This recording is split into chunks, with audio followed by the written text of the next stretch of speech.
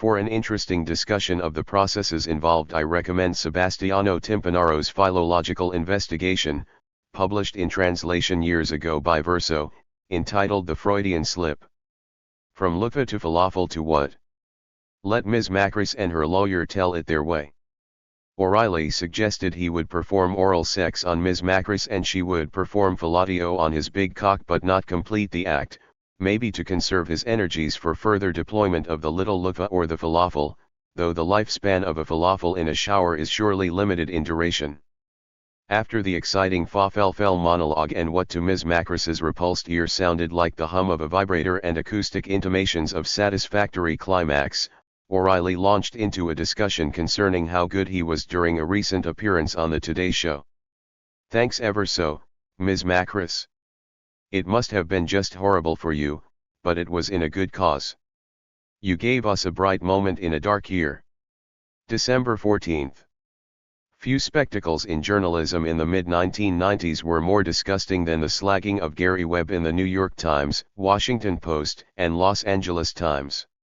Squadrons of hacks, some of them with career-long ties to the CIA, sprayed thousands of words of vitriol over Webb and his paper, the San Jose Mercury News, for besmirching the agency's fine name by charging it with complicity in the importing of cocaine into the U.S. There are certain things you aren't meant to say in public in America. The systematic state sponsorship of torture by the U.S. used to be a major no-no, but that went by the board this year.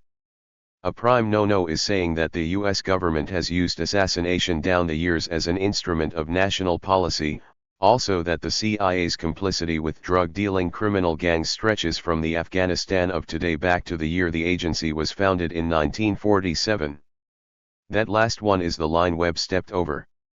He paid for his presumption by undergoing one of the unfairest batterings in the history of the U.S. press, as Whiteout, by Jeffrey St. Clair and myself, attests. Friday, December 10th, Webb died in his Sacramento apartment by his own hand, or so it certainly seems. The notices of his passing in many newspapers were as nasty as ever. The Los Angeles Times took care to note that even after the Dark Alliance uproar, Webb's career had been troubled, offering as evidence the fact that while working for another legislative committee in Sacramento, Webb wrote a report accusing the California Highway Patrol of unofficially condoning and even encouraging racial profiling in its drug interdiction program. The effrontery of the man. Legislative officials released the report in 1999, the story piously continued, but cautioned that it was based mainly on assumptions and anecdotes, no doubt meaning that Webb didn't have dozens of CHP officers stating under oath, on the record, that they were picking on blacks and Hispanics.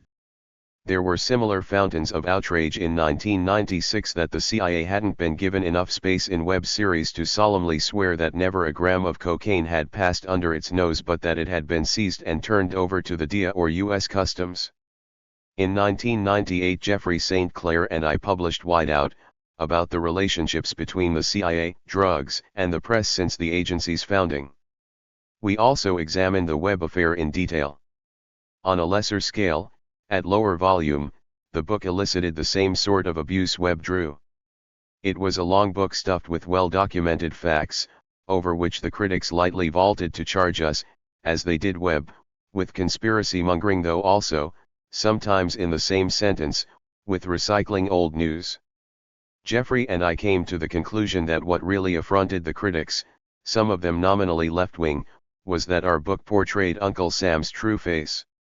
Not a rogue agency, but one always following the dictates of government, murdering, torturing, poisoning, drugging its own subjects, approving acts of monstrous cruelty, following methods devised and tested by Hitler's men, themselves transported to America after World War II. One of the CIA's favored modes of self-protection is the uncover-up. The agency first denies with passion, then later concedes in muffled tones, the charges leveled against it. Such charges have included the agency's recruitment of Nazi scientists and SS officers, experiments on unwitting American citizens, efforts to assassinate Fidel Castro, alliances with opium lords in Burma, Thailand, and Laos, an assassination program in Vietnam, complicity in the toppling of Salvador Allende in Chile, the arming of opium traffickers and religious fanatics in Afghanistan, the training of murderous police in Guatemala and El Salvador, and involvement in drugs and arms shuttles between Latin America and the U.S. True to form, after Webb's series raised a storm, particularly on black radio, the CIA issued categorical denials. Then came the solemn pledges of an intense and far-reaching investigation by the CIA's Inspector General, Fred Hitz. On December 18, 1997, stories in the Washington Post by Walter Pincus and in the New York Times by Tim Weiner appeared simultaneously, both saying the same thing: Inspector General Hitz had finished his investigation. He had found no direct or indirect links between the CIA and the cocaine traffickers. As both Pincus and Weiner admitted in their stories, neither of the two journalists had actually seen the report. The actual report itself, so loudly heralded, received almost no examination. But those who took the time to examine the 149-page document, the first of two volumes, found Inspector General Hitz making one damning admission after another, including an account of a meeting between a pilot who was making drug/arms runs between San Francisco and Costa Rica with two Contra leaders who were also partners with the San Francisco-based Contra/drug smuggler Norwin Menezes. Present at this encounter in Costa Rica was a curly-haired man who said his name was Ivan Gomez, identified by one of the Contras as the CIA's man in Costa Rica. The pilot told Hitz that Gomez said he was there to ensure that the profits from the cocaine went to the Contras and not into someone's pocket. The second volume of CIA Inspector General Fred Hitz's investigation, released in the fall of 1998, buttressed Webb's case even more tightly, as James Risen conceded in a story in the New York Times. So why did the top-tier press savage Webb and parrot the CIA's denials?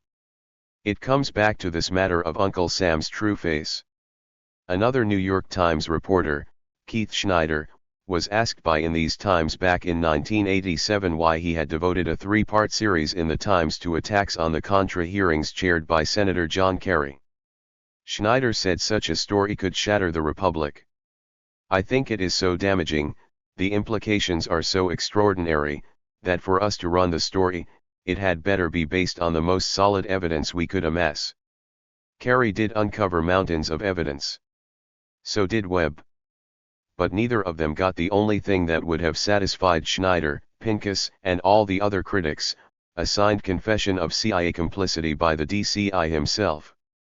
Short of that, I'm afraid we're left with innuendo, conspiracy mongering, and old stories. We're also left with the memory of some great work by a very fine journalist who deserved a lot better than he got from the profession he loved. 2005. January 11th. These days a very large number of Americans live about $500 from disaster on their monthly budgets. They're mostly not more than 50 miles from a new prison and a couple of percentage points from a boost in their mortgage payments that would spell ruin. They think both major political parties are worthless. Their main enemies are often cops, social workers, and family courts. January 13th. Imagine, in the same month as the death of the muse of High Camp, Susan Sontag, we have England in an uproar about Prince Harry and his silly swastika armband. All this while the producers is playing to packed houses in London. They're even talking of banning the swastika. That'll be one in the eye for Indian symbols. The airlines will have to start handing out reminders to the Navajo before they land at Heathrow. The theme of the party where some jerk snapped Harry was colonialists and natives. I suppose the lad could have gone as Lord Curzon or Lord Kitchener, but most of Harry's male relatives still have to dress like that anyway for formal military occasions. The Afrika Korps uniform was a nice idea and a lot more original than putting some shoe black on his face and going as a native. How bitterly Harry must regret not dressing up as Captain Cook. Then he could have had an enjoyable tour of contrition to the Antipodes and the Pacific region, apologizing to the Maoris and Hawaiians for insensitivity to genocide. Who wants to go to Auschwitz at this time of year? Where do you stop with the taboos? Wrote David Ball of Milton Keynes to the Daily Telegraph. Do you not dress as a Dominican friar, whose order was responsible for the persecution and death of thousands of heretics, i.e. people with different views, in the Middle Ages? Do you not dress as a U.S. cavalryman, who assisted in the systematic destruction of the indigenous native population of America, or as a conquistador, who decimated the Inca population? History is full of evildoers. Do we try and ignore their existence or accept them for what they were? I don't think Harry was going around shouting neo-Nazi slogans and giving Heil Hitler salutes. He was just dressed as a soldier, complete with all the insignia, swastika included, that the uniform entailed. An insensitive choice, but probably only youthful indiscretion. To bar him from Sandhurst would be crass. If anything, the training is likely to teach him some values and a better appreciation of the influence his position has got. I'll buy that, same way as I buy the view of the Pravda editorialist who wrote, Prince Harry turned up in an Afrika Korps uniform, who better to mock than the German colonials under Hitler, the greatest imperialist project of murder in human history since perhaps Genghis Khan? If this young man was invited to a colonials and natives party, what was he supposed to wear? A pink ballet dress, to be accused of being a fairy, a transsexual, or a cross-dresser.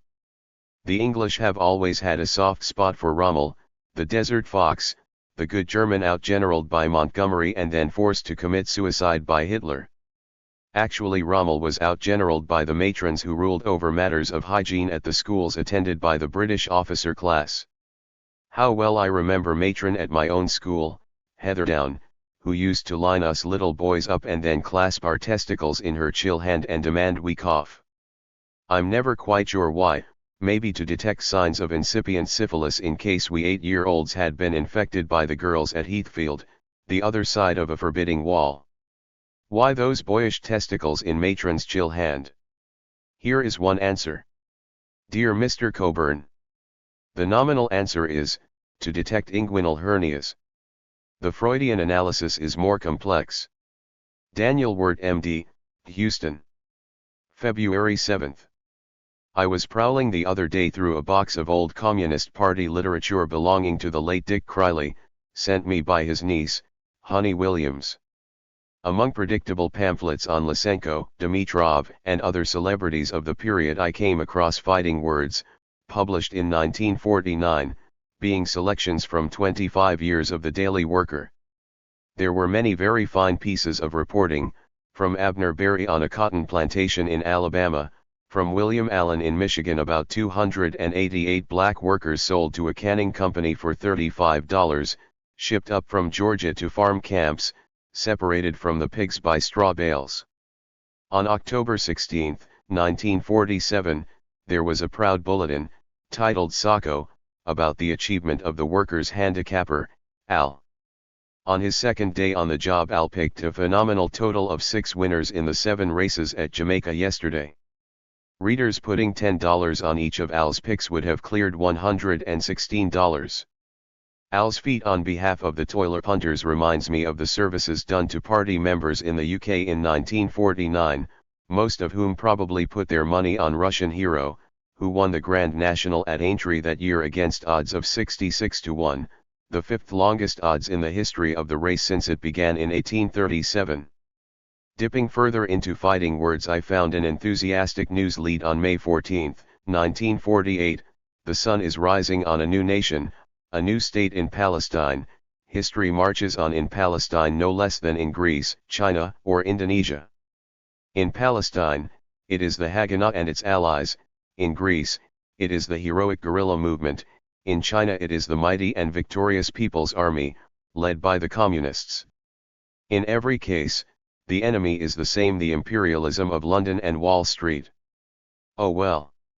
Small wonder it was hard, even in the ADS, to get many old Lincoln brigaders and kindred comrades, to speak up on behalf of the Palestinians. Further into Fighting Words, my eye was caught by the title, A Trotskyite Slumming Trip, published on November 26, 1947. It was by Samuel Sillin, and took the form of a robust attack on Edmund Wilson. Here it is. The editors of The New Yorker, with grotesque humor, financed a sort of intellectual slumming trip by Edmund Wilson through post-war Europe. He left his Baedeker home, but not his Trotskyism. His report, published in his new book, Europe Without Baedeker, unutterably dull, is worth nothing except as a symptom of the moral decay of capitalist apologists. Wilson felt most at home in a convent cell at the Hospital of the Blue Nuns in Rome, where he discussed with George Santayana his quaint weakness for Mussolini. Wilson's militant, unabashed hatred of people naturally accompanies a hatred of the democratic upsurge in post-Hitler Europe. The author laments his departed friends Trotsky and Tukhachevsky, waxes homesick for Alexander Barmine, consoles himself that de Gaulle's big brain, André Malraux, is one of the most valuable forces still alive on this devastated continent. Then he scoots back to America with a dazzling proposal. He wants us to set up a board of breeding. We should not be so foolish as to allow Nazi failures to discourage us with eugenics. Wilson offers this bright vista: if we can produce, from some cousin of the jackal and the wolf, the dachshund and the Great Dane, the Pekingese and the poodle, what should we not be able to do with man? Fortified by this dog theory of history, Wilson finds a new key to what is wrong with socialist ideas.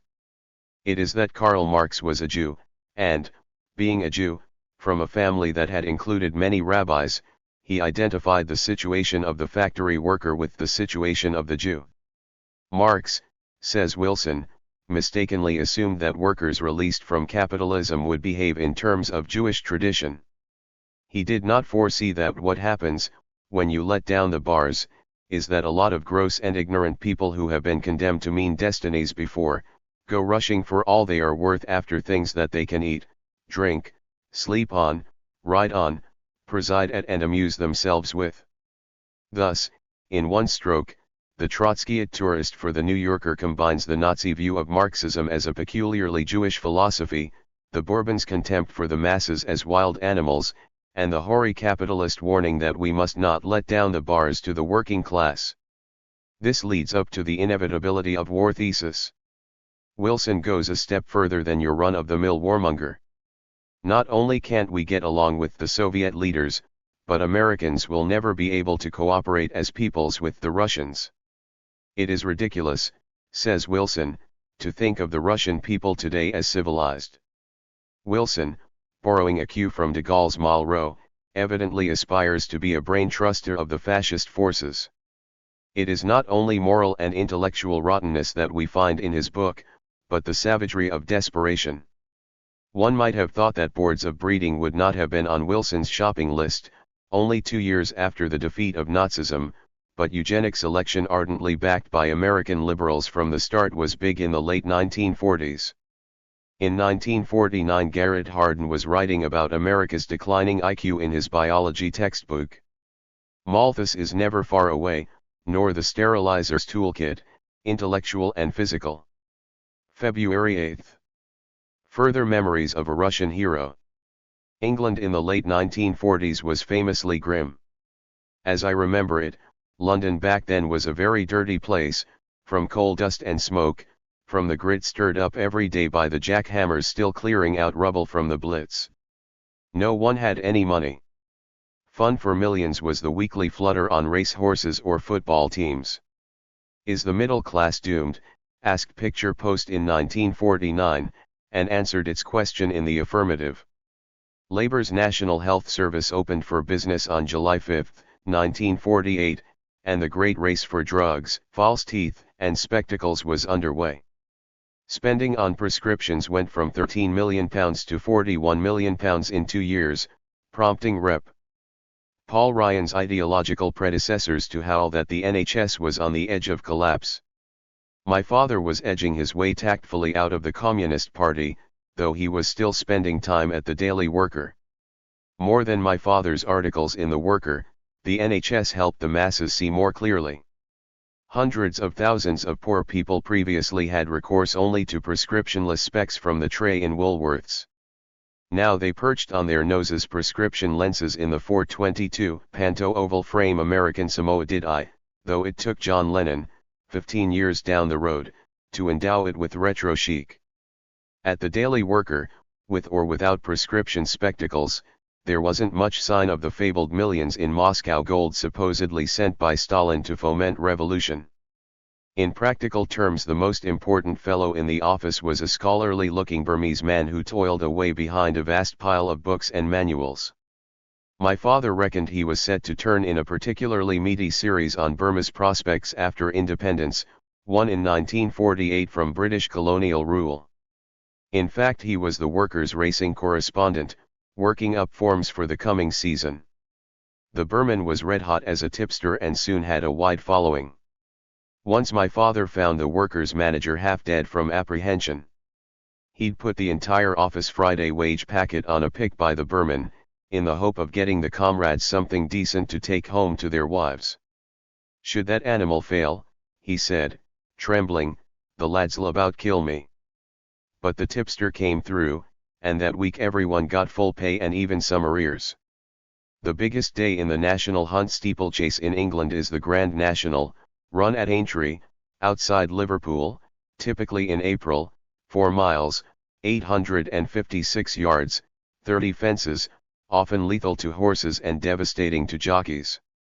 In 1928 the winner, Tipperary Tim, ridden by Billy Dutton and carrying odds of 100 to 1, was the only horse out of a starting field of 42 that didn't fall. Later, in Ireland, my mother bred horses.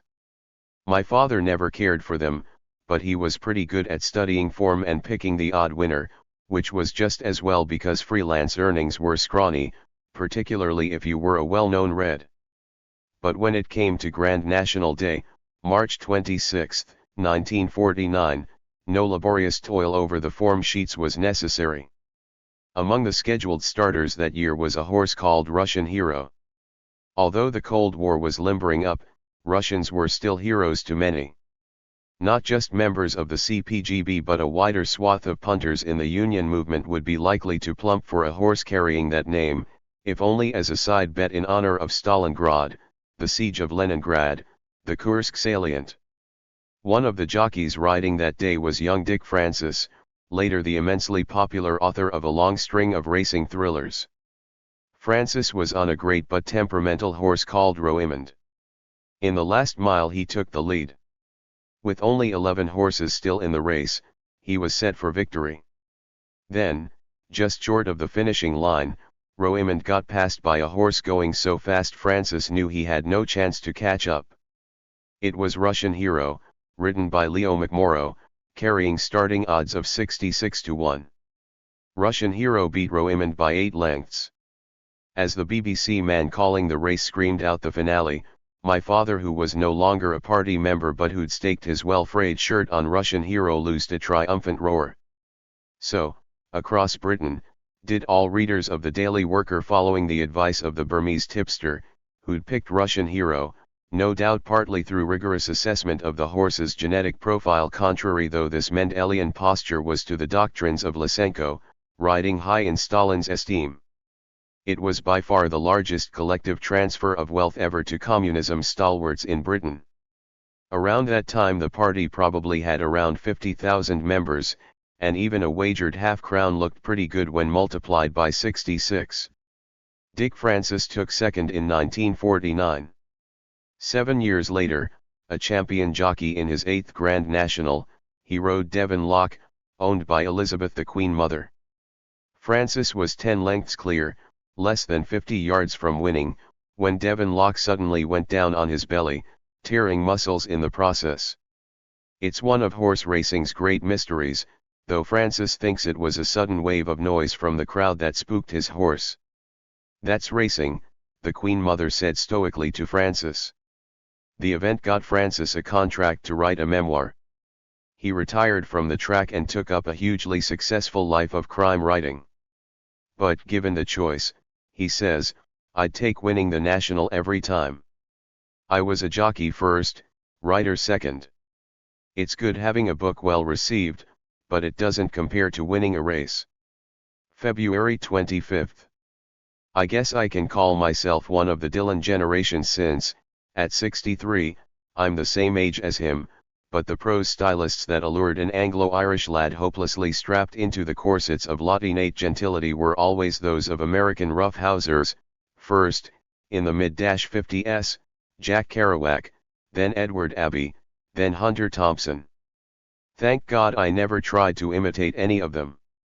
Thompson probably spawned more bad prose than anyone since Hemingway, but they all taught me that at its most rapturous, its most outraged, its most exultant, American prose can let go and teach you to let go, to embrace the vastness, the richness, the beauty, and the gross queries of America in all its thousand landscapes. I tried to reread Kerouac's On the Road a few years ago and put it down soon enough. That's a book for excited teenagers. Abbey at full stretch remains a great writer and he'll stay in the pantheon for all time. Lately, sitting in motels along the highway, I've been dipping into his diaries, Confessions of a Barbarian, and laughing every couple of pages. Writing for the National Geographic, Abbey grumbled, is like trying to masturbate in ski mitts. Could Thompson have written that? Probably not. When it came to sex and the stimulation of the synapses by agents other than drugs or booze or violent imagery, Thompson was silent, unlike Abbey, who loved women. Thompson wrote for the guys, at a pitch so frenzied, so over the top in its hyperbolic momentum that often enough it reminded me of the squeakier variant of the same style developed by his Harold Tripp stablemate and exponent of the new journalism, Tom Wolfe. In their respective stylistic uniforms they always seemed hysterically frightened of normalcy, particularly in the shape of girls, so keenly appreciated by Abbey.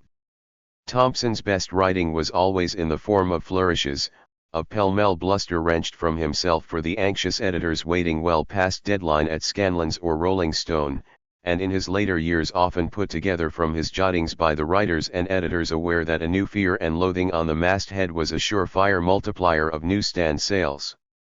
Overall, Thompson's political perceptions weren't that interesting except for occasional bitter flashes, as in this sour and prescient paragraph written in 1972, "How many more of these goddamn elections are we going to have to write off as lame but regrettably necessary holding actions? And how many more of these stinking double-downer sideshows will we have to go through before we can get ourselves straight enough to put together some kind of national election that will give me at least the 20 million people I tend to agree with a chance to vote for something, instead of always being faced with that old familiar choice between the lesser of two evils? I understand, along with a lot of other people, that the big thing, this year, is beating Nixon. But that was also the big thing, as I recall, 12 years ago in 1960, and as far as I can tell, we've gone from bad to worse to rotten since then, and the outlook is for more of the same. There's nothing much to the notion of gonzo beyond the delighted projections of Thompson's readers. The introduction of the reporter as roystering first-person narrator? Mark Twain surely did that, albeit sedately, and less sedately we had Henry Miller, another man who loved women.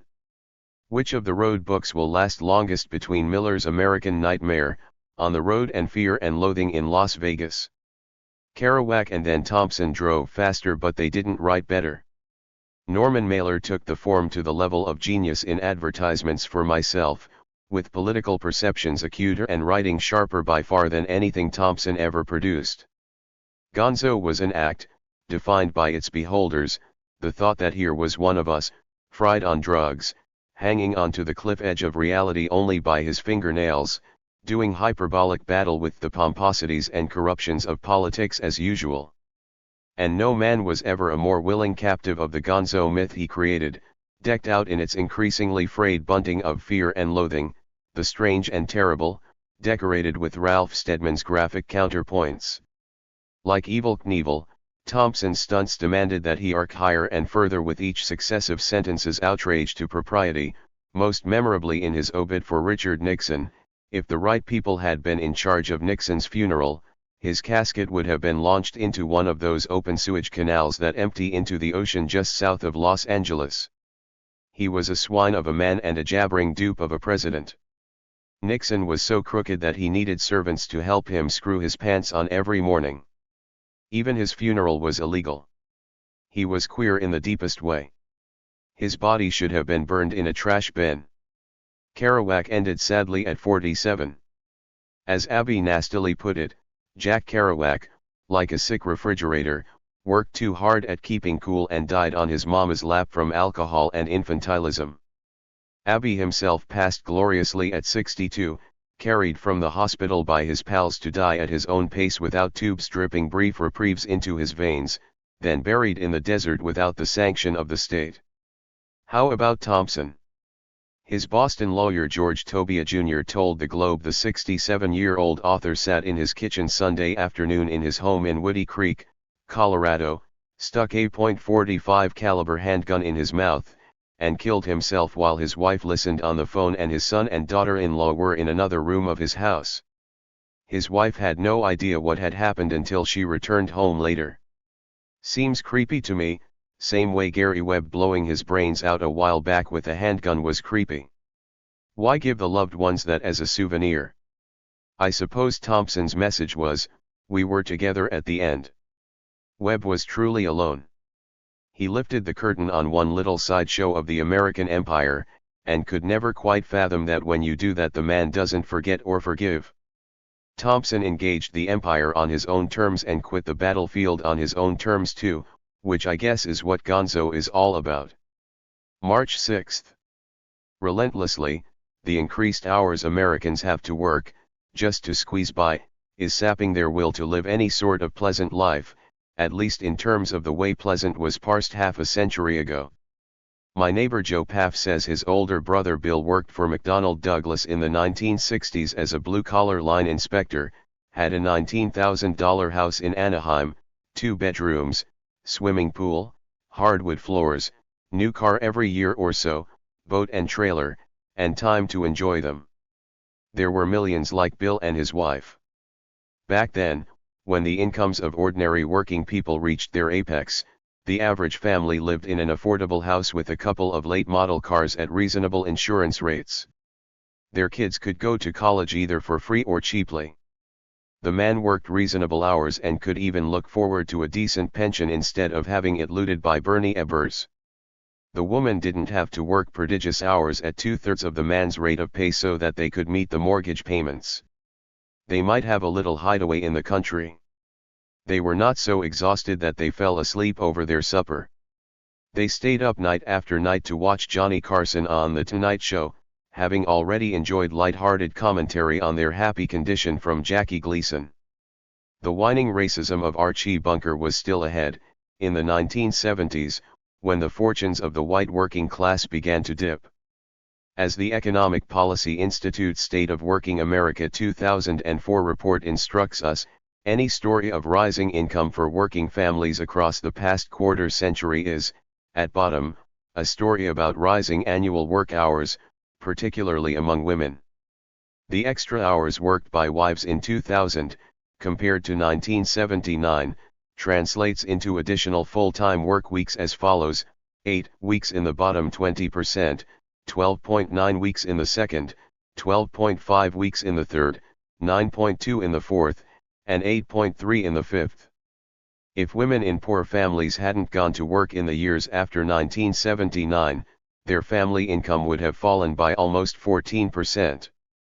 It's always eerie how quickly people accept sharply changed circumstances as normalcy, like paying 22% interest on a credit card debt and watching payments on all cards get hiked to the fiercest interest rate if you're late on one payment. 20 years ago those were credit terms the FBI took to be proof of mafia membership and got prosecutors to file charges of extortion. Now, both parties in Congress leap to obey when the credit card companies, i.e., the banks, issue their commands. Latest to come under the axe is Chapter 7 bankruptcy, where bankrupts could go down and not have repayments through their next 10 incarnations, which is what Chapter 11 bankruptcy mandates. March 25. How many times, amid the carnage of such homicidal sprees, do investigators find a prescription for some antidepressant at the blood-spattered murder scene? Lavox at Columbine, Prozac at Louisville, where Joseph Westbecker killed 9 including himself. Scroll through the last 15 years and you'll find plenty such stories. That's the trouble with time. As Paul Krasner joked about Waldheimer's disease, you get old and forget you were a Nazi.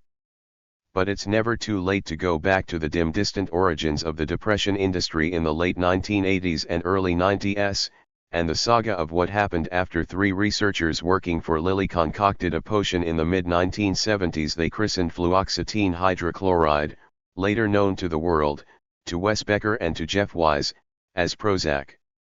Long years of rigorous testing? When Fred Gardner and I investigated the selling of depression and of Prozac in the mid-1990s, we found that the clinical trials of Prozac excluded suicidal patients, children, and elderly adults. Although once FDA approval is granted, the drug can be prescribed for anyone of any age.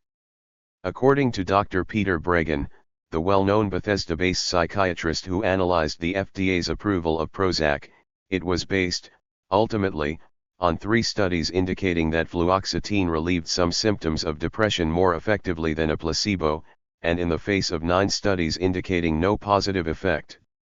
Only 63 patients were on fluoxetine for a period of more than 2 years.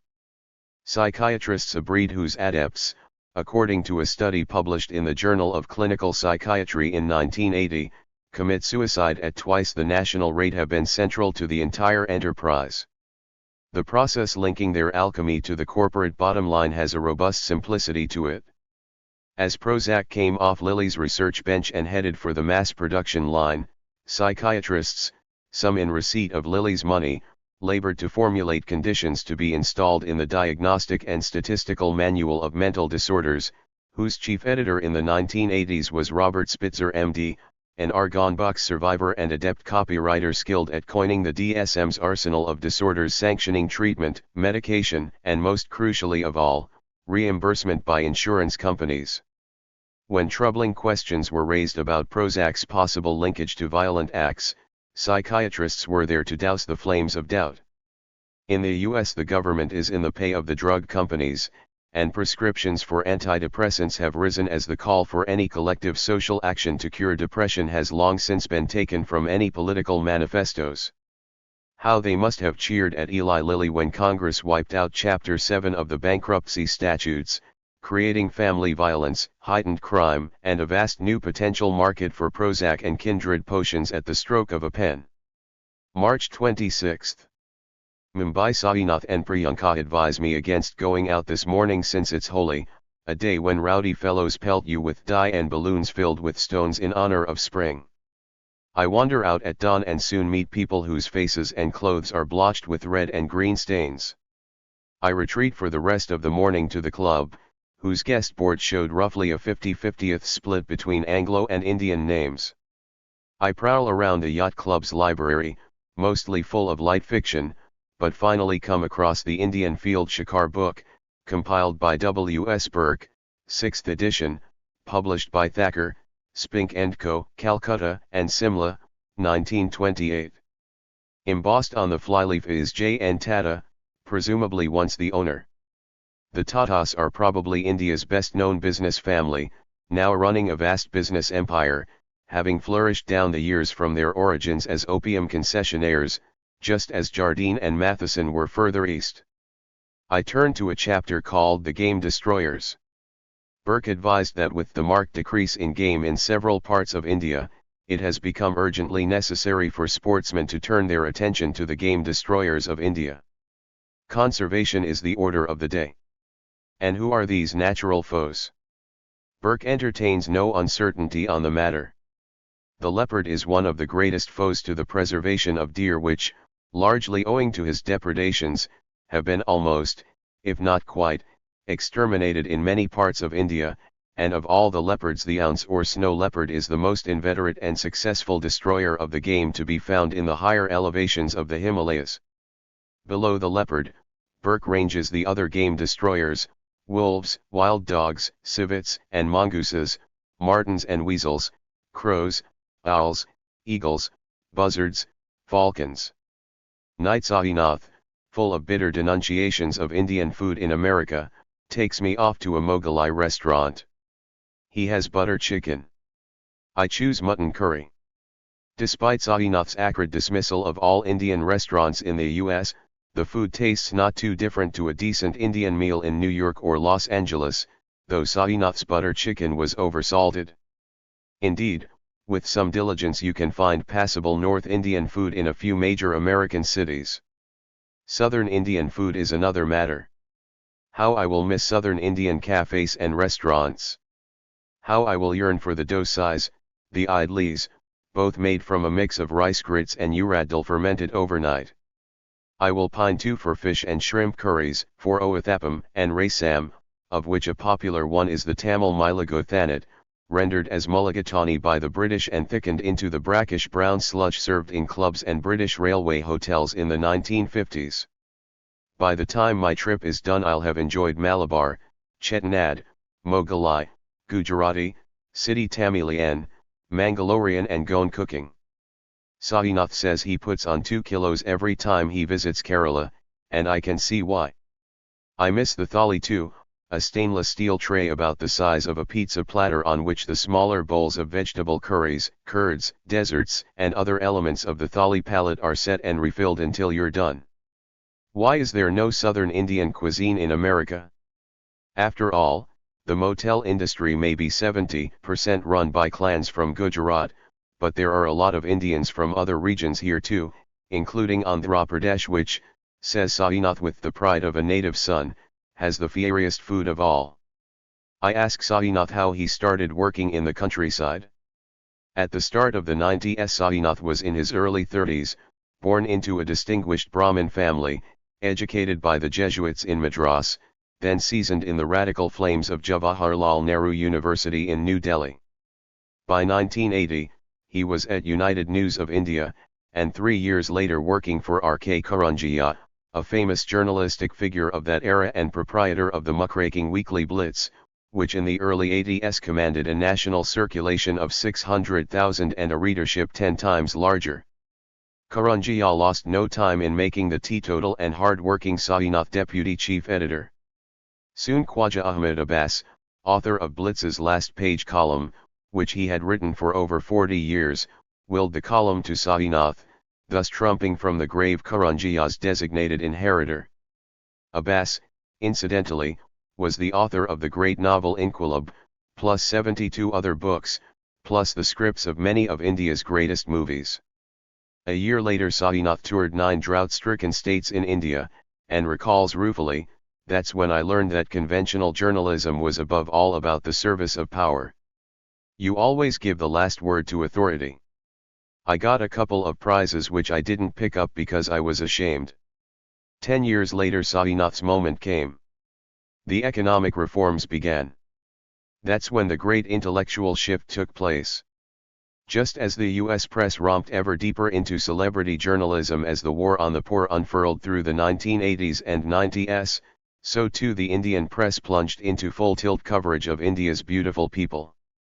I felt that if the Indian press was covering the top 5%, I should cover the bottom 5%. He quit Blitz and in 1993 applied for a Times of India fellowship.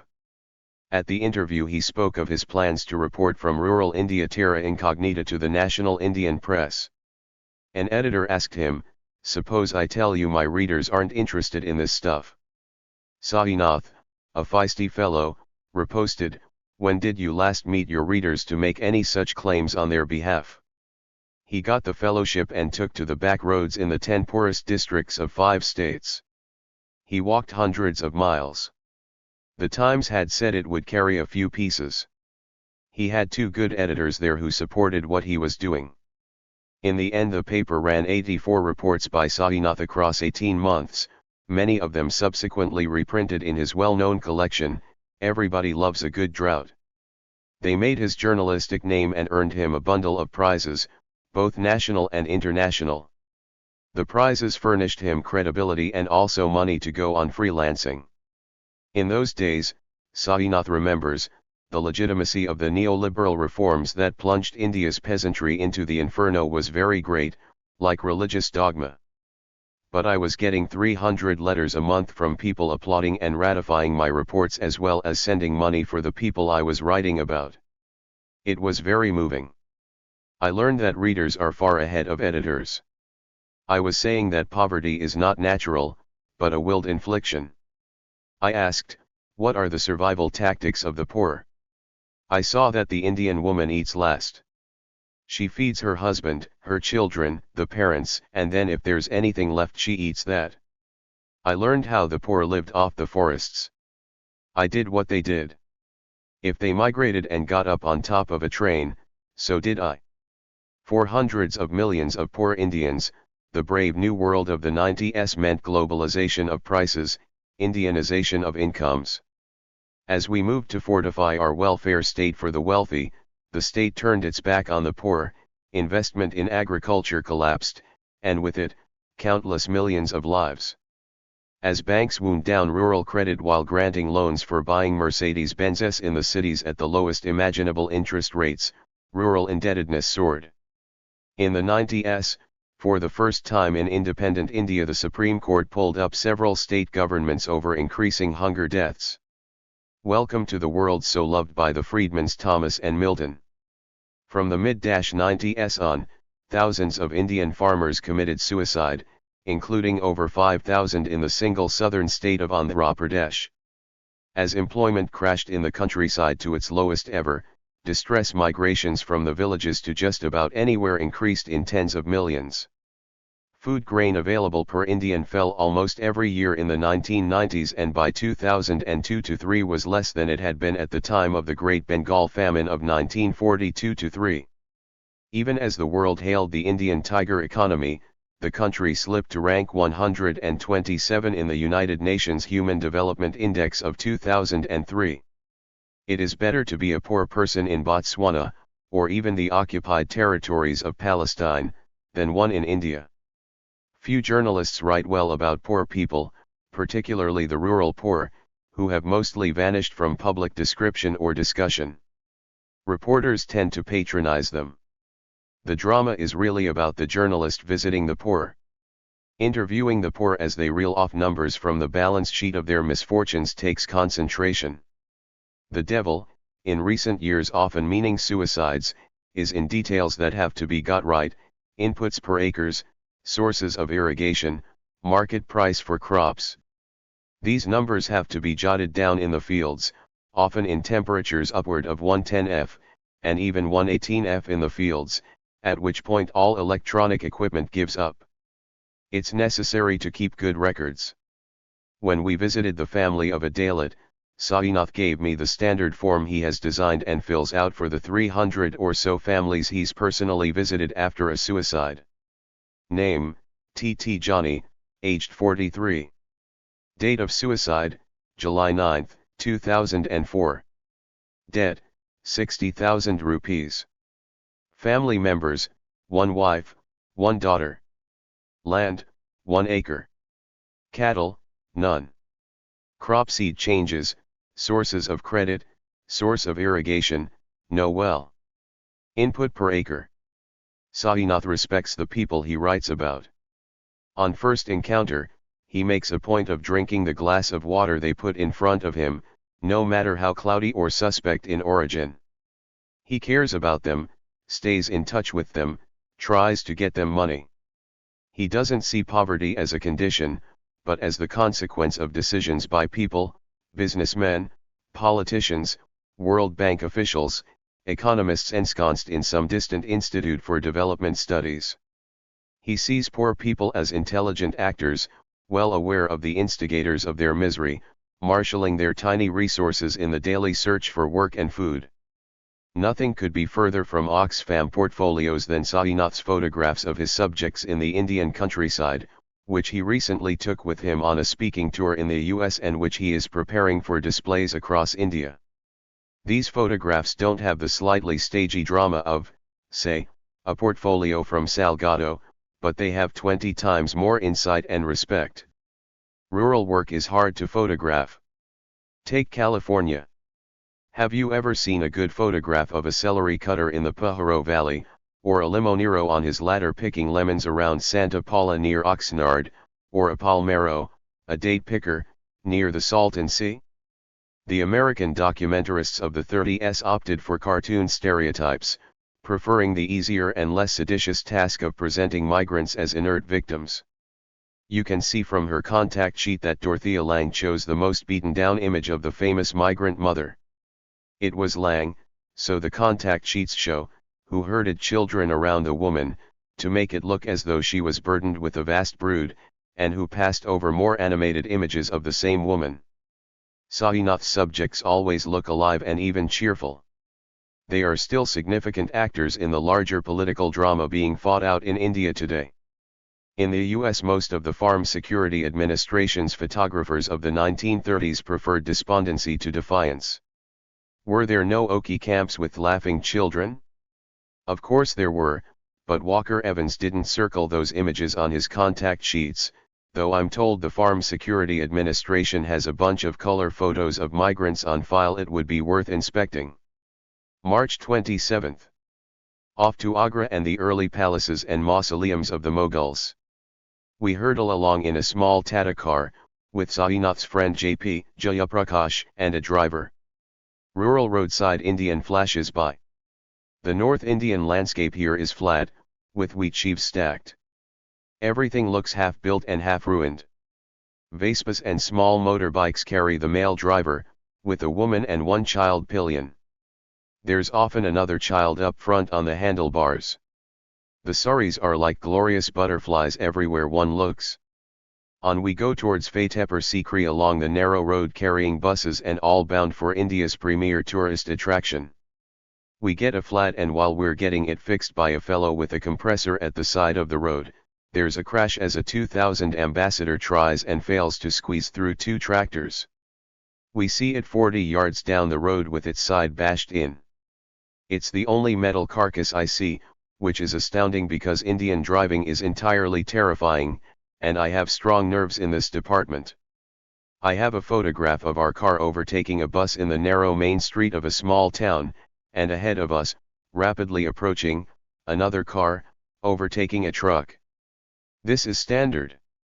Akbar's Fatehpur Palace is a marvel in sandstone, like a Utah landscape conjured into 16th century Mughal architecture, robust, imperial, yet delicate.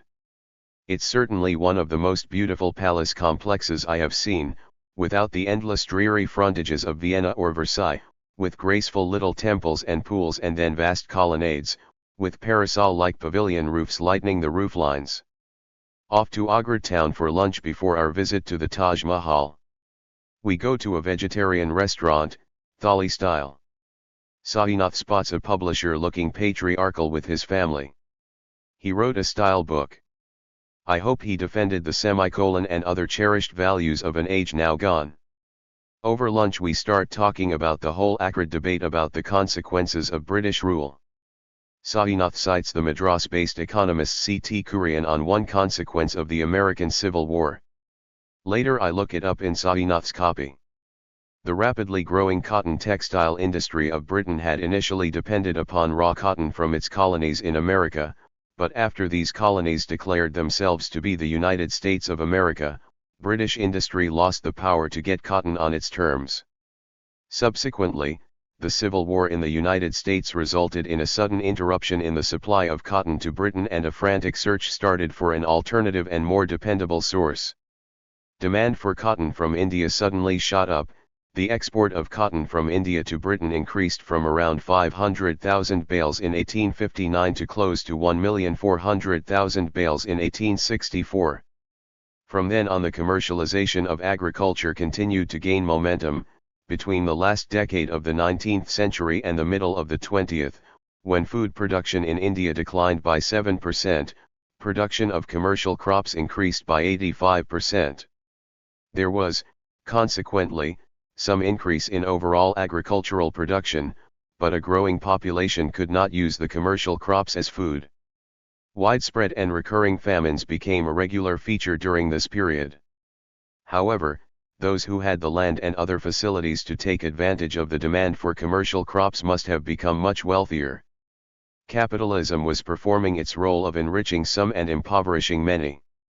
In other words, the Civil War helped install recurring starvation on the Indian calendar.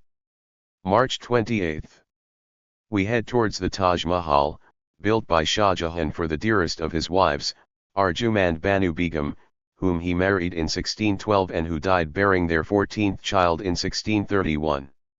Shah Jahan took it hard, remaining in seclusion for 2 years and emerging with spectacles and grey hair. He spent 20 years supervising the construction of the Taj Mahal, joining her in the mausoleum 35 years later, having been imprisoned for a number of years by his son, Aurangzeb. There's a split rate for Indians and foreigners, which seems sensible, 15 rupees for the former and 110 for the latter. The crowds are large, but without the air of sullen resignation, amplified by the gross corpulence, conspicuous in American crowds in Disney World and other attractions. The children are mostly cheerful and the mothers animated. In all my journeys I saw neither a really fat Indian nor a skeletal one, of the sort enshrined in Oxfam posters, even though we later visited several homes with families so poor that the man of the house had killed himself from shame at the inability to pay off his debts to the banks and to money lenders. As Sainath stresses, though you can see emaciation in the slums of Mumbai, most hunger is invisible and has been swelling since liberalization began in the early 90s. 67% of Indian kids are malnourished. I've never cared for the Taj Mahal, depicted on the biscuit tins of my childhood. And after seeing Akbar's first palace compound at Fatehpur Sikri, I feel this more strongly. Kitsch is emotional blackmail, and the Taj Mahal, blaring Shah Jahan's bereavement, seems to me the very essence of kitsch. Part of the problem is Shah Jahan's snobbery about red sandstone. Both here and a mile upriver at the fort he ordered white marble, and in the case of the Taj Mahal the result is a sort of airless sterility. The manic symmetry amplifies this. Also, the Taj Mahal is just too big. On the way home Sainath starts reminiscing about Karanjia, the famous owner of Blitz. Karanjia was an owner-editor who plied his trade with Allah. At the dawn of the Cuban Revolution he traveled to Havana, where the new government took him to be the new Indian ambassador and, gratified with such diplomatic recognition, gave Karanjia the red carpet, including an interview with Fidel. Finally, after 3 weeks, Karanjia disclosed that he was not the ambassador but a journalist, and there was a momentary chill, soon dispelled. For Karanjia, said Sainath, impact was everything. Blitz's stories had sizzle and the phones burned with powerful people howling libel threats down the lines. Death threats came too, in such profusion that reporters would solemnly request the callers to postpone their homicidal visits for a day or two owing to the length of the line of people preparing to exact retribution. The Hindu fundamentalists in Shiv Sena got mad enough one time at a slur in the humor column that they sent a mob from out of town to burn 3 of Blitz's delivery vehicles and break office windows. Karanjia was away at the time, and Sainath, who'd let the humor column through without reading it, quaked at news of his return. When he saw his burned trucks, Karanjia trumpeted his dismay, and Sainath, taking full responsibility, was under heavy fire until Karanjia noticed Blitz's business manager, an elderly Parsi, looking undismayed. So, Karanjia asked him, were the trucks insured? No, said the manager, still calm. Then the glorious truth came out. The trucks had been rented from the local Shiv Sena outfit, whose capo soon appeared at Blitz's office distraught at his dilemma. He could not, he told Karanjia, get compensation from the arsonists since they had been sent from out of town by Shiv Sena's supreme commander. Karanjia told him he could offer no satisfaction. Sometime in the late 60s a guru made the rounds of India, saying that his spiritual powers enabled him to walk on water. And so he could, with the assistance of a German engineer who had designed a tank with a span of fiberglass rope just under the surface, along which the guru would pace, to the amazement of the Rubes. Karanjia announced that Blitz would sponsor a demonstration by the water-walking guru in a local auditorium. He ordered an extra big tank to be fabricated. Seeing trouble ahead, the German engineer made a prudent exit. In front of an excited crowd the guru faltered to Karanjia that the commotion was impinging on his powers and diluting the cosmic forces. "You'll walk on water or I'll break your legs," Karanjia shouted. The trembling guru stepped off the edge of the tank and sank like a stone. When he'd dried off, Karanjia told him to try again. Once again the guru stepped and sank, and then fled into the night. Karanjiya's staff worried that the crowd would want its money back, but Karanjiya wouldn't hear of it. "They have had their money's worth," he crowed. "They're happy." We bowled along, hooting at the antics and impostures of gurus and fakirs, from the Maharaja on.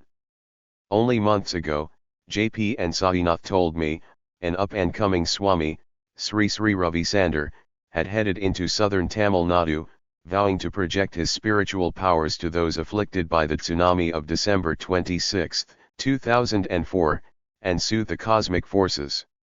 The bigwigs of the local town assembled to greet the great mystic.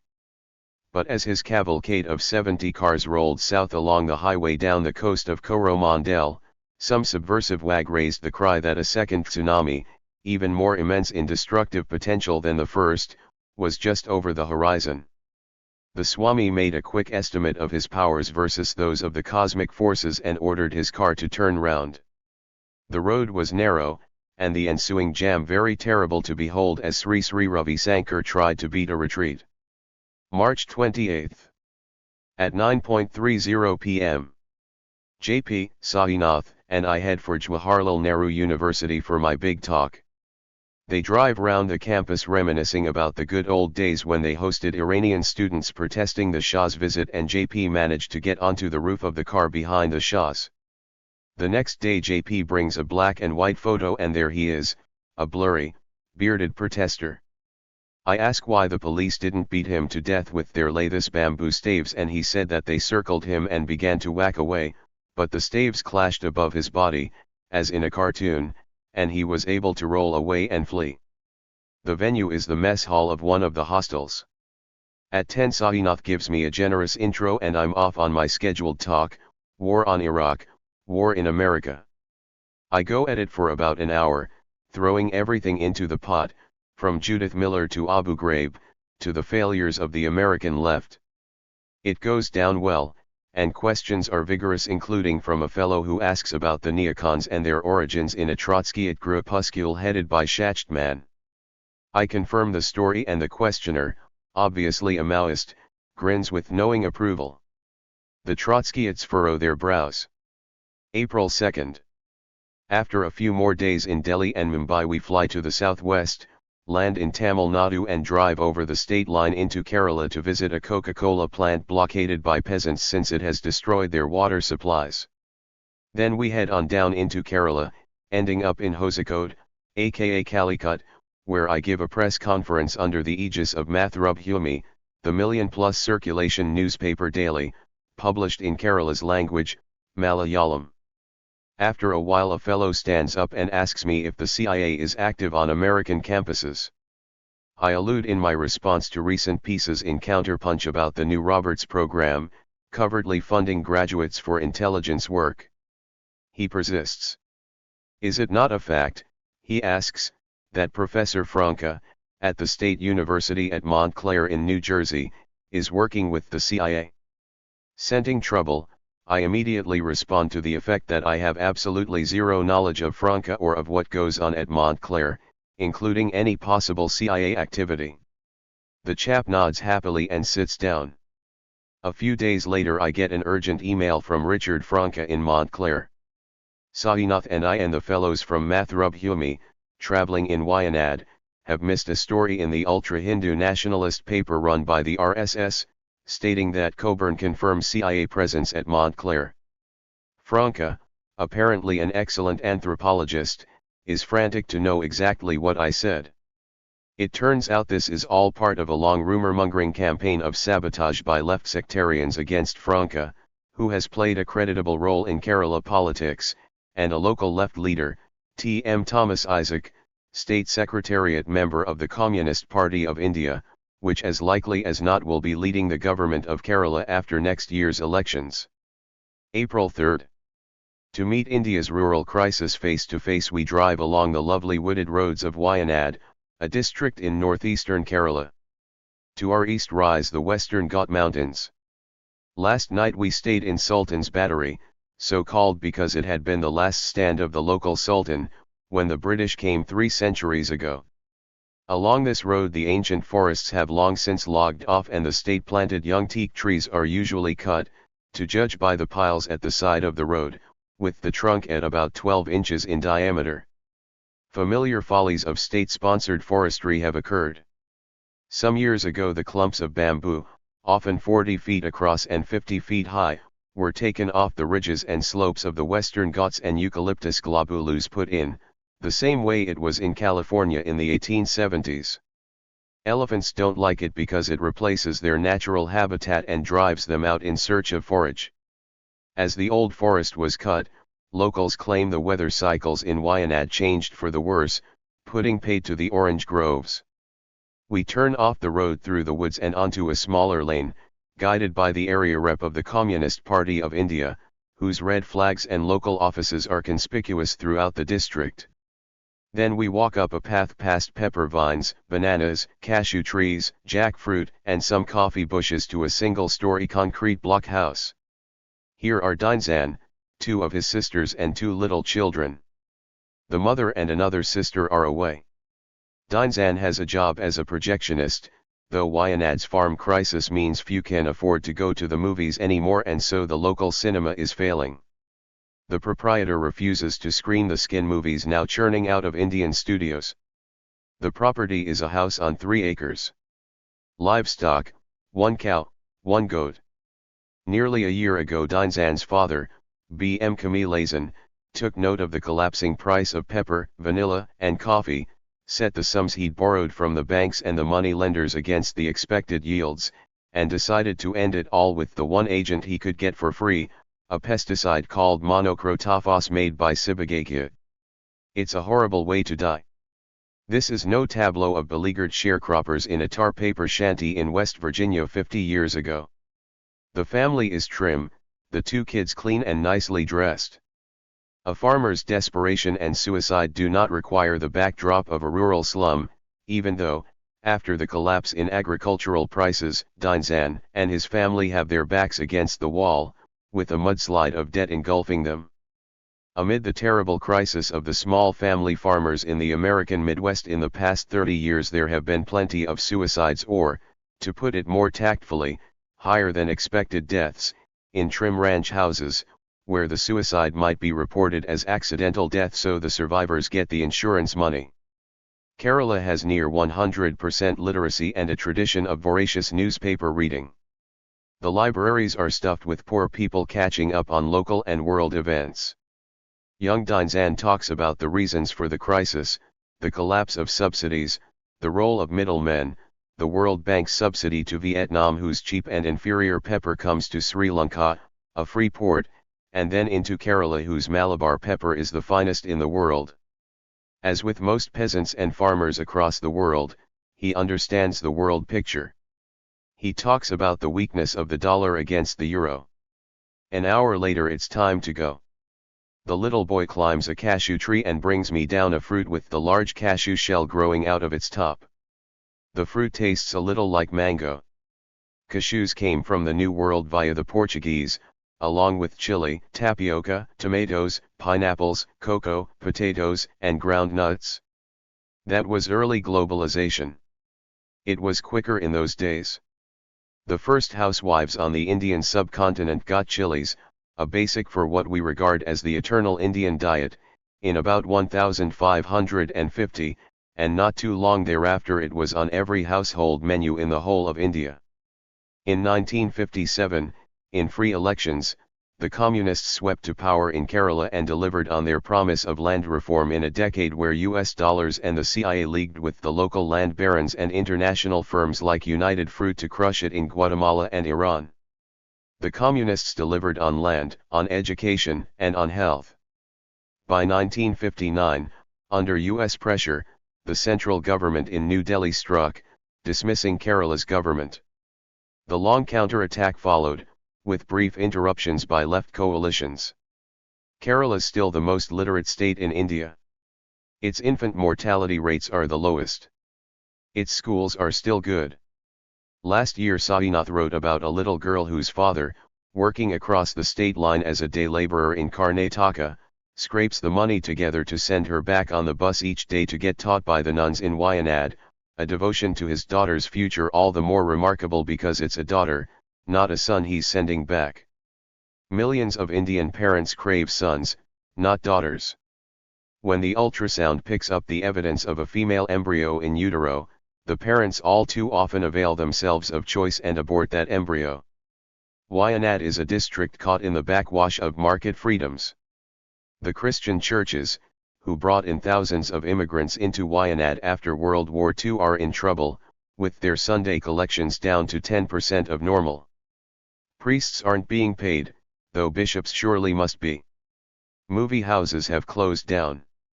There are less Tamil migrant laborers around, and those that are can't afford the 10 rupee ticket. At least the Kerala State Road Transport Corps buses are doing a booming business, ferrying people looking for work in Karnataka and Tamil Nadu. Thousands cross every day. Back in 1995 there were 6 buses a day to Kuda, in Karnataka, now there are 24 daily. On them are skilled men, masons, carpenters, electricians. These are the people who worked on the half-built houses, many of them substantial villas, one sees mile after mile each side of Wayanad's rural roads, abandoned after farm income slid into the pit. The state-licensed toddy shops are in trouble too. Toddy is a fermented brew from the sap of the Palmyra palm. We visit Uttaman, the toddy man. He's a genial fellow, with the slightly knowing grin, redolent of tolerance for human folly, one often finds in barkeeps and kindred providers. Uttaman pays 48,000 rupees a year for his license, 100,000 rupees for the welfare fund for his 6 employees. These days they're tapping 120 liters of toddy a day. 5 years ago he brewed and sold 250 bottles a day, today only 10 or 15. He's being ruined by arak, a spirit distilled from fermented toddy that's illegal in Kerala but for sale just across the Kabani River in Karnataka. It's stronger, and because it's illegal and the distillers don't pay taxes, cheaper. Uttaman offers me a glass of toddy. It's pleasant. He lets the toddy ferment for 12 hours, to get an alcohol content of 12%. If he leaves it to ferment for 24 hours, it will go to 24%. It's got a shelf life of 48 hours. As I sip, Uttaman describes to us the visit from the cops after Sainath's piece on him was published in the Hindu in January. Why was he talking to Sainath, they asked him. Sainath was the man who'd personally overthrown Naidu, the chief minister of Andhra Pradesh. Sainath gives a gratified smirk. April 4th. Sainath tells me he's had difficulty sleeping since he covered the suicides in Andhra Pradesh from the late 90s on. All told, he's visited 300 families in which a suicide has occurred. How did it all begin? From the early 90s forward, zero investment and a collapse of credit ravaged Indian agriculture. The landless poor saw working days crash as a result. Crippling rises in the costs of seed, fertilizer, utilities, pesticides, and water crushed small farms. New user fees sent health costs soaring, and such costs have become a huge component of rural family debt. Newly commercialized education destroyed the hopes of hundreds of thousands of women, as families, given the narrowed options, favored sons over daughters. Farm kids simply dropped out. Ruin metastasized.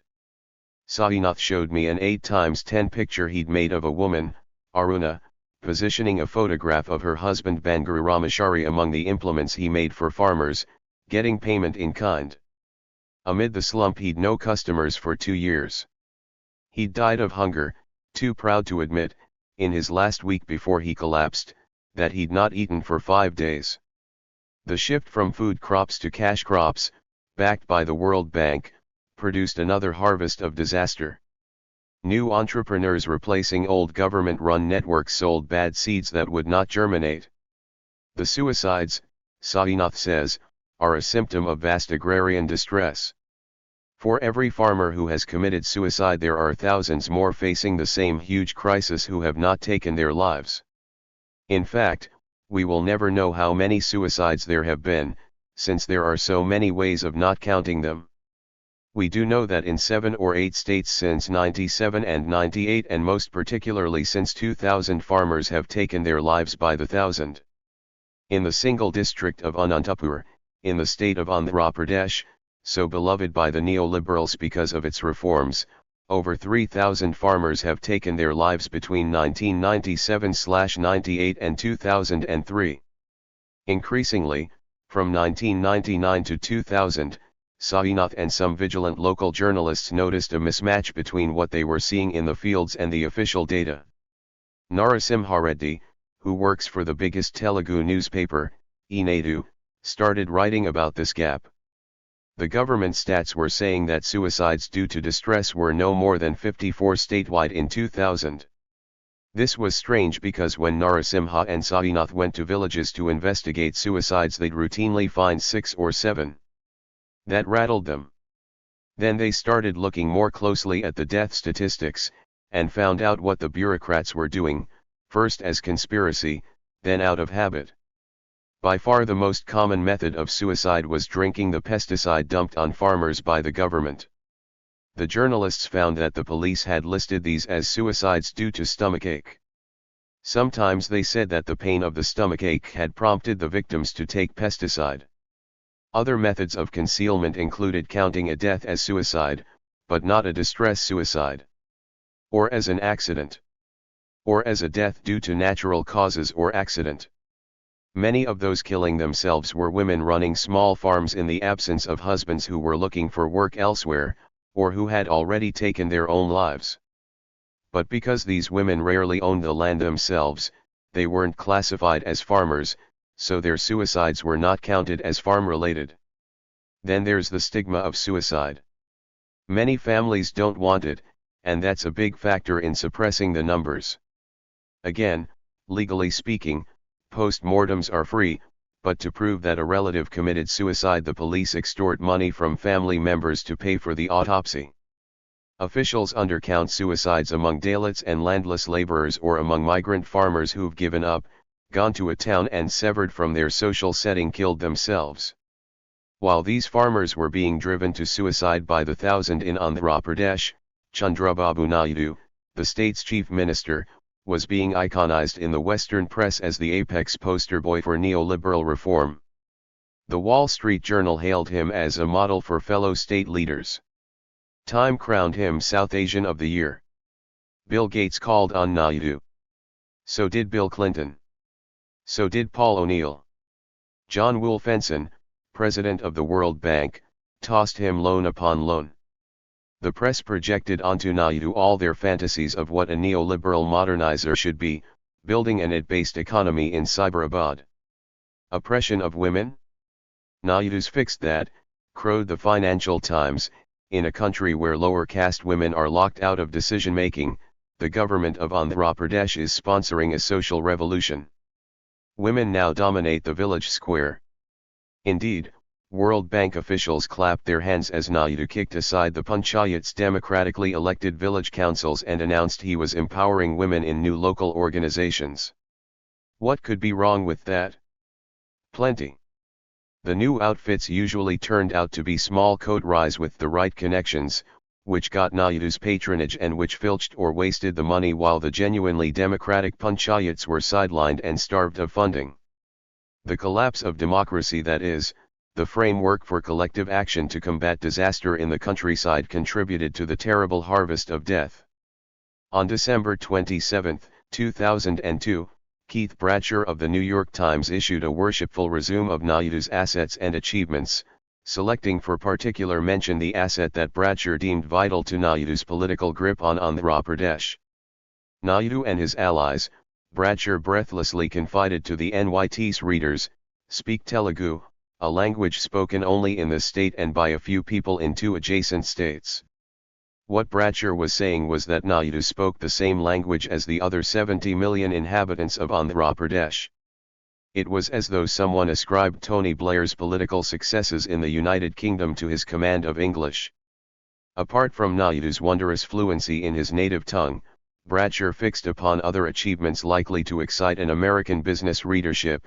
Mr. Naidu, he excitedly confides, has succeeded in raising electricity prices here by 70% and has enacted a law requiring union leaders to be workers from the factory or office they represent. Andhra Pradesh has also relaxed some of the restrictions on laying off workers. In the spring of 2004, the Naidu balloon exploded with a gigantic thunderclap. The Indian poor entered his field of vision decisively, even as they shattered the expectations of almost every national political pundit. Rarely has a poster boy been more humiliatingly peeled from the billboards and tossed in the gutter. Naidu's elected coalition plummeted from 202 seats to a quarter of that number. The verdict, from the landless poor to farmers to rural women to the denizens of Cyberabad, was well nigh unanimous. The Naidu model had been a disaster for Andhra Pradesh, as statistics had been inexorably recording even during his glory years. Economic growth was abysmal and other vital statistics equally wretched. The 5,000 suicides remain the prime epitaph for a politician hailed in the West more than any other Indian as the harbinger of neoliberal triumph. Only the Argentinian collapse was as brutal a rebuff to elite opinion. April 5. My big evening in Calicut, sponsored by the extremely militant Bank Clerks Union. There's a full house, I'm glad to say, with Muslim clerics front row right, Hindu fundamentalists, secularist leftists, Christians of various stripes. Kerala is a third Muslim, a third Hindu, and a third Christian, the latter faith having been brought to the Malabar coast in 60 AD by Thomas the Doubting Apostle, no doubt plaguing the navigator with anxious questions. The meeting is chaired by the local member of the federal parliament, Virendra Kumar, an energetic man in his 60s who also controls Mathrubhumi. I let fly for an hour on the topic of the war in Iraq. It seems to go down well. Sainath speaks too, reminding the audience that back in 1916, when the British invaded Mesopotamia, their force was mostly Indian soldiers, most of whom were captured by the Turks and died in forced labor building railroads. April 6. We drive north back to Wayanad, back to St. George's Battery for a last night, winding our way up to 3,000 feet in the Western Ghats. The next day, with Suthi at the will of the ambassador, we set off north again into the state of Karnataka, northeast through Mysore to Bangalore, hailed by the freedmans of this world as India's prime rendezvous with the future, where the cybercoolies toil night and day in the huge call centers. The Hindus classifieds tell the story. Call center placement based US/UK, REQ'd for Chennai and BLR, SAL up to Rs 1800/M, age 17 to 29. Any degree, walk-in. ACDA of Chennai wants to hire part-time faculty to teach accent neutralization and American accent. Later come the matrimonial classifieds, Hindu Parkekulam, Mupinar/Udayar 23/167, BA. Fine Arts, doing MA. Masscom, good-looking, wheatish complexion, girl from well-to-do family in business seeks well-settled groom in business. Early marriage. Send horoscope/photo. And on down the packed columns to, Karkatha Pillai 30/MCA/employed in TNEB seeks employed guy of same caste. These were all from the Tamil section, with others allocated to Marathi, Bengali, and Cosmopolitan, where we find K. 33/155/fair MNC innocent divorcee. Brahmin 35 to 38 preferably hide/abroad without encumbrances, plus an e-address at Yahoo and a box address at the Hindu in Chennai. Sainath says such references to innocence frequent in the matrimonial classifieds are intended to convey the fact that the advertiser is still a virgin. Since some of the male matrimonials also mention innocence in divorce, I'd assumed this meant simply that the advertiser was claiming to be the injured party. These matrimonial ads aren't on the fringe of the national culture, but in its dead center, as is the poor situation of Indian women overall. Most Indian marriages are arranged, from poor up to wealthy families. Of course there are love marriages, and these days some Indian women find a way out of the parental pressure to marry via prolonged stints of education abroad in the US, UK or Australia. Bangalore may be the modern face of India, but it's paralyzed by traffic. Nothing moves. International businesses are having to relocate into the hinterland. There is, so our host Ashvin Mahesh tells us genially, no central traffic authority. Ashvin, ex-NASA researcher, educated at UW, then with a stint at NASA's Goddard Center under his belt, returned to India to run a fine, public interest website, India Together. From the 16th floor of South Tower, where he and his wife live, we are well situated to review the gridlocked traffic. Ashvin has already modeled some ideas for traffic relief which are under consideration. April 7. Chennai.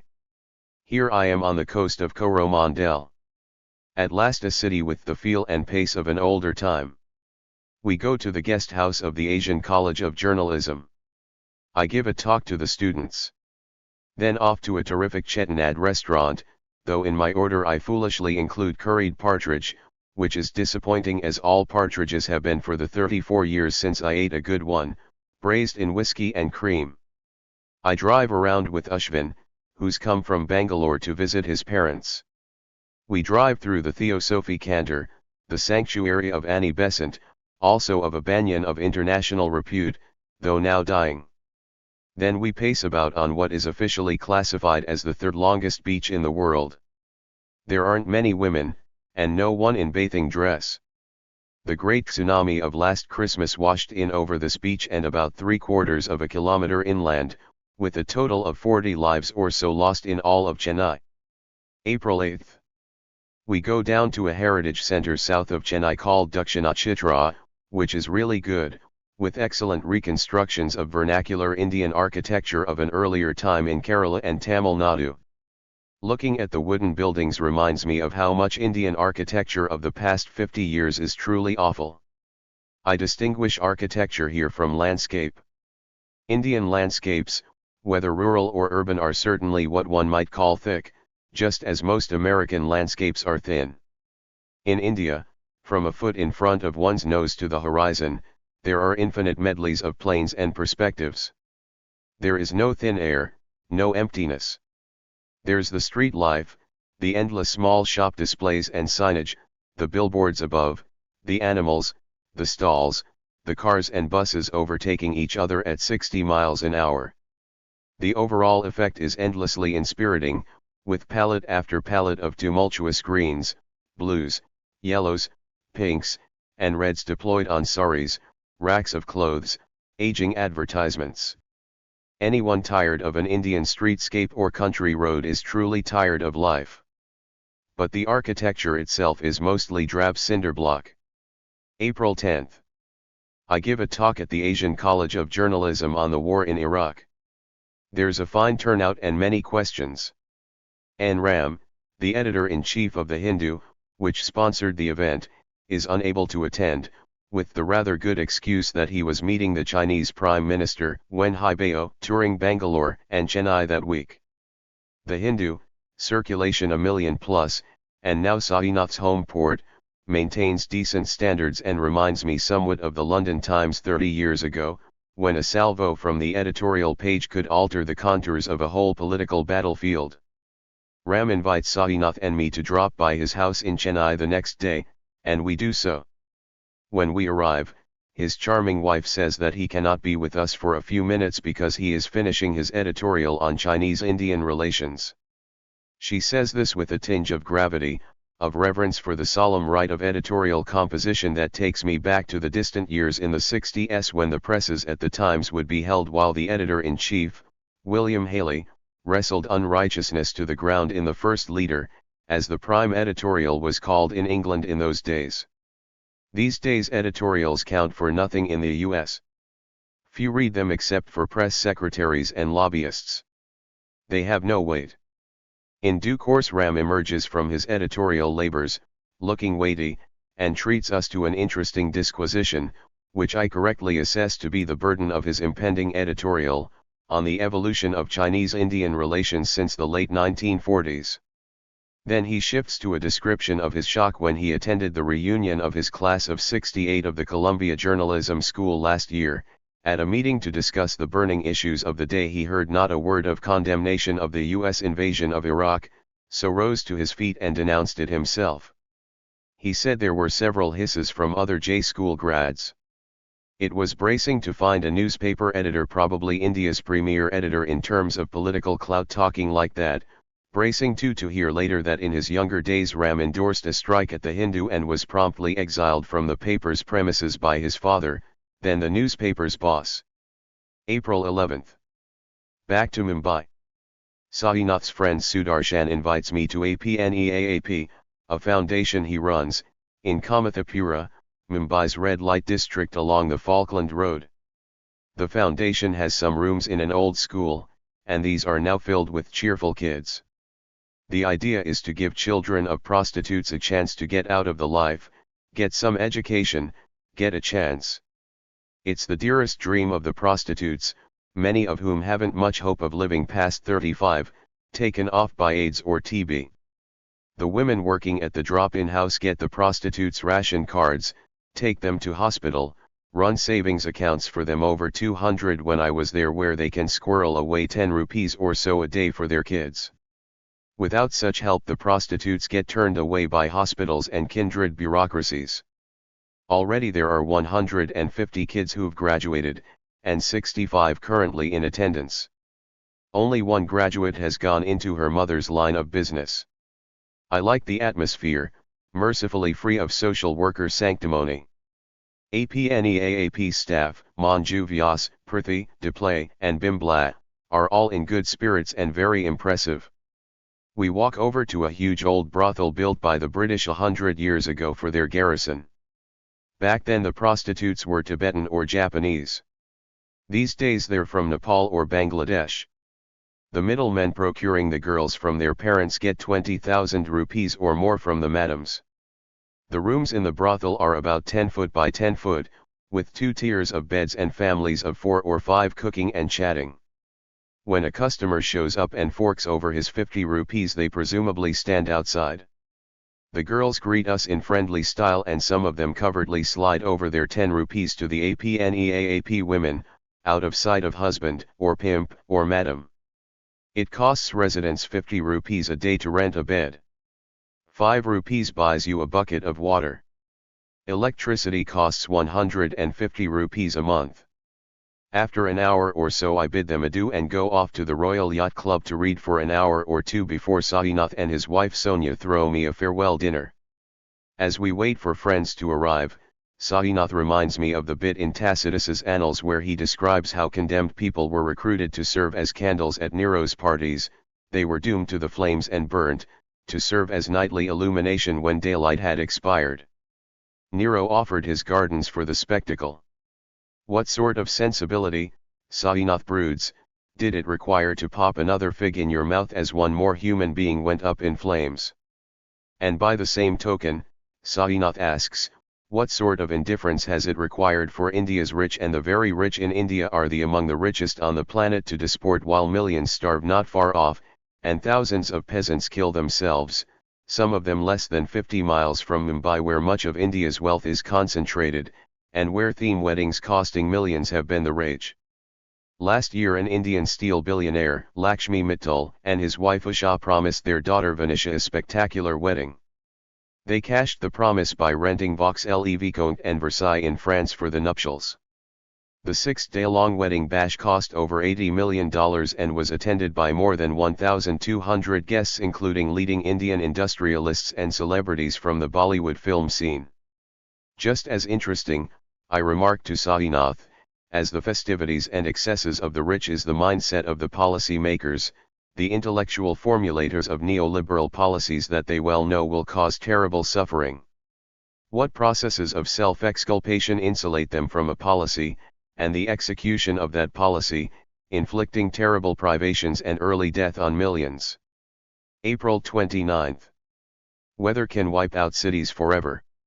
It's what happened to America's first city, after all, as a visit to Chaco Canyon, northeast of Gallup NM, attests. At the start of the 13th century it got hotter, and by the 1230s the Anasazi upped and moved on. As the world now knows, weather need not have done for New Orleans. There are decades worth of memos from engineers and contractors giving budgets for what it would take to build up those levees to withstand a force 4 or 5 hurricane. The sum most recently nixed by Bush's OMB $3 billion or so is far less than what the Pentagon simply mislays every year, without even taking the trouble to convert the appropriated cash into cruise missiles or boots. For much of its post-Civil War existence, New Orleans was always a pretty desperate city, despite its boast of a few years ago that it had the highest number of millionaires in America's 50 largest cities. I remember that in the year that G. Bush Sr. accepted his party's nomination in the Superdome in 1988, some 26% of the inhabitants were below the poverty line and 50% could be classified as poor. The scarcely suppressed class war in New Orleans was what gave the place, and the music, its edge, and why, at least until now, the disnification of the core city could never quite be consummated. Barely had the hurricane passed before Speaker of the House Hastert caught the Republican mood nicely with his remark that the city should be abandoned to the alligators, and Barbara Bush followed through with her considered view that for black people the Houston Astrodome represents the NE+ultra in domestic amenities. Music and street food are what anchored the city to its history. On any visit, you could hear blues singers whose active careers spanned 6 decades. Clarence Gatemouth Brown finally left us last week at 81. I heard him at Jazz Fest this spring, and though the Reaper was at his elbow, Gatemouth Brown still fired up the crowd. Goodbye, I hate to leave you now, goodbye. / wish that I could help somehow. So long, for now so long. / I pray that I return to you someday. You pray that it shall be just that way. So long for now, so long. May 2nd. A highlight of the New Orleans Jazz Fest was the tribute to Sister Rosetta Tharpe, courtesy of Marcia Ball, Tracy Nelson, Maria Muldaur, Angela Strelly, and special guest Irma Thomas. They were all strong, but Irma Thomas blew everyone away with beams of heaven. Not a dry eye in the blues tent, including her own. On a less portentous level, a big moment for me was Ike Turner's set, also in the blues tent, a day earlier. Ike of course has been in disgrace ever since Tina's descriptions of his violent abuses. Ike was terrific. Everything was wonderfully tacky, from the one-size-fits-all maroon suits of his band, looking like fugitives from a bad early 60s movie about Billy Haley, to Ike's own sequined, white, purple, and gold jumpsuit like a hand-me-down from a late Elvis wardrobe. His current Tina-like is Audrey Madison, gorgeous and with a big voice. Also a Tina-type wig. Some in the crowd thought this tasteless and left. Ike claimed that he'd just discovered her in Memphis 3 months ago. Jeffrey St. Clair heard him say the same thing in Portland, Oregon, back in 2001. Ike was a great musician as always, on guitar and piano. Of course he sang Rocket 88, deemed by many the first rock and roll song, released in 1951. By the end the act had the initially cool crowd roaring. Ms. Audrey, with her big voice, tumultuous bosom, and increasing confidence, had a lot to do with it, though you wouldn't know this from the guy in the band who roared into the mic during Audrey's huge finale, Ike Turner. Ike Turner. May 27. Discussing an Iraqi faker touted by the Bush administration, I recently wrote that in atrocity stories there are some things that don't ring true, even when dealing with such well-credentialed butchers as Saddam and his sons. Take the story, subsequently identified as one concocted by a Western intelligence agency, that Uday had put some of his victims through a wood chipper. Anyone using these chippers knows the damn things jam if inconvenienced by anything with a diameter larger than that of a stick of asparagus, let alone an Iraqi human, however scrawny. Uday's chipper, whose origin can probably be traced to a scene in the movie Fargo, just didn't pass muster, same as the incubator story from the first Gulf War, first identified in this column as intrinsically preposterous. I was being slightly frivolous about the wood chipper, but the letters poured in. Mr. Cockburn. I imagine this will be but one of many, but what kind of pissant wood chipper did you train on? I routinely use a medium-sized chipper that will take up to 2 to 3 branches of green wood, and I don't think it would have much trouble with a person's arm, or even a leg. Now whether you could get a whole human through one, I don't know, but I've heard of really sweet guys putting small animals through them just to watch the spray, so I suspect that if you did a bit of selective drawing and quartering you might eventually be able to do a whole body. But what mess? And what would be the point, even for someone like Uday? You're right, the idea is farcical. But asparagus as an upper limit is off by several orders of magnitude. Nicholas Dykema. Cleveland, Ohio. June 1st. I hate surprise parties, and now the scientific evidence is in. Surprise parties can kill. To put the matter in scientific terms, emotional stress can precipitate severe, reversible left ventricular dysfunction in patients without coronary disease. Exaggerated sympathetic stimulation is probably central to the cause of this syndrome.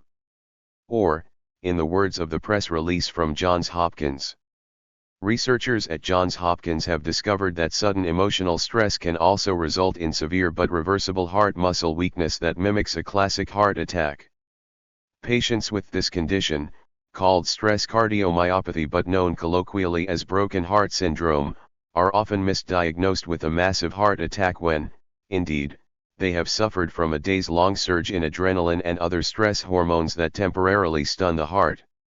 The research team found that some people may respond to sudden, overwhelming emotional stress by releasing large amounts of catecholamines into the bloodstream, along with their breakdown products and small proteins produced by an excited nervous system. These chemicals can be temporarily toxic to the heart, effectively stunning the muscle and producing symptoms similar to a typical heart attack, including chest pain, fluid in the lungs, shortness of breath and heart failure. Of course, many rituals in our society have a furtive homicidal intent, most notably those fraught sessions known as family reunions. Grandpa and Grandma drive to the event, get mildly looped, head for home and are wiped out on the interstate by a semi when Grandpa pulls out of the rest stop. Father keels over when he opens the front door to see a plump-faced man vaguely resembling the daughter who left home all those years ago saying in a throaty voice, "Hi, Dad." So please, no surprises. July 9th. The terrorists' desire is to show the enemy precisely that they, the terrorists, are sane, but implacable. When the Conrad-era French anarchist Émile Henry carried a cooking pot filled with explosive and 120 bullets into the Café Terminus near the Gare Saint-Lazare in Paris in February 1894, touched his cigar to a 15-second fuse and strolled out, his plan was to kill ordinary, relatively humble people, shopkeepers, clerks and salesgirls having a beer and listening to the band. Not innocent, he claimed later. These beer drinkers, petty bourgeois with a steady salary in their pockets, are the ones that always line themselves up on the side of the powerful, ignoring the problems of the workers. They hate the poor more than the rich do. Many anarchists promptly repudiated him. At least have the courage of your crimes, gentlemen of the bourgeoisie, Henry declared to the court that condemned him to the guillotine, and agree that our reprisals are fully legitimate. Reprisals for what? Are these not innocent victims? Children dying slowly of anemia in the slums. Women turning pallid in sweatshops. Old people turned into machines for production all their lives and then cast on the garbage dump and the workhouse when their strength is exhausted. July 10th. A jury has found against a South Carolina doctor who referred a patient for electroshock treatment that left her permanently impaired. The patient, Peggy S. Salters, is a 60-year-old former psychiatric nurse. She was subjected to 13 electroshocks within the span of 19 days. The jury awarded her $635,177. The jury found that her loss of 30 years of memory and cognitive impairment, which are demonstrable symptoms of brain damage, was due to ECT. Maybe this decision will give shrinks pause before they send the next poor soul off to get battered on the head with an electric club. A press release from Linda Andre, president of Committee for Truth in Psychiatry, adds that 100,000 patients in the U.S. undergo electroshock annually, many against their will. As Andre writes, ECT is dominated by medical cowboys who push the limits of intensity of electric shock as they please.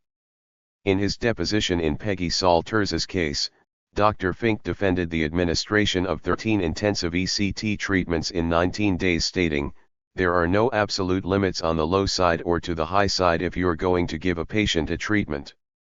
I have personally treated patients twice a day. And there was a time when I gave patients 8 treatments in one sitting, you know, on an experiment that we did many years ago. So, yes, I have treated patients with 8 seizures in a morning. It was called multiple monitored ECT. It was a government-supported project in an effort to find out if we can speed up the response. Wouldn't you describe Fink's tone here as one of ghoulish glee?"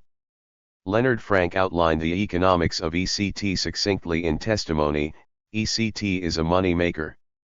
An in-hospital ECT series can cost anywhere from $50,000 to $75,000.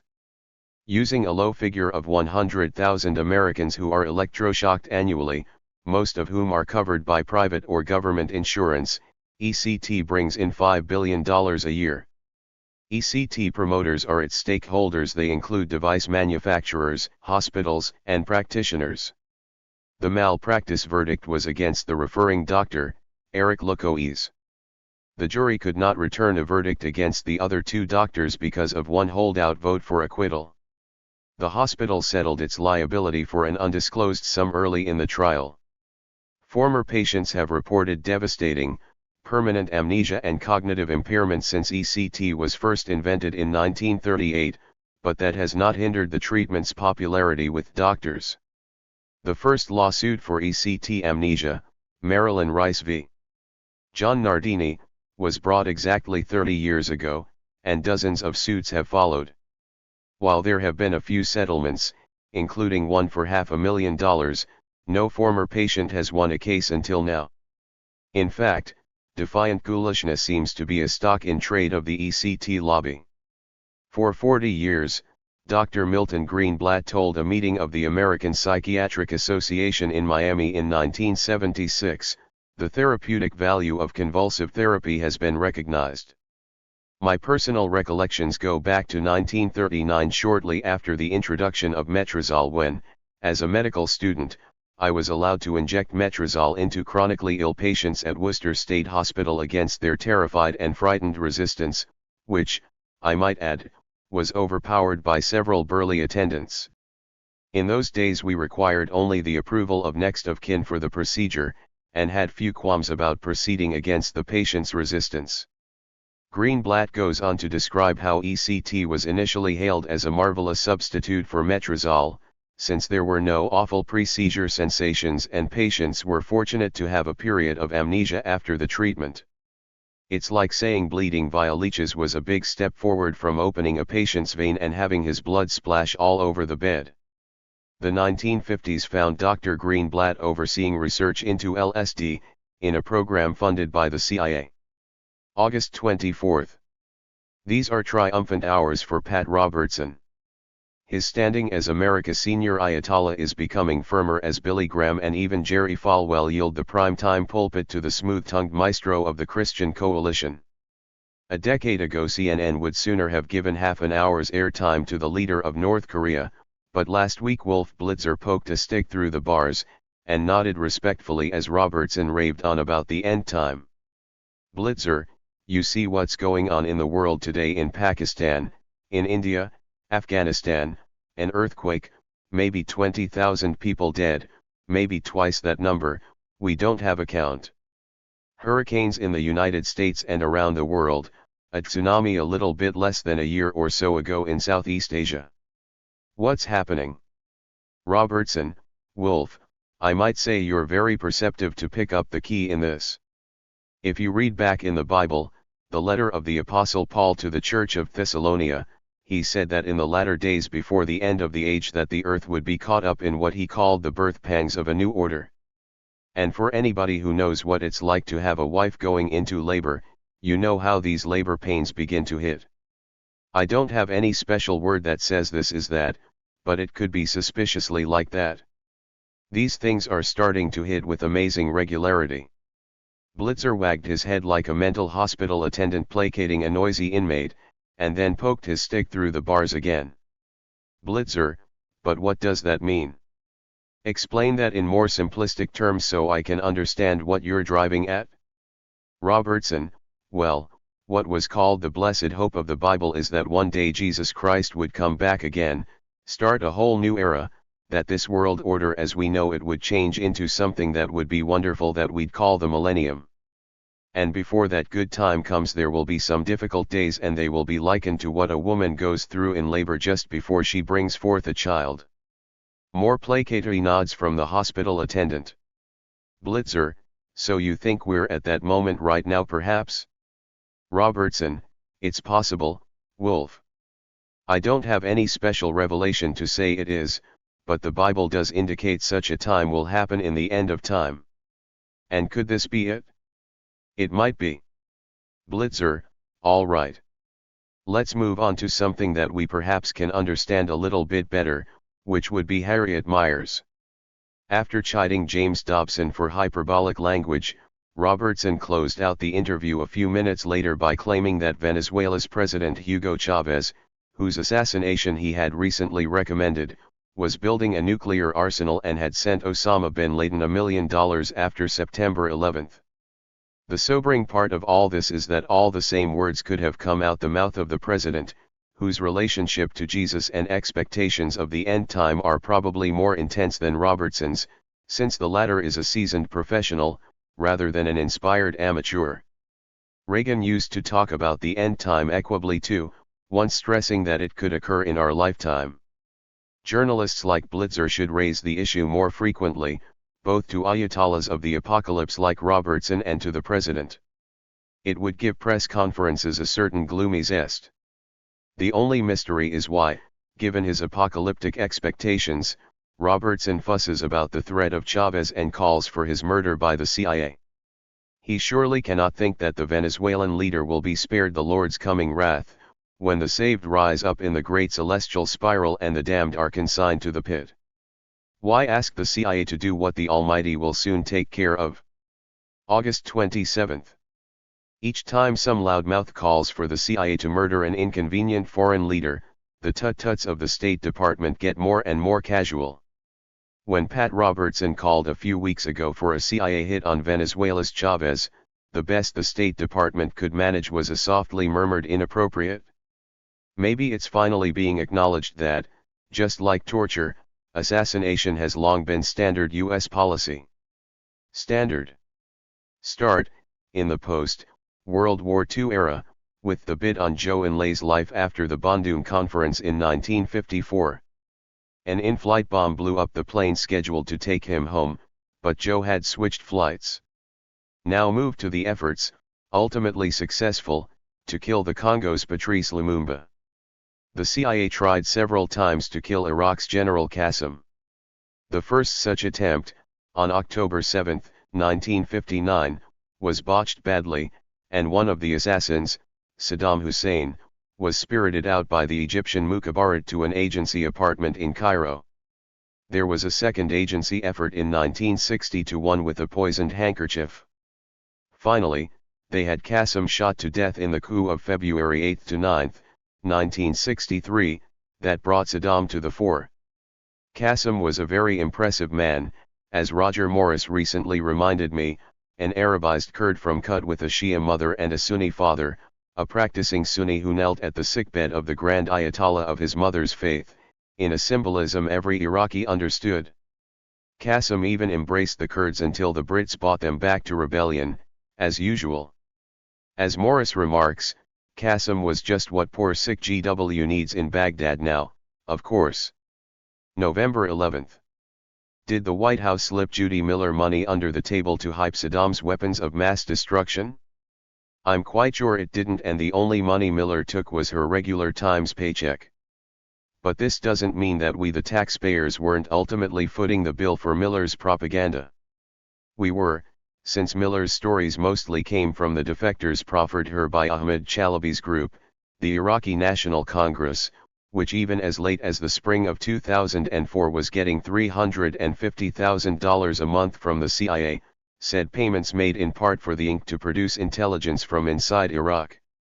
It also doesn't mean that when she was pouring her nonsense into the NYT's news columns, Judy Miller didn't know that the Inks defectors were linked to the CIA by a money trail. This same trail was laid out in considerable detail in Out of the Ashes, written by my brothers, Andrew and Patrick Cockburn, and published in 1999. In this fine book, closely studied by journalists covering Iraq, the authors described how Chalabi's group was funded by the CIA, with huge amounts of money, $23 million in the first year alone, invested in an anti-Saddam propaganda campaign, subcontracted by the agency to John Rendon, a Washington PR operator with good CIA connections. Press manipulation was always a paramount concern of the CIA, as with the Pentagon. In his Secret History of the CIA, published in 2001, Joe Trento described how in 1948 CIA man Frank Wisner was appointed director of the Office of Special Projects, soon renamed the Office of Policy Coordination. This became the Espionage and Counterintelligence branch of the Central Intelligence Agency, and the very first in its list of designated functions was propaganda. Later that year, Wisner set up an operation codenamed Mockingbird, to influence the domestic American press. He recruited Philip Graham of the Washington Post to run the project within the industry. Senate Armed Services Chairman John Warner said recently, apropos the stories put into the Iraqi press by the Lincoln Group, that it wasn't clear whether traditionally accepted journalistic practices were violated. Warner can relax. The Pentagon, and the Lincoln Group, were working in a rich tradition, and their only mistake was to get caught. December 8. I remarked after reading Pinter's Nobel acceptance speech that it's a sign of the inability of the American empire that its agents didn't manage to kill off his nomination, or having failed at that to kill Pinter before he was able to record his remarks. Consider the CIA's probable poisoning, at a fraught political moment, of Paul Robeson, the black actor, singer, and political radical. As Jeffrey St. Clair and I wrote a few years ago, in the spring of 1961, Robeson planned to visit Havana to meet with Fidel Castro and Che Guevara. The trip never came off because Robeson fell ill in Moscow, where he had gone to give several lectures and concerts. At the time, it was reported that Robeson had suffered a heart attack. But in fact Robeson had slashed his wrists in a suicide attempt after suffering hallucinations and severe depression. The symptoms came on following a surprise party thrown for him at his Moscow hotel. Robeson's son, Paul Robeson Jr., investigated his father's illness for more than 30 years. He believes that his father was slipped a synthetic hallucinogen called BZ by U.S. intelligence operatives at the party in Moscow. The party was hosted by anti-Soviet dissidents funded by the CIA. Robeson Jr. visited his father in the hospital the day after the suicide attempt. Robeson told his son that he felt extreme paranoia and thought that the walls of the room were moving. He said he had locked himself in his bedroom and was overcome by a powerful sense of emptiness and depression before he tried to take his own life. Robeson left Moscow for London, where he was admitted to Priory Hospital. There he was turned over to psychiatrists who forced him to endure 54 electroshock treatments. At the time, electroshock, in combination with psychoactive drugs, was a favored technique of CIA behavior modification. It turned out that the doctors treating Robeson in London and, later, in New York, were CIA contractors. The timing of Robeson's trip to Cuba was certainly a crucial factor. 3 weeks after the Moscow party, the CIA launched its disastrous invasion of Cuba at the Bay of Pigs. It's impossible to underestimate Robeson's threat, as he was perceived by the U.S. government as the most famous black radical in the world. His embrace of Castro in Havana would have seriously undermined U.S. efforts to overthrow the new Cuban government. Another pressing concern for the U.S. government at the time was Robeson's announced intentions to return to the United States and assume a leading role in the emerging civil rights movement. Like the family of Martin Luther King, Robeson had been under official surveillance for decades. As early as 1935, British intelligence had been looking at Robeson's activities. In 1943, the Office of Strategic Services, the World War II predecessor to the CIA, opened a file on him. In 1947, Robeson was nearly killed in a car crash. It later turned out that the left wheel of the car had been monkey-wrenched. In the 1950s, Robeson was targeted by Senator Joseph McCarthy's anti-communist hearings. The campaign effectively sabotaged his acting and singing career in the States. Robeson never recovered from the drugging and the follow-up treatments from CIA-linked doctors and shrinks. He died in 1977. 2006. January 3. Sonora Babb died on December 31, aged 98. Harry Magdoff died on New Year's Day, at 92. Frank Wilkinson died a day later, at 91. My line has always been that to get really old it pays to have been a commie or at least a fellow traveler. In younger years they tended to walk a lot, selling the party paper. They talked a lot and, above all, they never stopped thinking. The quickest way to kill someone is to send them off to quasi-solitary, torn from their comfortable nest and thrown into a nursing home or into managed care, where people talk about them at the tops of their voices, referring to them in the third person. You can see them dying before your eyes, their brains turn to mush. It takes about a year to kill them off, unless a surprise birthday party wipes them out even earlier. Trotskyists tend to be more feverish and stressed out, hence less likely to turn the bend into their 90s. As for Maoists, I don't know. As Zhou Enlai answered, when asked what he thought of the French Revolution, too soon to tell. The ex-Maoists I know are mostly still in their mid-60s. I don't know whether Sweezy and Magdoff ever took a day's exercise.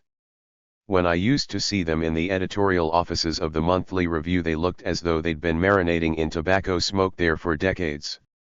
They certainly thought a lot, to great effect. They liked Mao too. Frank Wilkinson was a feisty soul. He led the fight for public housing in Los Angeles in the late 1930s and 40s, which earned him the savage enmity of the Chandlers and thus of the Los Angeles Times. If his plans had gone right, we'd have public housing built by Nutra instead of Dodger Stadium. He did time for refusing to testify before Congress, then went on to be a great campaigner for the First Amendment, just like his friend and fellow communist, Dick Criley, who died a few years ago up in Carmel Highlands, also in his high 90s. Dick's sister, Cynthia Williams, is still peppy after a tremendous 90th birthday party last fall in Carmel Highlands. Her wonderful piece of advice to the partygoers: it's a great life if you don't weaken. Sonora Babb obviously didn't weaken, though she endured some zingers in her long span, the worst being the fact that she wrote a novel about migrant workers in 1939 that was to be published by Random House, until Random House's other novelist on migrant workers, John Steinbeck, scored a huge hit with The Grapes of Wrath. Bennett Cerf cancelled Babb's novel, whose names are unknown. It had to wait 65 years until it was published to great acclaim in 2004. Babb thought she was a better writer than Steinbeck and some smart people agree with her. March 9. Americans are in a fever about possible Arab control of mainland ports along both coasts of the United States. The whole storm is ludicrous. When it comes to America's national security and penetration of the mainland by foreign capital, there are bigger worries. This very week, the week of the Chicago Auto Show, the widely read magazine Consumer Reports lists the 10 safest cars sold in America this year. They are all Japanese, mostly Hondas, and mostly made in US-based plants put up after Japanese and other foreign automakers were welcomed in 30 years ago, partly as a way of undercutting the union of auto workers. This same month the headlines here have been full of stories about the collapse of the top two US automakers General Motors and Ford in the face of foreign competition. Well over 100,000 American workers are to lose their jobs, thus vastly increasing US insecurity. Hundreds of thousands more US workers have already lost their jobs to India, China, Mexico, and other low-wage nations because that is the way American business, backed by the US government, wants it. March 15. Milojevic's death in his cell from a heart attack spared Del Ponte and the International Criminal Tribunal for the former Yugoslavia the ongoing embarrassment of a proceeding where Milojevic had made a very strong showing against the phalanx of prosecutors, hearsay witnesses, and prejudiced judges marshaled against him. There are now charges and counter-charges about poisons and self-medications. Milojevic's son says his father was murdered. The embarrassed court has claimed Milojevic somehow did himself in by tampering with his medicines. But no one contests the fact that Milojevic asked for treatment in Moscow. The Russians promised to return him to The Hague and the court refused permission. As the tag from the poet A.H. Clough goes, "Thou shalt not kill, but needst not strive officiously to keep alive." March 21. For the past few weeks a sometimes comic debate has been simmering in the American press, focused on the question of whether there is an Israel lobby, and if so, just how powerful is it? To ask whether there's an Israel lobby here is a bit like asking whether there's a Statue of Liberty in New York Harbor and a White House located at 1600 Pennsylvania Avenue, Washington, D.C. For the past 60 years the lobby has been as fixed a part of the American scene as either of the other two monuments, and not infrequently exercising as much if not more influence on the onward march of history. The Democratic Party has long been hospitable to, and supported by, rich Zionists. In 2002, for example, Haim Saban, the Israeli-American who funds the Saban Center at the Brookings Institute and is a big contributor to AIPAC, gave $12.3 million to the Democratic Party. In 2001, the magazine Mother Jones listed on its website the 400 leading contributors to the 2000 national elections. 7 of the first 10 were Jewish, as were 12 of the top 20 and 125 of the top 250. There have been plenty of well-documented accounts of the activities of the Israel lobby down the years, from Alfred Lilienthal's 1978 study, The Zionist Connection, to former U.S. Rep. Paul Findley's 1985 book They Dare to Speak Out, to Dangerous Liaison, the inside story of the US-Israeli covert relationship, written by my brother and sister-in-law, Andrew and Leslie Cockburn and published in 1991. 3 years ago the present writer and Jeffrey St. Clair published a collection of 18 essays called The Politics of Antisemitism, no less than 4 of which were incisive discussions of the Israel lobby. So it can scarcely be said that there had been silence here about the lobby until 2 respectable professors, John J. Mearsheimer and Stephen M. Walt, offered their analysis in March of this year, their paper, The Israel Lobby and U.S. Foreign Policy, being published in longer form by the Kennedy School at Harvard and, after it had been rejected by the Atlantic Monthly, in shorter form by the London Review of Books. In fact, the significance of this essay rests mostly on timing and on the provenance of the authors, from 2 of the premier academic institutions of the United States. Neither of them has any tincture of radicalism. After the paper was published in shortened form in the London Review of Books, there was a brief lull, broken by the howls of America's most manic Zionist, Professor Alan Dershowitz of Harvard, who did Mearsheimer and Walt the great favor of thrusting their paper into the headlines. Dershowitz managed this by his usual eruptions of hysterical invective. The Mearsheimer-Walt essay was Nazi-like, Dershowitz wrote, a classic case of conspiracy mongering. In fact, Mearsheimer and Walt's paper is extremely dull. The long version runs to 81 pages, no less than 40 of which are footnotes. I settled down to read it with eager anticipation but soon found myself looking hopefully for the end. There's nothing in the paper that any moderately well-read student of the topic wouldn't have known long ago, but it does have the merit of stating rather blandly some home truths which are somehow still regarded as too dangerous to state publicly in respectable circles in the United States. Meanwhile, mostly on the left, there has been an altogether different debate, over the actual weight of the lobby. Here the best known of the debaters is Noam Chomsky, who has reiterated a position he has held for many years, to the general effect that U.S. foreign policy has always hewed to the national self-interest, and that the lobby's power is greatly overestimated. April 19. One would have thought that after the humiliating self-critiques of last year the New York Times would have simply withdrawn its name from contention in the 2006 Pulitzers, but shame was short-lived and the assigned function of the Pulitzer Prize Committee was to winch the paper's name out of the mud. The committee's composition made this task easier. On the 18-member board sits Thomas Friedman of the New York Times, Nicholas Lemon, Dean of the Columbia J School and contributor to the New York Times Magazine, and Paul Tash, boss of the St. Petersburg Times, which has friendly ties to the New York Times. So the Times duly reaped 2 Pulitzers, the first to a couple of journalists, James Risen and Eric Lichtblau, who sat on an explosive story through the election of 2004, and through most of 2005, before finally disclosing the NSA's wiretaps in time to give a boost to Risen's book on U.S. intelligence. 2 prizes were not enough for full rehab, so the committee threw in another for 2 Times reporters for their China coverage. April 23. I was harsh about Senator Barack Obama of Illinois, and the very next morning his press aide, Tommy Vietor, was on the phone howling about inaccuracies. It was an illuminating conversation. Obama's man took grave exception to my use of the word distance to describe what his boss had done when Illinois senior U.S. Senator, Dick Durbin, got into trouble for likening conditions at Guantanamo to those in a Nazi or Stalin-era camp. This was one of Durbin's finer moments and he duly paid the penalty by having to eat crow on the Senate floor. His fellow senator, Obama, did not support him in any way. Obama said, "We have a tendency to demonize and jump on and make mockery of each other across the aisle, and that is particularly pronounced when we make mistakes. Each and every one of us is going to make a mistake once in a while, and what we hope is that our track record of service, the scope of how we've operated and interacted with people, will override whatever particular mistake we make." That's 3 uses of the word mistake. This isn't distancing?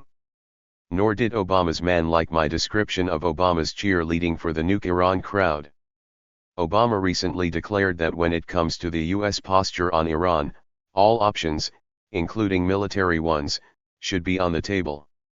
All options on the table is standard senatorial tub thump, meaning we can nuke them if we want to.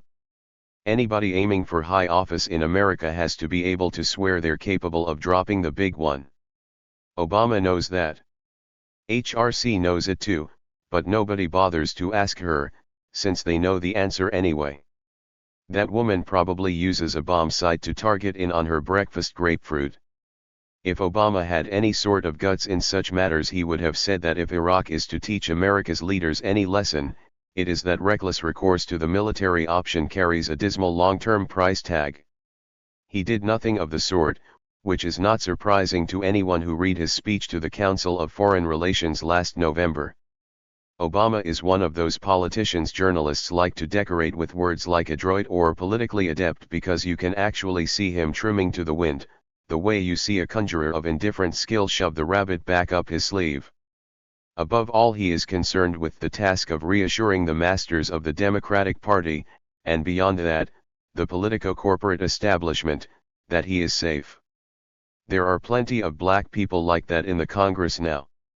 After a decade or so of careful corporate funding, the Black Congressional Caucus is sinking under the weight of DLC clones like Arthur Davis of Alabama, Albert Wynn of Maryland, Sanford Bishop and David Scott of Georgia, William Jefferson of Louisiana, Gregory Meeks of New York, all assiduously selling for pottage the interests of the voters who sent them to Washington. Obama is doing exactly the same thing. April 24. From Brian Rothgerry. To Alexander Cockburn. Subject: Obama. You are and were right on about Obama. I met the spineless Dem in the summer of 2004, at a private fundraiser at the home of a wealthy, suburban Chicago attorney. I asked him one question: I've heard that you call yourself a Democrat but you support NAFTA, the death penalty, and the war on Iraq, is that true? Regarding the death penalty, he proceeded to feed me some bullshit about how he believed that it was the right of the people to express their will, and that he wasn't going to stand in their way. I said, but the death penalty is racist, and he repeated himself. I got the same mishmash about the war and NAFTA. What a joke. Keep up the good work. May 3rd. The left and the blathersphere. Thank God Karl Rove is not to be indicted, so the left will have to talk about something else for a change. As a worthy hobby horse for the left, the whole Plame scandal has never made any sense. What was it all about? Outing a CIA employee? What's wrong with that? Many years ago a man came into the offices of the New Left Review in London, where I was manning the portcullis at the time, and said his name was Philip Agee and he wanted to write a book about the CIA. Did we call for a special prosecutor to have this fellow hauled over the coals? No, we did not. We arranged for a publisher. Rove has swollen in the left's imagination like a descendant of Pere Ubu, Jerry's surreal monster. There is no scheme so deviously diabolical but that the hand of Rove cannot be detected at work. Actually, the man has always been of middling competence. Under Rove's deft touch, Bush has been maneuvered into one catastrophe after another. It was Rove who single-handedly rescued the anti-war movement last July by advising Bush not to give Cindy Sheehan 15 minutes of FaceTime at his ranch in Crawford. Rove and Cheney are the White House's answer to Bavard and Picouchet, counselors who have driven George W. Bush into the lowest ratings of any American president. Yet the left remains obsessed with their evil powers. Is there any better testimony to the vacuity and impotence of the endlessly touted blogosphere, which in mid-June had twin-deb balls in the form of the yearly COAS convention in Las Vegas and the Take America Back folk mood of progressive move-on Democrats in Washington, D.C.? In political terms, the blogosphere is like white noise, insistent and meaningless, like the wash of Pacific surf I can hear most days. The blogosphere's signature upset came in early 2004, when the Howard Dean balloon, inflated by millions of cubic feet of hot air from the bloggers, went pop at the first poke of political reality amid the cornfields of Iowa. But this fiasco was soon forgotten. MoveOn and Daily Kos have become hailed as the emergent form of modern politics, the target of excited articles in the New York Review of Books. Beyond raising money swiftly handed over to the gratified veterans of the election industry, both MoveOn and Daily Kos have had zero political effect, except as a demobilizing force. The effect on writers is horrifying. Talented people feel they have produced 800 words of commentary every day, and you can see the lethal consequences on their minds and style, both of which turn rapidly to mush. They glance at the New York Times and speed to their laptops to rewrite what they've just read. Hawsers to reality soon fray and they float off, drifting zeppelins of inanity. May 5th. Galbraith died on April 29, at the great age of 97. I once drove up to Vermont to interview him in his farmhouse. It was dark and I drove uncertainly along a dirt road and up a driveway and knocked on the door, shouting, "Is this the home of Professor Galbraith?" "No," came a testy cry from within. "It's the home of Professor Hook." Sidney Hook, the prototypical neocon, lived on the opposite side of the hill from the Keynesian progressive, Galbraith. By no means for the last time, I reflected how easy it is in America to take the other path, often without noticing, and end up 180 degrees from where you thought you were headed. When I got to Oxford in 1960, people had Galbraith's 1958 tract, The Affluent Society, on their desks, jacket to jacket with the works of such other moral critics of capitalist consumerism as Levy, Hogarth, and Williams. How we sneered at the image of a car's tail fin on the cover, which, as I discovered 25 years later in Detroit when I tracked down the designer, was first drawn in the Chrysler studio by young Cliff Voss in 1954 as emblem of the company's forward look launched in 1956. The consumers had it right, however. Labor never was going to get any purchase on the commanding heights of the economy or any putative supervision by Congress of the allocation of credit, and of social investment, so they bought fun Baroque cars on the installment plan instead, as thoughtfully arranged by GM's Alfred Sloan decades earlier. At least Galbraith, in his 90s, could look back to a time when a reformer could not only body forth a social vision, but tentatively identify the agencies whereby that vision could be put into practice. As I read through the nation's recent special issue on reforming the world's economic arrangements, with fine contributions by Stiglitz, D'Arista, Galbraith's son James, and others, not once, in all the essays, was the question of agency ever raised, or the Democratic Party even alluded to. If there's going to be a fork in the road ahead, the question of agency had better be on the agenda. Galbraith certainly understood that, though he politely underestimated just how roughly capitalism could play to win. July 13. A few moments after Italy dashed French World Cup hopes with that disappointing coda of penalty kicks, Alia and I took a 5-minute stroll to the Piazza San Marco to see the locals celebrate their nation's capture of the World Cup for soccer. As we left, the TV in our hotel was showing Rome, Naples, and Milan exploding in triumph. Alia's niece, staying in Milan, told her the next day that sleep had been impossible. The racket of cheers and honking horns had lasted all night. In Venice, looking east across the vast expanse of the Piazza San Marco, we could see a knot of maybe 300 people down the far end, near the Basilica. As we drew nearer, they turned out to be tourists leveling their digital cameras at a knot of maybe 50 Italians lofting the national flag and dancing round in a circle. Things weren't much livelier in front of the Doge's palace facing the Grand Canal. On the Ponte della Paglia, opposite the carving of drunken Noah and his sons, an Italian woman commented irritably that she'd been in Rome when Italy beat Ukraine, and it had all been a lot more fun. We ambled back to the hotel through the warm Venetian evening. Snatches of German, Japanese, English, and even Russian drifted from couples peering at their maps. An American woman showed me a postcard of the Rialto, stabbing it with her finger, and said slowly, in a loud voice, "How, get, there."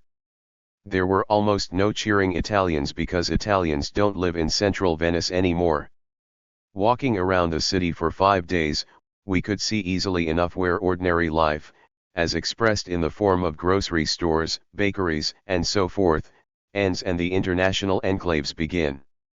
The writer Andrea de Robilant, author of a marvelous chunk of 18th-century Venetian romantic history in the form of his best-selling A Venetian Affair, confirms this. When he was writing that book 3 years ago, de Robilant and his wife Alessandra lived in the Dorsoduro district, west across the Grand Canal. "These days," said Andrea sadly, "the Dorsoduro is dying. When neighborhoods in Venice die, it's not because huge vulgar concrete condos replace delicate 18th-century facades. The rules protecting Venice's exterior appearance are rigidly enforced. Nor does death merely come in the vulgar form of t-shirt stalls featuring underwear with the genitals of Michelangelo's David painted on them. Death comes respectably, in the form of moneyed quietness. There's no bustle of everyday life, no local kids in the streets, few old folk, no little food stores or wine shops, just the bland, well-maintained exteriors of high-end international homes, part of a portfolio that might include a condo in Mayfair, or Vale, or Hannah. The locals have been moving out for quite a while. The city's population is down to 70,000, from a high of around 200,000. De Robilant now has a delightful apartment on the island of Giudica, a district of Venice half a mile south towards the Lido from the main part of Venice. Rich Venetians used to have summer homes there 100 years ago. Then the island slowly nosedived and became a dangerous slum. Cleanup began in the 1990s, with artists and writers as so often pioneering the rehab. If the histories of zones like Manhattan Soho are any guide, next usually come the fancy restaurants, the art galleries, the clothes stores, the antique stores. The rents soar and the artists and writers become real estate operators. The locals leave. In Giudica's case, de Robilant is optimistic. He thinks there are too many modest-income locals who won't quit the island.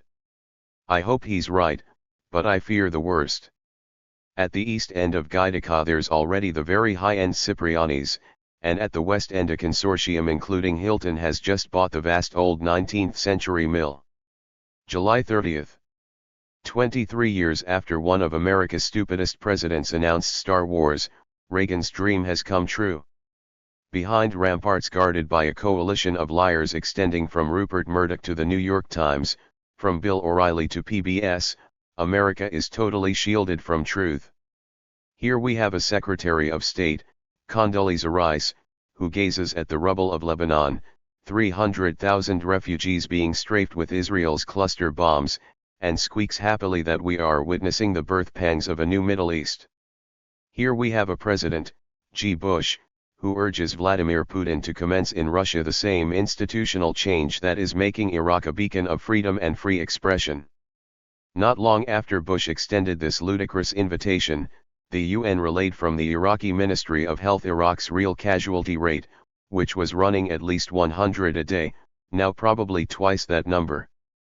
Crackpot realism was a concept defined by the great Texan sociologist, C. Wright Mills when he published The Causes of World War III in 1958, also the year that Dwight Eisenhower sent the Marines into Lebanon to bolster local U.S. factotum, Lebanese President Camille Kamoun.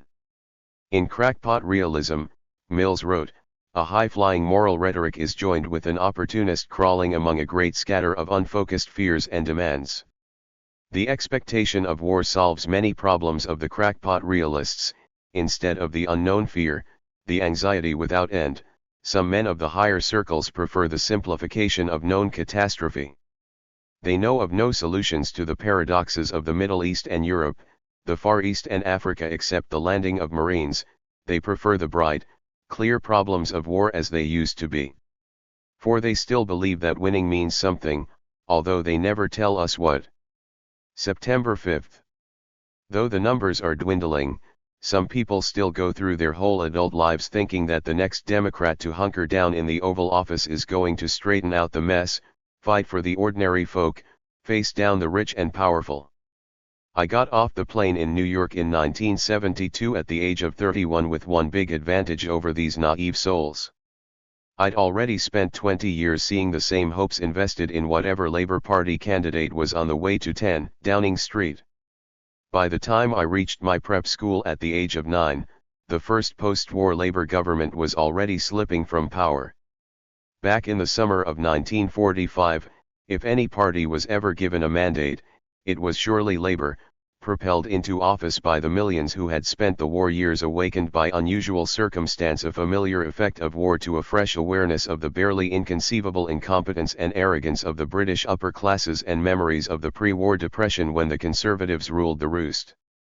With one voice they said, there must be a better way. The Tories thought they were going to win.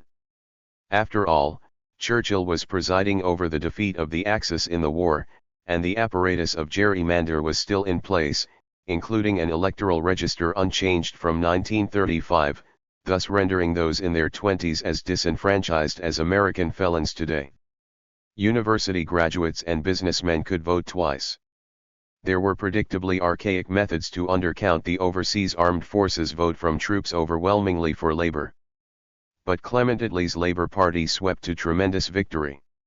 When the dust settled, Labour had 393 MPs out of a total of 640, the greatest majority in their history, with the Tories limping along with 213 MPs, almost exactly the reverse of what happened 38 years later when Thatcher trounced Foot and got a majority of 143, which she swiftly put to radical use. In 1945, with an invincible majority of 146 and vast popular hunger for radical change, the challenge was great, but Labour's leaders Clement Attlee, Ernest Bevin, Herbert Morrison, and the others rose and mastered it, managing successfully in the next 5 years to keep the British class system intact in all essentials. Of course, the Conservatives savagely attacked the onset of socialism, but the welfare state had more to do with the wartime command economy than with any attack on the dominion of capital. Across the Channel, the French used their Marshall Plan handouts from the US to reorganize their infrastructure and plan the railway network the British now worship as they surge in a few hours from Paris to Marseilles. The British themselves, Miss Muffets of propriety, paid off old debts and rejected new ideas. French-style planning? We don't do things like that in our country, Bevin scoffed. We don't have plans, we work things out practically. My awareness of this first Labour government was limited, though I do remember my father telling me that this was 1947 when I was 6 now owned the railways. I was no early bloomer. A year later the British Special Branch, tapping my father's phone as part of a continuous program of surveillance of the man, lasting from 1934 to 1954, monitored me urging him to come home to read me Christopher Robin, a conversation finally released into the National Archives in 2004 and perused by my brother Patrick, who swiftly reported the Christopher Robin request to me. Christopher Robin. By the time he was 7, John Stuart Mill was already rereading Aeschylus, although he confessed later he did not know what an emotion was until he was 20, which shows the downside of intellectual precocity.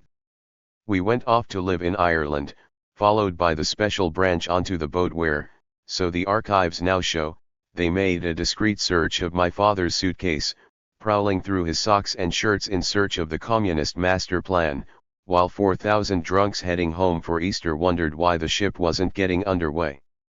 Irish politics, as ripe in intricate corruption as those of Naples or Bangkok, had scant relevance to the vices of the Labour Party or the Democrats of the United States.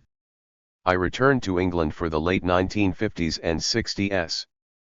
Great was the rejoicing when, in 1964, Harold Wilson led the Labour Party to slim victory, ousting the Conservatives after 13 long years.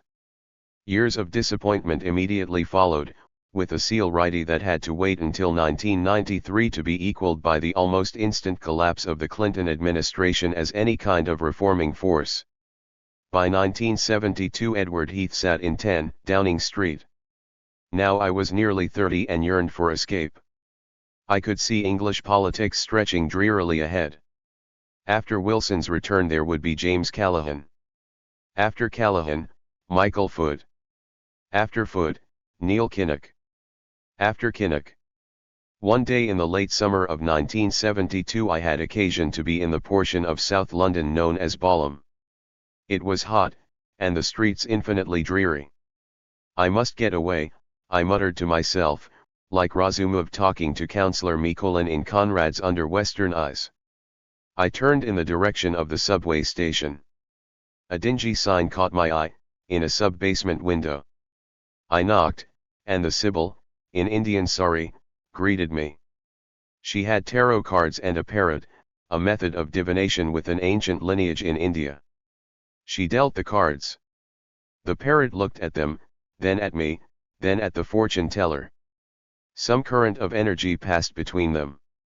The Sibyl paused, then in a low yet vibrant voice, bodied forth the future to me, disclosing what lay ahead in British public life. Her lips curved around the as yet unfamiliar words New Labour. Falteringly, raising her hands before her eyes in trembling dismay at the secret message of the cards, she described a man I know now to have been Tony Blair. I paid her double, then triple as, amid the advisory shrieks of the parrot, she poured out the shape of things to come. Within a week, obeying the promptings of the parrot, I had booked a flight to New York and a new life. Ahead of me lay a vast political landscape, seemingly of infinite richness and possibility.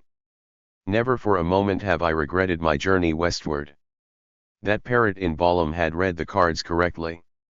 It is probably still alive, and I'm sure that if I were to return for another consultation, it would cry out, "I could have told you so," and cackle heartily as it described the blasted expectations raised by Democrats stretching from Carter to Clinton.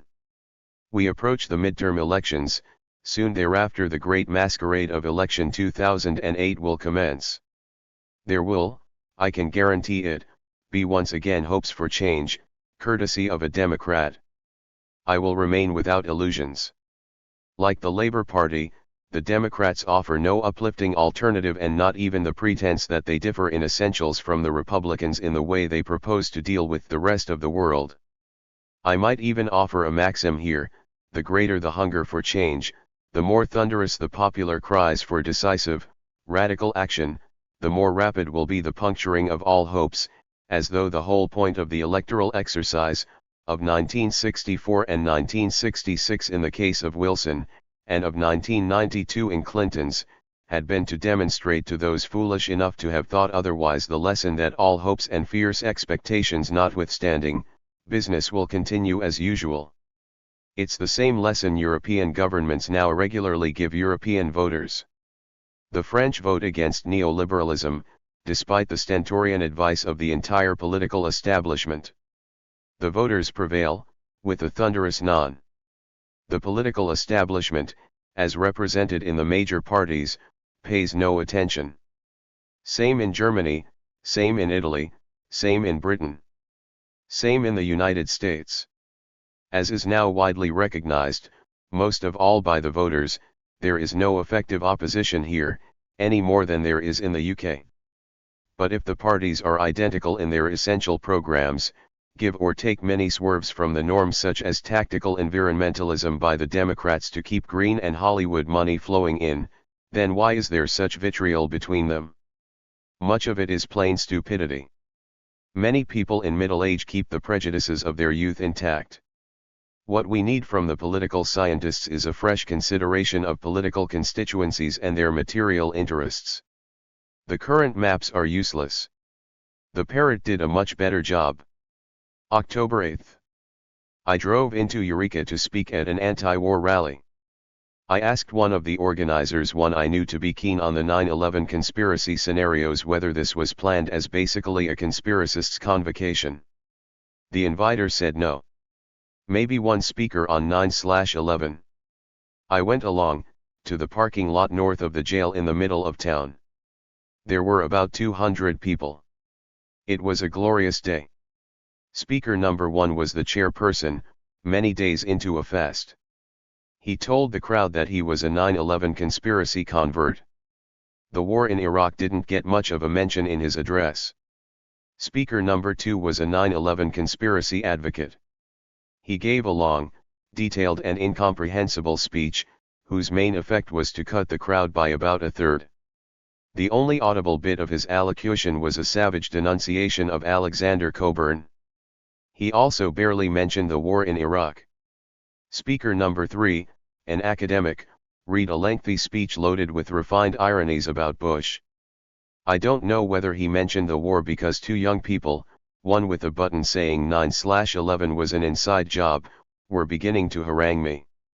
Speaker number 4 was my neighbor, David Simpson, who announced he was a global warming cultist and spoke briefly on that theme. I was the final speaker.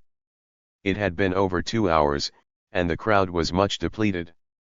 I said, "We are united by one common desire, lunch." Big applause. I talked about the war, about September 11, 73, the coup against Allende in Chile, as the starting gun for the empire's counterattack amid defeat in Vietnam. I talked about the current political situation, and even the prime story of the hour unmentioned hitherto, the Foley scandal, which may well turn the House of Representatives over to the Democrats. Let's hope so. We need gridlock. My speech went down well with the 70 or so survivors in the parking lot. October 22. Tony Yude, the liberal writer for the New York Review of Books, has just discovered the realities of criticizing Israel. Here's a message he released in early October. I was due to speak this evening, in Manhattan, to a group called Network 2020, comprising young business leaders, NGOs, academics, etc., from the US and many countries. Topic: the Israel lobby and US foreign policy. The meetings are always held at the Polish consulate in Manhattan. I just received a call from the president of Network 2020. The talk was cancelled because the Polish consulate had been threatened by the Anti-Defamation League. Serial phone calls from ADL President Abe Foxman warned them off hosting anything involving Tony Yude. If they persisted, he warned, he would smear the charge of Polish collaboration with anti-Israeli anti-Semites all over the front page of every daily paper in the city. They caved and Network 2020 were forced to cancel. Whatever your views on the Middle East, I hope you find this as serious and frightening as I do. This is, or used to be, the United States of America. Yude's disclosure elicited a few stories, including one in the Washington Post by Michael Powell, who wrote, The pattern, Yud says, is unmistakable and chilling. This is serious and frightening, and only in America, not in Israel, is this a problem, he said. These are Jewish organizations that believe they should keep people who disagree with them on the Middle East away from anyone who might listen. The leaders of the Jewish organizations denied asking the consulate to block Yud's speech and accused the professor of retailing wild conspiracy theories about their roles. But they applauded the consulate for rescinding Yud's invitation. I think they made the right decision, said Abraham H. Foxman, National Director of the Anti-Defamation League. He's taken the position that Israel shouldn't exist. That puts him on our radar. It's good that Yud is making a fuss about the ghastly Foxman, but I do have to smile wryly at his sudden discovery that criticizing Israel can be an edgy business. Actually, it was far riskier 20 or even 10 years ago. It's much easier now, as Chomsky indicated in his note to me and as I and Jeffrey St. Clair have found with talks promoting our book The Politics of Anti-Semitism. Not so long ago, when Chomsky went to a town to talk, the ADL would trail him and file minute-by-minute reports on his movements and statements. Someone once sent him anonymously one such dossier. On the front page of the Xerox was written for Alan Dershowitz. Chomsky told me long ago that he and Dershowitz were scheduled to have a debate in a week or so, and evidently the file was being sent to Dershowitz, for him to cull the usual slanders and lies. The ADL had spies everywhere, sending back feverish reports, mostly hysterical fabrications, about what they claimed to have heard in meetings. That was a joke. Not a joke was what happened at UCLA and Cambridge, where there were undercover cops at Chomsky's meetings because they'd picked up serious threats. And that was nothing compared what Edward said had to live with. Or Norman Finkelstein. What Yud faces isn't a minuscule fraction of what Norman faces regularly, e.g., being condemned by the Progressive as a Holocaust denier or by its editor as a Holocaust minimizer on the grounds that he accurately quoted Raoul Hilberg. The difference now is that some of these efforts to crush debate get reported. That wouldn't have happened 10 or 20 years ago, at least in the Washington Post or Reuters. November 7. Let me direct you to a recent series of polite coughs, reminiscent of a sheep quietly clearing its throat somewhere on a fog-bound hillside in the north of England. The aforementioned coughs emanated at the start of this week from the Financial Services Authority, a body set up under the purview of the British Treasury a few years ago to monitor financial markets and protect the public interest by raising the alarm about shady practices and any dangerous slide towards instability. In a briefing paper under the chaste title, Private Equity, a discussion of risk and regulatory engagement, the FSA raises the alarm. Excessive leverage, the amount of credit that lenders are willing to extend on private equity transactions, has risen substantially.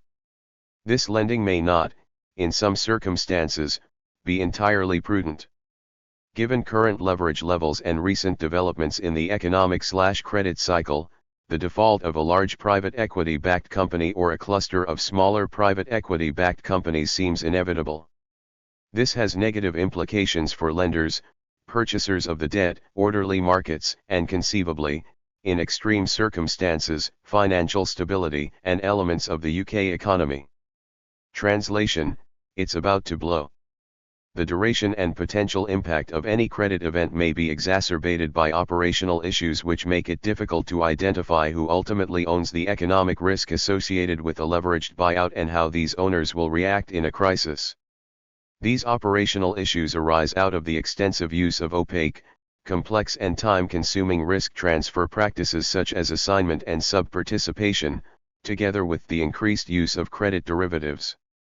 These credit derivatives may not be confirmed in a timely manner and the amount traded may substantially exceed the amount of the underlying assets. Translation: the world's credit system is a vast recycling bin of untraceable transactions of wildly inflated value. November 10. Lame duck: a White House controlled by an unpopular, highly partisan lame duck. Wherever you look, there's lame duck Bush limping across the White House lawn, or hobbling out to give a press conference. According to Brewer's ever-useful 1910 Dictionary of Phrase and Fable, a lame duck in stock exchange parlance means a member of the stock exchange who waddles off on settlement day without settling his account. All such defaulters are blackboarded and struck off the list.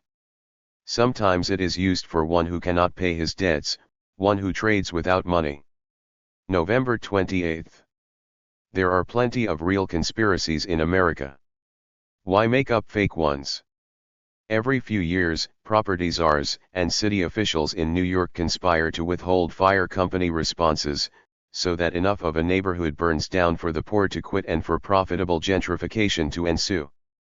That's a conspiracy to commit ethnic cleansing, also murder. It's happening today in Brooklyn, even as similar ethnic cleansing and gentrification is scheduled in San Francisco.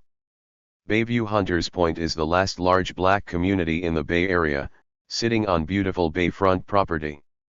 So now it's time to move the black folks out. As Willie Ratcliffe, publisher of SF Bayview writes, if the big developers and their puppets, the mayor and his minions, win this war, they'll have made what may be the largest urban renewal land grab in the nation's history, some 2,200 acres of San Francisco, the city with the highest priced land on earth. That's a real conspiracy, even as many in the Bay Area left meander through the blind alleys of 9/11 conspiracism. Machiavelli points out that every conspirator you add to the plot has less chance of preserving secrecy than the previous one. The 9/11 group in fact did tell people about their plans in various ways, but the prevailing belief that Arabs couldn't do it prevented any of the revelations from being taken seriously. The view that a bunch of Arabs with box cutters weren't up to it was precisely the cover they needed. The conspiracy virus is an old strand. The Russians couldn't possibly build in a bomb without commie traitors. The Russians are too dumb. Hitler couldn't have been defeated by the Red Army marching across Eastern Europe and half of Germany. Traitors let it happen. JFK couldn't have been shot by Oswald, it had to be the CIA. There are no end to examples seeking to prove that Russians, Arabs, the Viet Cong, the Japanese, etc., couldn't possibly match the brilliance and cunning of secret cabals of white Christians. It's all pathetic, but it does save the trouble of reading and thinking. It's easy enough to proclaim one's readiness to speak truth to power, as the self-regarding tagline goes. As yet, that's not a very perilous thing to do, here in America, at least on the part of the folks who like to use the phrase. But to speak truth to people overwhelmed with a sense of powerlessness and hence ready to credit Bush and Cheney with supernatural powers of efficient evil, that's one of our functions at Counterpunch. There's no point in marching forward under the banner of illusions. December 8.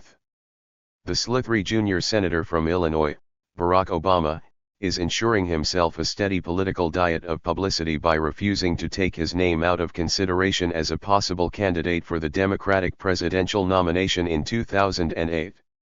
We're entering the time frame when all such aspirants have to make up their minds whether they can find the requisite money and political base for a run. Senator Russell Feingold of Wisconsin, the obvious peace and justice candidate, has already decided that he can't, which gives us a pretty revealing insight into the weakness of the left these days. It's a no-brainer for Obama to excite the political commentators by waving a maybe flag. It keeps the spotlight on him, and piles up political capital, whatever he decides to do in the end. It's depressing to think that we'll have to endure Obama speak for months, if not years to come, a pulp of boosterism about the American dream, interspersed with homilies about putting factionalism and party divisions behind us and moving on. I used to think Senator Joe Lieberman was the man whose words I'd least like to be force-fed top volume if I was chained next to a loudspeaker in Camp Gitmo, but I think Obama is worse. I've never heard a politician so careful not to offend conventional elite opinion while pretending to be fearless and forthright. A couple of weeks ago Obama unleashed another cloud of statesman-like mush about Iraq to an upscale foreign policy crowd in Chicago. Trimming to new realities, he's now talking about a 4 to 6 month time frame for beginning withdrawal from Iraq. Don't mistake this for any real agenda. It's a schedule that can be pulled in any direction, like a rubber mask from a Christmas stocking. December 27. I bid a sad adieu to Gerald Ford. It has always been my view that Gerald Ford was America's greatest president. Transferring the Hippocratic injunction from the medical to the political realm, he did the least possible harm. Under Ford's tranquil hand the nation relaxed after the hectic fevers of the Nixon years. He finally pulled the U.S. out of Vietnam. Now, not doing harm for an American president has to be a very forgiving phrase. True, on his watch, with the U.S. green light, Indonesian troops invaded East Timor. As a visit to the Ford Presidential Library discloses, the largest military adventure available for display was the foolish U.S. response to the capture of the U.S. container ship Mayaguez by the Khmer Rouge on May 12, 1975. As imperial adventures go, and next to the vast graveyards across the planet left by Ford's predecessors and successors, it was small potatoes. Ford was surrounded by bellicose advisors such as his Secretary of State, Henry Kissinger, his Vice President, Nelson Rockefeller, his Chief of Staff, and later Secretary of Defense, Donald Rumsfeld, and his presidential assistant, Dick Cheney. The fact that this rabid crew was only able to persuade Ford to give the green light for Indonesia's invasion of East Timor an appalling decision to be sure is tribute to Ford's pacific instincts and deft personnel management. Unlike George W. Bush, Ford was of humane temper and could mostly hold in check his bloodthirsty counselors. Kissinger was part of the furniture when Ford took over, after Nixon's resignation on August 8, 1974. With latitude to choose, Ford made sensible selections, none more fruitful than his Attorney General, Edward Levy, who in turn prompted Ford to nominate John Stevens to the U.S. Supreme Court, where he has long distinguished himself and dignified Ford's choice by being the most humane and progressive justice. As a percentage of the federal budget, social spending crested in the Ford years. Never should it be forgotten that Jimmy Carter campaigned against Ford as this is Carter the prophet of neoliberalism, precursor of the Democratic Leadership Council, touting zero-based budgeting. If Ford had beaten back Carter's challenge in 1976, the neocon crusades of the mid to late 1970s would have been blunted by the mere fact of a Republican occupying the White House. Reagan, most likely, would have returned to his slum bears in California after his abortive challenge to Ford for the nomination in Kansas in 1976. Instead of a weak Southern Democratic conservative in agreement with almost every predation by the military-industrial complex, we would have had a Midwestern Republican, thus a politician far less vulnerable to the promoters of the new Cold War. Would Ford have rushed to fund the Contras and order their training by Argentinian torturers? Would he have sent the CIA on its most costly covert mission, the $3.5 billion intervention in Afghanistan? The nation would have been spared the disastrous counsels of Carter's foreign policy advisor, Zbigniew Brzezinski. During Ford's all-too-brief tenure a mood of geniality was the rule. Even the attempted assassinations of the president by Lynette Squeaky Fromm and Sarah Moore, in September 1975, had a slapdash, light-hearted timbre. 2007. January 11. A make-or-break speech by a beleaguered U.S. president is usually preceded by a demonstration of American might somewhere on the planet, and the run-up to Bush's address last night was no exception. The AC-130 gunship that massacred a convoy of fleeing Islamists on Somalia's southwestern border, apparently along with dozens of nomads, their families, and livestock, was deployed on Sunday to make timely newspaper headlines indicative of Bush's determination to strike at terror wherever it may lurk. Moral to nomads: when the U.S. president schedules a speech, don't herd, don't go to wedding parties, head for the nearest cave. February 25.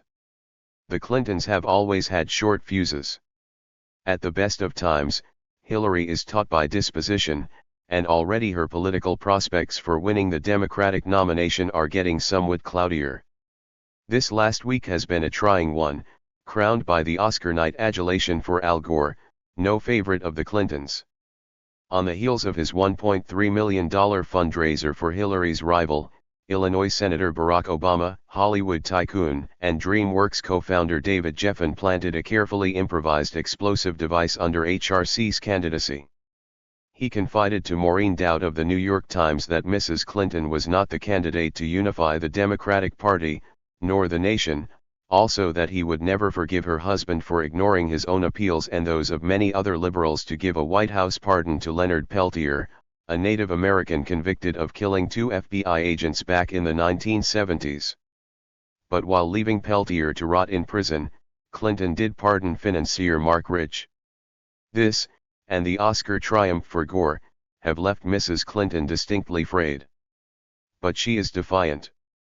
Asked about her vote for the war at a New Hampshire town hall, she said, "If the most important thing to any of you is choosing someone who did not cast that vote or said his vote was a mistake, then there are others to choose from." February 28. Which scion of which well-known newspaper dynasty assembled a squadron of bulldozers in May of 2005, mounted the lead bulldozer and led this rumbling squadron into a ferocious assault on the house his mother left him on her death in 2001. When it was over, a house that had seen visits from President William Jefferson Clinton and First Lady Nancy Reagan lay in splinters and rubble. Mohu. It was the name of Katharine Graham's large house, which roosted on over 235 acres on Lambert's Cove Road on the north shore of Martha's Vineyard. When the chairman of the Washington Post Company died in 2001, she willed it to her second son, Billy. A couple of years ago, Billy got into an increasingly acrimonious series of battles with the local township of West Tisbury at the property taxes he had to pay each year, challenging his assessments from fiscal years 2003 and 2004, when he paid the town more than $500,000 in property taxes.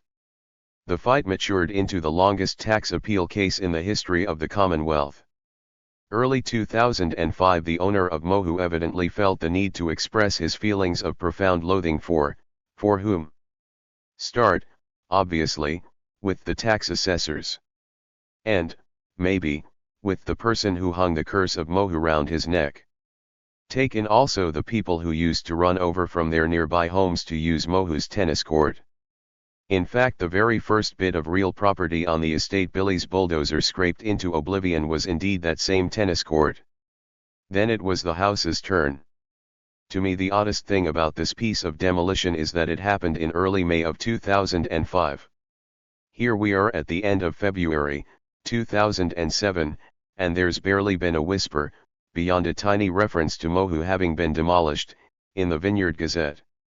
Did all interest in the Graham publishing clan die with Katharine? It certainly seems that way. I checked last year to see how many articles there'd been about the role in the Washington Post's editorial policy being played by her oldest son, Donnie. He's the one who got the paper. Month after month, as the Post ran one pro-war story and editorial after another, I kept waiting for one of those insiderish stories to appear in Vanity Fair or some kindred publication about Donnie pushing the Post into a hard pro-war stance. Nothing. Suppose that when GWH and Barbara Bush finally depart this world, they leave Kennebunkport to GW and Laura, who promptly whistle up the demolition crew and tell them to level the place. Will the local press content itself with paeans to W's selfless act of homage to the poor of Maine and natural beauty restored? Maybe, in the not-too-distant future, low-income structures in Martha's Vineyard will be enhanced by Mohu's vertical grain dug fir flooring, thick canyon red quarry tiles, yellow pine beadboard, plus lighting fixtures and hardware. John Abrams, the man who supervised the leveling, says that's the way it's going to be. It seems unlikely to me, though I can imagine the salvage stock being sold off to rich people restoring their homes and the proceeds donated to a housing charity. March 12. Since there undoubtedly will be a next time, after these latest campus killings at Virginia Tech, what useful counsel on preventative measures can we offer faculties across America? There have been the usual howls from the anti-gun lobby, but it's all hot air. America is not about to dump the Second Amendment giving people the right to bear arms. A better idea would be for appropriately screened teachers and maybe student monitors to carry weapons. This is not as outre as it may sound to European ears. A quarter of a century ago, students doing military ROTC training regularly carried rifles around campus. 5 years ago, Peter Odizuwa, a 43-year-old Nigerian student, killed 3 faculty members at Appalachian Law School with a handgun, but before he could wreak further carnage 2 students fetched weapons from their cars, challenged the murderer with guns leveled, and disarmed him. The stupidity of the campus cops at Virginia Tech will undoubtedly cost the college hefty damages. There was plenty of evidence that Cho Seung-hui was a time bomb waiting to explode. Students talked about him as a possible shooter and refused to take classes with him. His essays so disturbed one of his teachers with their violent ravings that she arranged a secret signal in case she needed security during her tutorials. When the mass murder session began in the engineering building, the police cowered behind their cruisers until Cho Seung-hui finished off the last batch of his 32 victims, then killed himself. Then the police bravely rushed in and started sticking their guns in the faces of the traumatized students, screaming at them to freeze or be shot. More than one teacher felt Cho was scarily nuts. They recommended counseling, then didn't bother to review the conclusions. And it has emerged that Cho was actually institutionalized as a psychotic and suicide risk in 2005. Yet when he returned to campus, the administrators didn't even tip off his roommate. College administrators live in constant fear of declining students' enrollment. At the first sign of trouble, they cover up. So, there's a double killing in a Virginia Tech dorm at 7:15 a.m., after which Cho has time to go home, make his final home video, walk to the post office, mail his package to NBC, and then head off to the engineering building with his guns. The college's first email to students goes out more than 2 hours after the first killings were discovered. The ineffable Warren Stager, college president, says later, "You can only make decisions based on the information you have at the time. You don't have hours to reflect on it. 2 dead bodies, a killer somewhere on campus, and Stager makes his big decision to do nothing." May 3. By far the best performance at the recent Democratic candidates debate organized by MSNBC was by a very distant outsider, Mike Gravel, a 77-year-old former U.S. Senator from Alaska, well known nearly 40 years ago for his opposition to the war in Vietnam.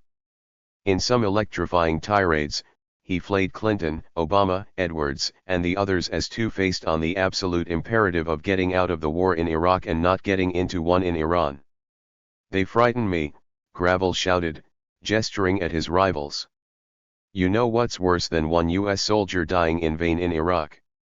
It's 2 soldiers dying in vain. In Vietnam they all died in vain." June 12. These are troubling times for evangelical Christians.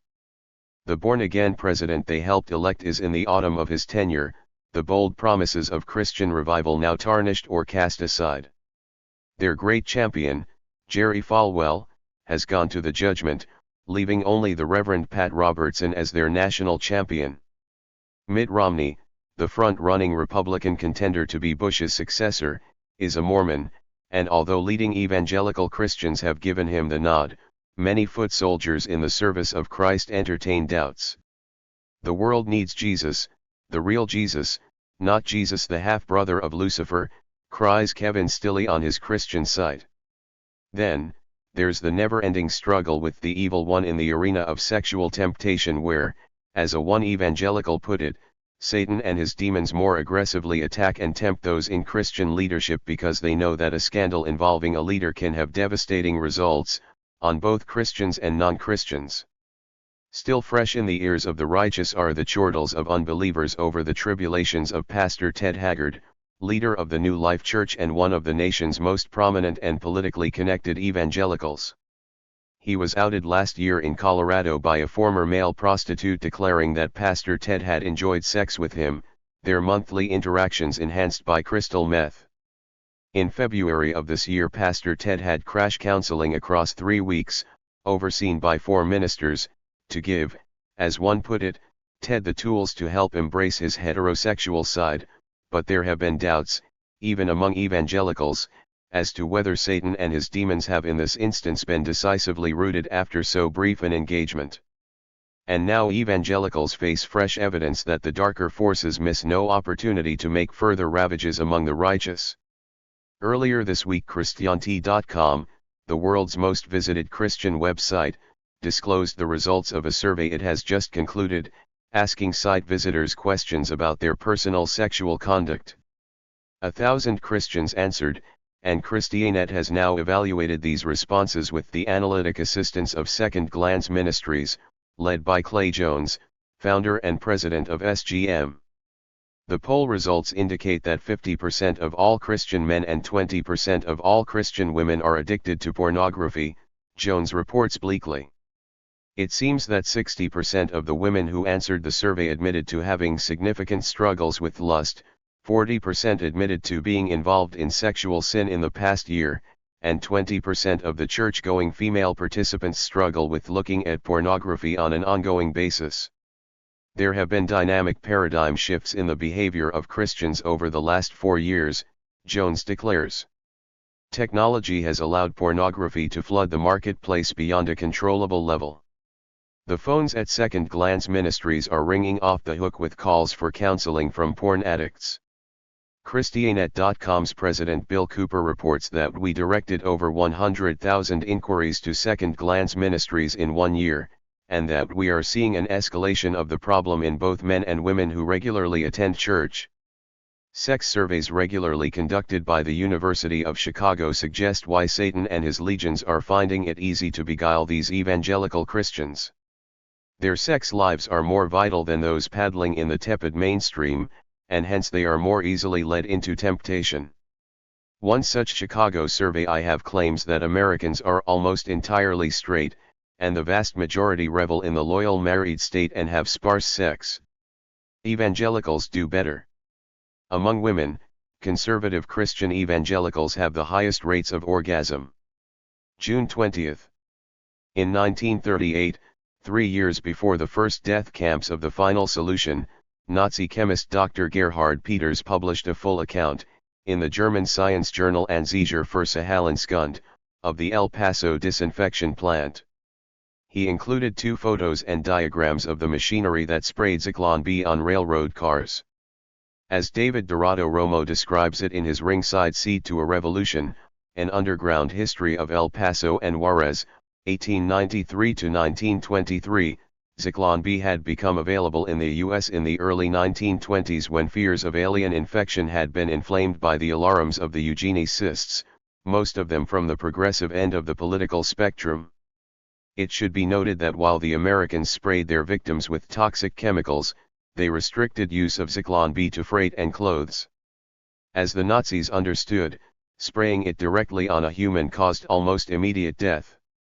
We can only guess what effect it had on the thousands of Mexican men, women, and children who, after a bath in DDT or gasoline, were sent away in clothes drenched with Zyklon B. Romo's book comes at a time when Mexican immigration is at the top of the list of U.S. political issues. There are 12 million illegals in the United States by official count, and certainly twice that unofficially. Among the solutions is the right-wing's vociferous call to build a Berlin Wall 2,000 miles long across the entire Rio Grande border. Unsurprisingly, Mexican Americans hate this idea. Their memories the emerging truth of Mexican American history, and their votes seem certain to undermine it. Zyklon B came to El Paso in the 1920s. In 1917 the U.S. Congress passed the immigration law, and the United States Public Health Service simultaneously published its manual for the physical inspection of aliens. The manual had its list of excludable aliens, a ripe representation of the obsessions of the eugenicists: imbeciles, idiots, feeble-minded persons, persons of constitutional psychopathic inferiority, vagrants, physical defectives, chronic alcoholics, polygamists, anarchists, persons afflicted with loathsome or dangerous contagious diseases, prostitutes, contract laborers, all aliens over 16 who cannot read. In that same year U.S. Public Health Service agents bathed and deloused 127,123 Mexicans at the Santa Fe International Bridge between Juarez and El Paso. The mayor of El Paso at the time, Tom Lee Sr., represented, in Romo's words, the new type of Anglo politician in the progressive era. Progressive didn't necessarily mean liberal back then. In Lee's case, progress meant he would clean up the city. As part of his cleanup operations, Lee made his city the first in the U.S. to ban hemp, aka marijuana, as an alien Mexican substance. He had a visceral fear of contamination and, so his son later disclosed, wore silk underwear because his pal, Dr. Klutz, had told him typhus lice didn't stick to silk. His loins thus protected, Lee battered the U.S. government with demands for a full quarantine camp on the border where all immigrants could be held for up to 14 days. Local health officer B.J. Lloyd thought this outlandish, telling the U.S. Surgeon General that typhus fever is not now, and probably never will be, a serious menace to our civilian population. Lloyd was right about this. Lee forced health inspectors to descend on Chihuahua, the Mexican quarter of El Paso, forcing inhabitants suspected of harboring lice to take kerosene and vinegar baths, have their heads shaved and clothes incinerated. Inspection of 5,000 rooms did not stigmatize Chihuahua as a plague zone. The inspectors found 2 cases of typhus, one of rheumatism, one of TB and one of chicken pox. Ironically, Klutz, presumably wearing silk underwear, contracted typhus while supervising these operations and died. But Lloyd did recommend Delo-using plants, saying he was willing to bathe and disinfect all the dirty, lousy people coming into this country from Mexico. The plant was ready for business right when the Immigration Act became law. Soon Mexicans were having their bodies checked, daubed with kerosene where deemed necessary, and their clothes fumigated with gasoline, kerosene, sodium cyanide, cyanogens, sulfuric acid, and Zyklon B. The El Paso Herald wrote respectfully in 1920, hydrocyanic acid gas, the most poisonous known, more deadly even than that used on the battlefields of Europe, is employed in the fumigation process. The Delo-using operations provoked fury and resistance among Mexicans still boiling with indignation after a lethal gasoline blaze in the El Paso City Jail. As part of Mayor Lee's citywide disinfection campaign, prisoners in the jail were ordered to strip naked. Their clothes were dumped in one bath filled with a mixture of gasoline, creosote, and formaldehyde. Then they were forced to step into a second bath filled with a bucket of gasoline, a bucket of coal oil and a bucket of vinegar. At around 3:30 p.m., March 5, 1916, someone struck a match. The jail went up like a torch. The El Paso Herald reported that about 50 naked prisoners from whose bodies the fumes of gasoline were arising, many of them locked in their cells, caught fire. 27 prisoners died. In late January, 1917, 200 Mexican women rebelled at the border and prompted a major riot, putting to flight both police and troops both sides of the border. The use of Zyklon B swiftly became habitual. How many Mexicans suffered agonies or died, when they put on those garments? As Romo recently told the El Paso-based journalist Paul Spike, this is a huge black hole in history. Unfortunately, I only have oral histories and other anecdotal evidence about the harmful effects of the noxious chemicals used to disinfect and delouse the Mexican border crossers, including deaths, birth defects, cancer, etc. It may well go into the tens of thousands. It's incredible that absolutely no one, after all these years, has ever attempted to document this. The use of Zyklon B on the U.S.-Mexican border was a matter of keen interest to the firm of Dijes. In 1938, Dr. Gerhard Peters called for its use in German Desinfektionskammern. Romo has tracked down an article Peters wrote in a German pest science journal, Anzeiger für Sahalenskund, which featured 2 photographs of El Paso Delo-using chambers. Peters went on to become the managing director of Dijes, which handled the supply of Zyklon B for the Nazi death camps. He was tried and convicted at Nuremberg. Hilberg reports that he got 5 years, then won a retrial that netted him 6 years. He was retried in 1955 and found not guilty. In the U.S., the eugenicists rolled on to their great triumph, the Immigration Restriction Act of 1924, which doomed millions in Europe to their final rendezvous with Zyklon B 20 years later. By the 1930s, the eugenicists were mostly discredited, though many particularly in the environmental movement remain true to those racist protocols much longer. The Restriction Act, that monument to bad science married to unscrupulous politicians and zealous public policy, stayed on the books unchanged for 40 years. June 21. Summer's hot breath draws closer and the psychoanalysts of New York and Boston prepare their patients for the difficult 2 or 3 weeks of holiday separation.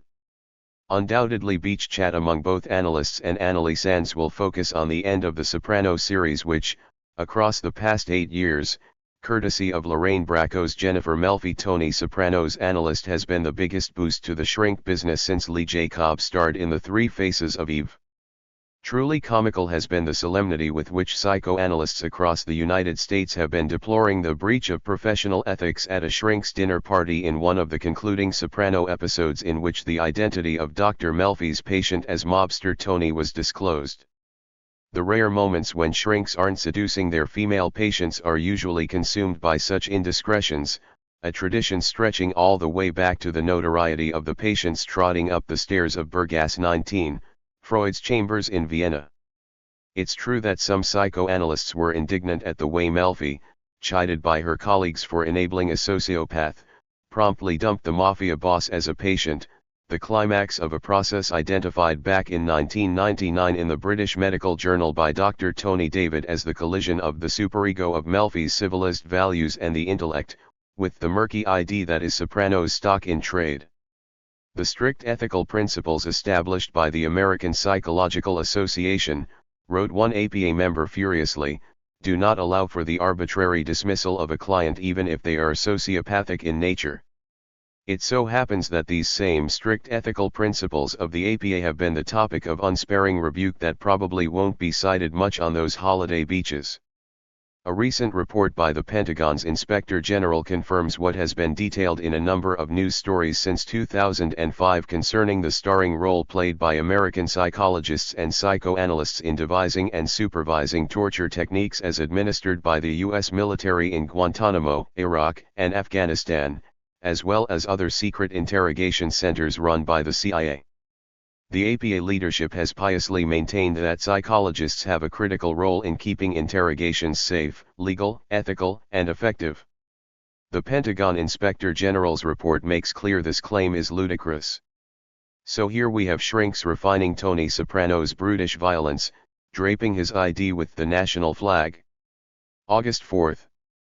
Was there ever a luckier clan than the Bancrofts, whose elders okayed the $5 billion sale of the Wall Street Journal to Rupert Murdoch's News Corp on Tuesday?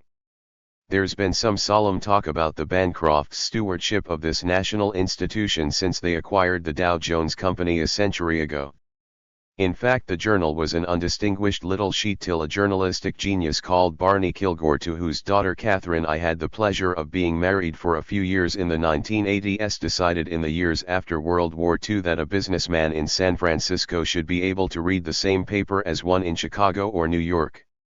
Kilgore devised the technology to do this, along with the paper's reportorial stance, serious but often humorous, in the style of the Midwest where Kilgore a Hoosier was from. Kilgore made the Bancrofts, though not himself, really rich, and they continued in that state for almost half a century, though their stewardship was either indifferent or inept, beyond the pleasant chore of raking in the money. Now they can trouser Murdoch's gold and trot off into the sunset, mumbling that they have extracted all the usual pledges from Rupert Murdoch that he will respect the Journal's editorial independence. The Journal's editorial stance of fanatic neocanary was established by the late Robert Bartley from the mid-1970s onward, and his pages bulged with every mad fantasy of the Cold War lobby.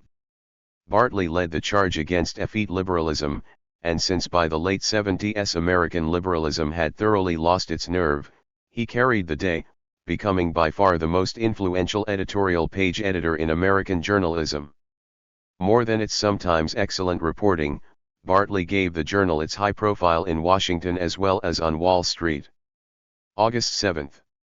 Right now they're hosing down Barack Obama after he said in the YouTube debate in South Carolina that he would be prepared to meet with Kim Jong-il, Hugo Chavez, Mahmoud Ahmadinejad, and Fidel Castro to hash over problems face to face. The pundits promptly whacked him for demonstrating inexperience. Experienced leaders order the CIA to murder such men. Then Obama drew even fiercer fire by saying he would not use nuclear weapons to fight terrorism in Afghanistan and Pakistan.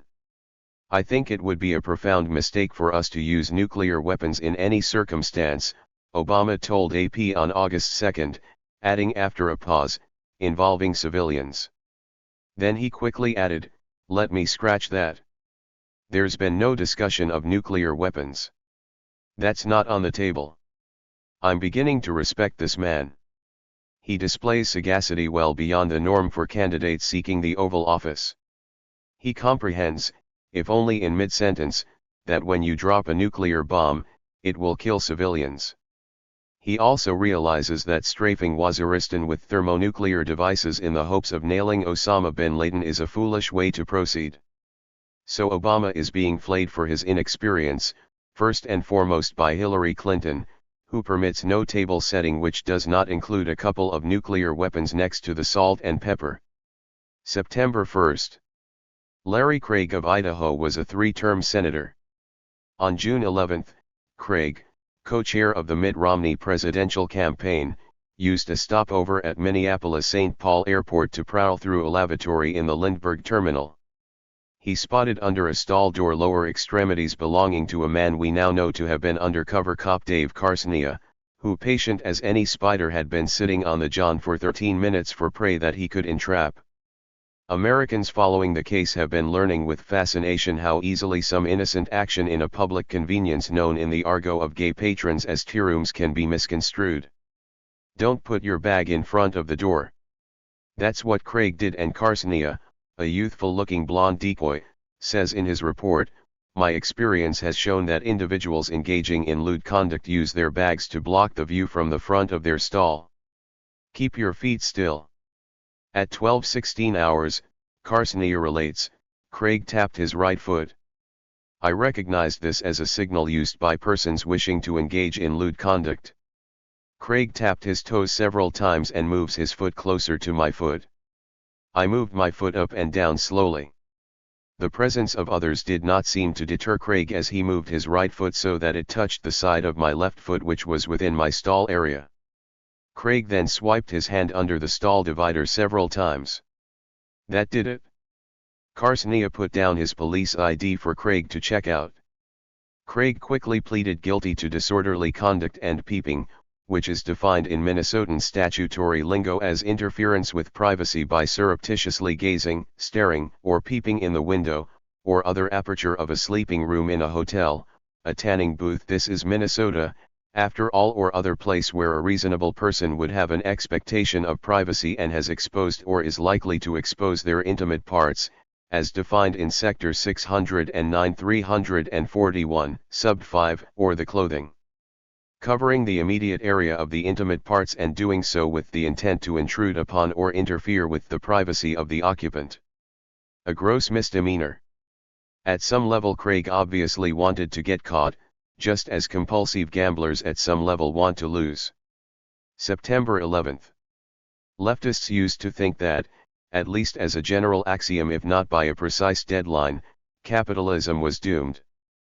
But today most of these same leftists deem capitalism invincible and fearfully lob copious documentation at each other detailing the efficient devilry of the executives of the system. The internet serves to amplify this pervasive funk into a catastrophist mindset. It imbues most of the English-speaking left after 7 years of Bush and Cheney, and frames Naomi Klein's new book, The Shock Doctrine, subtitled The Rise of Disaster Capitalism. At the outset, Klein permits herself a robust trumpet blast as intrepid pioneer. This book is a challenge to the central and most cherished claim in the official story that the triumph of deregulated capitalism has been born of freedom, that unfettered free markets go hand in hand with democracy. The arc of triumph to which Klein alludes is the half-century from the Eisenhower administration's onslaughts on political and economic nationalism in Iran and Guatemala in the early 1950s, to the U.S. attack on Iraq in 2003 and its subsequent occupation. These are not decades where official apologetics have been entirely without challenge until Ms. Klein embarked on her researches. There are shelves worth of books on the ghastly consequences of the covert interventions and massacres organized or connived at by the United States in the name of freedom and the capitalist way. Klein's own bibliography attests that there has plenty of detailed work on the neoliberal onslaught that gathered strength from the mid-1970s on, marching under the intellectual colors of one of her arch-villains, the late Milton Friedman, the Chicago school economist.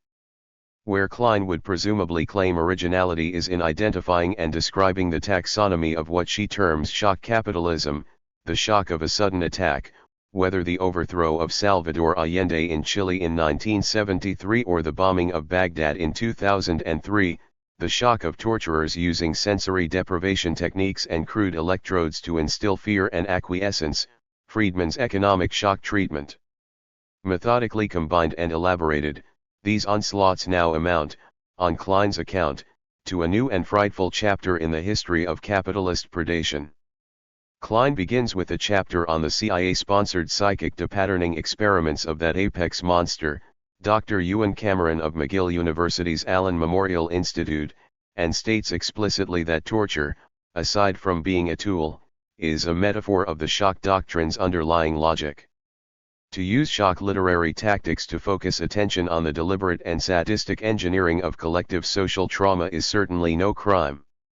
But, as often happens after a shock, one eventually retrieves a sense of proportion, one that is not entirely flattering to Klein's larger ambitions for her book. Capitalism, after all, has always been a shock doctrine of selfish predation, as one can discover from Hobbes and Locke, Marx and Weber, none of whom is mentioned by Klein. Read the vivid accounts of the Hammonds about the English enclosures of the 18th century, when villagers would find nailed to the door of the parish church an announcement that their common lands had been privatized. Protesters may not have been depatterned, Cameron style, but were briskly hanged or relocated to Botany Bay. Friedman's Chicago boys laid waste the southern cone of Latin America in the name of unfettered private enterprise, but 125 years earlier a million Irish peasants starved to death while Irish grain was exported onto ships flying the flag of economic liberalism. Klein writes about the bloody birth of counter-revolution in the 1960s and 1970s, but any page from the histories of Presidents Jackson, Polk, or Roosevelt discloses a bleak and blood-stained continuity with the past. Depatterning. Indian children were taken from their families and punished for every word spoken in their own language, even as African slaves were given Christian names and forbidden to use their own, or to drum. Amid the shock of the Civil War, the Republicans deferred by several years the freeing of slaves, while hastening to use the crisis to arrange a banking and monetary system to their liking. Just as there is continuity in capitalist predation, there is continuity in resistance. Here's where Klein's catastrophism distorts the picture. Her controlling metaphor for the attack on Iraq is the initial shock and awe bombardment, designed to numb Saddam's forces and the overall civilian population into instant surrender and long-term submission. But the shock and awe tactic was a bust. Having sensibly decided not to fight or die on an American timetable, many of Iraq's soldiers regrouped to commence an effective resistance. Capitalists try to use social and economic dislocation to advantage, but so do those they oppress. War has been the mother of many a positive social revolution, as have natural disasters. The incompetence of the Mexican police and emergency forces after the huge earthquake of 1985 prompted a huge popular upheaval. In Latin America there have been shock attacks and shock doctrines for 500 years. Right now, in Latin America, the pendulum is swinging away from the years of darkness, of the death squads and Friedman's doctrines. Klein's outrage is admirable, as are her specific accusations across 6 decades of infamy. But in her larger ambitions her metaphors betray her. From the anti-capitalist point of view she's too gloomy by half. A capitalism that thrives best on the abnormal, on disasters, is by definition in decline. As Cassius put it, the fault, dear Brutus, is not in our stars, but in ourselves, that we are underlings. September 18. Orlando Figg's The Whisperers, Private Life in Stalin's Russia is in its most literal sense an act of collective memory, and the only quibble I have with the author's tremendous achievement is that the homage to those he rightly calls the heroes of his book comes not at the beginning but at the end, in his afterword and acknowledgements, where he scrupulously describes how The Whisperers came to be written. The project really began as a series of interviews by Figs when he was a graduate student in Moscow in the mid-1980s. Ultimately, after Figs began work in earnest on this book in 2002, he had several teams in the former Soviet Union searching through previously closed archives, locating notebooks, albums, diaries, assembling the vast cast of characters, over 1,000 of them, who contribute their memories. Masterfully composed and controlled as a narrative by Figs, this is a collective testimony in which you can hear voices through a doorway open at last, the hopes, fears, and numberless awful tragedies of the Soviet era. As Figs himself says of the families who gave him his book, these people are the heroes of Whisperers. In a real sense, this is their book. For us these are stories, for them it is their lives. As overture, we hear from the children of 1917 and memories of the idealism of those early years. Even then it had a sinisterly prophetic cast. When Sonia Laskin was rejected by the Komsomol, the communist youth organization, in 1927, the three girls in this Jewish family formed a reading circle with their cousin Mark and other little friends and would discuss politics and hold show trials of characters from literature. Once they held a trial of the Old Testament. Even as the kids held their trials, the Bolsheviks were methodically destroying the livelihood of Sonia's father, Samuel, who owned a herring stall on Botnia Square, not far from the Kremlin. Taking from the theories of the Montessoris, Soviet educators invented improving games such as search and requisition, with the boys playing the role of Red Army units looking for hidden grain in the countryside and the girls acting as the bourgeois speculators or kulak peasants hiding it. Fantasy melted into reality with horrible speed, and Figs soon plunges us into the horrors of forced collectivization of the Russian peasantry, seen centrally through the experiences of the Golovin family. We meet them amid pastoral contentment. On August 2, 1930, the villagers of Obukhov celebrated Ilan Day, an old religious holiday to mark the end of high summer, when the Russian peasants held a feast and said their prayers for a good harvest. They all went off to the house of the Golovins, the biggest family in the village, headed by Nikolai, an excellent farmer. The Golovins were not rich. Their net assets add up to 2 barns, several pieces of machinery, 3 horses, 7 cows, a few dozen sheep and pigs, iron bedsteads, and a samovar. Alas for the Golovins, such modest possessions doomed them as kulaks, a word originally used by peasants to designate usurers and wheeler dealers. The Bolsheviks transmuted it into the absurd designation, a death sentence to millions of peasant capitalists, and ultimately a term dooming any peasant opposing forced collectivization. The pleasant supper in Obukhov notwithstanding, the destruction of rural Russia had already begun. In 2 months at the start 1930, half the Soviet peasantry, 60 million people in 100,000 villages, were herded into collective farms. The specific ruin of the Golovins commenced, courtesy of Kolya Kuzmin, a loutish 18-year-old son of a failed farmer and local drunk. At the head of a posse of 12 armed teenagers, he becomes the local agent of the Komsomol. By September, Obukhov, in existence since 1522, was gone. And the kolkhoz new life was in its place. The peasants had lost their land. Kuzmin, drunk, violent, and incompetent, was chairman of the kolkhoz. The first winter saw half the horses dead, and the peasants paid 50 grams of bread a day each. Nikolai Golovin was in a distant prison, with 1 son in the Gulag, working on the White Sea Canal. Nikolai's wife Yevdokia and 2 daughters were still in new life, in a hovel with 1 cow, which Kuzmin a few months later confiscated along with everything else, leaving them 1 iron bedstead. They were deported on May 4, 1931, given 1 hour to prepare. Kuzmin confiscated the 8-year-old Antonina's shawl. No one hugged us or said a parting word, Antonina recalls. They were afraid of the soldiers. Figs correctly calls his chapter on forced collectivization the Great Break, and writes that Stalin's destruction of the kulaks was not only an appalling human tragedy, but an economic catastrophe for the Soviet Union, from which Soviet agriculture never recovered. In the ensuing famine of the early 1930s, anywhere from 4 to 8 million died. The strength of the whisperers is the range of the individual testimonies. On the one hand, Dmitry Strelis, who was 13 in 1930, remembers Surkov, chairman of his village Soviet in the Kurgan region of Siberia, telling his father that he'd been designated a kulak and was being sent into exile. I formed a committee of the poor and we sat through the night to choose the families. There is no one in the village who is rich enough to qualify, and not many old people, so we simply chose the 17 families. You were chosen. Please don't take it personally. What else could I do?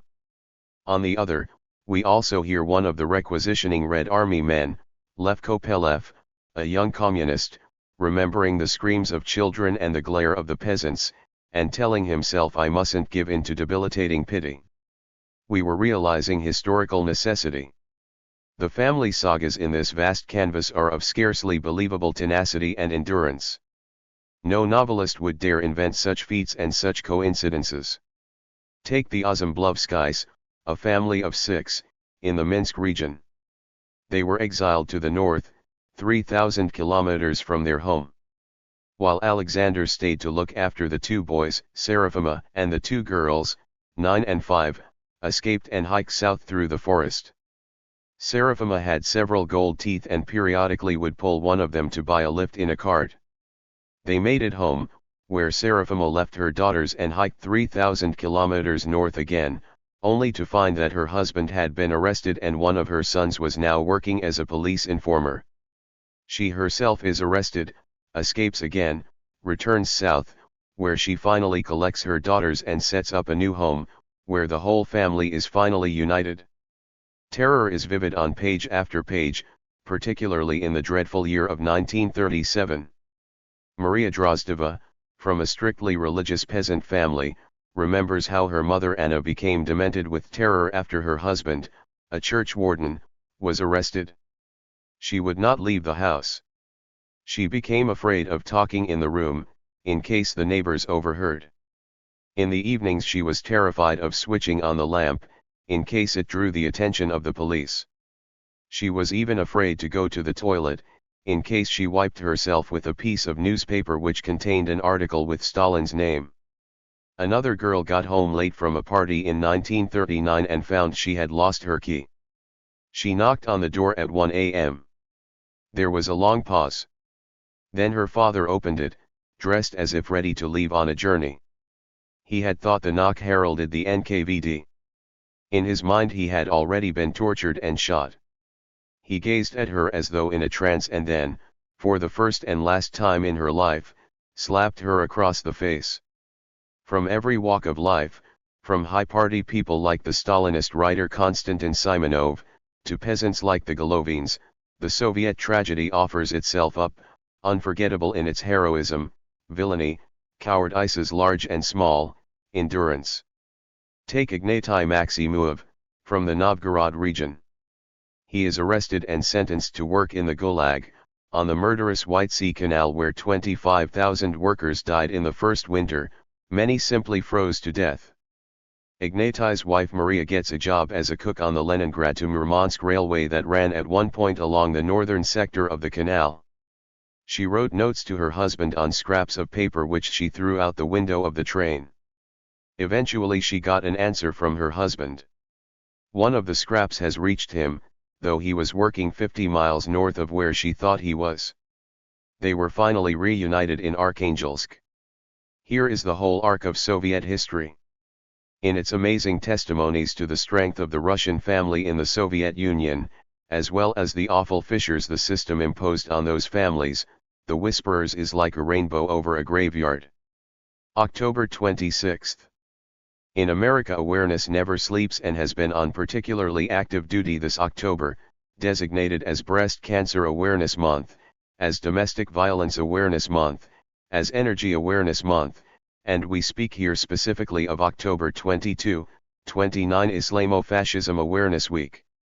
When I first saw Horowitz, he was neither fat nor hairy nor apparently aware of Islamofascism. This was in the late 1960s in London, and he was working for the Bertrand Russell Peace Foundation, studying at the feet of Isaac Deutscher and Ralph Miliband. About a decade later I saw him again, this time in Washington, D.C., presiding over a well-publicized Second Thoughts conference, announcing his departure from the left.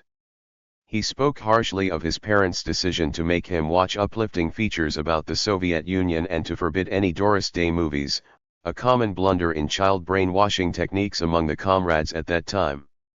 Since then, like other Trotskyist vets, such as Christopher Hitchens, Horowitz has thrown his energies into crusading on behalf of the American right, fueled in his efforts by copious annual disbursements from the richer denizens of that well-populated sector. Richard Mellon, Scaife apex demon in the vast right-wing conspiracy identified by Hillary Clinton amid the Lewinsky scandal, has poured millions into Horowitz's organizations, as have other well-heeled conservative foundations. Every now and again Horowitz will raise some spectacularly nutty alarum, like the Los Angeles Times being taken over by Pinkos, and I always assume that Horowitz must be filling out his annual grant applications, and reminding Scaife that others may snooze and idle, but he, Horowitz, is unceasing in his vigilance against sedition.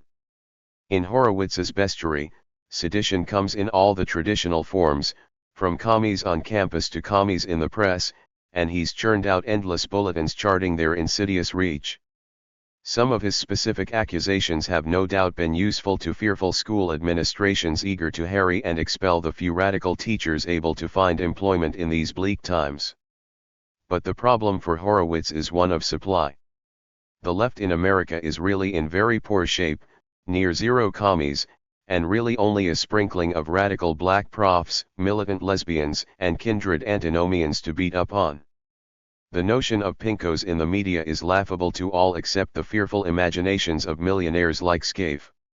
Hence the spotlight on Islamofascism, a gloriously vague term whose origin is the topic of a tussle between Malice Ruthven, who used the term in 1980 to describe all authoritarian Islamic governments, and Stephen Schwartz, yet another fat, bearded former Trotskyist who says he was the first to use it in its specific application in 2000, eventually receiving a tap on the shoulder for so doing from Christopher Hitchens and John Sullivan.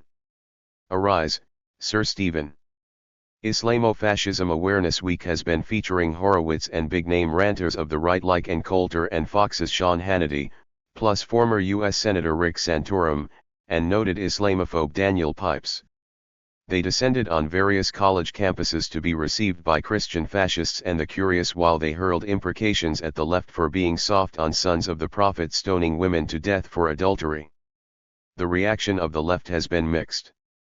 In some ways it always takes Horowitz's antics far too seriously, though the latter's effect on timid college administrations cannot be entirely gainsaid.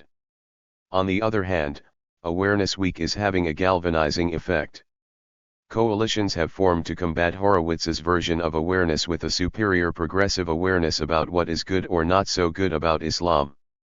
Since Santorum and others have ripe records of intolerance for women, the air is usefully thick with shouts of hypocrite. Horowitz is probably the best organizer the left has these days. November 7th. Paris in Brumaire, late October and early November in the French revolutionary calendar devised by d'Eglantine should be mellow and the vegetable stalls full of bolete mushrooms. But this Brumaire has been inhospitable, with a wind as sharp as the knife that sliced through d'Eglantine's neck, though conditions are tolerable when the sun is up. The plus side held gloriously clear skies and beautiful light, filling Suger's great cathedral at St. Denis. At the Pompidou there is an immense exhibition of Giacometti, in which profusion has a reverse effect. 2 or 3 Giacometti sculptures by themselves look great, but hundreds tell you the guy ran out of steam sometime in the late 30s. His studio became a mecca for top-level photographers doing the sculptor at work. Cartier-Bresson, Brassai, Arnold Newman, and Irving Penn were all in attendance. Giacometti was a manly-looking Swiss-Italian, and played the artist at work part well.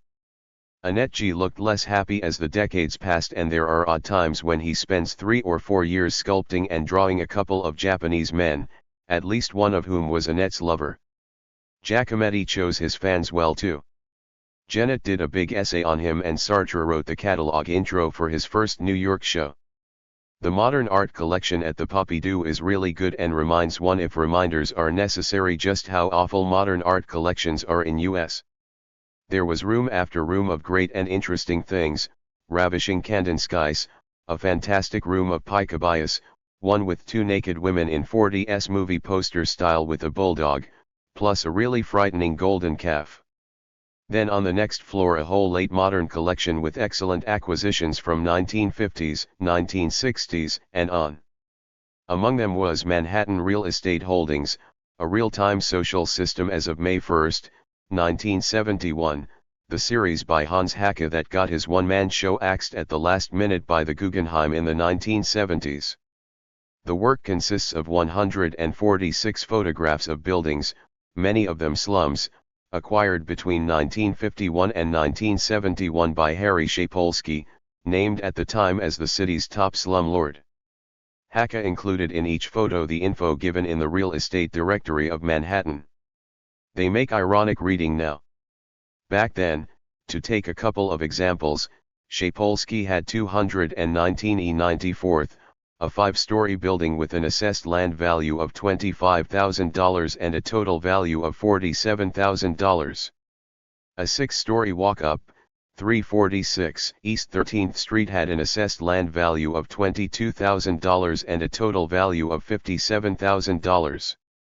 The best pieces on this floor of the Pompidou were an immense robe made from bottle tinfoil and bottle caps, maybe 50 feet by 50 feet, looking like a Klimt, by a Ghanaian artist, El Anatsui, and a 50-foot sperm whale or plane, depending on one's point of view, made from bamboo, with about 10,000 scissors, knives, etc., confiscated by security at Sao Paulo airport. The artist is Cai Guoqiang, about whom one story I found begins with the promising words that he is best known for his magnanimous works using gunpowder. The greatest delight of the Pompidou's modern collection is that not one Warhol as profuse in American institutions of culture as dinosaurs was on display. December 11. Overheard by the SF cab driver. 20-something female passenger, how are you feeling? 20-something male passenger, like I'm about to pass out. Female passenger, awesome. Passing out is awesome. 2008. January 2nd. It's time to take stock of the landscape. The American political system, as conditioned by corporate cash, legal obstructions to independent candidacies, and the corporate press, is designed to eliminate any substantive threat to business as usual. In the case of the Democrats, the winnowing process is working well. Mike Gravel, by far the most vivacious and radical of the party's candidates on the substantive matters of the war and empire, was swiftly marginalized. I've seen very few Gravel buttons. Dennis Kucinich seems to have a lock on those Democrats prepared to stay true to a hopeless outsider. I don't understand this loyalty to the Ohio congressman. The point of hopeless outsiders is to give us hope. It's a dialectical thing. They convince us that their cause is not hopeless, but his signs and buttons and tickers already look as though they're collectibles on eBay.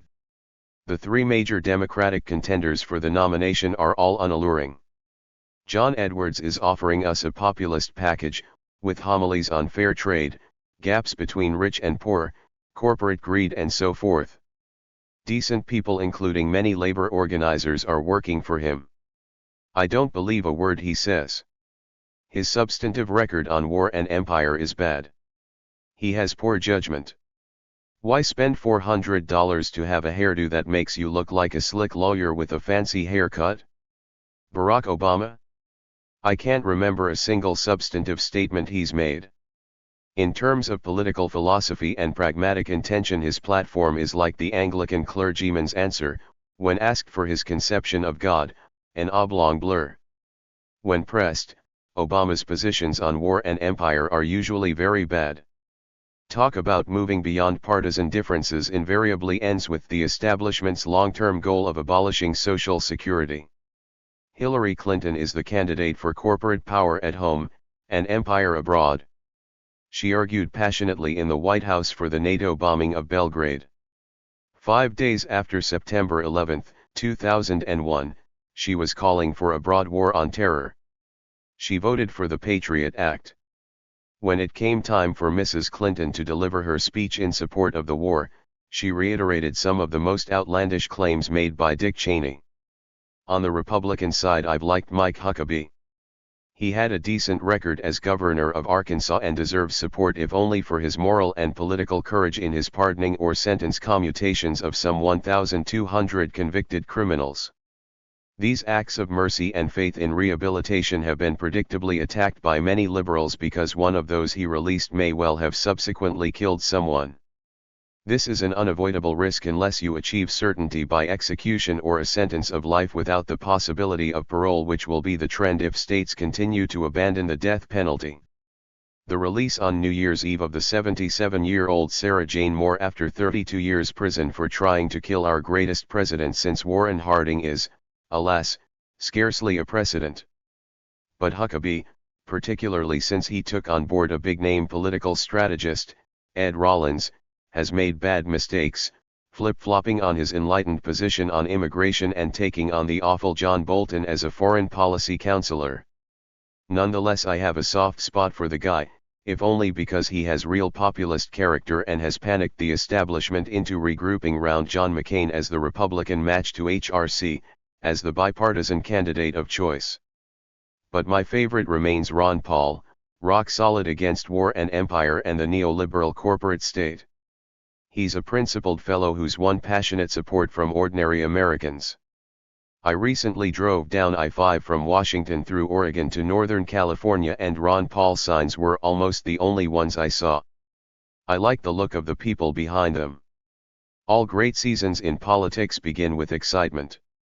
Right now there's none. January 3rd. For the party establishments, Democratic and Republican, it was a bad night, as their favored candidates went down to severe defeat. With Barack Obama's crushing victory over Hillary Clinton, the campaign scenario of the Democratic elite is now in the trash bin. Their calculation had been that Obama would never be able to match the Clintons' fundraising. Wrong. Obama raised huge sums from small contributors, who can continue their support. A lot of Hillary's big financial backers have already reached their legal limits.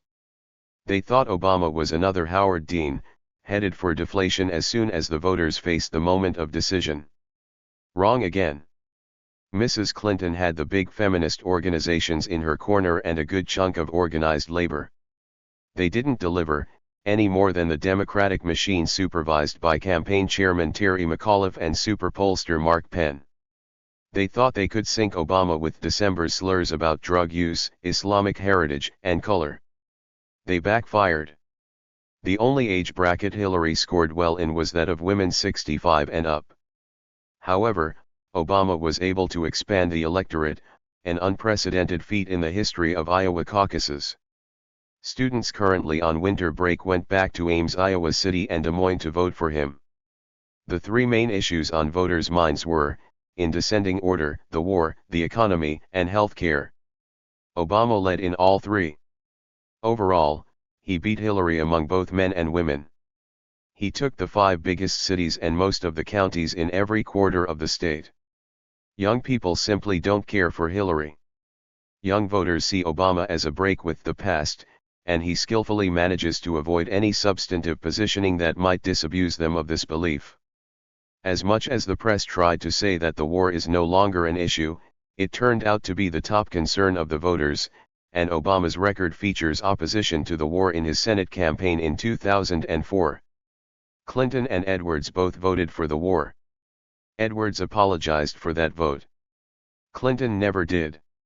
It's hard to see any future for the Edwards campaign, unless as some kind of Hillary surrogate to siphon votes away from Obama in New Hampshire and South Carolina. There's no evidence that economic populism doesn't sell in Iowa. It's simply that this time around Democrats and independents didn't see Edwards as a persuasive salesman. January 16.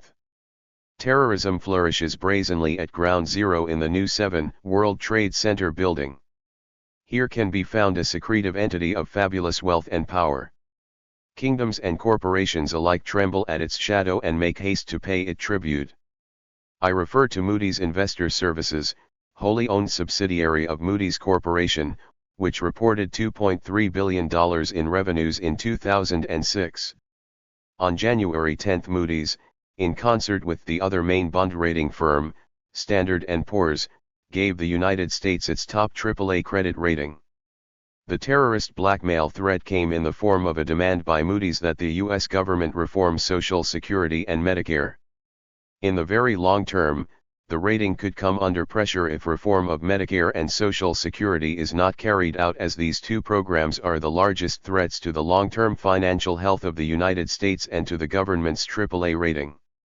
Stephen Hess, Moody's top analyst for the U.S. economy, spelled it out more explicitly to the London Financial Times: if no policy changes are made, in 10 years from now we would have to look very seriously at whether the U.S. is still a AAA credit.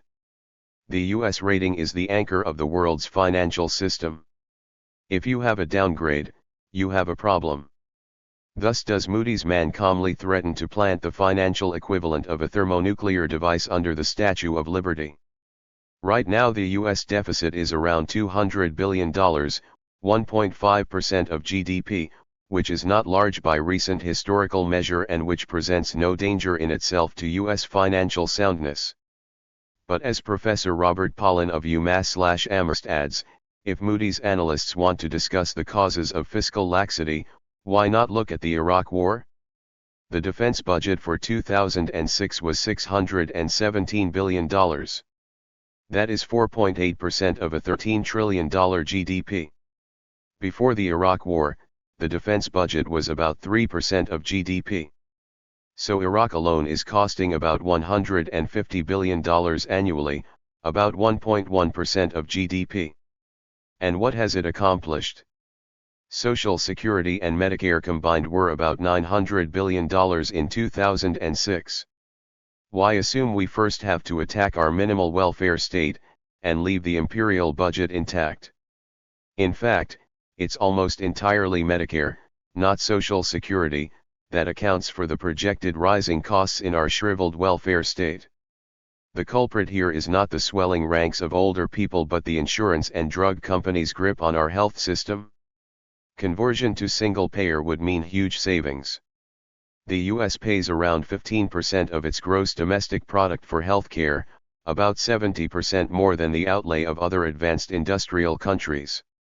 Shift to single payer and quit shoving money, 4.8% of GDP, down the imperial sinkhole, and there's no fiscal crisis of any sort, short or long term, for Moody's or anyone else to fret about. And in the even shorter term, if Moody's sees a fiscal crisis looming, why don't its overpaid executives for once put the national interest first and call for a tax hike on the rich? Pollin tells me that just going back to Clinton, as opposed to Bush 2, on taxes for those making over $200,000 a year would generate $60 billion a year. Do this and end the war in Iraq and you wipe out almost the whole deficit at a stroke. Let a real war on terror commence. March 1st. Was there a medium-sized right-wing conspiracy to nail Gov. Eliot Spitzer, above and beyond Governor Spitzer's own diligent efforts in the same cause? It certainly looks like it. It's clear that the Fed started with Spitzer, whose wire transfers led them to the Emperor's Club, a prostitution business efficiently administered by a 23-year-old Blair Academy grad, Cecil Sewell, on behalf of her 62-year-old boyfriend, Mark Breener, from the high-rise in Cliffside Park, New Jersey, with fine views of Manhattan. The official story is that it was Spitzer's efforts to break down a $10,000 transfer to an account fronting for Emperor's Club that alerted clerks at his Manhattan branch of Capital One's North Fork Bank. A similar transaction at another bank where Spitzer had an account also supposedly twitched a red flag. Banks have to report deposits of $10,000 and up to the Treasury Department. People not wanting to have their bank snitch to the feds about their transactions routinely keep the sums below the red light figure, and the feds have told the banks to adjust their mandatory snooping to report $8,000 plus sums, or sums that add up to $10,000. Like innumerable other affronts to privacy, this reporting requirement began as a tool in the war on drugs, and now is part of the furniture of our lives. All the same, it strains credulity to believe that North Fork's suspicious activity report on a well-known and presumably valued client immediately aroused the interest of the IRS employee scrutinizing the hundreds of thousands of SARS churning through his computer in the IRS watchpost in Long Island. The official version has the IRS man noting Spitzer's name, then passing the information up the food chain to the Justice Department, and the U.S. Attorney's Office in Manhattan. Instead of the banks being curious on their own, what if the feds told the banks to report all of Spitzer's wire transfers to them? It seems likely, and if so, we have here in outline a sting operation which raises another pressing question: who exactly was it that put Spitzer in touch with Emperor's Club in the first place? Once the wheels were set in motion, we had the undefying spectacle of the full resources of the state devoted to exposing Spitzer's various rendezvous with consenting adults, primarily the comely 22-year-old Kristen. Spitzer's role as the sole target in this recruitment of investigative and prosecutorial manpower since July 2007 is evidenced by the malicious insertion in the prosecutor's indictment of a quote from the phone taps about his sexual preferences, which Heidi Fleiss, the Hollywood madam, insisted was most certainly a demand for unprotected anal sex. It's hard to root for Spitzer with much enthusiasm, beyond mandatory support for anyone facing political ruin and possible criminal charges for having sex with a consenting adult. It was extraordinary to hear the Mann Act, ancient weapon of racist bigotry against blacks, being brandished as a possible sanction against Spitzer for having paid for a prostitute to travel from New York to Washington, D.C. Obviously a stookpot of psychic contradictions, Spitzer was brimful of prosecutorial zeal himself, against prostitutes as well as convicted sex offenders. It was Gov. Spitzer who pushed civil commitment into law in March 2007, legalizing possible lifetime incarceration for sex offenders, no matter what their original prison sentences may have been. But Spitzer also frightened Wall Street. There were plenty of very powerful financial institutions that craved his downfall and whose employees cheered wildly when that downfall appeared imminent. Powerful people on Wall Street didn't like Gov. Elliot Spitzer, and Wall Street plays dirty. Relevant here are remarks on the evening of Spitzer's resignation by Ken Langone. The billionaire venture capitalist was a New York Stock Exchange board member whom Spitzer had gone after when he was Attorney General. Langone was an ally of Richard Grasso, chairman and CEO of the New York Stock Exchange. Attorney General Spitzer sued Grasso in 2004, seeking repayment of most of a $140 million pay package. According to the suit, Grasso, along with former NYSE Director Kenneth Langone, misled the NYSE board about the details of his pay package, beyond that of comparable chief executives. Langone later proclaimed he was launching a holy war against Spitzer, when the latter ran for governor. CNBC, would you say that you were surprised by this news? Langone, not at all. I had no doubt about his lack of character and integrity. It would only be a matter of time. I didn't think he would do it this soon or the way he did it. But I know for sure he went himself to a post office and bought $2,800 worth of mail orders to send to the hooker. CNBC, how do you know that? Langone, I know it. I know somebody who was standing in back of him in line. We all have our own private hells. I hope his private hell is hotter than anybody else's.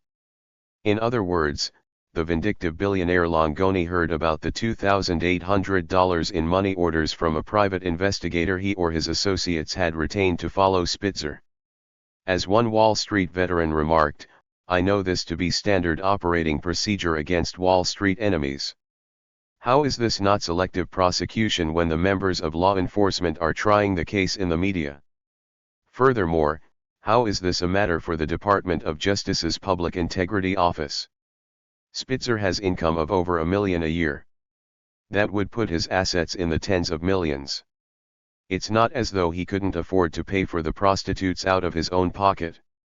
And it's also not like he was guarding the location of nuclear subs. Now consider the larger context of Wall Street's apprehensions about Governor Spitzer.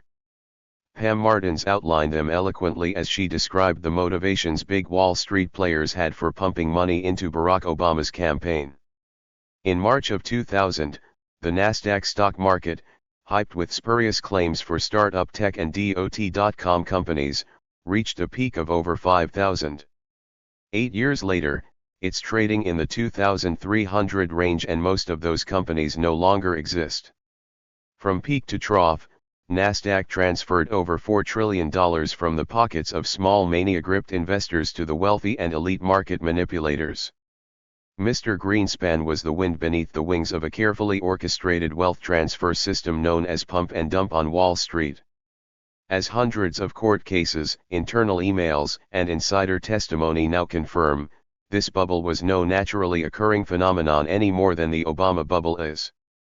The current housing bubble bust is just a freshly minted version of Wall Street's real estate limited partnership frauds of the 80s, but on a grander scale. Wall Street created an artificial demand for housing by soliciting high interest rate mortgages because they could be bundled and quickly resold for big fees to yield-hungry hedge funds and institutions. A major underpinning of this scheme was that Wall Street secured an artificial rating of AAA from rating agencies that were paid by Wall Street to provide the rating. When demand from institutions was saturated, Wall Street kept the scheme going by hiding the debt off its balance sheets and stuffed this long-term product into mom-and-pop money markets, notwithstanding that money markets are required by law to hold only short-term investments. To further perpetuate the bubble as long as possible, Wall Street prevented pricing transparency by keeping the trading off regulated exchanges and used unregulated over-the-counter contracts instead. Wall Street has nothing to fear for its subprime frauds from the SEC. The Commission cannot initiate criminal prosecutions. But New York State has the Martin Act, the most powerful criminal enforcement weapon in the country. Now look at why Wall Street was extremely nervous of what New York Attorney General Andrew Cuomo, backed by Gov. Spitzer, might have been planning to do with the Martin Act. News reports in January said Cuomo was preparing such suits. Later the NAACP and lead counsel Brian Kabatek filed papers seeking to fast-track their federal class action lawsuit against Washington Mutual, Citi, GMAC, and 15 other mortgage firms who systematically steered African American borrowers into predatory loans. The defendants in this case are Citi Mortgage, SunTrust Mortgage, GMAC Rescap, JP Morgan, National City, First Horizon, AmeriQuest Mortgage Company, Fremont Investment and Loan, Option 1 Mortgage Corporation, WMC Mortgage Corporation, Long Beach Mortgage Company, BNC Mortgage, Accredited Home Lenders, Bear Stearns Residential Mortgage Corporation, Encore Credit, First Franklin Financial Corporation, HSBC Finance Corporation, and Washington Mutual Incorporated. This suit is the first to have ever charged so many major mortgage lenders with racial discrimination. The suit is supported by a wealth of government and other research. A 2008 study by United for a Fair Economy cites federal data showing people of color are more than 3 times more likely to have subprime loans. The study estimated losses of between $164 billion and $213 billion for subprime loans taken by people of color during the past 8 years. This is thought to be the greatest loss of wealth for people of color in modern U.S. history.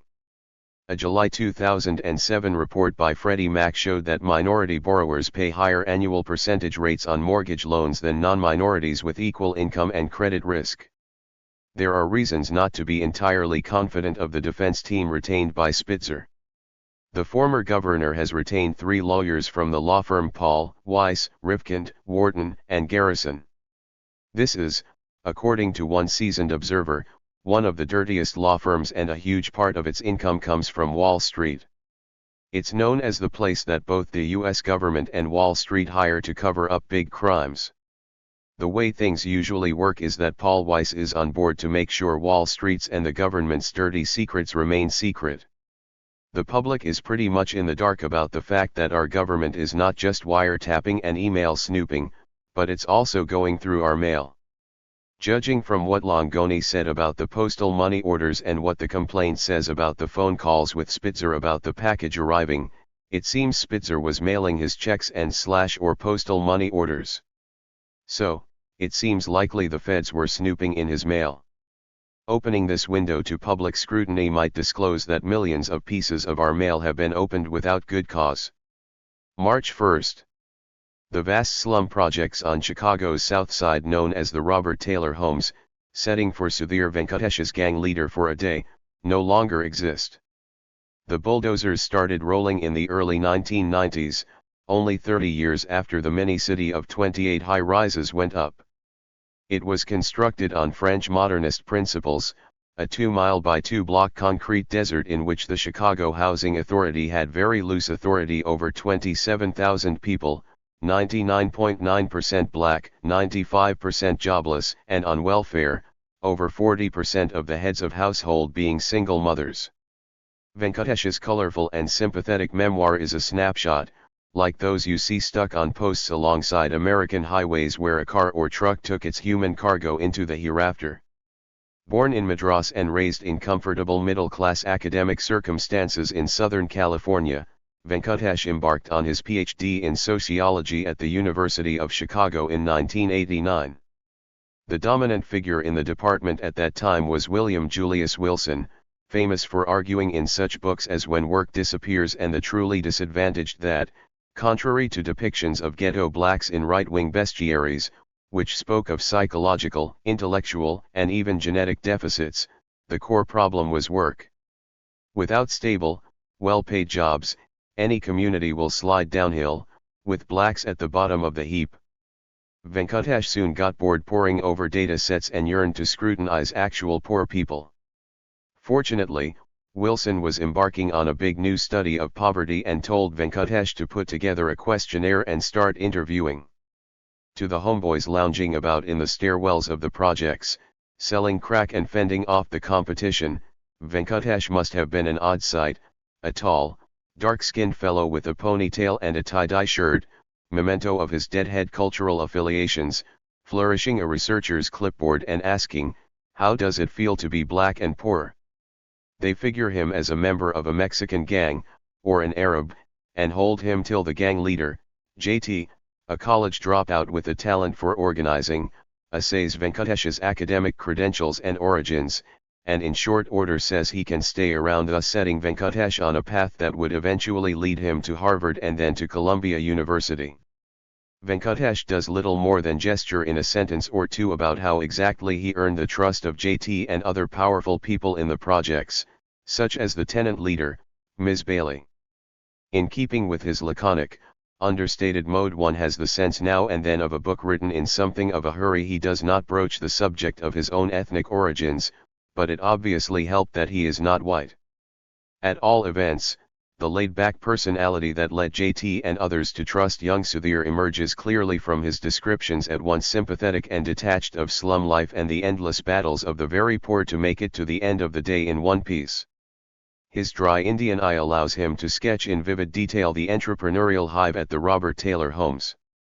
The projects come alive in Venkatesh's glancing descriptions: urine-soaked stairwells inhabited by squatters and cruised by hookers, the 16-story buildings' bleak outside corridors savaged by Chicago's winter winds, welcoming apartments in which heroic mothers raise their kids and cram Sudhir's plate with soul food as he writes up his notes.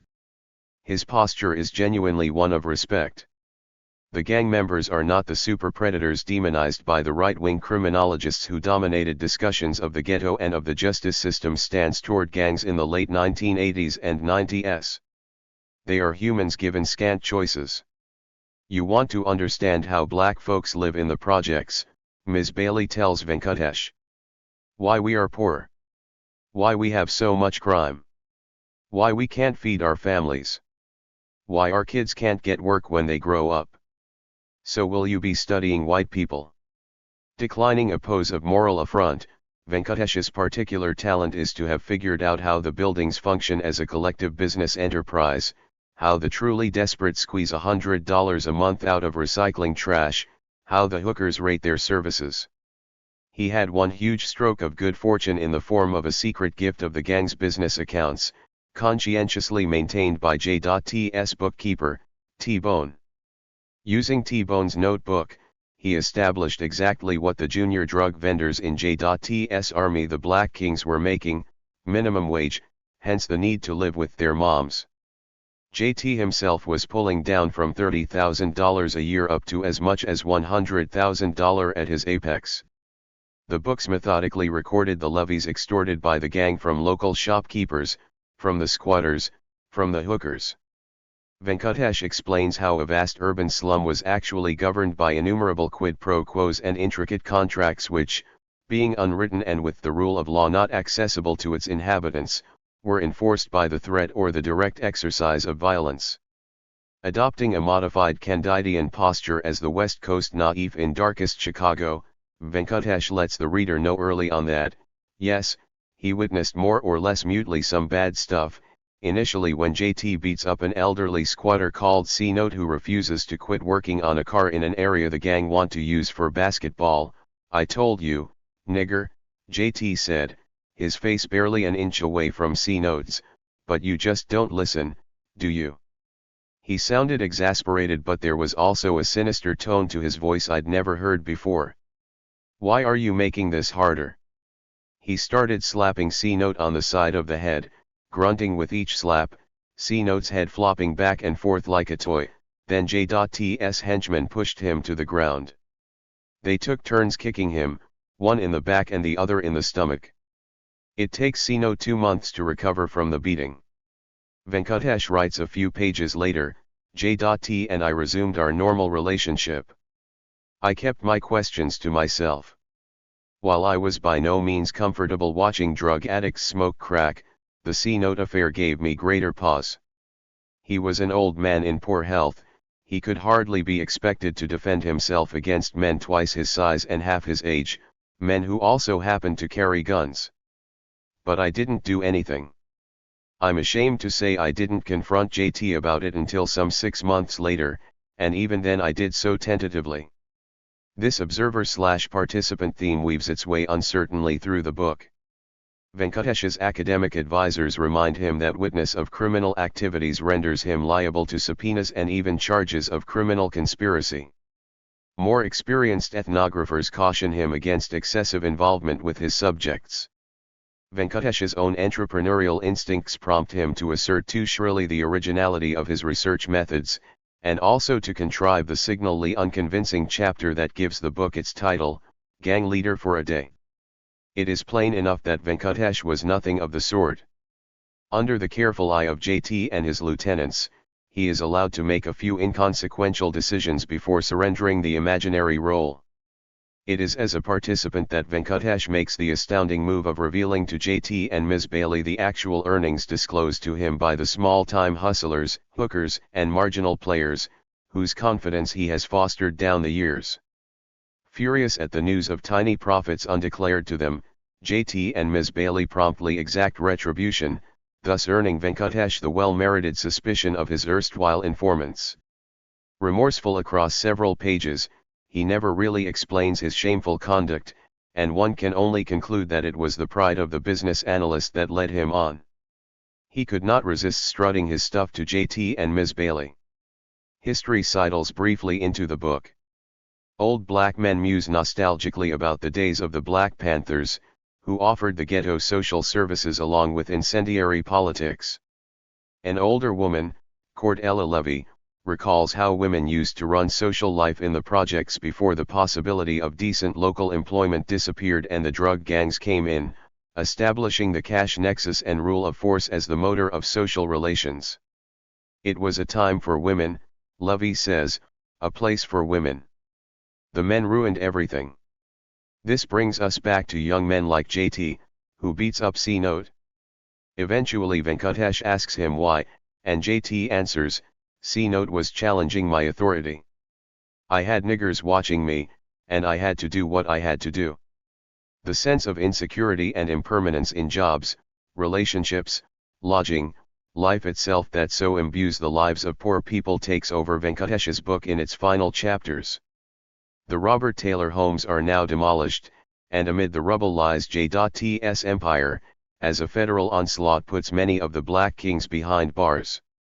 T-Bone got 10 years for drug trafficking and died in prison. JT got out of the gang business, but his barbershop failed. He thought he was going to be the hero of Venkatesh's book, but presumably by now has realized that this was a role the author had reserved for himself, crowing on the last page that he was a rogue sociologist, breaking conventions and flouting the rules. Of course, the roguery has done him no end of good, and Gang Leader for a Day will probably end up as a movie. And the moral is? But no, there is no moral of the sort Venkatesh's supervisor William Julius Wilson might have written about how to fight poverty. March 26. Suddenly everyone is having a conversation. The word has come of age. I see it bowing and scraping on the opinion pages and TV talk shows 3 or 4 times a day. Barack Obama's speech in Philadelphia about race stuck pretty carefully to the unwritten rules of a national conversation, in marked contrast to the sermons of the Rev. Josiah Wright, whose stimulating rhetoric has caused such extraordinary affront, if you will, to the conversing classes. The junior senator from Illinois is a master at drowning the floundering swimmer he purports to rescue, while earning credit for extending a manly hand in human solidarity. Obama's fake rescue technique is reminiscent of Alexander Pope's 18th-century lines about Joseph Addison: damn with faint praise, assent with civil leer / and without sneering, teach the rest to sneer. Our tragedy is that we have 3 neoliberals left in the presidential race, at a time when neoliberalism has collapsed and life-giving divisiveness is top of the wanted list. I suppose, out of the 3 of them, I prefer Obama. McCain is an idiot, and HRC wants Volcker, Rubin, and Greenspan to lead a high-level emergency working group to recommend ways to restructure at-risk mortgages to help avert more foreclosures. But I don't think Obama is a real fighter.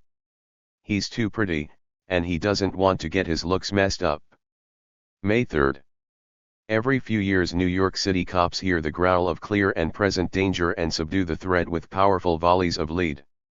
With Sean Bell, an African American, in November 2006 the fusillade rose to 50 shots, deemed necessary by the men in blue to lay low Bell outside a nightclub in November 2006. In Queens last week a judge ruled that the cops who turned young Bell into a sieve on his wedding day had been filled with the most understandable apprehension, even though Bell turned out to be unarmed. As usual, the cops walk, and sometime later the victim's family may get a settlement from the city. The important thing is that justice is seen not to have been done. Power needs the periodic buttress of irrational, uniformed violence. The crowds protesting in Queens after Judge Anthony Cooperman let Bell's killers go free a week ago were orderly, as instructed by an African American. We're a nation of laws, so we respect the verdict that came down, Barack Obama said when asked about the case by reporters in Indiana. Resorting to violence to express displeasure over a verdict is something that is completely unacceptable and is counterproductive. Spoken like a president of the Harvard Law Review. In fact, Obama's white rival for the Democratic nomination, Hillary Clinton, put more juice into her press release: this tragedy has deeply saddened New Yorkers and all Americans. My thoughts are with Nicole and her children and the rest of Sean's family during this difficult time. The court has given its verdict, and now we await the conclusion of a Department of Justice civil rights investigation. Obama is now well advanced along the path of reassurance, where each candidate nearing the White House makes clear their fidelity to the standard of irrational violence. As with McCain and Mrs. Clinton, this year he has affirmed his willingness to wipe out America's enemies with nuclear bombs and missiles, though he drew some rebukes for saying he was not in favor of nuking the Hindu Kush, thus casting a disquieting flicker of reason across the path of reassurance. Since he is, though half-white, black in appearance, and in such matters appearance counts for everything, Obama has dealt with the pigmentation problem by declaring that race is no longer a troubling factor in America, and should be low on the fix-it list of any incoming president. In Selma, Alabama, he declared that blacks have already come 90% of the way to equality. Indeed, he's already issued white America a loss damage waiver. If I lose, it would not be because of race.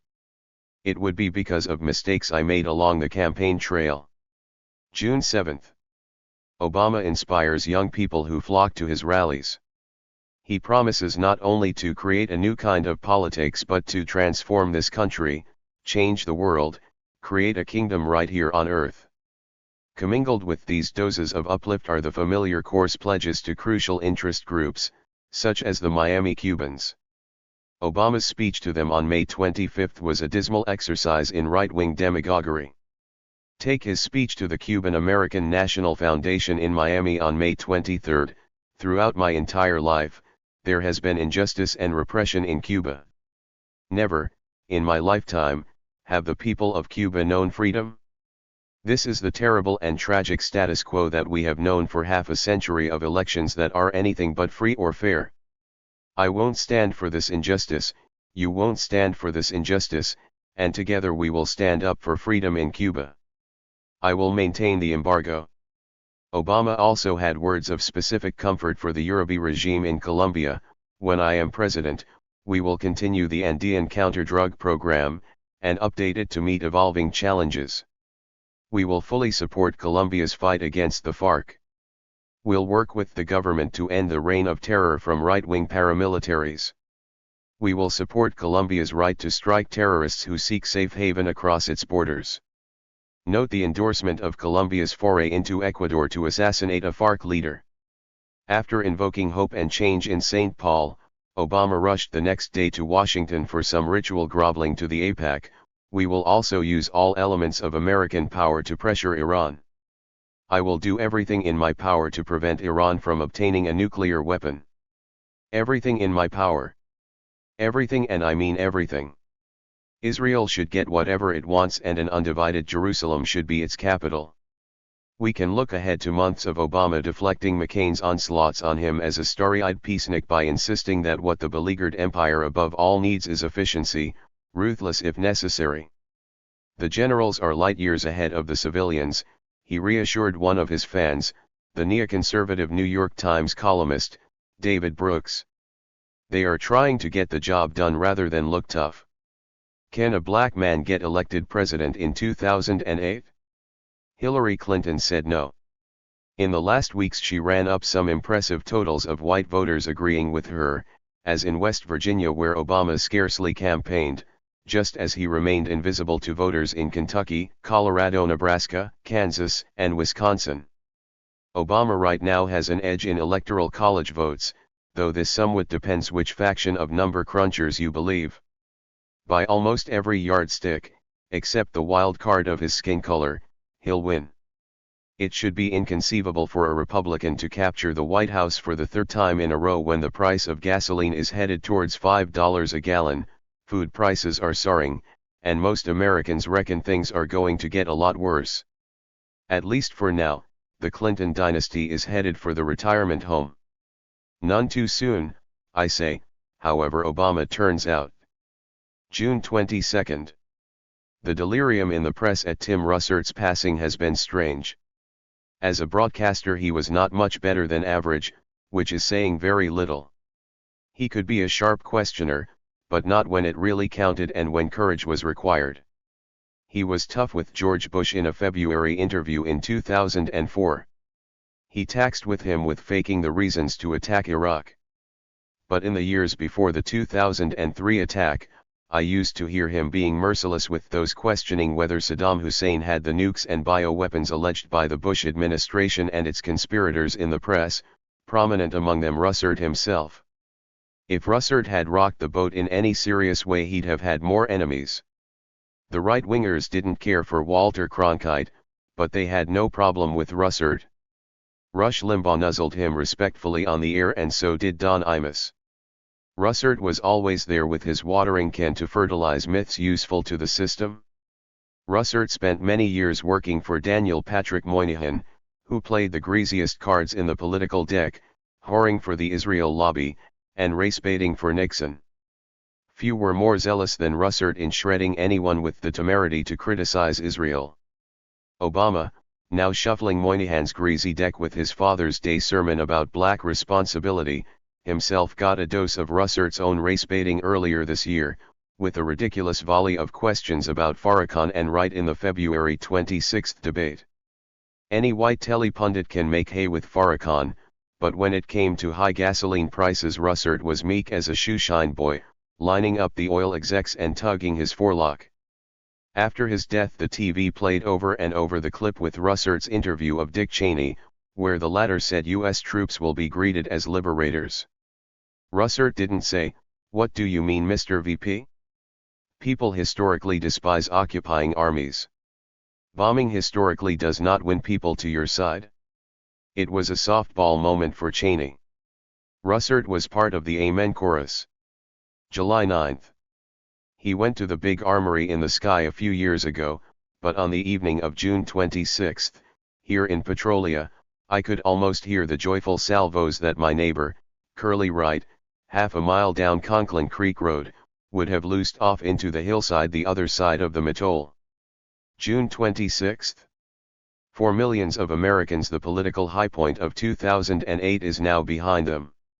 The precise day is forever inscribed in their hearts as one of glorious ratification of America's core freedoms, the day the U.S. Supreme Court for the first time affirmed by a narrow majority of 5-4 the Second Amendment to the U.S. Constitution, a well-regulated militia being necessary to the security of a free state, the right of the people to keep and bear arms shall not be infringed. The last time Joe Paff and I visited Curly, then in his early 80s, his strict constructionist reading of the Second Amendment was visible in every cranny of his home.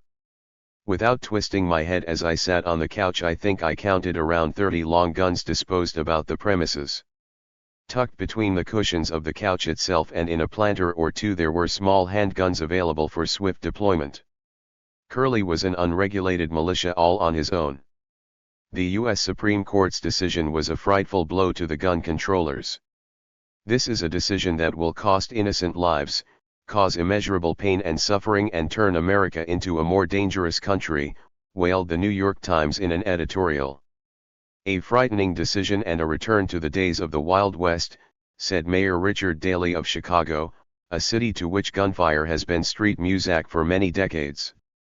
The court's decision was written by its peppery ultra-conservative, Justice Antonin Scalia, who became positively lyrical in his paean to the handgun.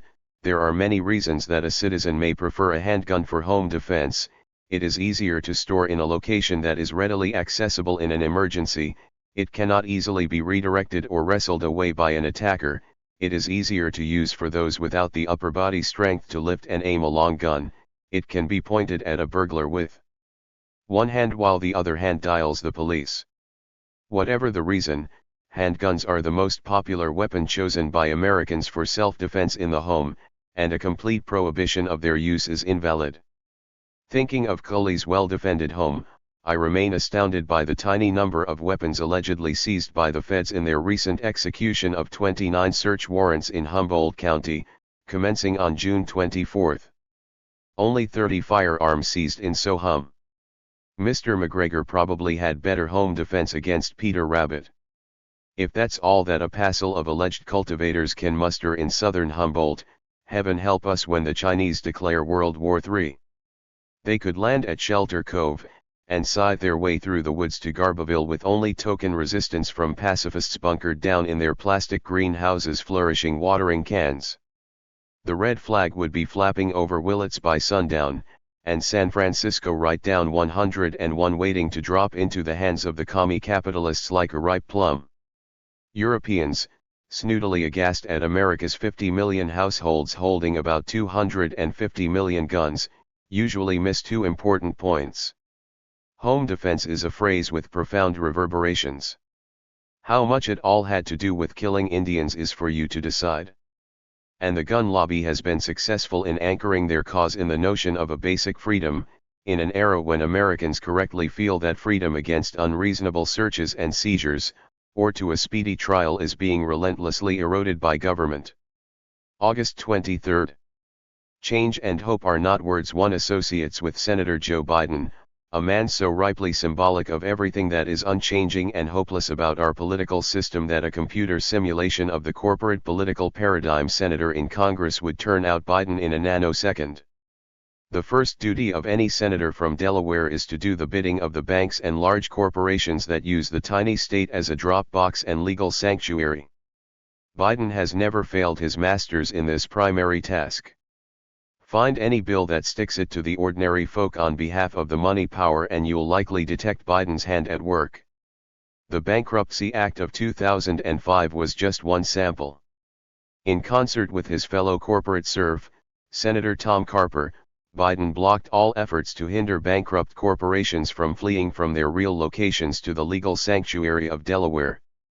Since Obama is himself a corporate serf and from day one in the U.S. Senate has been attentive to the same masters that employ Biden, the ticket is well balanced, the seesaw with Obama at one end and Biden at the other dead level on the fulcrum of corporate capital.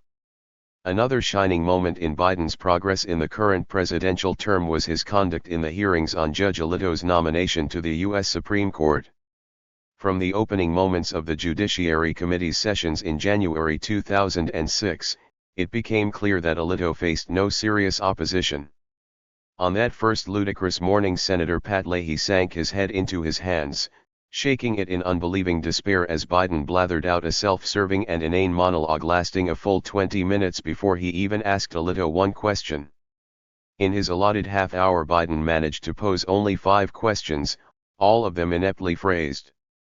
He did pose 2 questions about Alito's membership of a racist society at Princeton, but had already undercut them in his monologue by calling Alito a man of integrity, not once but twice, and further trivialized the interrogation by reaching under the dais to pull out a Princeton cap and put it on. A Delaware newspaper made deadly fun of him for his awful performance, eliciting the revealing confession from Biden that I made a mistake. I should have gone straight to my question. I was trying to put him at ease. Biden is a notorious flapjaw. His vanity deludes him into believing that every word that drops from his mouth is minted in the golden currency of Pericles. Vanity is the most conspicuous characteristic of U.S. senators en bloc, nourished by deferential acolytes and often expressed in loutish sexual advances to staffers, interns, and the like. Why did Obama choose Biden? One important constituency pressing for Biden was no doubt the Israel lobby inside the Democratic Party. Obama, no matter how fervent his proclamations of support for Israel, has always been viewed with some suspicion by the lobby. For half the lifespan of the State of Israel, Biden has been its unswerving acolyte in the U.S. Senate. September 17. Last Monday morning, amid the financial rubble of the weekend disasters, John McCain said he thought the economy was fundamentally sound. Hours later, maybe after a phone call from the Palins, he changed his mind. The man who wants less government now wants a government inquiry. He doesn't know what's wrong, but he's bothered. It would take the pen of Swift to depict a scene more ludicrous than the recent Republican convention, featuring thunderous denunciations of big government a few hours before Treasury Secretary Henry Paulson rushed to bail out Fannie Mae and Freddie Mac in the largest nationalization in history, privatizing the profits and nationalizing the losses, sticking the taxpayers with a $300 billion TAB. On Tuesday, AIG got the same treatment. Even Swift could not depict the brazen effrontery of McCain offering himself as the foe of the special interests when his prime, albeit technically unofficial economic advisor is former Senator Phil Gramm. In 1999, John McCain's friend and now his closest economic counselor, then a senator from Texas, pushed through the Gramm-Leach-Bliley Act. It repealed the old Glass-Steagall Act, passed in the Great Depression, which prohibited a commercial bank from being in the investment and insurance business. President Bill Clinton cheerfully signed it into law. A year later, Gramm, chairman of the Senate Banking Committee, attached a 262-page amendment to an omnibus appropriations bill, voted on by Congress right before a recess. The amendment received no scrutiny and duly became the Commodity Futures Modernization Act, which okayed deregulation of investment banks, exempting most over-the-counter derivatives, credit defaults, and swaps from regulatory scrutiny. Thus were born the scams that produced the debacle of Enron, a company on whose board sat Graham's wife Wendy.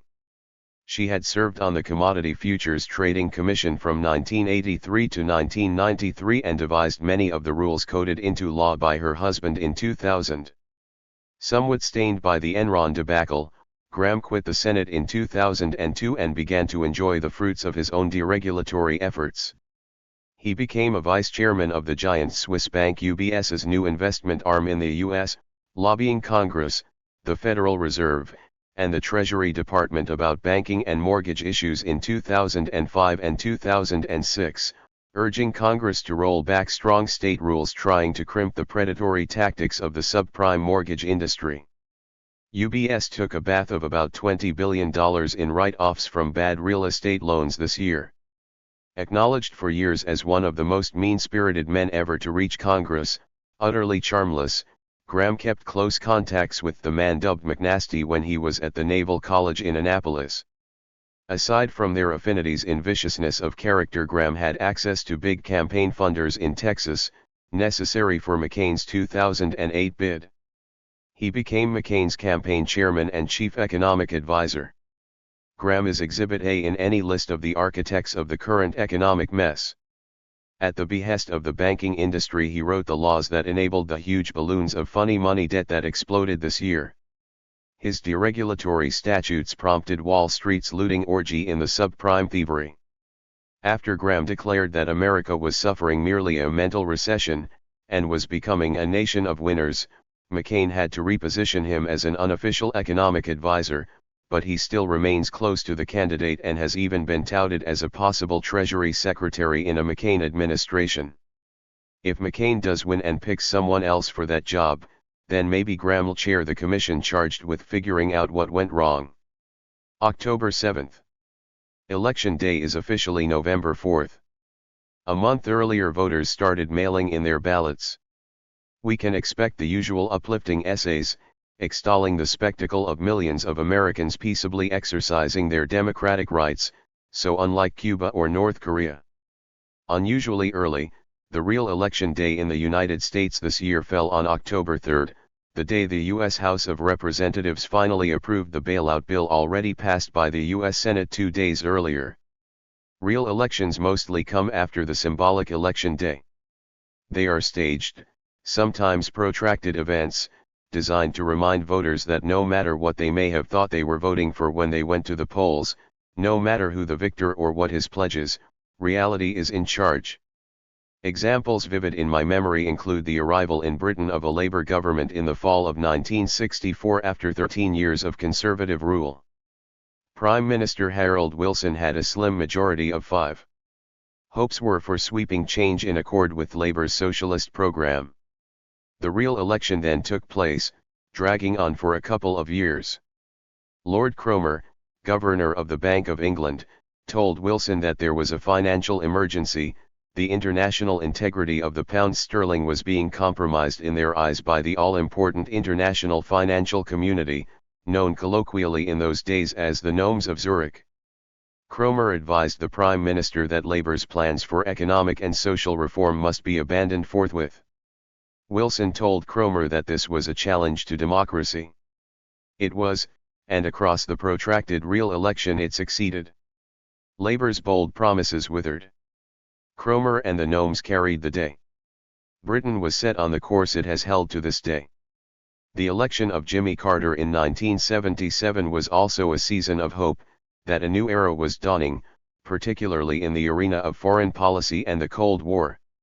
If, after the inauguration, Carter's campaign manager, Hamilton Jordan, told the press, "You find Cy Vance as Secretary of State and Zbigniew Brzezinski as Head of National Security, then I would say we failed. And I'd quit." Carter wanted George Ball as Secretary of State, but in the backstage maneuverings of the real election the Israel lobby vetoed Ball. Carter was forced to pick Vance as Secretary of State and the Cold War fanatic Brzezinski as National Security Advisor. Jordan did not quit. Such non-resignations are symbolically important because they indicate that the mandate of the real election is recognized and loyally accepted by all. The real election in Bill Clinton's case took place across 3 months after his election. After victory at the polls, he swiftly indicated surrender by making Goldman Sachs' Robert Rubin his Treasury Secretary. By March he had announced his total submission to the Wall Street banks and the end of any pretense then from the get-go of economic change or social reform. The left opposition inside his cabinet, headed by Labor Secretary Robert Reich, stayed on board.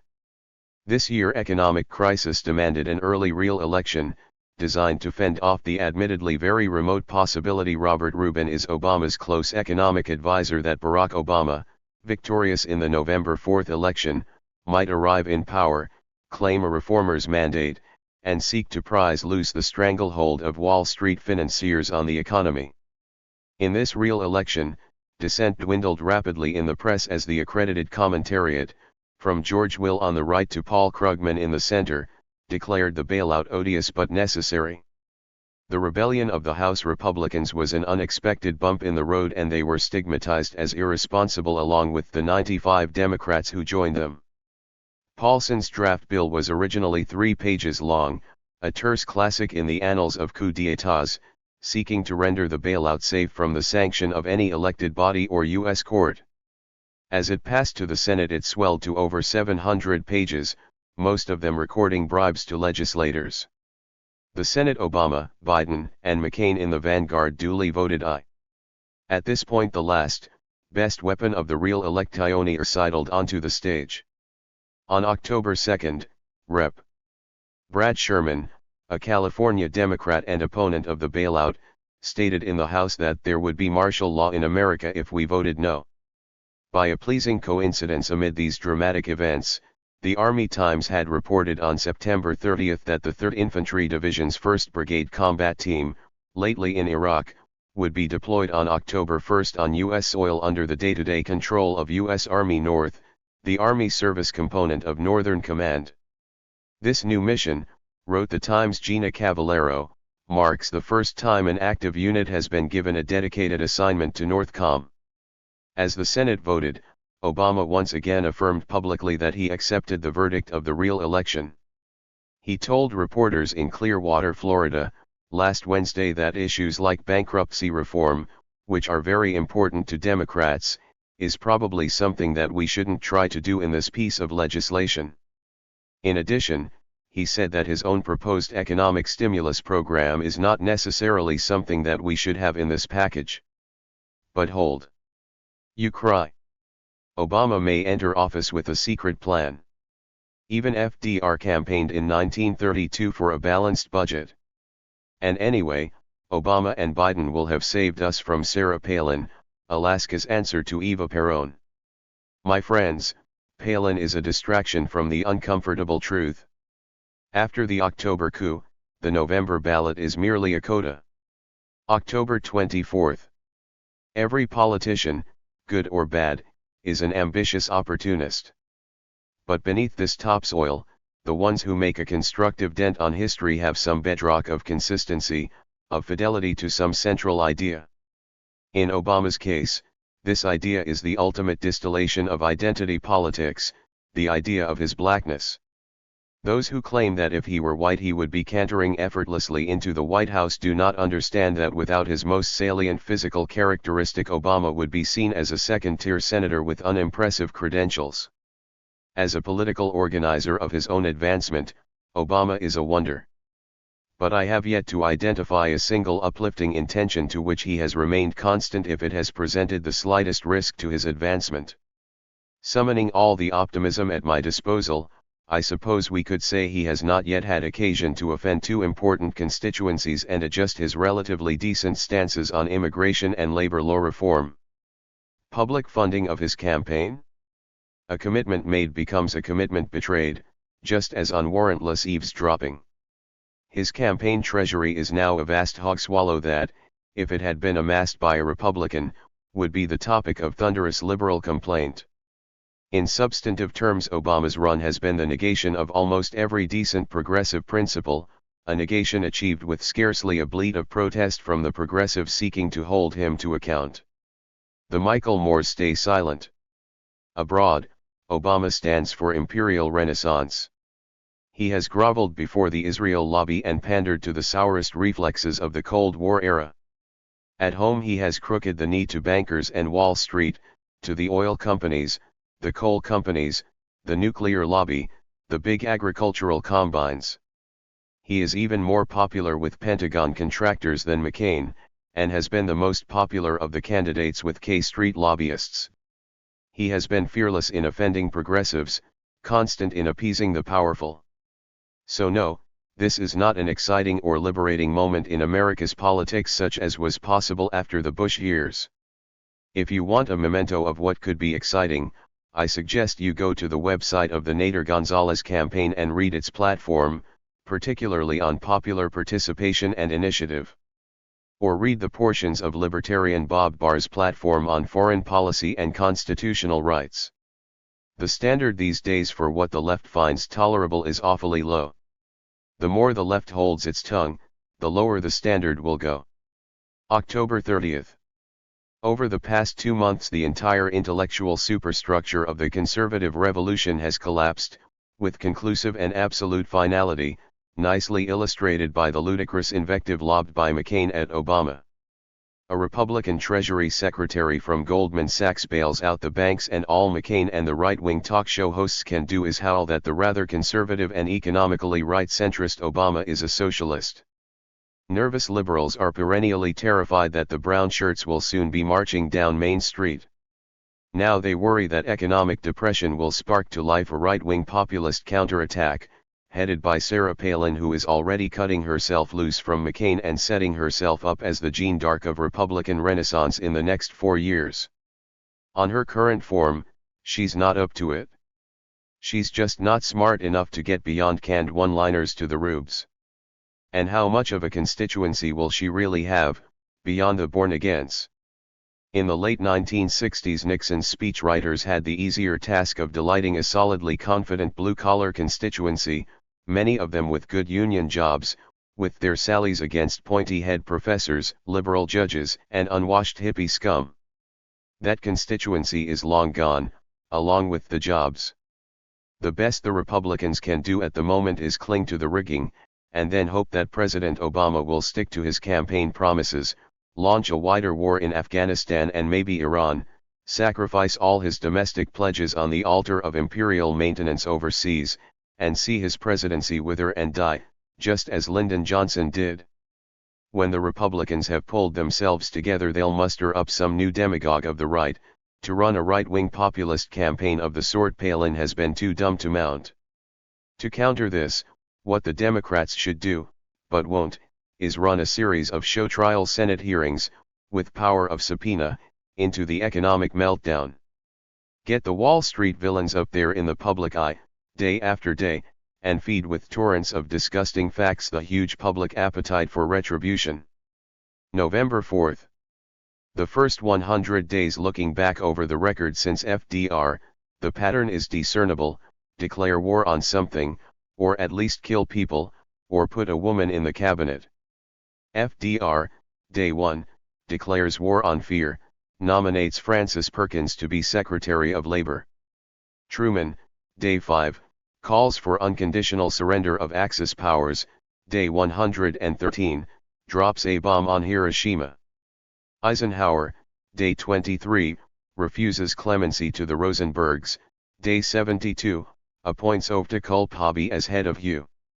JFK, Day 41, announces Peace Corps, and thousands of young Americans duly learn to sit cross-legged on the ground, sowing seeds for bankruptcy of Medicare when knee replacements kick in 40 years later. Day 88, launches Bay of Pigs attack on Cuba. LBJ, Day 8, creates a mass employment program known as the Warren Commission. Within hours, tens of thousands of Americans are hard at work, challenging the Commission's proceedings and drawing maps of Dealey Plaza. Nixon, Day 57, launches secret bombing of Cambodia. Ford, Day 4, declares war on inflation, public enemy number 1. Carter, Day 2, pardons Vietnam draft resistors. Day 89, announces National Energy Plan, raising domestic coal production to reduce dependency on foreign oil. Yes, President Obama, we have been here before. Better not start talking about malaise. Reagan, Day 66, declares war on corruption and inefficiency in government. This is going too far. 4 days later, Hinckley tries to kill him.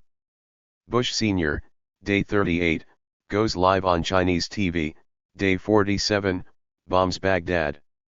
Clinton, Day 3, allows clinics to offer abortion counseling and abortions, Day 6, appoints Hillary head of his health reform task force. Bush Jr., Day 3, ends funding of national centers offering abortion counseling and abortions, Day 40, declares big tax cuts for the rich. November 28. Before Thanksgiving I drove down I-26 and then I-95 from Campobello, in the northwest corner of South Carolina, where a friend of mine owns a small trailer park. By the late summer, as local factories started closing, long-term tenants said goodbye and went on the road in search of work. The vacant trailers were soon filled by families walking away from mountains of mortgage debt and foreclosed homes. They live on budgets so tight my friend says that they can just make the $500 monthly rental, but $550 would put them under. He pointed to one where an older man had just arrived from Michigan, 650 miles north up Interstate 75, heart of the U.S. auto industry and already in economic ruins long before the major auto companies went begging for bailouts in Washington, D.C., in the last couple of weeks. States in the industrial heartlands, like Michigan or Ohio, have been reeling for years as the factory owners redeployed to China, but others like New York or California or Washington and Oregon in the Pacific Northwest now face budgetary implosion and cuts in services of up to 25%. This is the first time since I came to America in 1972 that I've heard almost every day of well-off people sounding somewhat distraught at the money they've lost. From this richer crowd one hears daily stories of portfolios worth half or less of their value 3 and 4 months ago, of people losing high-salary jobs, often only months shy of long-scheduled retirement on full benefits.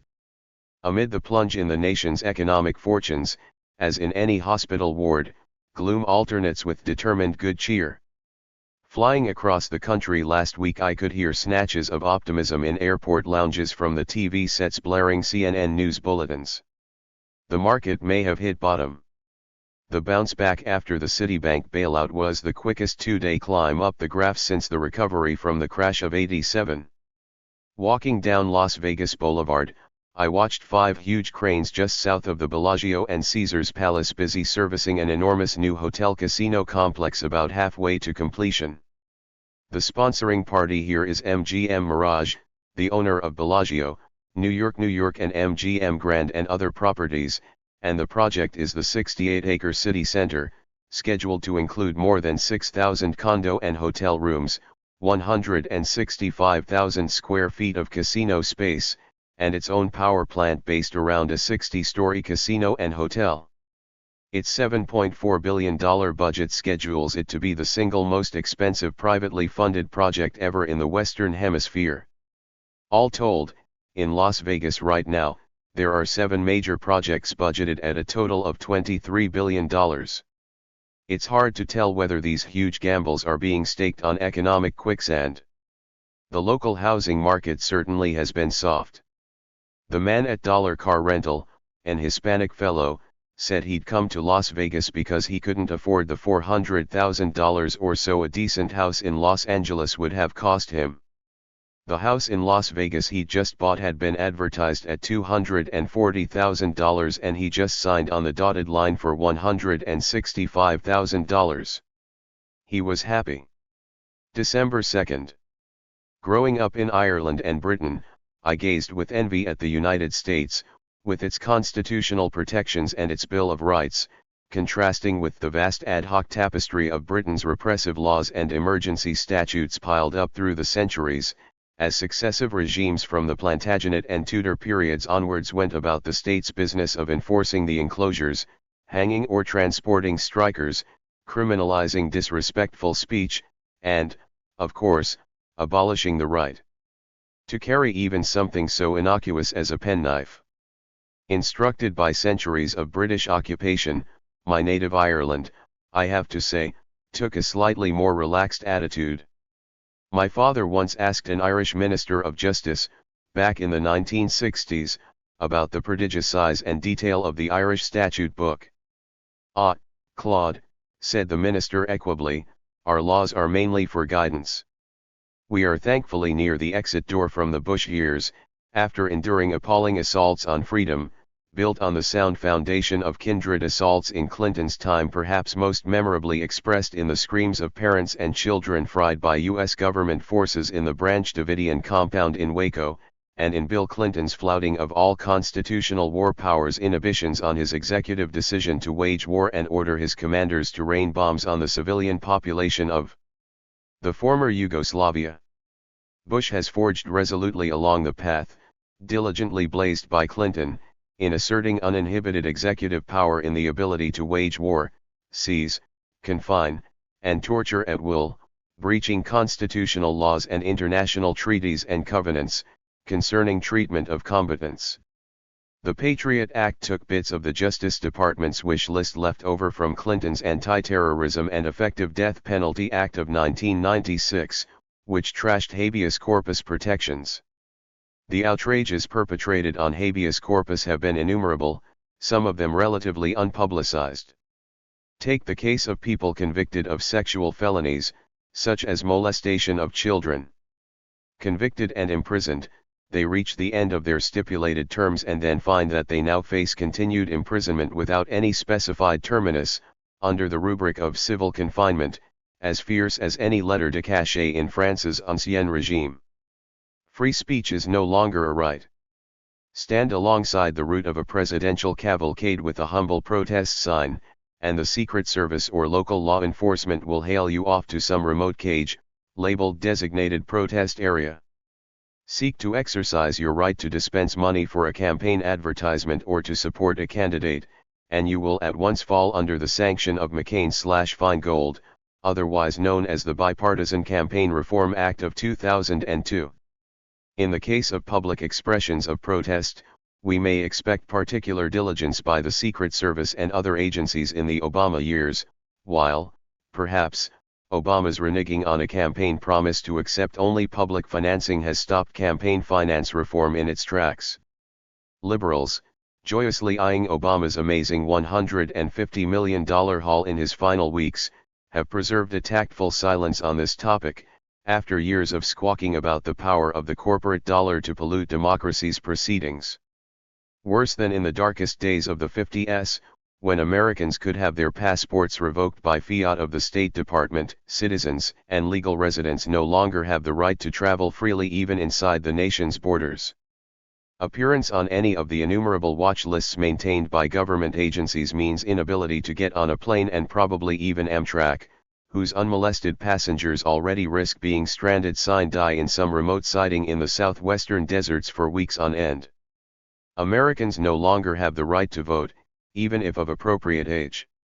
The Indiana statute okayed by the Supreme Court requires under Indiana's voter ID law, that persons lacking proper ID can only make a provisional vote, with a bureaucratic apparatus of subsequent verification. In some states, anyone carrying a felony conviction faces a lifetime ban on the right to vote. Fourth Amendment protections have gone steadily downhill. Warrantless wiretappers had a field day, and Congress reaffirmed their activities in the FISA bill, for which Obama voted, in a turnaround from previous pledges. Vice President-elect Joe Biden can claim a significant role here since he has been an ardent prosecutor of the war on drugs, used since the Harrison Act of 1914 to enhance the right of police to enter, terrorize, and prosecute at will. Indeed, the war on drugs, revived by President Nixon and pursued vigorously by all subsequent administrations, has been as powerful a rationale for tearing up the Constitution as the ensuing war on terror. It's like that with all wars. Not far from where I live in Northern California, the war on drugs was the excuse for serious inroads in the early 1990s into the Posse Comitatus statutory inhibition on use of the U.S. military in domestic law enforcement, another constitutional disaster of the Bush years. In the past 8 years, Bush Jr. has ravaged the Fourth Amendment with steadfast diligence, starting with his insistence that he could issue arrest warrants if there was reason to believe a non-citizen was suspected of implication in terrorist activity. Seized under this pretext and held within America's borders or in some secret prison overseas, the captive had no recourse to a court of law.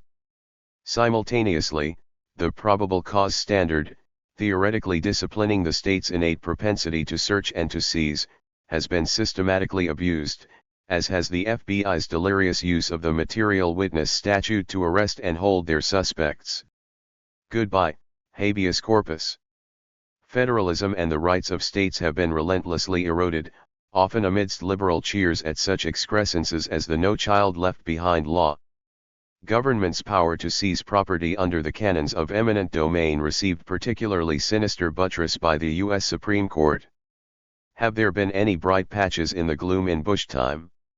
I salute one, the vindication of the Second Amendment in the Supreme Court's majority decision, vigorously written by Justice Scalia. I've no need to tell you what liberals and leftists thought of that one. Part 3. 2009. January 9. Madoff-gate is proof of the old rule: the more elegant the tailoring, the more handsomely silvered the distinguished locks, the more innocently rubicund the visage, the more likely the hand covertly fishing for one's wallet. Uncle Sam is the biggest Ponzi operator of all. Bernie had to constantly replenish his fund with new deposits, so does Uncle Sam, wheedling more money out of the Chinese, the Indians, the Japanese, and poor third-world nations forced to pony up at the point of a gun. But in the end Uncle Sam has one huge asset denied Madoff, who seems to have stopped short of the straightforward forgery allegedly practiced by Mark Dreyer, the Manhattan lawyer arrested in Canada for trying to sell non-existent bonds to the tune of $380 million. Uncle Sam has the printing press to run off the necessary dollars. He's certainly going to need lots of fresh new bills. You can set your clock now for the alarms scheduled to go off all the way through Obama time: credit card debt, commercial real estate implosion, option arm financing. Maybe Madoff, trolling for suckers in the Palm Beach Country Club and the Jewish charitable foundations, will become the sacrificial symbol of Wall Street thievery, sent off to the penitentiary in lieu of the real big-timers. January 23. So many ghosts crowded the inauguration dais that it's not surprising Chief Justice Roberts flubbed his lines and had to be corrected by the man he was swearing in. Over there on the right?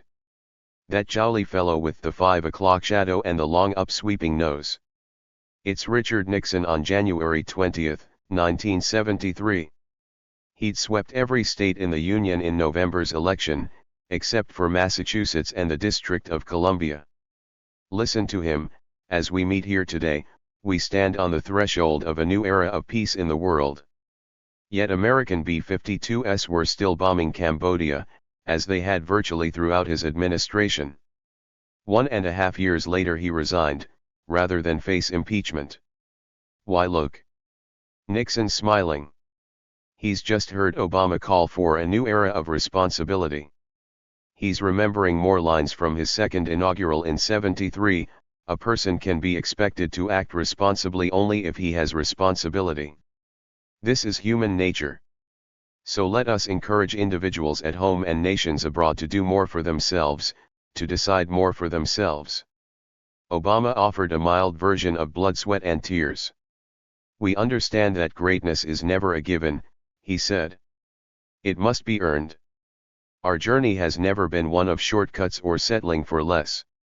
It has not been the path for the faint-hearted, for those who prefer leisure over work, or seek only the pleasures of riches and fame. I hope we don't get too much sermonizing about seeking the pleasures of riches.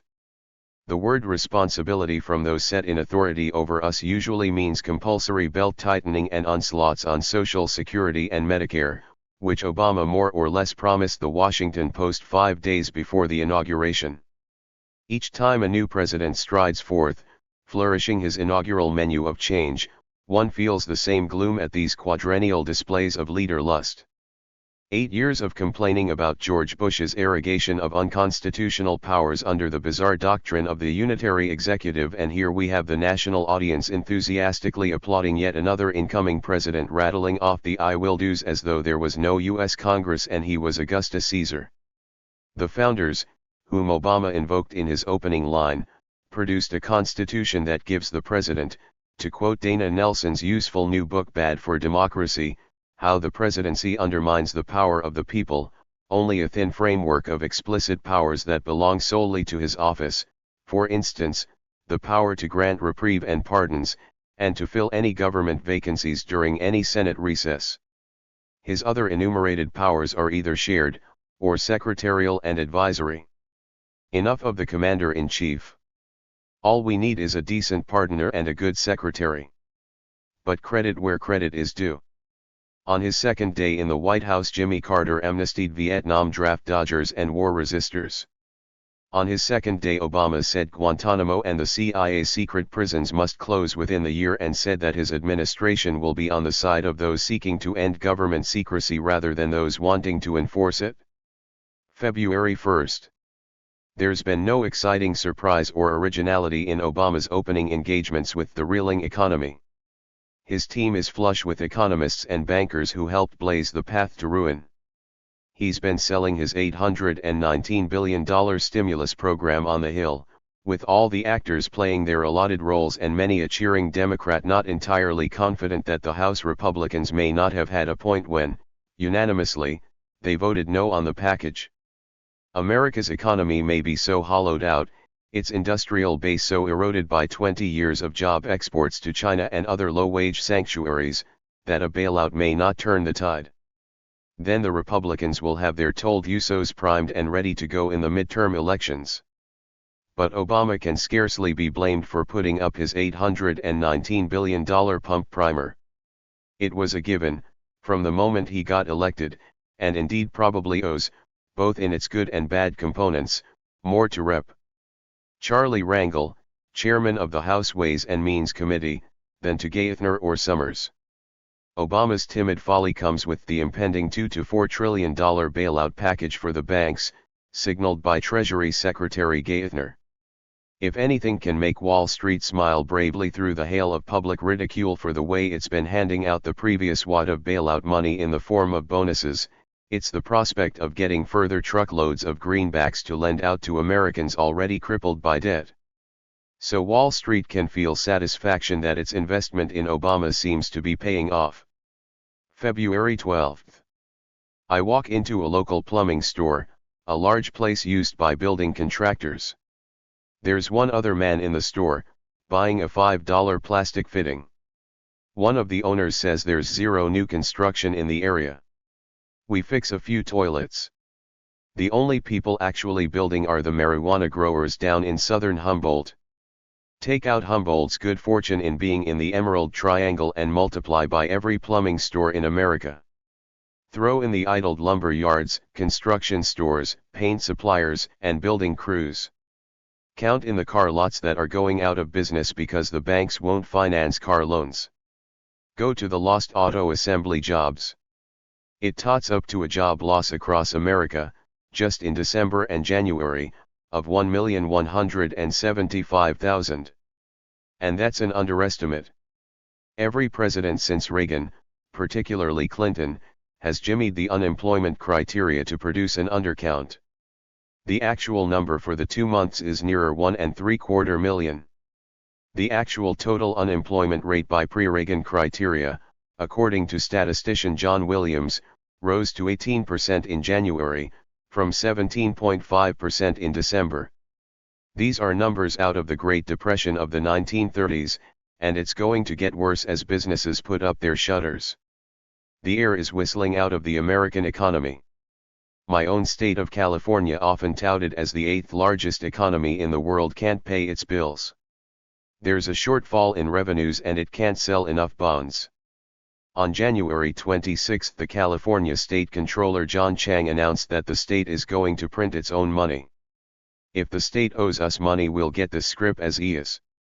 Who knows, in happier times maybe we can hawk them on eBay. Student aid and payments to the disabled and needy will also come in the form of EIS. Governor Schwarzenegger and his aides are negotiating with the banks to get them to accept the EIS as deposits. March 13. In town after town across America these days, one can physically see the economic mantras of an entire generation turning to boarded-up wasteland before one's eyes. Shopping malls, which changed the American landscape within the course of a generation, are dying week by week. Take the Bayshore Mall in my own town of Eureka, Northern California. A covered, pedestrian arcade opened in the 1980s, owned by the Utah-based General Growth Company. Located on the edge of Humboldt Bay, though facing the opposite direction towards Highway 101, our mall was an optimistic place in the early days. People dressed up to go there. A friend of mine who opened a coffee stall wore a tie purchasing it from Ralph Lauren, which opened an outlet. Every pretty girl in Humboldt County wanted to work there, to see and to be seen. People drove for 3 hours through the Yali Bali wilderness all the way from Redding in the Central Valley to savor its glories. There were stylish concerts in its ample food court. Today the Bayshore Mall molders, embodying the misfortunes of General Growth, the second largest mall owner in the U.S., whose stock trades now for 55 cents, down from $44 last May. General Growth has now ousted its CEO, John Buxbaum. Some major retailers, like Ralph Lauren's Polo, have long since fled from Bayshore Mall.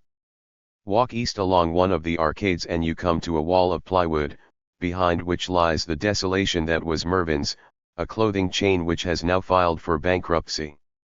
The little stores nearby have a somber mien, like people compelled to live in the chill shadow of a funeral home. The food court, serviced by 6 or 7 fast food businesses, is becoming a sanctuary for the poor who sit in the warmth with modest snacks and while away the hours. Across the past 40 years, some 200 cities built pedestrian malls. Today, only 30 remain. Drive around any town and one can see strip malls in similar decline, their parking lots nearly empty, boarded stores in the retail frontage like a mouth losing its teeth, as the lights of Circuit City go out and Linens and Things, Zales and Taylor and Sharper Image retrench or collapse entirely. Out of crisis comes opportunity, one that's been discussed for some years by movements such as the New Urbanists and Crusaders for the refashioning of the American urban landscape, such as James Howard Kunstler, author of The Geography of Nowhere. A mall can be razed to the ground, like the Belle Promenade, on the west bank of the Mississippi in New Orleans. Eureka's too poor a town to do that. But a mall can be refashioned into a more congenial quartier, one blessed with easier parking. In the same way that coastal cities like Boston finally realized the asset of 19th-century quaysides with their warehouses and customs depots, today's failed or failing malls can be reconfigured, converted to mixed use, with residential housing, public spaces, and constructive social uses. In the Bayshore even now I see groups of the mentally ill being brought along for an outing in a place that's sheltered, still physically safe, equipped with bathrooms, and has plenty of space with chairs or benches where they can relax. In many towns one can imagine that energetic councils and resourceful financing could offer the reeling mall operators terms and take the properties off their hands, reconfiguring the malls as social assets. Opportunity is there, to be seized from the jaws of capitalism's shattering reverses. From the malls to the commanding heights of the economy, let the reconquest begin. April 20th. On March 18, Bill Richardson, governor of New Mexico, had his opportunity to raise the dead and bring them back to life. This was the day he signed a law, already ratified by the state Senate and House, formally ending New Mexico's death penalty. Did Richardson ennoble this solemn occasion by endorsing the idea that all human life has value, and even those who have fallen into the lowest moral abyss are capable of redemption? Did he cite Holy Scripture as buttress for such thoughts? He did not. Richardson festooned the signing with language about this being the most difficult decision of his political life, arrived at only after he had toured the maximum security unit where offenders sentenced to life without parole would be held. My conclusion was those cells are something that may be worse than death, he said. I believe this is a just punishment. Lest anyone be under the misapprehension that he was endorsing some quaint notion of the value of a life, the governor was at pains to emphasize that since the new law comes into force only on July 1, the 2 condemned men currently residing on death row in New Mexico still face execution. For Richardson, the flaw with the death penalty lies in its imperfection. Faced with the reality that our system for imposing the death penalty can never be perfect, my conscience compels me to replace the death penalty with a solution that keeps society safe. Embalmed in this self-serving verbiage are many pointers to how seriously the whole cause of death penalty abolition has gone off the rails, fleeing the arduous moral battleground where revenge tilts against redemption for the low-lying pastures of efficiency. New Mexico's lawmakers were bolstered by this rationale of cost-effectiveness. A cost assessment report pointed to the fact that in one case, State v. Young, the public defender's office put up $1.7 million to defend Young. Add in costs for the prosecutors and the courts and the bill soared to nearly $6 million. In that instance, the state Supreme Court barred the state from pursuing the death penalty further because insufficient resources were being provided for the defense. Bill Clinton did his best to speed up the conveyor belt by signing the Anti-Terrorism and Effective Death Penalty Act of 1996. But it's still a hugely expensive hassle to line things up so lethal injection can proceed. Against all this, what's brisker than the offer of LWOP as part of a plea bargain? Sign on the dotted line. Pack the prisoner off to a concrete box and throw away the key. As the Dallas Morning News editorialized in support of LWOP for Texas, which is considering whether to abandon the costly death penalty in favor of confinement unto death, it's harsh. It's just. And it's final without being irreversible. Call it a living death. The pendulum is swinging against the death penalty, however. DNA evidence posthumously exonerating some, clearing others waiting to die has been a big factor in waning enthusiasm for the ultimate sanction. The current total of defendants on state and federal death rows is 3,307. 15 states don't have the death penalty, New Mexico being the most recent. Nothing much is going to change in New Mexico, except for the worse. The state has only formally executed one man since 1960, Terry Clark, a child killer, had his appointment with the lethal needle in 2001 after abandoning further appeals. This number may soon swell to 3 because of the 2 men whose situation I noted above. Presumably their chances of commutation have diminished, since no one wants to be accused of giving killers anything resembling a lucky break. When I drive south to the Bay Area, I pass San Quentin, where 667 prisoners sit on death row. In the very unlikely event they get executed, they will have waited an average of 17.5 years from the moment they were condemned. 13 people have been executed in California since the U.S. Supreme Court allowed capital punishment to resume in 1976. When I drive from Crescent City, at the northwest corner of California, with its terrifying Supermax Pelican Bay Prison, down Highway 101, jog over to Redding and head south on Interstate 5 to Los Angeles, I traverse a Gulag archipelago in which thousands of prisoners are serving decade upon decade of hard time, with hundreds of them in solitary confinement, often for years on end. How many prisoners nationally are under sentence of living death? The Sentencing Project, a nonprofit organization based in Washington, D.C., says there were 33,633 people serving life sentences without parole in the United States in 2003, which is 26.3% of the total number of people serving life sentences. The analyst at the Sentencing Project discloses that they have tried to determine how many people are effectively serving life sentences without parole, but that it's been a nightmare to do so. They don't even have a ballpark estimate. There are at least 73 U.S. inmates, most of them from minorities, who were sentenced to spend the rest of their lives in prison for crimes committed when they were 13 or 14. It was de Tocqueville who lauded American penology, in the book he wrote with Gustave de Beaumont, on the penitentiary system, and who wrote in a letter in 1836, isolate the detainees in prison by means of solitary cells, subject them to absolute silence, prohibit every communication between souls and minds as between their bodies. That is what I would consider the first principle of the science. As Professor Sheldon Volin writes in his Tocqueville Between Two Worlds, this was a theory of total control. Pure power and wholly opposite to the unlimited space, frenzied time, and near-anarchical subjects of democracy. The prison that de Tocqueville and Beaumont particularly admired was Auburn, with its system of penitential solitary confinement developed by the Quakers, partly advanced as a substitute for the death penalty, which they opposed on principle. May 8. Shades of Gogol, who was born 200 years ago this year. The motor of his great novel is the economic use of dead souls, deceased serfs listed by the state as assets of the landlords. The novel's central character, Shishakov, goes around buying them up. New York State could take Gogol's hint and start auctioning its living dead as income generators to other states in need. Looking at our criminal justice system here, Gogol would surely use the line carved on his gravestone, "And I shall laugh my bitter laugh." May 15. You could say the 60s began, at least in part, in 1884, when Stiles Hall was founded in Berkeley by some high-minded do-good Christian Protestants.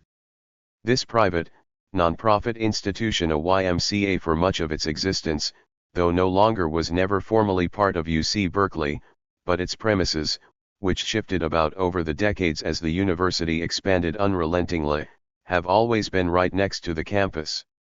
In the 50s, Stiles Hall was where it is today, at Bancroft and Dana. On March 14, Stiles Hall celebrated its 125th anniversary. The university chancellor was there. So was the mayor of Berkeley.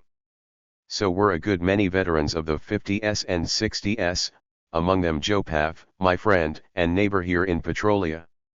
In the 40s, returning GIs had changed the UC Berkeley campus dramatically in terms of dress, style, and new kinds of students.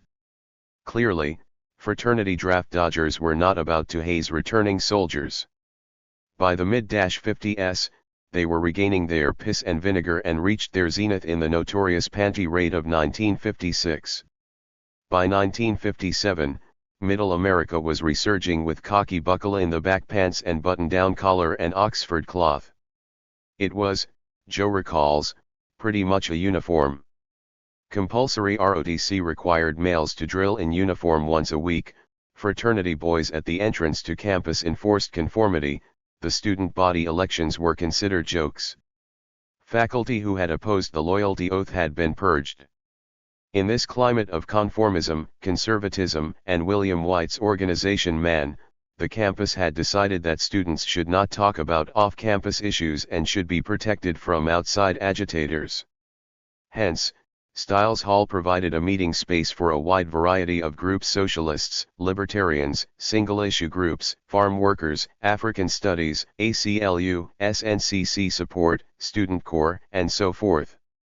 Stiles Hall had been greatly shaped by the long-term influence of Harry Kingman, who had first worked there in 1916, leaving to fight in World War I, and in its aftermath spending 6 years in China. In China, Harry was a friend and teacher of some of the students arrested in the famous demonstrations at the international settlement over foreign companies exploiting workers. He wrote a letter defending the students that was translated and published throughout China, leading to his transfer from Shanghai to Shenzhen. While a pariah to the Westerners in China, he was quite famous with the Chinese. His China newsletter of 1925 and 1926 was circulated worldwide, and letters of praise and requests for more information came from Senator Bora, Mahatma Gandhi, Ramsay MacDonald, H. G. Wells, Lloyd George, and Bertrand Russell. At Shenzhen, he met and became friend of then Lt. Col. George Marshall. Kingman finally returned to Stiles Hall in 1928. In the early 1930s, he made it his business to extend a welcoming and helpful hand to the 2,000 new students, many of them poor. All of them were invited to dinner by Stiles people, with Harry's wife, Ruth, cooking dinners for 500. Then Kingman looked around the area for jobs for them, and found just 25 available.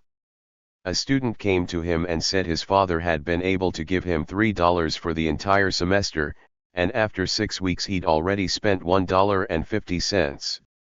This is when Harry organized the housing co-ops, where the students could live and cook. Clark Kerr and Robert McNamara were among those students. Stiles also provided a meeting place for the Social Problems Club, accused by the campus administration of being a haunt of New Yorkers and communists. Kingman also was active in creating a student minimum wage for employment. These commitments to the First Amendment, equal housing, and fair and equal wages became permanent principles. During the war, Stiles and Harry Kingman were active and strong opponents of the internment of Japanese, not a common posture on the left, alas, and raised money to help the internees, make legal challenges, and help to relocate released people. Older Japanese men in Joe's era in the late 1950s used to come in and hail Kingman, who retired in 1957, as a great man. Kingman had to stand up to the Un-American Activities Committee, who were witch-hunting leftists. He fought back triumphantly. In 1946, when Harry was director of the Western region of the Fair Employment Practices Committee, Ed Rutledge, whom he'd hired, had been called before one of the McCarthy committees. Kingman flew to Washington, stiffened Rutledge's resolve, and turned the tide. "We're going to fight this," he said, and they did.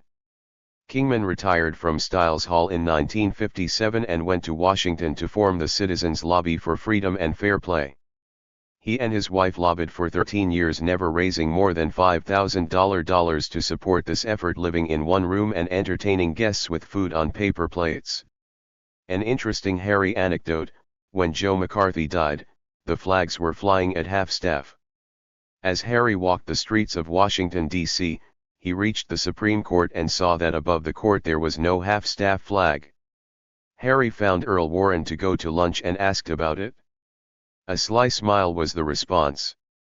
Joe Paff went to Berkeley in 1957, then took 18 months off to avoid ROTC, came back to Berkeley from Europe and got an apartment in Stiles Hall, with duties that included opening and shutting the building and setting out chairs for meetings, a duty that often required nice judgment. One would not, for example, embarrass the score or so turning up for the Berkeley-Bulgaria Friendship Society by setting out 200 chairs. Sometimes, no one would show up. Norman Thomas drew 10 people, and Joe took him out and bought him a piece of pie by way of consolation. By 1960, Joe was on the student council, running a weekly coffee hour with a speaker. I invited Dizzy Gillespie twice, Ralph Gleason, Jean Renoir, the movie director who'd been sitting in his office with nothing to do. His son taught at Cal. I invited Linus Pauling and Martin Luther King Jr. I asked Mrs. Sobel when her husband Morton was in prison as a spy. Anti-communists came and made her cry. Young Caspar Weinberger running for state assembly drew no one to the meeting, so we went and had lunch.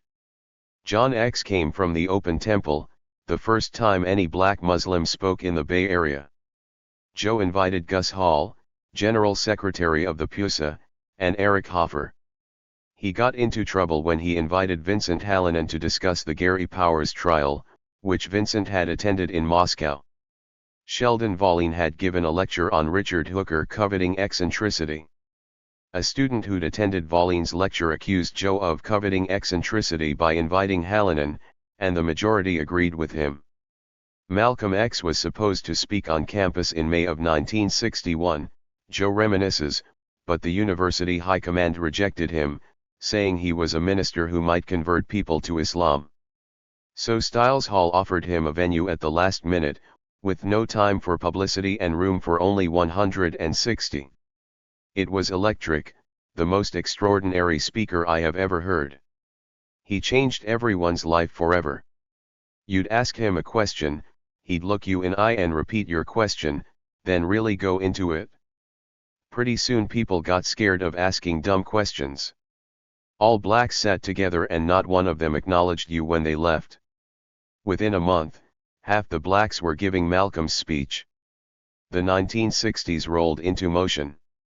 Stiles had long had a concept of incubating groups and activities that could soon stand alone and form independent groups. Berkeley's residential co-ops were a good example. Student activists soon followed the same policy. Fired by the gatherings in Stiles Hall, campus meetings became more politically conscious, more boisterous. Protests against bans on collecting money became more vigorous. It was not long before the free speech movement was underway. Many Stiles members became active in the civil rights movement, going to Mississippi, getting arrested, beaten. Many had been hosed off the steps of the San Francisco City Hall as the House Un-American Activities Committee held hearings. Thelton Henderson went south for the Justice Department. He was the first African American in the Civil Rights Division for 2 years until he was fired for loaning his car to Martin Luther King Jr. to drive to Selma. Henderson has remained all these years on the Styles Board and was honored at the 125th anniversary. At 76, Henderson is senior judge in the Federal Northern California Division. It was Henderson who, in 2005, found that substandard medical care in the California prison system had violated prisoners' rights. In 2006, he appointed Robert Sillon as receiver to take over the health care system of the California Department of Corrections and Rehabilitation. He replaced Sillon with J. Clark Kelso in 2008. The Internal Affairs Division of the Oakland Police Department remains under his supervision. One could say that going to lunch at Styles from 1957 to 1963, Joe concludes, and going to the events, if combined with going to Pauline Kael's little movie theater and reading her extensive program notes, was a complete education. A carefully chosen small set of classes at UC would do the rest.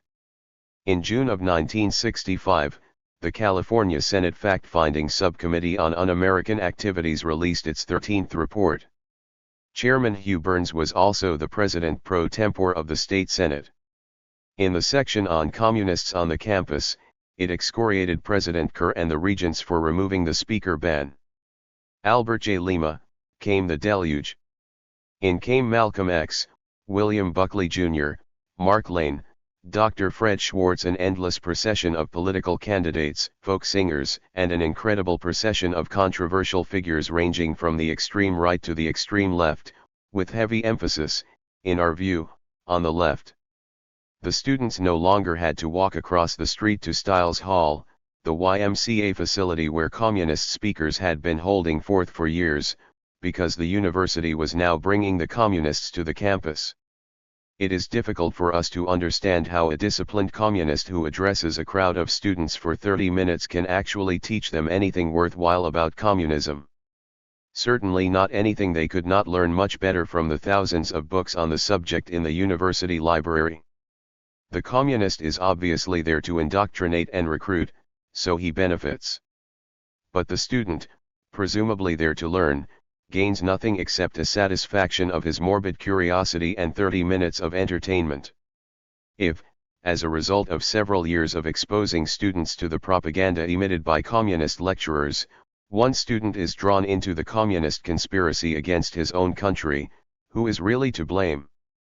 We conclude it must be the persons who are charged with the high responsibility of caring for and teaching the students entrusted to them. The communist speaker is clad with the reflected prestige of the university where he is a guest, and we are unable to understand why the people should contribute to their own destruction by making their public institutions available to those who are dedicated to the task of overthrowing our government by any means available. It is our considered view that to throw wide the portals to any controversial speaker, who wishes to utilize the opportunity to harangue a college audience, is to put curiosity and entertainment above the educational process, and to appeal to the morbid and emotional rather than to the scholarly and the intellectual. May 22. How long does it take a mild-mannered, anti-war, black professor of constitutional law, trained as a community organizer on the south side of Chicago, to become an enthusiastic sponsor of targeted assassinations, decapitation strategies, and remote control bombing of mud houses on the far end of the globe? Obama campaigned on a pledge to decapitate Al-Qaeda, meaning the assassination of its leaders. It was his shorthand way of advertising that he had the right stuff. And, like Kennedy, he's summoning the exponents of unconventional, shortcut paths to success in that mission. Lt. Gen. Stanley A. McChrystal now replaces General David McKiernan as commander of U.S. forces in Afghanistan. McChrystal's expertise is precisely in assassination and decapitation. As commander of the military's Joint Special Operations Command for nearly 5 years starting in 2003, McChrystal was in charge of Death Squad Ops, with its best advertised success being the killing of Abu Musab al-Zarqawi, head of al-Qaeda in Iraq. McChrystal, not coincidentally, was involved in the prisoner abuse scandal at Baghdad's Camp Nama. Whatever the technique, a second certainty is the killing of large numbers of civilians in the final targeted assassination. At one point in the first war on Saddam in the early 1990s, a huge component of U.S. air sorties was devoted each day to bombing places where U.S. intelligence had concluded Saddam might be hiding. Time after time, after the mangled bodies of men, women, and children had been scrutinized, came the crestfallen tidings that Saddam was not among them. The logic of targeted assassinations was on display in Gaza even as Obama worked on the uplifting phrases of his inaugural address. The Israelis claimed they were targeting only Hamas even as the body counts of women and children methodically refuted these claims and finally extorted from Obama a terse phrase of regret. It didn't take long. But it's what we've got for the rest of Obama time. May 24. Go to any Tea Party rally and three quite different political components are in evidence. There are the libertarian populists, chaotic in philosophy, strong on the right to bear arms, hostile to all forms of taxation, bankers, and big business. There are the social conservatives massed behind Sarah Palin. And, lurking nervously behind the speaker's rostrum, there are the Republican politicos like former Texas Representative Dick Armey, hoping to harness the Tea Party to the chariots of the Republican Party establishment. The politicos have now learned with acute dismay that many Tea Party members, particularly the libertarian populists, regard the Republican leadership as a significant part of the problem. Following Rand Paul's shattering upset in Kentucky, one member wrote on his blog, in an idiom which accurately catches the slightly nutty Tea Party flavor, there are now two forces in America, not Democrats and Republicans, but a patriotic pro-American anti-Wall Street faction which cuts across both parties, and a traitor faction that supports the financial parasites, a pro-British column in the U.S., which also cuts across the two parties. Scroll through the political positions Paul took in the primary and one can see at once that the Tea Party is firmly lodged in a political lineage in republicanism that has been muted for decade after decade since Barry Goldwater was crushed in his presidential bid against Lyndon Johnson in 1964. Its ancestry goes back to the isolationists who fought vainly to keep America out of both world wars and who saw the American empire as a betrayal of the republic's historical destiny. This brings us to another powerful strain in the genetic coding of the Tea Party as a right-wing populist movement, a strong racist antipathy to blacks and browns, symbolized most vividly for them by Barack Obama, whom many Tea Partiers believe was born in either Kenya or Indonesia and therefore has no right to be lodged in the White House, however many votes he won in 2008.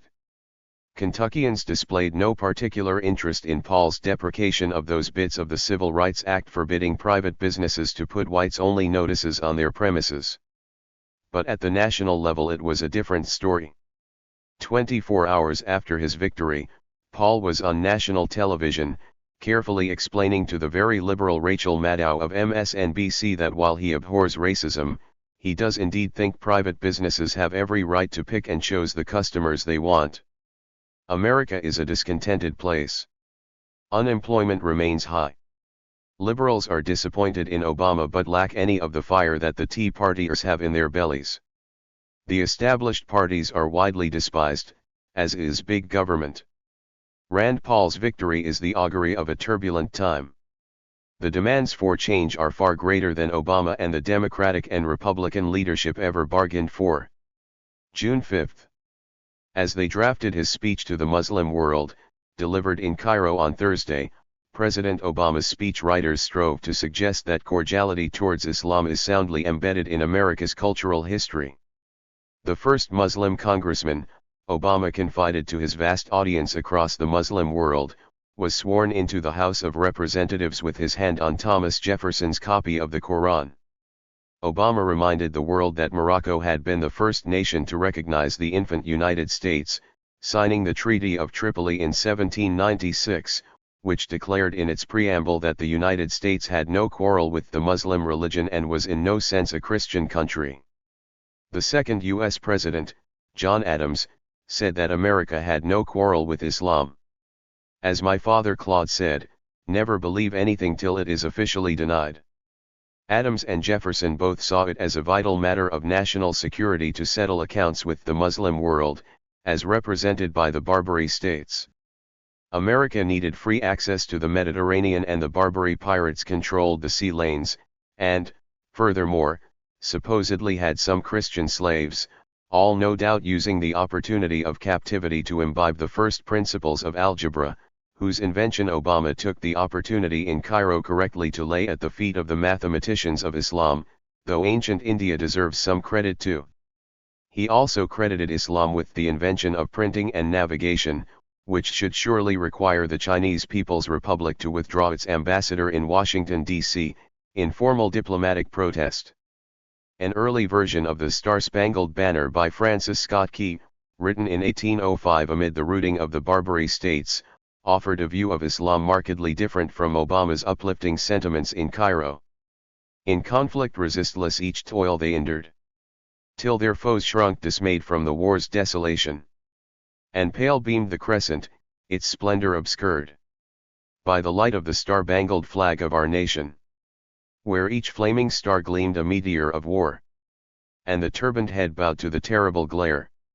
Then mixed with the olive the laurel shall wave, and form a bright wreath for the brow of the brave. In 1814 Key rehabbed this doggerel into the Star-Spangled Banner. So America's national anthem began as a gleeful tirade against the Mohammedans. And of course every member of the U.S. Marine Corps regularly bellows out the USMC anthem, beginning from the halls of Montezuma to the shores of Tripoli. In short, America's march to empire was minted in the crucible of anti-Islamic sentiment. June 12. I came to America in 1972 to the Village Voice, which Dan Wolfe, Ed Fancher, and Norman Mailer founded in 1955 to bring light to those whole sectors of civic life kept in darkness by the major newspapers of the day, starting with the New York Times. As a tot I'd been given bracing tutorials about the paradigms of journalism and class power by my father, Claude, who'd founded his newsletter The Week in the 1930s as a counterbalance to the awful mainstream coverage in those years. From Europe, I'd already been writing for Cockburn and Ridgway's Hard Times and also for Ramparts, respectively a newsletter and a monthly founded like much of the old underground press to compensate for the ghastly mainstream coverage of the upheavals of the 60s and the Vietnam War. In other words, any exacting assessment of the actual performance of newspapers rated against the twaddle about the role of the Fourth Estate spouted by publishers and editors at their annual conventions would issue a negative verdict in every era. Of course there have been moments when a newspaper or a reporter could make fair claims to have done a decent job, inevitably eradicated by a panicky proprietor, a change in ownership, advertiser pressure, eviction of some protective editor, or summary firing of the enterprising reporter. By and large, down the decades, the mainstream newspapers have often rabidly obstructed and sabotaged efforts to improve our social and political condition. In an earlier time writers like Mencken and Hecht and Liebling loved their newspapers, but the portentous claims for their indispensable role would have made them hooed with derision, as they did the columnist Bernard Levin, decrying in the London Times at the start of the 1980s the notion of a responsible press. We are, and must remain, vagabonds and outlaws, for only by so remaining shall we be able to keep the faith by which we live, which is the pursuit of knowledge that others would like unpursued and the making of comment that others would prefer unmade. But of course most publishers and journalists are not vagabonds and outlaws, any more than are the professors at journalism schools or the jurors and boards servicing the racket known as the Pulitzer industry. What the publishers were after was a 20% rate of return, a desire that prompts great respect for the rule of law, if such laws assist in the achievement of that goal. In 1970 this meant coercing Congress to pass the Newspaper Preservation Act of 1970, exempting newspapers from antitrust sanctions against price fixing in a given market. Nixon signed the law and was duly rewarded with profuse editorial endorsements in 1972. South of me in Mendocino County, California, is the Anderson Valley Advertiser, a weekly edited by my friend Bruce Anderson. I've written a column for it for over 20 years. The AVA does everything a newspaper should do. It covers the county board of supervisors, the court system, the cops, water issues, the marijuana industry. It's fun to read and reminds people of what a real newspaper should be, which is why half its circulation is outside the county, often the other end of the United States. The Ava lives resolutely up to the injunction by Joseph Pulitzer it carries on its masthead, a newspaper should have no friends. I asked Bruce about proposed bailouts of the mainstream press. Do you like these bailout ideas? No, I don't. I don't even want them to rest in peace. I want them to twist and turn in their graves eternally. Why? They don't do any local reporting and haven't for about 25 years. I'm talking here about the Santa Rosa Press Democrat, owned by the New York Times Company, and the San Francisco Chronicle. Does this remind you of a paper near you? Weep not for yesterday's papers, for the old Fourth Estate. At every critical hour, in every decade, it failed us. And yet they do weep. It's like the dogs in Conrad Lorenz's book running up and down either side of the fence, barking at each other. One day they take the fence down and after a moment's bewilderment the dogs continue as before. The other night I watched Bill Ayers at some bookstore being filmed by C-SPAN. He was asked what he thought about the press. I said to myself, here's a fine opportunity for the terrorist Ayers to throw some bombs. Hail the rise of the internet. Come on, Bill, greet the new day. But no, Ayers said that he liked to settle down at the breakfast table with the New York Times and the Nation and have his daily little bicker with them. Bark, bark, bark. It adds up to what Mark Ames just referred in an email to me as that inexplicable cowardice that everyone here in print is infected with. Jesus, they don't even shoot or club people here like they do in Russia and still they exercise more freedom, take more risks there in print than they do here. Comrade Ayers, that's not your lifelong partner the New York Times on the other side of the fence, that's the graveyard. So much for the so-called left. Without the New York Times, the Federal Reserve, the public school system, the fundamentalists, and the IRS to yap at, they'd be lost. In the David v. Goliath struggle of the left pamphleteers battling the vast print combines of the news barons the tide has turned. On a laptop's 12-inch screen we stand as high as Punch Sulzberger, or Rupert Murdoch. 20 years ago the Los Angeles Times was a mighty power. The owners of the Knight Ridder chain complacently counted on a 20% plus rate of return on their properties. Today the LA Times totters from one cost cut and forced employee retirement to the next. Knight Ridder's papers of high reputation went on the auction block. Will the broadsheets and tabloids vanish entirely? Not in the foreseeable future, any more than trains disappeared at the end of the railway age. A mature industry will yield income and attract investors interested in money or power long after its glory days are over. But it's a world in decline, and a propaganda system in decline. The left is so used to being underdog that it is often incapable of looking a gift horse, meaning a dead horse, in the mouth and greeting good fortune when it knocks on the door. 30 years ago, to find out what was happening in Gaza, you would have to have had a decent shortwave radio, a fax machine, or access to those great newsstands in Times Square and North Hollywood that carried the world's press. Not anymore. We can get a news story from a counterpuncher in Gaza or Ramallah or Oaxaca or Viterbo and have it out to a world audience in a matter of hours. June 19. I have taken the first necessary step in my own quest for the White House by becoming a citizen of the United States at approximately 10 a.m.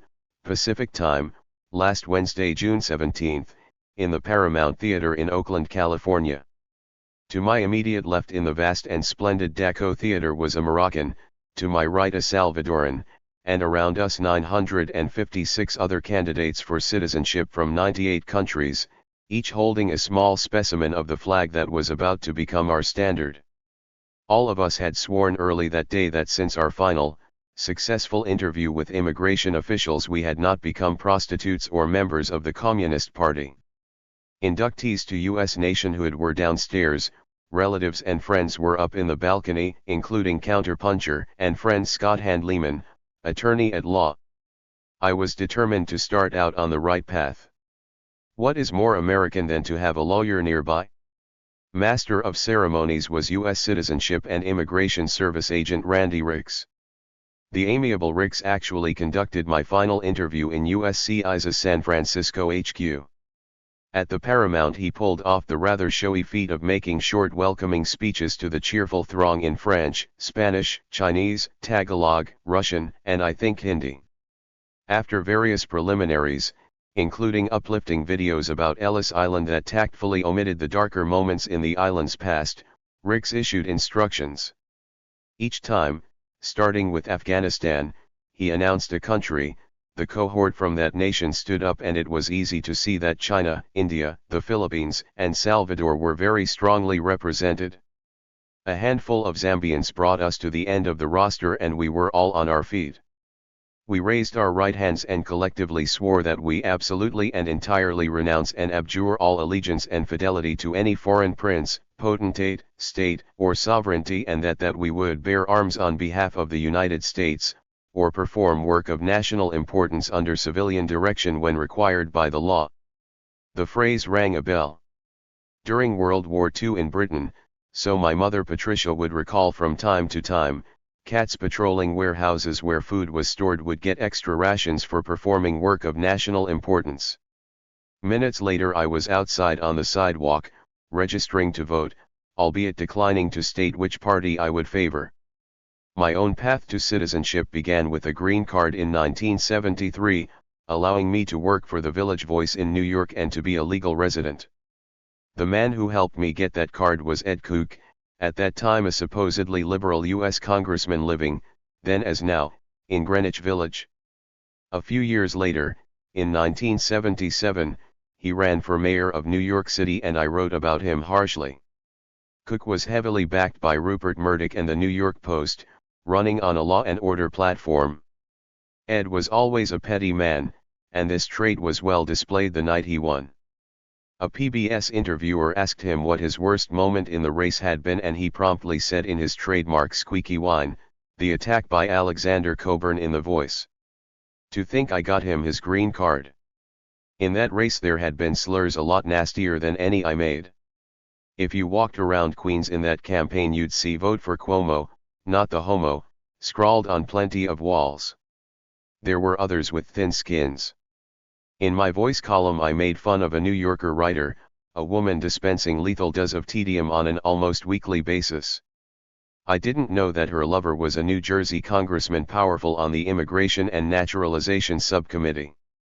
Within days I was the object of a probe by the INS.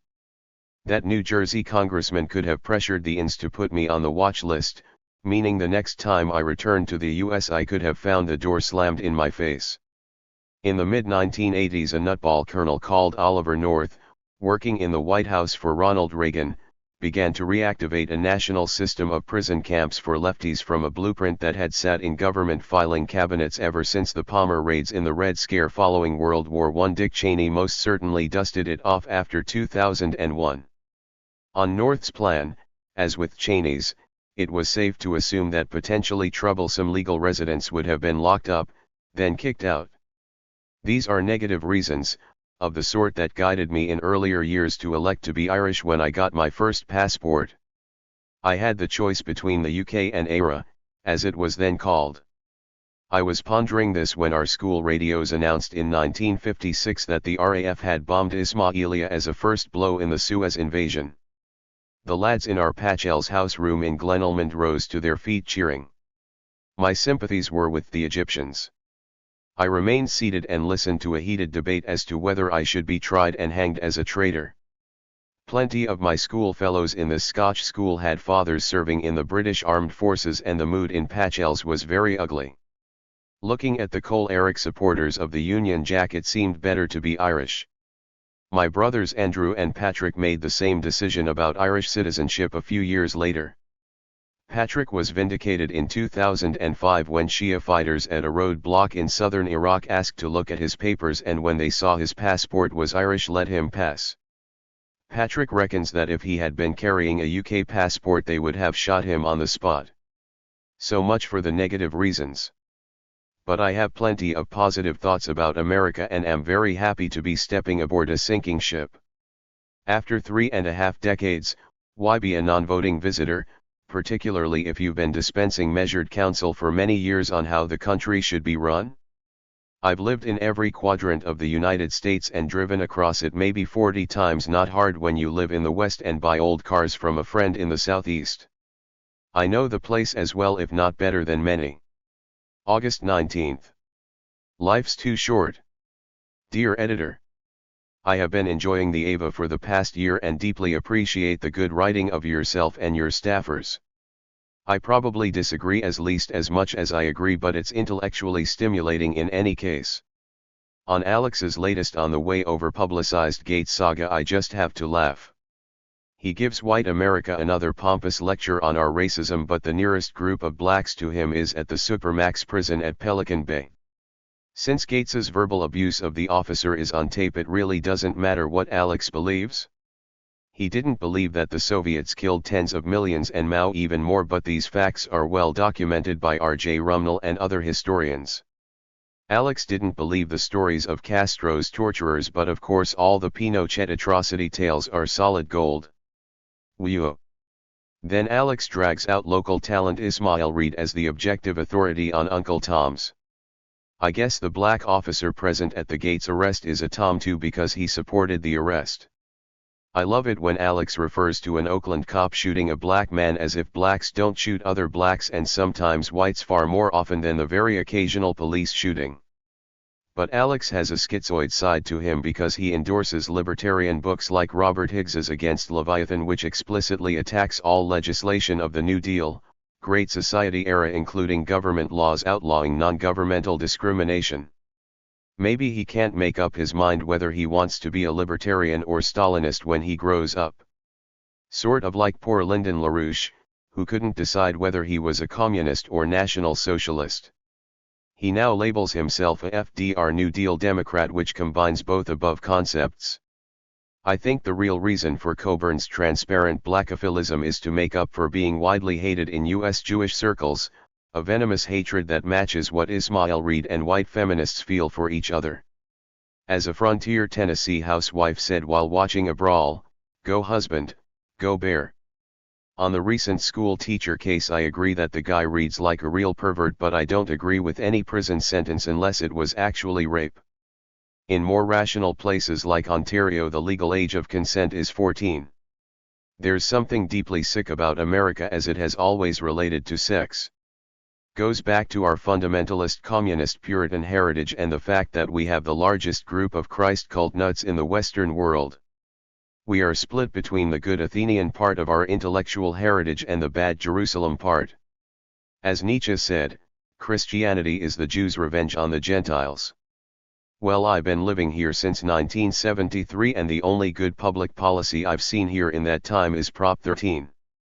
We still pay way too much taxes, but if we were in some rat hole like New Jersey it would be triple. Best regards. Mike Hardesty, Oakland. Alexander Cockburn replies, among the rules for life to which I cling is a commitment not to read anything to which the name Hardesty is appended. I concluded long ago that reading his unique brand of ignorant venom was a worthless and degrading activity. October 14th. Of the 4 U.S. presidents who have been given a Nobel Prize, Teddy Roosevelt, Woodrow Wilson, Jimmy Carter, and Barack Obama, the one who's shown the cleanest pair of heels when it comes to escaping the world's guffaws for the absurdity of the award is Jimmy Carter. It's easy to throw mud at TR. The excuse for his prize, awarded in 1906, was his role in ending the Russo-Japanese War. But what the committee of those worthy Norwegians was actually saying was that when it comes to giving a U.S. president the Peace Prize, the bar has to be set awfully low. After all, TR was fresh from sponsorship of the Spanish-American War and ardent bloodletting in the Philippines. He accepted the prize not long after he'd displayed his boundless compassion for humanity by sponsoring an exhibition of Filipino monkey men in the 1904 St. Louis World's Fair as the missing link in the evolution of man from ape to Aryan, and thus in sore need of assimilation, forcible if necessary, to the American way. On receipt of the prize, Roosevelt promptly began planning the dispatch of the Great White Fleet on a worldwide tour to display Uncle Sam's imperial credentials. Wilson, the liberal imperialist with whom Obama bears some marked affinities, won the Nobel Peace Prize for 1919. The rationale was his effort to establish the League of Nations. His substantive achievement was to have brought America into the carnage of World War I and to have refined the language and ideology of liberal interventionism. Between TR and Wilson, it's hard to say who was the more fervent racist. Probably Wilson.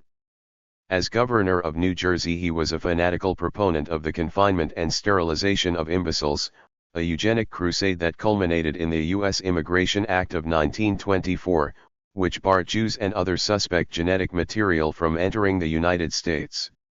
Much against their will, many of these excluded Jews made their way to Palestine.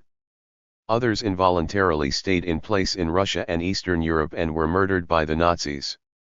Above all, Wilson at Versailles was the sponsor of ethnic nationalism, the motive force for the final solution. And they say Obama's award has brought the Peace Prize into disrepute. Carter got his prize in 2002 as reward for conspicuous good works. But there again, the message of the Nobel Committee was take the rough with the smooth. It was Carter, after all, who amped up the new Cold War, got Argentinian torturers to train the Contras, and above all dragged the United States into Afghanistan. It was in 1978 that a progressive secular government seized power in Afghanistan, decreeing universal education for women and banning child marriage. By early 1979, Carter was hatching plans with Pakistan, Saudi Arabia, and China to arm mujahideen and warlords in Afghanistan to overthrow the government and attempt to lure the Soviet Union into combat. In December 1979, after repeated requests from the government in Afghanistan, the Soviet Union sent forces to fight against the rebellion by the fundamentalists. The CIA launched the most expensive operation in its history to train and equip these fundamentalists and allied warlords.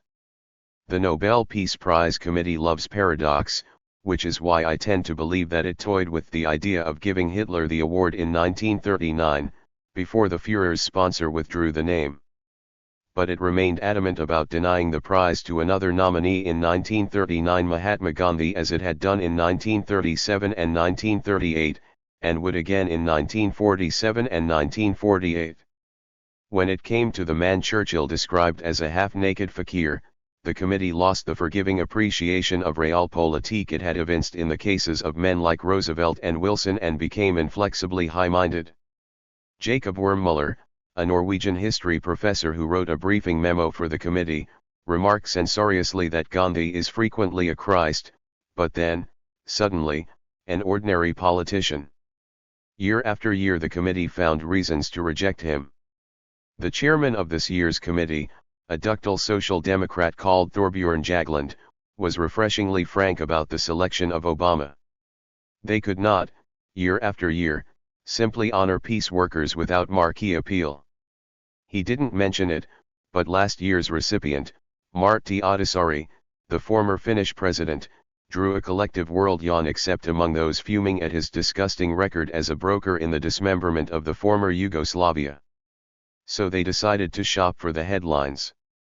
People marvel at the idiocy of these Nobel Awards, but there's method in the madness, since in the end they train people to accept without demur or protest absurdity as part and parcel of the human condition, which they should accept as representing the considered opinion of rational men. It's a twist on the Alger myth, inspiring to youth, you too can get to murder Filipinos, or Palestinians, or Vietnamese, or Afghans and still win a peace prize. That's the audacity of hope at full stretch. So one shouldn't take these prizes too seriously but simply cheer when a prize committee somewhere does the right thing. What do Paul Robeson, Bertolt Brecht, and Pablo Neruda all have in common? They won the International Stalin Prize for Strengthening Peace Among Peoples, which was in business from 1950 to 1955. Then it became the International Lenin Prize, honoring many estimable toilers for human betterment, such as W.E.B. Du Bois, Salvador Allende, Sean McBride, and Angela Davis. Read that list and you rapidly get a fix on the outer limits of the Nobel Committee's range of political sympathy. Obama's award was a gift dispensed from the battlements of capital, recognizing that empire is in a safe pair of hands. October 17. The transition from the Tennessee chunk of Interstate 40 to the Arkansas section always makes me laugh. On I-40 you start in Wilmington, North Carolina, and ahead of you lie 2,555.4 miles of road, running through 8 states, all the way to Barstow, California. Through Tennessee you roll for a day and a half on smooth tarmac, often 3 lanes each way, tribute to the state's wealth and the patronage powers of Senator Albert Gore Sr., father of the portly warmist. It was Gore Sr., along with a crafty Irish Republic from Maryland called George Fallon, who was responsible for the bill enabling the financing of the interstate system, appropriating $25 billion in 1956, sucking in a generous whack of the money for his own state, already engorged with federal pork for the Oak Ridge Nuclear Complex and the TVA. In honor of these achievements, all interstates entering Tennessee are labeled the Albert Gore, Sr. Memorial Highway. It's no doubt why, out of forlorn hopes for emulation, Al Jr. preposterously claimed he'd invented the internet. The unimpressed citizens of Tennessee duly doomed Al Jr.'s presidential bid by voting for George Bush in 2000. I rolled through Memphis, battleground for a very significant victory for we the people. The blueprint for I-40 had the interstate slicing through Overton Park on the east side of town. There's an old-growth arboretum here, also the famous band Shell, one of 27 built by the WPA in the 1930s. Elvis Presley gave his first paid concert there, opening for Slim Whitman on July 30, 1954. Since the Shell was a graceful piece of architecture, the forces of darkness yearned to bulldoze it flat and put in something useful like a parking lot. Lovers of the Shell beat back 2 such onslaughts, and the Shell survives, gussied up. The I-40 builders neared Memphis at a bad moment, in 1969. For a decade after World War II, the freeway lobby crushed all before them. The downtowns of city after city were destroyed or menaced by rapidly advancing glaciers of concrete. Si monumentum requiris, go to downtown Buffalo and weep. October 27. Across the country last weekend there were anti-war demonstrations, modest in turnout, but hopefully a warning to Obama that war without end or reason in Afghanistan, plus 40,000 more troops to Kabul, is not why people voted for him. I spoke at our own little rally in my local town of Eureka, California. My neighbor Ellen Taylor decided to spice up the proceedings by having a guillotine on the platform, right beside the Eureka courthouse steps. It's in the genes. Her father was Telford Taylor, chief U.S. prosecutor at Nuremberg. When she told me about the plan for the guillotine, I wasn't sure it was a good idea. But Ellen said she wanted to reach out to new constituencies beyond the committed left, and what better siren call than the swoosh of the avenging blade. 100 years ago people liked to stress the similarities of the American and French revolutions. Mark Twain composed the most passionate defense of the terror ever written, in a Connecticut Yankee in King Arthur's court. But then, after 1917, the French Revolution was seen as the harbinger of Bolshevik excess and it grew less popular. Up on the platform I took the guillotine issue head-on. Only 666 aristocrats had been topped in Paris in what is now the Place de la Concorde, 1,543 throughout France. The reward, a decisive smack on the snout of the land-holding aristocracy, durable popular power for peasants, workers, and the petit bourgeois. MLE patron and MLE proprietaire stepped into history. There's no sign of populism in any energetic form. The anger is formulaic. October 28.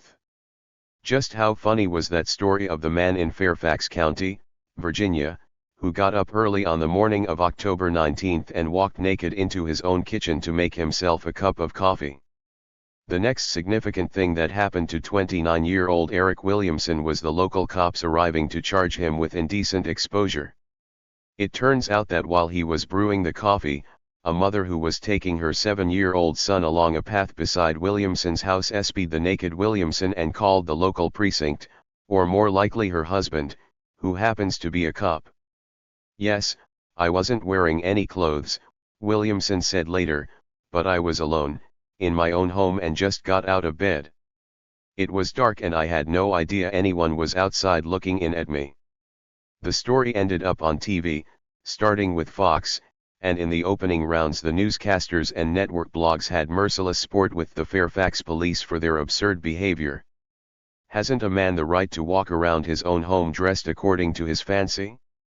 Answer, obvious to anyone familiar with relevant case law, absolutely not. Peeved by public ridicule, the Fairfax cops turned up the heat. The cop's wife started to maintain that she first saw Williamson by a glass kitchen door, then through the kitchen window. Mary Ann Jennings, a Fairfax County police spokeswoman, stirred the pot of innuendo. "We've heard there may have been other people who had a similar incident. The cops are asking anyone who may have seen an unclothed Williamson through his windows to come forward, even if it was at a different time. They've also been papering the neighborhood with flyers, asking for reports on any other questionable activities by anyone resembling Williamson, a white guy who's a commercial diver and who has a 5-year-old daughter, not living with him. I'd say that if the cops keep it up, and some prosecutors sense opportunity, Williamson will be pretty lucky if they don't throw some cobbled-up indictment at him. Toss in a jailhouse snitch making his own plea deal, a fake police lineup, maybe an artist's impression of the Fairfax flasher, and Williamson could end up losing his visitation rights and, worse comes to worst, getting 10 years plus being posted for life on some sex offender site. You think we're living in the 21st century, in the clinical fantasy world of CSI? Wrong. So far as forensic evidence is concerned, we remain planted in the 17th century with trial by ordeal, such as when they killed women as witches if they floated when thrown into a pond. Let's head north from Fairfax County to Massachusetts, home of the witch trials. How about if you're white in Boston, weigh yourself in your own bedroom with no clothes on and. But let my Boston friend pick up the story, because it happened to him. It was the early 90s. Early on Christmas Eve, 2 burly cops pushed into our house and invaded our bedroom, no warrant. They only backed off after they realized that the scale in our bedroom where I weighed myself was in front of a window. To see me there, the born-agains who moved in next door had to keep a tight watch since it does not take long to weigh oneself. My girlfriend was dressing in the bedroom and my mom and stepdaughter were visiting. By the time the cops understood that I had been weighing myself every morning, the paddy wagon was there ready to take me away. I would have sued them, but I was running for Congress at the time. The cops liked my opponent, a right-wing pro-lifer, and I have always thought that had something to do with their moral diligence that day. One of the cops, the chief, later resigned in a corruption scandal. November 24. No one told us it would be boring, but it is the Obama presidency. Having an adulterer and a moron at 1600 Pennsylvania Avenue for 8 years apiece, plus Dick Cheney down the corridor, spoiled us. Which side of Bill's head did Hillary hit with the lamp? Would George fight his way to the end of the sentence in his daily battles with the English language? These days tranquility reigns, or seems to, in the Obama's private quarters. Senior White House staffers remain loyal and tight-lipped. Small wonder Jay Leno's nightly show is sagging. There was nothing to make jokes about, at least until Sarah Palin went on her book tour. Politics is getting duller by the day, too, as the idealists watch their expectations trickling all too swiftly through the hourglass. What's left? Enforcing private coverage and savaging the Medicare Advantage plans of low-income seniors. Obama has dipped below 50% in public approval, which, so the pollsters tell us, is nothing particularly unusual for a new president at this stage of the game. What's going to stop him sliding down more? But lo, there's light a little way up the tunnel, the upcoming trial in the shadow of Ground Zero of Khalid Sheikh Mohammed and 4 alleged co-conspirators, the best news for the print press since Monica Lewinsky. Ahead lie months of searing headlines and blood-curdling editorial howls for vengeance in the New York Post and the Daily News. The scenario envisaged by Obama, Emanuel, and Attorney General Eric Holder is presumably that sometime before the election of 2012, KSM will be ushered into an execution chamber, thus vindicating Obama's oft-advertised commitment to track down the perps of 9/11 and kill them. So eager was Obama to underline this point that while in Asia he declared that those offended by the trial will not find it offensive at all when he's convicted and when the death penalty is applied to him. This remark came after his assertion that the trial would be subject to the most exacting demands of justice. Realizing that the latter remark might be construed by some pettifogging civil libertarians as prejudicial to a fair trial, Obama then added piously that he was not going to be in that courtroom. That's the job of the prosecutors, the judge, and the jury. It's certain that the legal team mustered to defend KSM and the other four will be reviewing mountains of documents amassed by the prosecution, setting forth the evidentiary chain that led to the indictments of the Ground Zero 5. Of course, most of these will no doubt be classified top secret, to be reviewed by defense lawyers only under conditions of stringent security, but it's a safe bet that enough will be leaked to portray the Bush administration and Republicans in general in a harshly unflattering light, with Bush and Cheney ignoring profuse indications of the unfolding conspiracy. There are those who gravely lament the impending spectacle, ranging from pinkos raising wussy concerns about secret witnesses and confessions extorted under torture, to the right blaring that KSM and the others will defile the Foley courtroom with their filthy Muslim diatribes. Bring them on, say I. The show trial is as American as cherry pie, as the former Black Panther H. Rap Brown currently serving life without the possibility of parole in the Supermax in Florence, Colorado famously said about violence. American political life is at its most vivid amid show trials. Their glare discloses the larger political system in all its pretensions. At the very least we need the drama to help us get through what is looking more and more like the bland, respectable corporate rule of the Eisenhower years.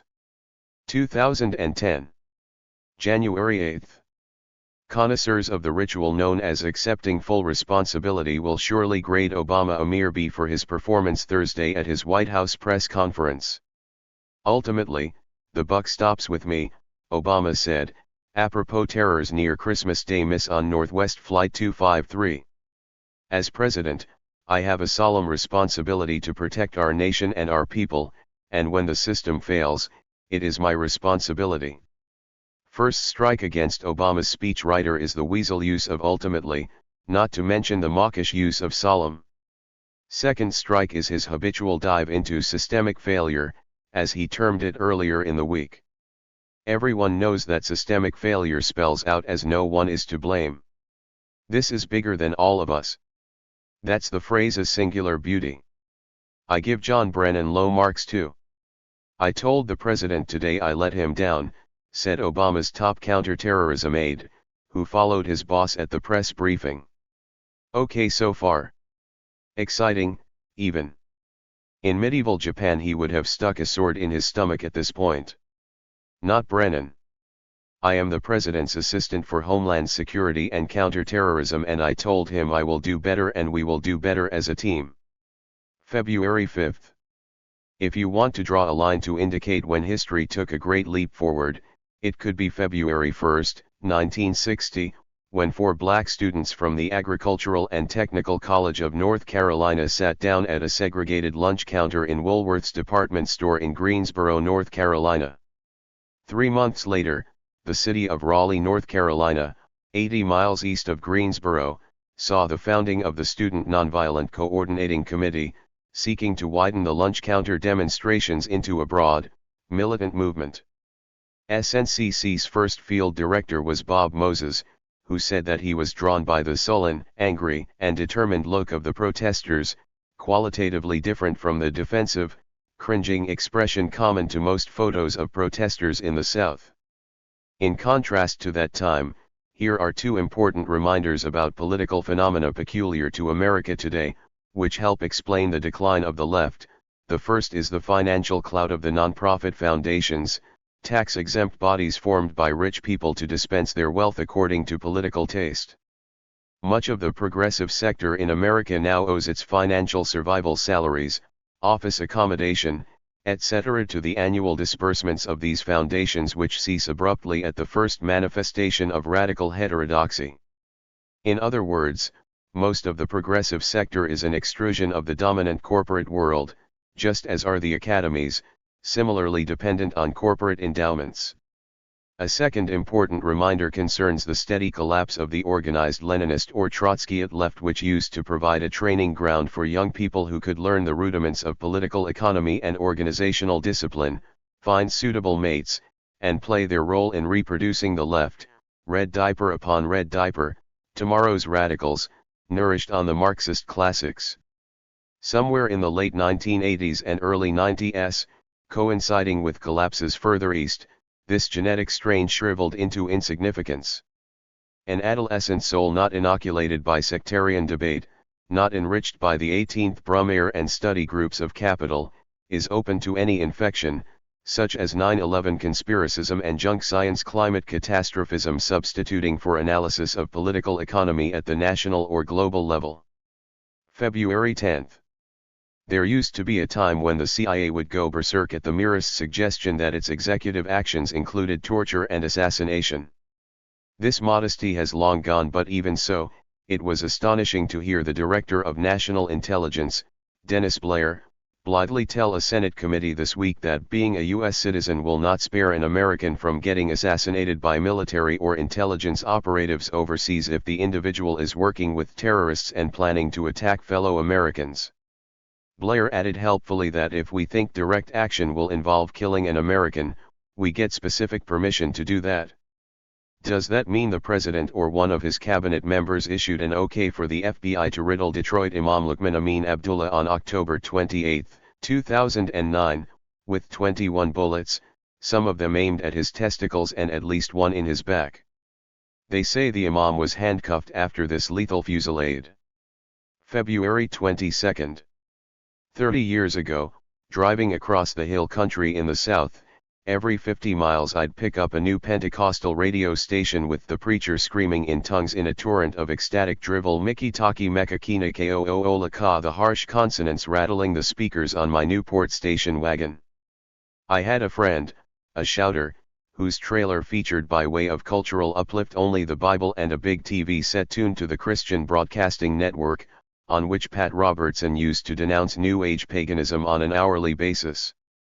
Last time I visited, a few months ago, my friend's nice home still featured the Bible.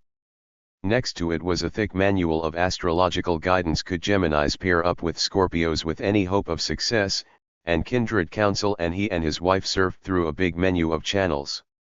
Out on the highway my radio picked up Glenn Beck spouting drivel, but the old Pentecostalists had vanished from the dial. These days, my friend told me, he and his wife didn't tithe to any particular church and pastor. All crooks, he said dryly. They stay home and hold their own Sunday service there.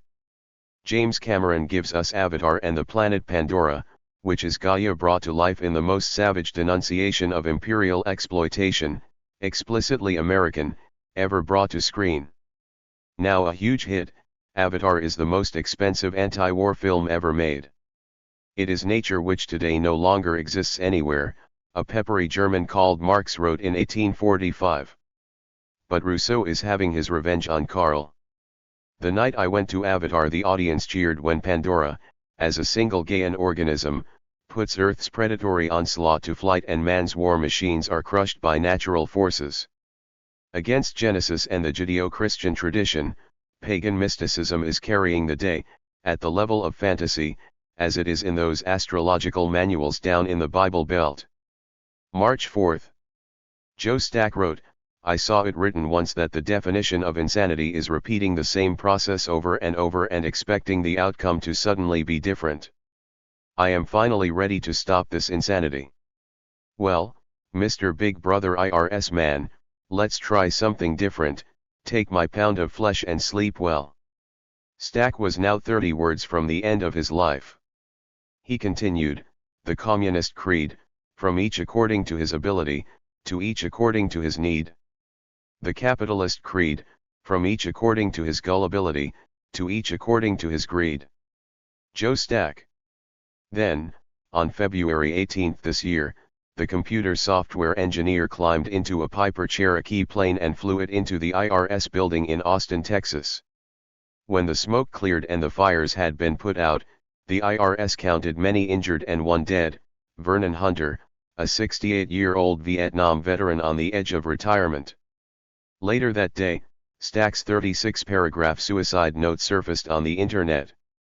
Though opaque in its recitation of his precise personal grudges with the tax man, as a farewell blast at the system, it was eloquent on the essentials of the American way: when the wealthy fuck up, the poor get to die for the mistakes. Such a system, Stack correctly emphasized, is predicated on two interpretations for every law, one for the very rich, and one for the rest of us: what to do. Violence not only is the answer, it is the only answer. From several Republican politicians, hoping to harness the huge head of political steam building up in a society facing mass unemployment for years to come, Stack's last flight got astonishing respect.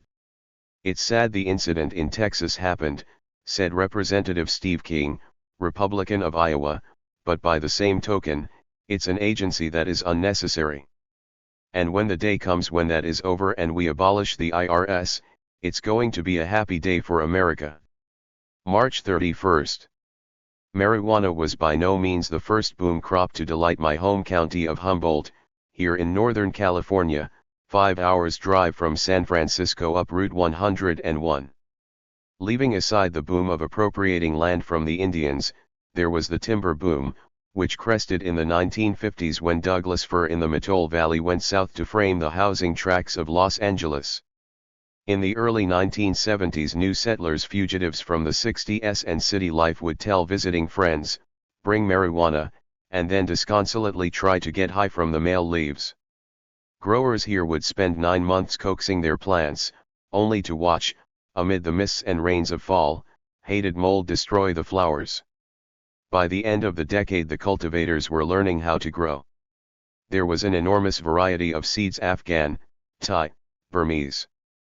The price crept up to $400 a pound, and the grateful settlers, mostly dirt poor, rushed out to buy a washing machine, a propane fridge, a used VW, a solar panel, a 12-volt battery.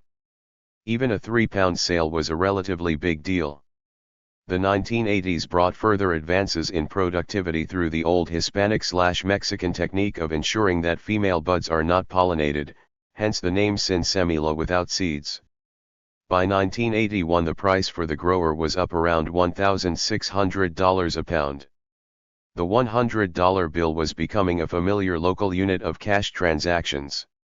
In 1982 a celebrated grow in the Mattole Valley yielded its organizer, an Ivy League grad, a harvest of 1,000 pounds of processed marijuana, an amazing logistical triumph. 15 miles up the valley from where I write, tiny Honeydew became fabled as the marijuana capital of California, if not America. That same year, the war on drugs rolled into action, executed in Humboldt County by platoons of sheriff's deputies, DEA agents, roadblocks by the California Highway Patrol. The National Guard combed the King Range. School children gazed up at helicopters hovering over the valley scanning for gardens.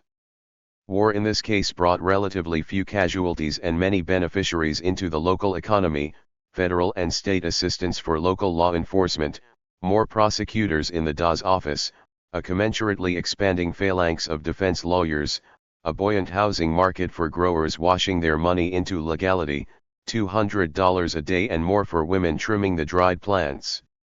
A bust meant at least a year of angst for the defendant and at least $25,000 in legal fees, though rarely any significant jail time.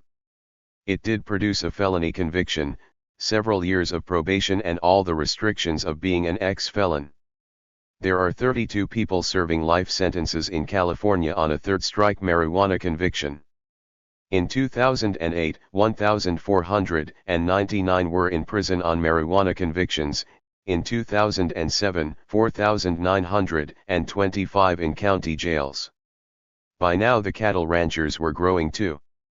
Where once you'd see a battered old pickup, now late model stretch cab Fords, Chevys, and Dodges would thunder by. Ranch yards sported new dump trucks and backhoes. Dealerships were selling big trucks and Toyota 4Runners, purchased with cash. By the mid-90s the price of bud was up around $2,400 a pound. Best of all, the war was a sturdy price support in our thinly populated, remote Emerald Triangle of Humboldt, Mendocino, and Trinity counties. Marijuana remained an outlaw crop. Then in 1996 came California's Compassionate Use Act, the brainchild of Dennis Peron, who returned from Vietnam in 1969 with 2 pounds of marijuana in his duffel bag and became a dealer in San Francisco.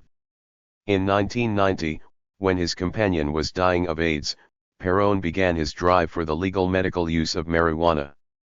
It was the launch point for greenhouses big enough to spot on Google Earth, plus diesel generators in the hills cycling 24/7 and lists of customers in the clubs down south.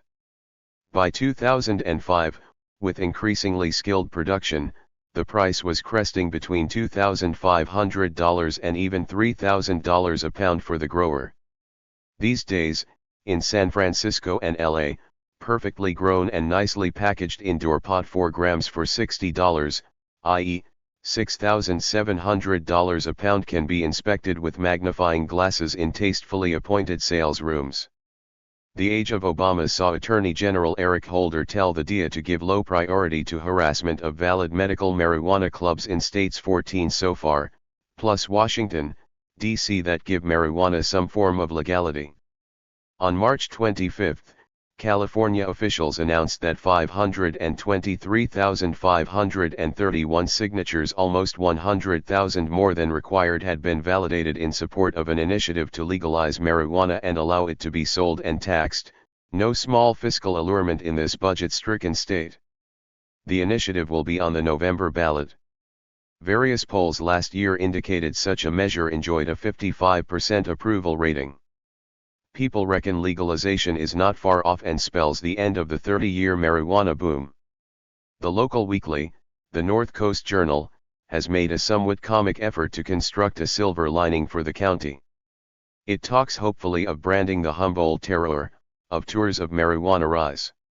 Dream on. Down south there's more sun, more water, and very capable Mexicans ready to tend and trim for $15 an hour. The smarter growers reckon they have 2 years at most. Here on the North Coast the price of marijuana will drop, the price of land will drop, the trucks will stop being late model.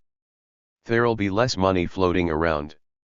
The New Deal began with an end to prohibition of the sale of alcohol across the United States. The individual small producers of bourbon, some good, a lot awful or downright poison, shut down, and the big liquor producers took over, successfully pushing for a legalization of marijuana in 1937. How long will the small producers of gourmet marijuana last before the big companies run them off, pushing through the sort of regulatory standards that are now punishing small organic farmers? April 9. The 17-minute video recording the U.S. military's massacre from the air in Baghdad is utterly damning. The visual and audio record reveal the 2 Apache helicopter pilots and the U.S. Army intelligence personnel monitoring the real-time footage falling over themselves to make the snap judgment that the civilians roughly 1,000 feet below are armed insurgents and that one of them, peeking round a corner, was carrying an RPG, that is, a rocket-propelled anti-tank grenade launcher. The dialogue is particularly chilling, revealing gleeful pilots gloating over the effect of their initial machine gun salvos. "Look at those dead bastards," one pilot says. "Nice," answers the other. Then, as a wounded man painfully writhes toward the curb, the pilots eagerly wait for an excuse to finish him off. "All you gotta do is pick up a weapon," one pilot says yearningly. Defense analyst Pierre Sprey, who led the design teams for the F-16 and A-10 and who spent many years in the Pentagon, stresses 2 particularly damning features of the footage. The first is the claim that Noor-el-Din's telephoto lens could be mistaken for an RPG. A big telephoto for a 35mm camera is under 1.5 feet at most. An RPG, unloaded, is 3 feet long and loaded, 4 foot long. These guys were breathing hard to kill someone. May 7. Oil drilling is one of the dirtiest of all businesses, physically and politically. In recent years BP has spent many millions in the US, trying to winch its reputation out of the mud with bright advertising paeans to its green commitment. Along with its greenwashing ad campaigns, it staked $500 million on a biofuel research center at the University of California's Berkeley campus. Every gallon gushing from the holes in the ocean floor in the Gulf of Mexico sinks the company's reputation back in the primal ooze of a reputation permanently disfigured by environmental havoc, political bribes, and ruthless campaigns against those courageous enough to blow the whistle on the company. Obama now wags his finger at BP and vows that it will pay for every penny of the cleanup. He actually took more campaign money from BP than did his Republican opponent in 2008, Senator John McCain. June 4. Israel regrets? But no. Israel doesn't regret. It preens and boasts and demands approval, which it duly gets from its prime sponsor, the United States government, and most of the press. The attack on the Mavi Marmara was carefully planned. Israel is plunging into deeper darkness. As the Israeli journalist Gideon Levy recently told one interviewer, in the last year there have been real cracks in the democratic system of Israel. It's systematic, it's not here and there. Things are becoming much harder. And Levy also wrote in Haaretz, when Israel closes its gates to anyone who doesn't fall in line with our official positions, we are quickly becoming similar to North Korea. When right-wing parties increase their number of anti-democratic bills, and from all sides there are calls to make certain groups illegal, we must worry, of course. But when all this is engulfed in silence, and when even academia is increasingly falling in line with dangerous and dark views, the situation is apparently far beyond desperate. June 11. Aggrieved British politicians denounce the Obama administration for throwing heavy emphasis on the formerly discarded British in BP. What do they expect? Here in Petrolia, California, someone asked me at the post office yesterday, was it true the Queen owned BP? What goes around comes around. One of the greatest bailouts in history came in 1953, when the Eisenhower administration authorized a CIA-backed coup in Iran. The Anglo-Iranian Oil Company, owned by the British government, had been expropriated and nationalized in 1951 by unanimous vote of Iran's parliament. The 53 coup evicted Prime Minister Mohammad Mossadegh and installed Shah Reza Pahlavi, the creature of the West's oil companies, with full tyrannical powers. The AIOC got back 40% of its old concession and became an internationally owned consortium, renamed British Petroleum. July 2. There's been ripe chortling about the spy network run in the US by the Russian SVR, successor to the KGB in the area of foreign intelligence. The 11 accused were supposedly a bunch of bumblers so deficient in remitting secrets to Moscow across nearly a decade that the FBI can't even muster the evidence to charge them with espionage. All of the defendants who appeared in the New York court except one, the fetching Anna Chapman, are also charged with conspiracy to commit money laundering, which carries a maximum penalty of 20 years of prison. Assuming their lawyers don't get them off, a doubtful proposition, we can assume the Russians will round up 11 Americans, accuse them of spying and then do a trade. Then both sides will start again, the Russians training fresh sets of agents to spout American baseball records, burn hamburgers over the backyard grill, jog and do other all-American things like have negative equity on their houses and owe the IRS money. Meanwhile, the Americans are forcing their agents to read Dostoevsky. July 9. It's the worst of times. America is plunging back into depression. Only 1 out of every 2 Americans of working age has a job. Across the last 2 months, more than 1 million Americans simply gave up seeking employment, even as benefits are running out. Somewhere near 10 million Americans without work aren't getting any kind of check. 1 in every 5 children is living below the poverty line, sometimes by as much as 50%, classed as extreme poverty. The stimulus has failed. The housing market is in free fall. A couple of months ago market analysts predicted there would be 5 million more foreclosures between now and 2011, and it looks like they're on target. 40% of delinquent homeowners have already loaded up the SUV, thrown the plastic chairs in the swimming pool and tossed the house keys back at the bank. For tens of millions of Americans, the house is as central and crucial a financial asset as a pig was for an Irish peasant family in the 19th century. The pig, as the old Irish saying goes, was the man beside the fire. It had the place of honor. The pig died, the family starved. People are down. I meet young people every day who say they've simply given up watching the news. It's all too depressing. August 6th. It took a gay Republican judge with libertarian leanings to issue from the bench, in a U.S. district courthouse in San Francisco, one of the warmest testimonials to the married state since Erasmus. Last Wednesday, Von R. Walker struck down California's ban on gay marriage, prompting ecstatic rejoicing among a mostly gay crowd outside the courthouse. His ruling was the first in the country to strike down a marriage ban on federal constitutional grounds. A final judicial verdict is years away, because appeals will now wend their way slowly through the system until they reach the U.S. Supreme Court, 6 of whose 9 current members are Catholics.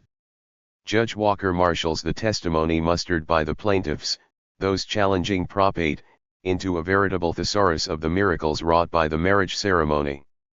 At the mere overture of "Wilt thou take?" it seems that anxieties about self-worth, the burdens of low self-esteem, the shadows of social ostracism, dissipate in the warm glow of the marriage contract. In fact, the drive for gay marriage is against the trend of the times, which is the single state, or people increasingly united depending on the state they live in by some form of civil union for the purpose of benefits, pensions, health care, wills, inheritances and so forth. Across America, on the last census, there were 100 million unmarried employees, consumers, taxpayers, and voters who headed up a majority of households in 22 states, more than 380 cities. Gays are crowding to board a sinking ship. Married couples with kids, who filled about 90% of residences a century ago, now total about 20%. Nearly 30% of homes are inhabited by someone who lives alone, no doubt awaiting foreclosure. August 18th. I went to get my hair cut the other day in the town of Fortuna and waited 10 minutes while the elderly barber finished buzz cutting a young Mexican American. After the young man had exited under his thin skull cap of black stubble, Don the barber sighed and said, "That's the third boy I've cut today who's headed into the Marines. They all say the same thing. There's no work around here and I've got a family to support.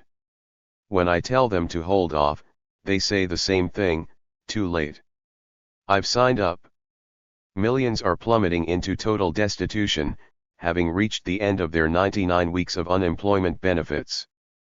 Their only option then is the soup line at a church and getting on the waiting list for a homeless shelter.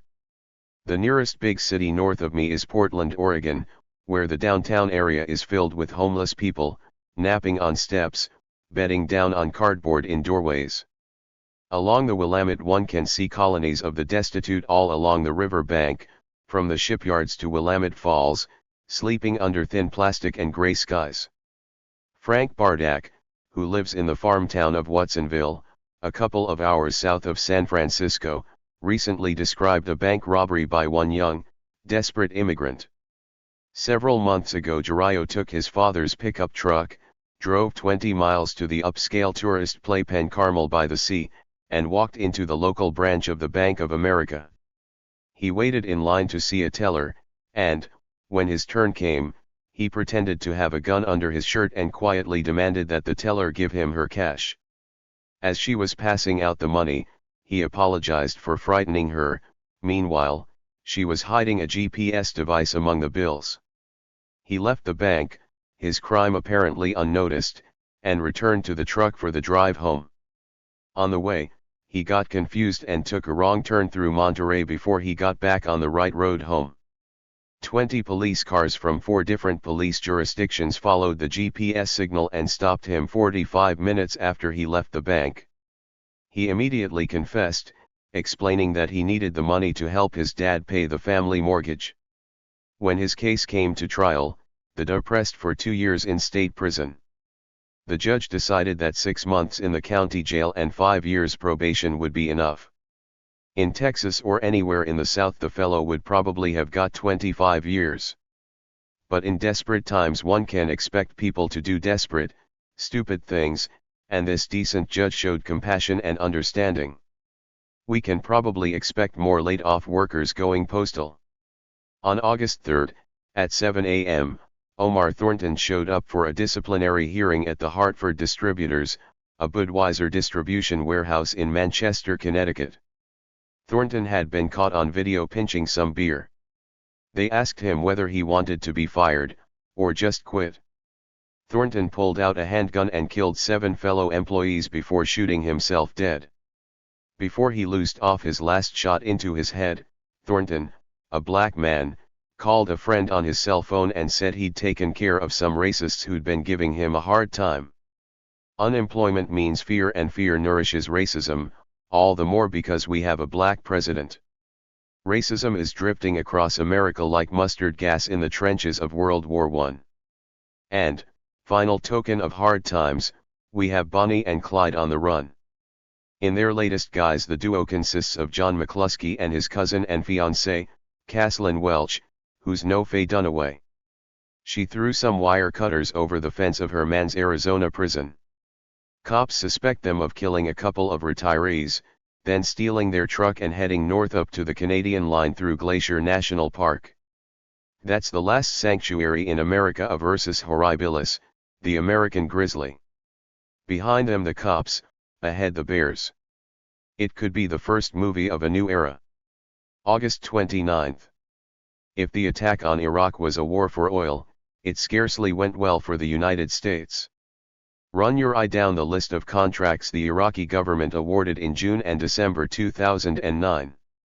Prominent is Russia's Lukoil, which, in partnership with Norway's Statoil, won the rights to West Kurna Phase 2, a 12.9 billion barrel supergiant oil field. Other successful bidders for fixed-term contracts included Russia's Gazprom and Malaysia's Petronas. Only 2 US-based oil companies came away with contracts.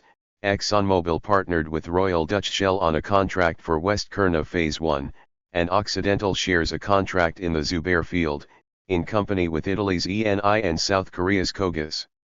The huge Rumaila field yielded a contract for BP and the China National Petroleum Company, and Royal Dutch Shell split the 12.6 billion barrel Magnoon field with Petronas, 60-40.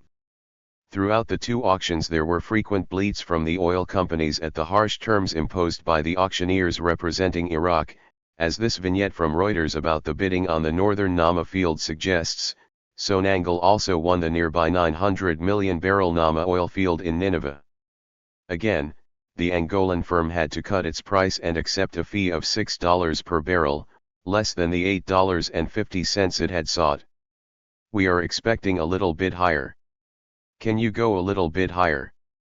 Sonangol's exploration manager Paulino Geronimo asked Iraqi oil minister Hussein al-Sharistani to spontaneous applause from other oil executives. Sharistani said, "No." So either the all-powerful US government was unable to fix the auctions to its liking, or the all-powerful US-based oil companies mostly decided the profit margins weren't sufficiently tempting. Either way, the war for oil doesn't look in very good shape.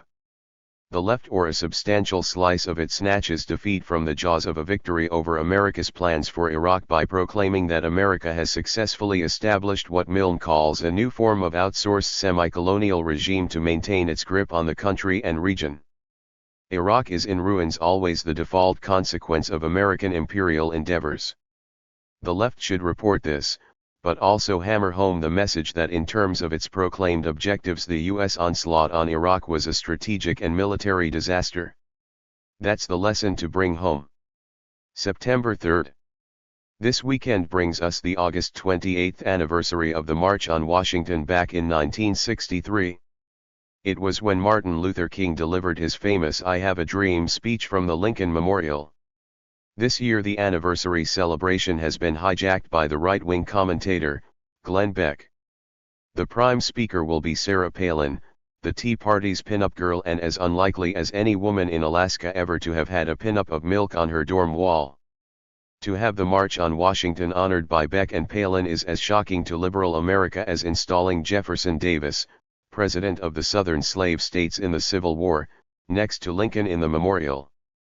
Beck admits that when he scheduled a rally in Washington on August 28 to boost his new book, The Plan, and strut his stuff to the Tea Party masses, he had no idea it was the anniversary of the march.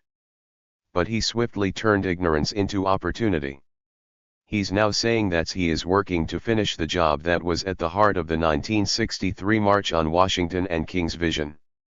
Beck claims the ideas of Dr. King have been corrupted and that he will resurrect the true King. As part of this mission, Beck is trying to separate Dr. King from social justice and limit King to advocacy of individual Christian salvation. If Beck's hijacking provokes some honesty among the left in general about King and about black leadership today, then Beck will have performed a useful service. Too late now to organize the obvious, a huge counter-demonstration to call Beck to accounts and run him and Palin off. The left is too weak for that, having now given up gluten that has given us leavened bread for 5,000 years. September 24. There was a memorial for Ben Sonnenberg last week.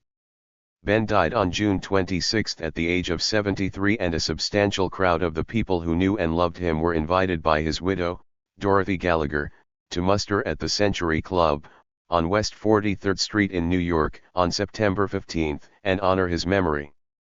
Speakers included two of his daughters, Susanna and Seti, Dan Menaker, Michael Train, Ann Carson, Rebecca Ockrent, Susan Minot, James Salter. The world has lost a true humanist, in the Renaissance heft of that word, one in whom refinement of taste and wideness of culture mingled with political passion. I mourn a very close friend. His greatest literary achievement was Grand Street, the quarterly he founded in 1981 and edited till 1990, when multiple sclerosis was far advanced and his fortune somewhat depleted. His friend Gene Stein took the magazine over and it ran till 2004. As he put it laconically, I printed only what I liked, never once did I publish an editorial statement, I offered no writer's guidelines, and I stopped when I couldn't turn the pages anymore. As another great editor, Bruce Anderson, of the Anderson Valley Advertiser, wrote after Ben's death, Grand Street under Sonnenberg was the best literary magazine ever produced in this doomed country. His Grand Street was readable front to back. If you've never seen a Grand Street, the last literary quarterly we're going to have, hustle out to the last bookstore and get yourself one and lament what is gone. When I first came to New York in 1972, I went to a couple of parties thrown by Ben's father, Ben Sr., one of the trailblazers in public relations who gave elaborately staged parties to advance the interests of his various clients, at 19 Gramercy Park. He looked a bit like a comfortably retired Edwardian bookie in 1890s London, with enough knowingness in his glance to deliver fair warning to the unwary. Though he publicly prided himself on never have taken a dime from either Howard Hughes or the Kennedys, Ben Sr. certainly milked big clients like General Motors of plenty of moolah, a satisfactory chunk of which he left to Ben. Ben Jr. detailed his somewhat raffish and caddish youth in his 1991 memoir, Lost Property, but I had already known for almost a decade the tastes that he listed on the first page and that endeared me to him. My favorite autobiographers in this century are Vladimir Nabokov, Theodore Adorno, and Walter Benjamin. A paragraph later he cited my friend Edward Said, whose savage essay Michael Walzer's Exodus and Revolution, a Canaanite reading Ben had published in Grand Street in 1986. There was no other cultural periodical at that time that would have given the finger so vigorously to polite New York intellectual opinion. The finger could be puckish. In January of 1989 he sent me a copy of his offer, which I published in The Nation on behalf of himself, me, and others, to Marty Peretz.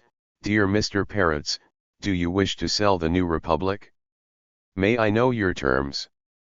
I am one of a small group whose members are eager to buy the New Republic and restore its credit as a liberal journal.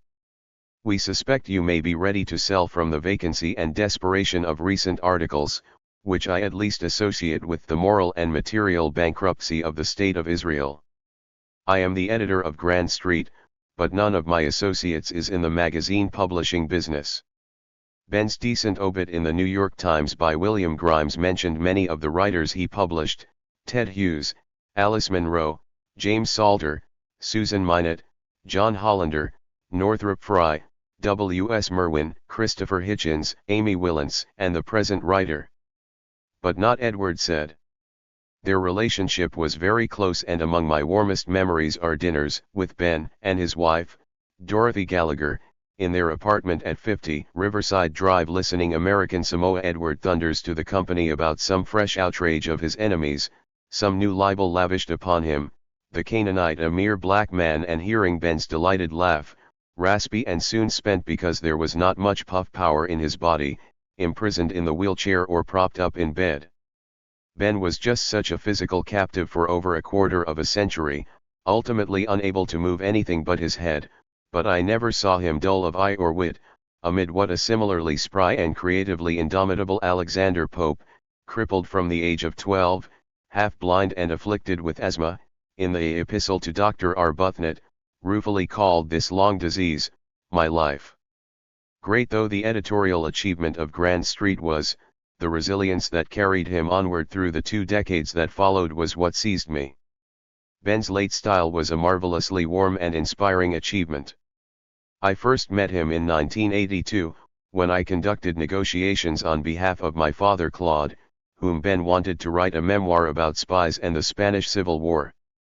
I reported to my father the large sum Ben had agreed without much demur to pony up, and Claude duly turned in a very funny essay, full of astute observations about Guy Burgess and spy mania, but also with a wonderfully tragicomic memoir about the strange death of Basil Murray and his ape in Valencia.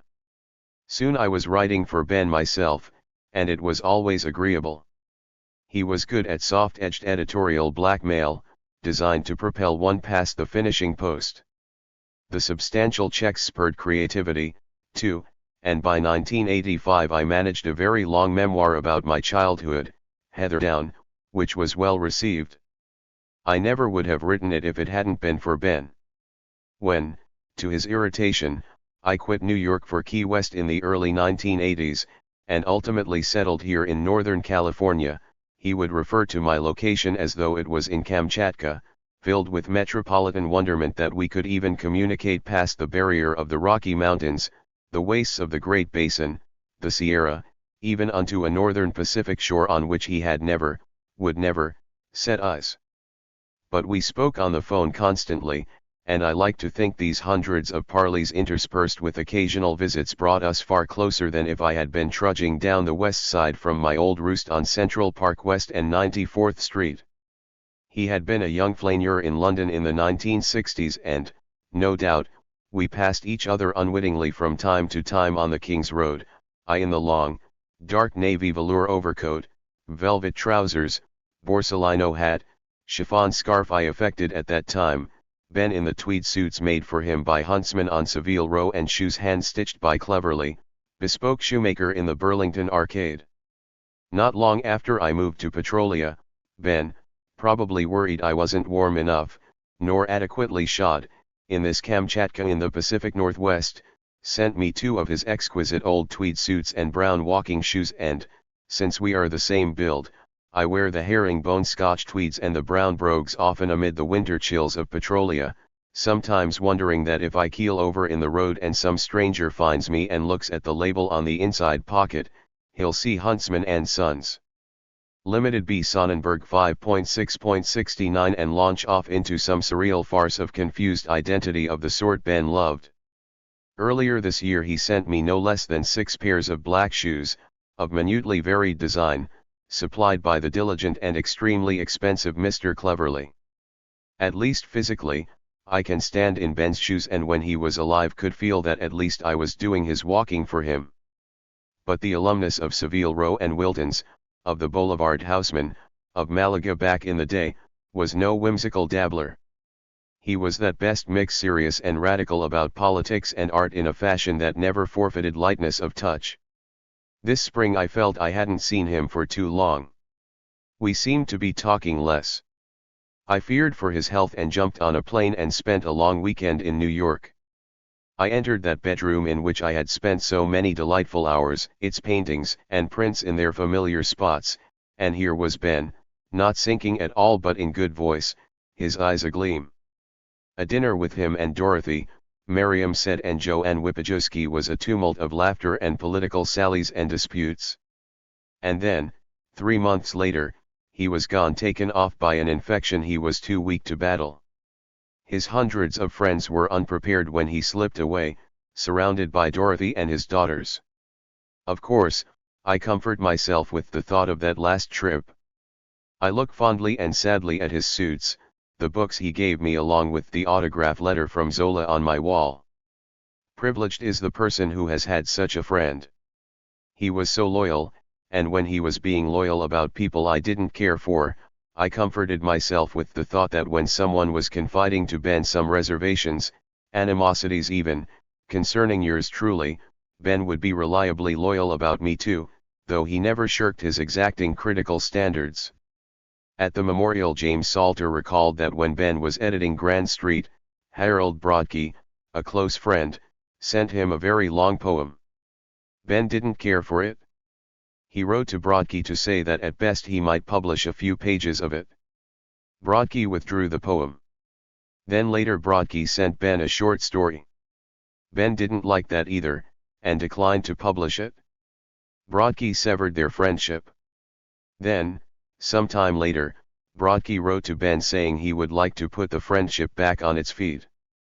Ben declined, writing to Brodkey that he didn't relish the prospect of the watchful cordiality that a resumption of relations would now require.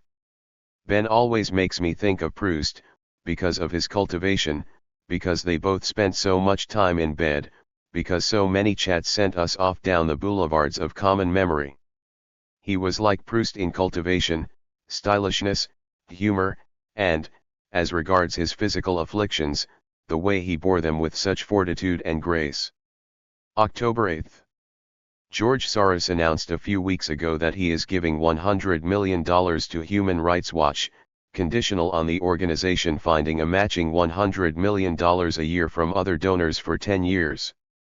He's been rewarded with ringing cheers for his disinterested munificence.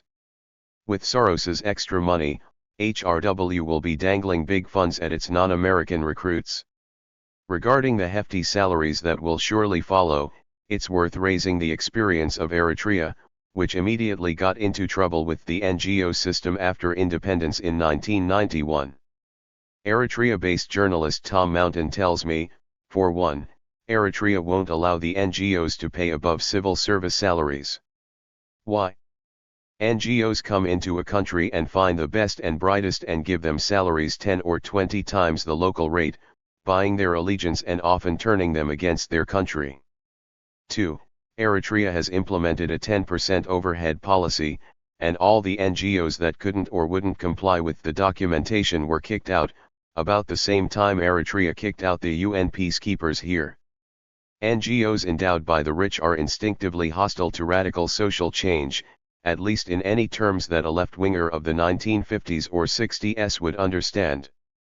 The U.S. environmental movement is now strategically supervised and thus neutered as a radical force by the Pew Charitable Trusts, the lead dispenser of patronage and money. Back at the dawn of the 20th century, Lenin and Martov were organizing their international congresses and looking for grant money to this end. Martov, the Menshevik, told Lenin he must absolutely stop paying for the hotels and halls with money hijacked by Stalin from Georgian banks in Tbilisi. Lenin reassured Martov, and then asked Stalin to knock over another bank, which he did, Europe's record bank heist up till that time. It was one way, perhaps the only way, past the grip of cautious millionaires. Then as now. October 29. The sun will rise next Wednesday on a new American landscape, the same way it rose on a new American landscape almost exactly 2 years ago. That was the dawn of Obama time. Millions of Americans had dined delightedly on Obama's rhetoric of dreams and preened at his homilies about the inherent moral greatness of the American people. Obama and the Democrats triumphed at the polls. The pundits hailed a tectonic shift in our national politics, perhaps even a registration of the possibility that we had entered a post-racial era. The realities of American politics don't change much from year to year. The politics of division which Obama denounced are the faithful reflection of national divisions of wealth and resources wider today than they have been at any time since the late 1920s. In fact, the dream died even before Obama was elected in November 2008. Already in September that year, Senator Obama, like his opponent, Senator McCain, had voted, at the behest of Treasury Secretary Hank Paulson and of Fed Chairman Ben Bernanke, for the bailout of the banks. Whatever the election result, there was to be no change in the architecture of financial power in America. Contrary to 1,000 contemptuous diatribes by the left, the Tea Party is a genuine political movement, channeling the fury and frustration of a huge slab of white Americans running small businesses, what used to be called the petty bourgeoisie. The World Socialist website snootily cites a Washington Post survey finding the Tea Party to be a disparate band of vaguely connected gatherings. The WSW sneers that the Post was able to make contact with only 647 groups linked to the Tea Party, some of which involve only a handful of people. The findings suggest that the breadth of the Tea Party may be inflated, the WSW chortles, quoting the Post. You think the socialist left across America can boast of 647 groups, or of any single group consisting of more than a handful of people? Who says these days that, in the last analysis, the only way to change the status quo and challenge the money power of Wall Street is to overthrow the government by force? That isn't some old Trotskyist lag like Louis Proyect, dozing on the dung heap of history like Odysseus' lice-ridden hound Argos, whooping with alarm as the shadow of a new idea darkens the threshold. Who really, genuinely wants to abolish the Fed, to whose destruction the left pledges ever more tepid support? 60% of Tea Party members would like to send Ben Bernanke off to the penitentiary, the same way I used to hear the late great Wright Patman vow to do to Fed Chairman Arthur Burns, back in the mid-70s. November 19. As Obama reviews his options, which way will he head? He's already supplied the answer. He'll try to broker deals to reach common ground with the Republicans, the strategy that destroyed those first 2 years of opportunity. Even many of Obama's die-hard fans are beginning to say that the guy hasn't a backbone, no capacity to stand and fight. The left must abandon the doomed ritual of squeaking timid reproaches to Obama, only to have the counselors at Obama's elbow contemptuously dismiss them, as did Rahm Emanuel, who correctly divined their near-zero capacity for effective challenge. 2 more years of the same downward slide, courtesy of bipartisanship and working together? No way. Enough of dreary predictability. Let's have a real mutiny against the Obamian rightward drift. The time is not 6 months or a year down the road. The time is now. The White House deserves the menace of a convincing threat now, not some desperate intra-Democratic Party challenge late next year. There has to be an independent challenge. We have a champion in the wings. This champion of the left with sound appeal to the populist or libertarian right was felled on November 2, and he should rise again before his reputation fades. His name is Russ Feingold, currently a Democrat and the junior senator from Wisconsin. I urge him to decline any job proffered by the Obama administration and not to consider running as a challenger inside the Democratic Party. I urge him, not too long after he leaves the Senate, to raise if only not to categorically reject the possibility of a presidential run as an independent, then, not too far into 2011, to embark on such a course. Why would he be running? Feingold would have a swift answer. To fight against the Republicans and the White House in defense of the causes he has publicly supported across a lifetime. He has opposed the wars in Iraq and Afghanistan. His was the single Senate vote against the Patriot Act, his was a consistent vote against the constitutional abuses of both the Bush and Obama administrations. He opposed NAFTA and the bank bailouts. He is for economic justice and full employment. He is the implacable foe of corporate control of the electoral process. The Supreme Court Citizens United decision in January was aimed in part at his landmark campaign finance reform bill. he broke with his party in Senate votes 93 times. At the end, he voted against Obama's compromise on extending the Bush tax cuts. Run, Russ, run. December 10. 2. Patrick Cockburn, Jeffrey St. Clair. Subject, put it on the wall. Cover, a drawing of the cuneiform transcription of a debt cancellation by Enmetna, ruler of the Sumerian city-state of Lagash, c. 2400 BC, the first known legal proclamation. December 24. The prime constant factor in American politics across the past 6 decades has been a counterattack by the rich against the social reforms of the 1930s. 20 years ago, the supreme prize of the Social Security Trust funds, the government pensions that changed the face of America in the mid-30s, seemed far beyond Wall Street's grasp. No Republican president could possibly prevail in such an enterprise. It would have to be an inside job by a Democrat. Clinton tried it, but the Lewinsky sex scandal narrowly aborted his bid. If Obama can be identified with one historic mission on behalf of capital, it is this, and though success is by no means guaranteed, it is closer than it has ever been. As with Clinton, we have an opportunistic, neoliberal president without a shred of intellectual or moral principle. We have disconsolate liberals, and a press saying that Obama is showing admirable maturity in understanding what bipartisanship really means. Like Clinton, Obama is fortunate in having pogs to his left only too happy to hail him. The landscape doesn't change much, as evidenced by the fact that Jeb Bush, former governor of Florida and George W.'s brother, looks as though he's ready to make a bid for the Republican nomination. December 29. Unlike the French or the Italians, for whom conspiracies are an integral part of government activity, acknowledged by all, Americans have been temperamentally prone to discount them.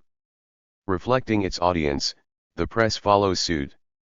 Editors and reporters like to offer themselves as hardened cynics, following the old maxim, never believe anything till it is officially denied, but in truth, they are touchingly credulous, ever inclined to trust the official version, at least until irrefutable evidence, say, the failure to discover a single WMD in Iraq, compels them finally to a darker view. Once or twice a decade, some official deception simply cannot be sedately circumnavigated.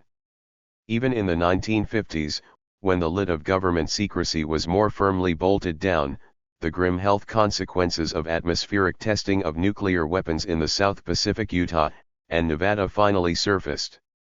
In the late 1960s, it was the turn of the CIA, some of its activities first exposed in relatively marginal publications like The Nation and Ramparts, then finally given wider circulation. Even then, the mainstream press exhibited extreme trepidation in running any story presuming to discredit the moral credentials of the U.S. government. Take assassination as an instrument of national policy.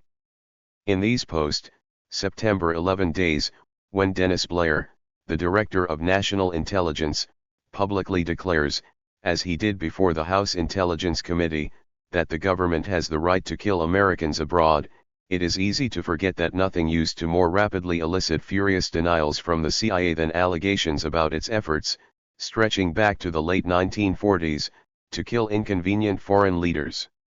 Charges by the Cubans through the 1960s and early 70s about the agency's serial attempts to murder Fidel Castro were routinely ignored, until finally the Senate hearings conducted in 1976 by Senator Frank Church elicited a conclusive record of about 20 separate efforts. Indeed, there was a brief window in the early 70s, amid revulsion over the Vietnam War and the excitement of the Watergate hearings, when the press exhibited a certain unwanted bravado, in part because investigative committees of Congress, enlivened by Watergate, made good use of subpoena power and immunity from threats of libel. Hence the famous Lockheed bribery hearings. Decorum soon returned, however.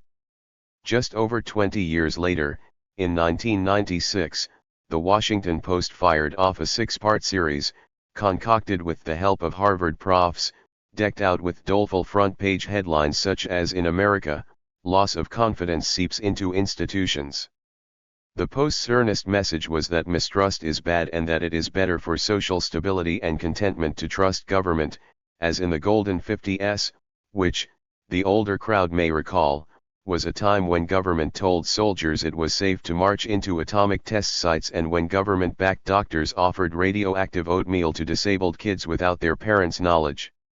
The mainstream press, what's left of it, sees an important duty to foster confidence in public institutions. On May 6, right after disclosure of Goldman Sachs's double dealing, came the plummet in the stock market that for a brief moment sliced 998 points off the Dow, prompting serious losses to small investors who had placed stop-loss orders on individual stocks.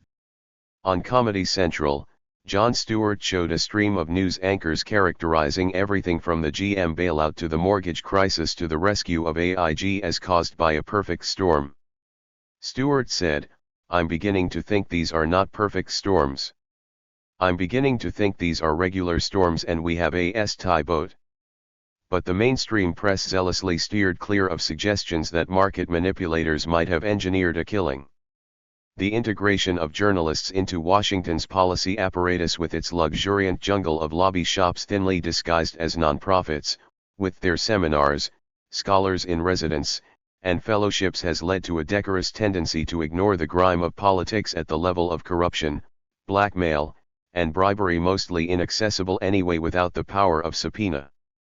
There's an interesting genre of books, some written by political fixers in the aftermath of exposure or incarceration. Bobby Baker's Wheeling and Dealing is a good example that usefully describe the grime, but these are rarely reviewed in respectable journals. Sometimes a cover-up does surface, propelled into the light of day by a tenacious journalist. Then there's the outraged counterattack. Are you suggesting, sir, that the CIA connived to smuggle cocaine into America's inner cities? Gary Webb's career at the San Jose Mercury News was efficiently destroyed. Those who took the trouble to read the subsequent full report of CIA Inspector General Fred Hitz found corroboration of Webb's charges. But by then the caravan had moved on. A jury issued its verdict, but the press box was empty. Maybe now the decline in power of the established corporate press, the greater availability of dissenting versions of politics and history, and the exposure of the methods used to coerce public support for the attack on Iraq have engendered a greater sense of realism on the part of Americans about what their government can do. Perhaps the press will be more receptive to discomfiting stories about what Washington is capable of in the pursuit of what it deems to be the national interest. Hopefully, in this more fertile soil, Sid Sheinberg's pertinacity will be vindicated at last, and those still active in politics who connived at this abandonment of principles will be forced to give an account. When it comes to journalistic achievements in 2010, the elephant in the room is WikiLeaks. The alleged leaker of the WikiLeaks files, Army Private Bradley Manning, currently being held in solitary confinement in sadistic conditions, should be vigorously applauded and defended for doing his sworn duty by exposing such crimes as the murder of civilians in Baghdad by U.S. Apache helicopters. Assange and his colleagues should similarly be honored and defended. They have acted in the best traditions of the journalistic vocation. 2011. January 6.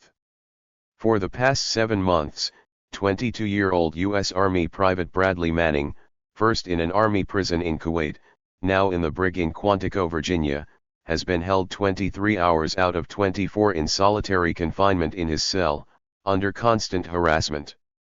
If his eyes close between 5 a.m. and 8 p.m. he is jolted awake. In daylight hours he has to respond yes to guards every 5 minutes. For an hour a day he is taken to another cell where he walks figures of 8. If he stops he is taken back to his other cell. Manning is accused of giving documents to Julian Assange at WikiLeaks. He has not been tried or convicted. Visitors report that Manning is going downhill mentally as well as physically. His lawyers' efforts to improve his condition have been rebuffed by the Army. Accusations that his treatment amounts to torture have been indignantly denounced by prominent conservatives calling for him to be summarily executed. After the columnist Glenn Greenwald publicized Manning's treatment in mid-December, there was a moderate commotion. The UN's top monitor of torture is investigating his case. Meanwhile, Manning faces months, if not years, of the same. Torture is now solidly installed in America's repressive arsenal.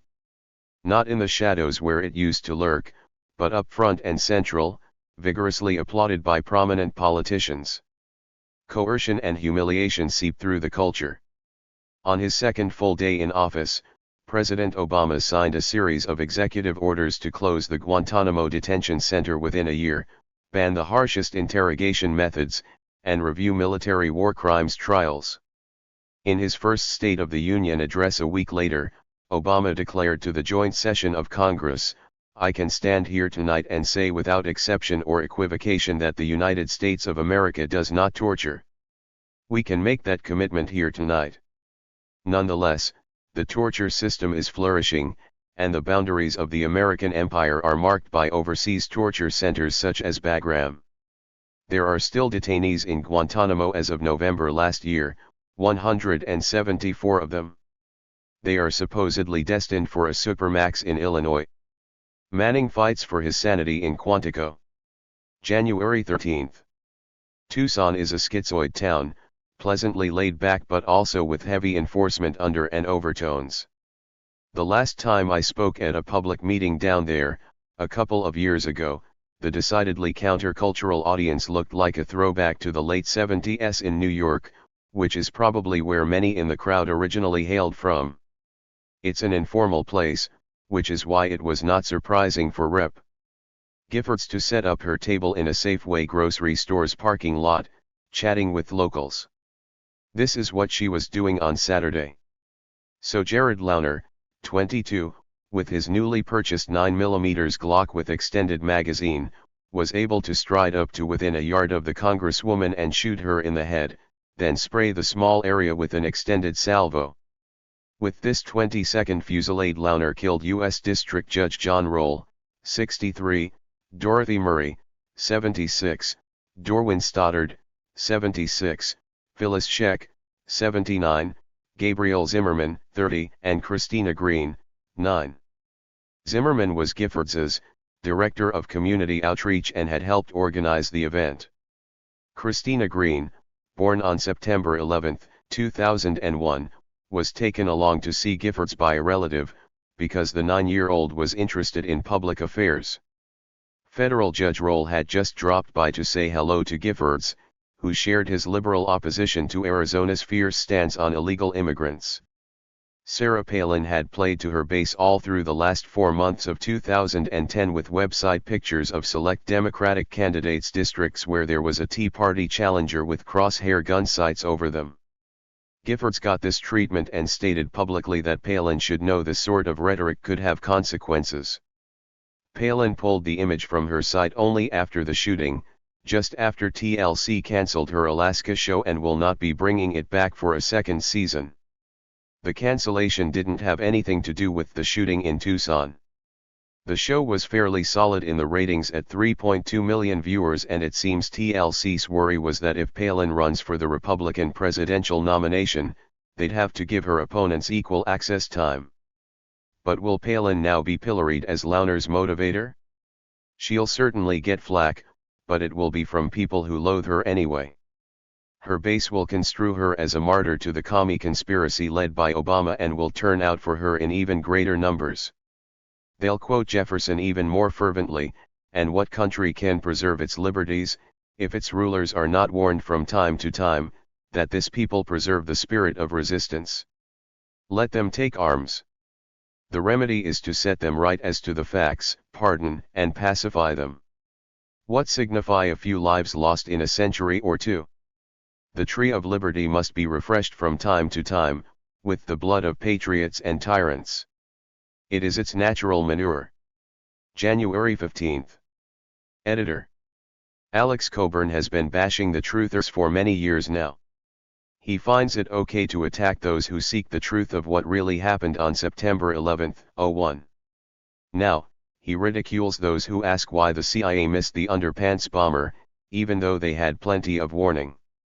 The truthers reject the obvious answers: caution, bureaucratic inertia, buck passing, turf fights, and say it was a plot. Oh really, Mr. Cockburn, do we? We don't know one way or another, and you are now the spokesperson for the truthers? What's obvious is your strawman attacks are very misplaced. Like, why spend so much time attacking truth seekers? Especially when these failures keep benefiting certain countries and military-industrial corporations. The Israeli firm, ICTS, and two of its subsidiaries are at the crux of an international investigation in recent days, as experts try to pinpoint the reasons for the security failure that enabled Umar F. Abdel-Muttalab to board Northwest Flight 253 and attempt to set alight explosives hidden in his underwear. A Haaretz investigation has learned that the security officers and their supervisor should have suspected the passenger, even without having early intelligence available to them. The failure was a twin flop, an intelligence failure, which U.S. President Barack Obama has already stated, in the poor handling of information that arrived at the State Department and probably also the CIA from both the father of the would-be bomber and the British Security Service, and a failure within the security system, including that of the Israeli firm ICTS. Nothing to see here, move along truther scumbags. So, the US is relying on Israeli security, and we are to believe that everyone just messed up, again. Mr. Cockburn wants us all to fall in line with his theory, the official US government incompetence theory. Esket. Esket. Esket. Esket. Esket. Over and over, again and again, just plain dumb goy. For how long? How many more times to fall for lies? As many as it takes. As one commenter wrote online, if the plane went down, maybe Israel could have fed us intelligence saying it was Iran. But, that'd never happen, that's a crazy conspiracy theory, false flag operations never happen. I'm sure Mr. Cockburn would be glad to agree. Cheers. Rob Mahone, Covelo. P.S. I'd rather be a truth seeker, than a denialist. Alexander Cockburn replies, from this it's impossible to discern what Mahone's version of events is. I'd prefer to stay within the ambit of buck-passing, bureaucratic rivalries, and incompetence, starting with the fact that Umar Farouk Abdel-Muttalab didn't show up on the watch list because someone had entered his name wrong. As for denialism, Rob, go preach warming in Western Europe or Beijing, as temps plunge to new lows. The world has been cooling since 1998 and that's the cold truth. Petrolia. February 6. The career profiles of the men Obama picked to send to Egypt to talk to Mubarak give a useful mini-portrait of us Egyptian realities, shorn of happy talk about democracy and the will of the people. The 72-year-old Frank Wisner is a former U.S. ambassador to Egypt and a senior fixer in Washington. He has secure footholds in government and corporate America.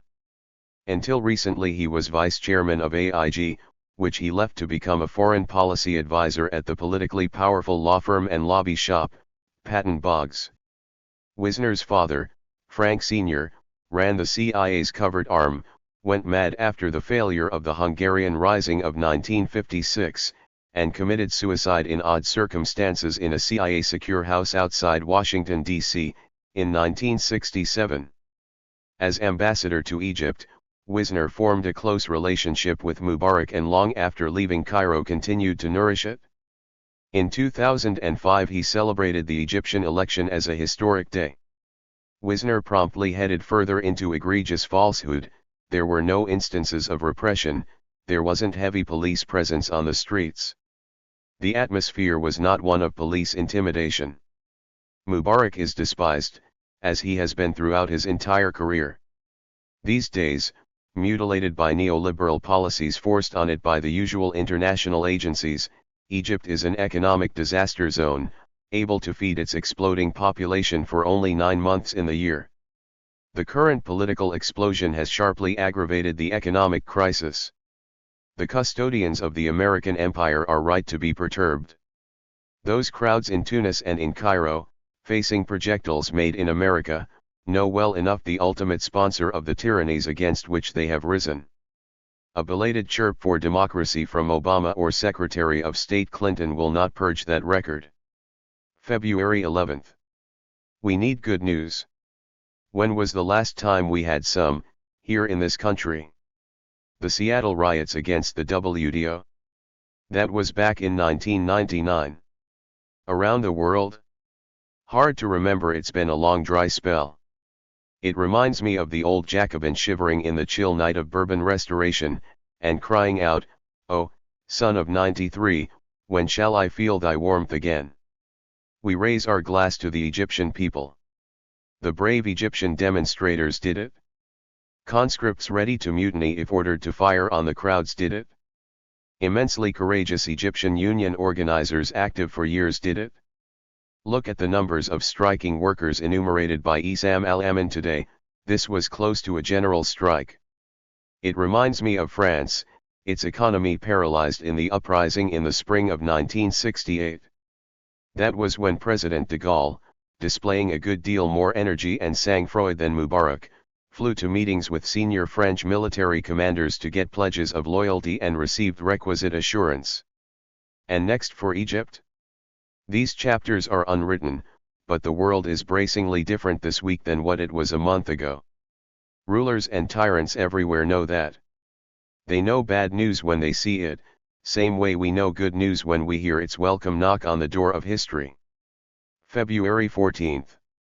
The Reagan cult celebrates the centenary of their idol's birth this month, and the airwaves have been tumid with homage to the 38th president, who held office for 2 terms, 1981 to 1988, and who died in 2004.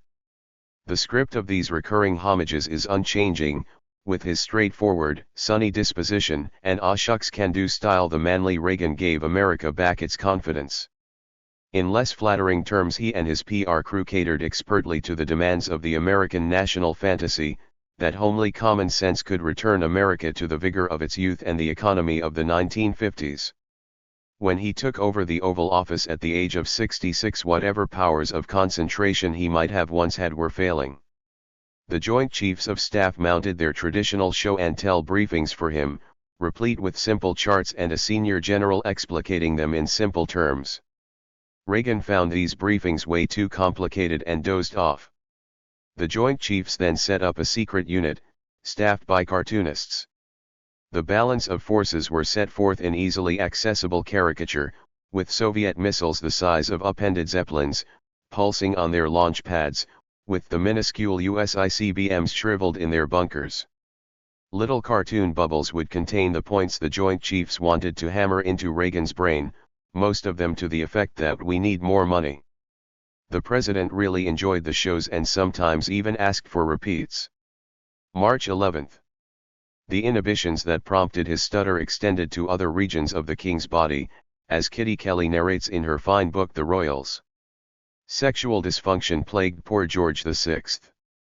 Allegedly, Elizabeth and Margaret were conceived with the help of artificial insemination, donor undisclosed. My maternal grandfather, Jack Arbuthnot of the Scots Guards, could be a candidate as the mystery donor for the future queen. In terms of physiognomy, Margaret is less likely. When he was commanding the guard detail at Balmoral, Elizabeth Bowes-Lyon, later George VI's consort, would visit from Glamis Castle as a young girl. The high-spirited Elizabeth used to insist that Major Jack play horse, carrying her about on his shoulders. Perhaps in 1926 the Duchess, as she then was, remembered that early, fairly intimate proximity and sent him a royal request. The popularity of the royal family after the war should not be overestimated.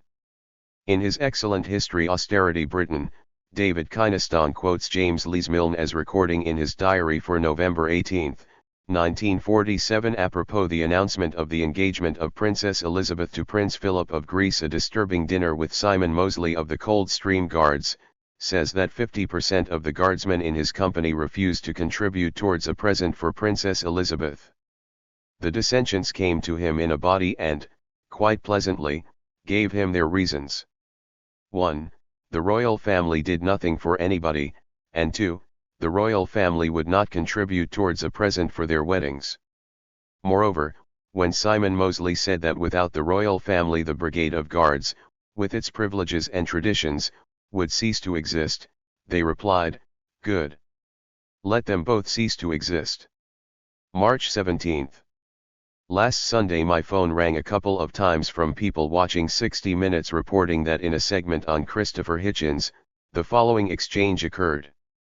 Interviewer, Alexander Cockburn, a former friend of yours, called you a self-serving, fat ass, chain-smoking, drunken, opportunistic, cynical contrarian. Hitchens, well, I don't see what's wrong with that, though he should see my ass now. I was puzzled. It's not my argot of abuse, and besides, I haven't written anything recently about Hitchens. Why, unless occasion absolutely requires it, publicly kick a man in as tough a spot as he's evidently in? It seems that 60 Minutes, an immensely popular and profitable adornment of CBS News, can't afford to hire conscientious or experienced researchers and checkers.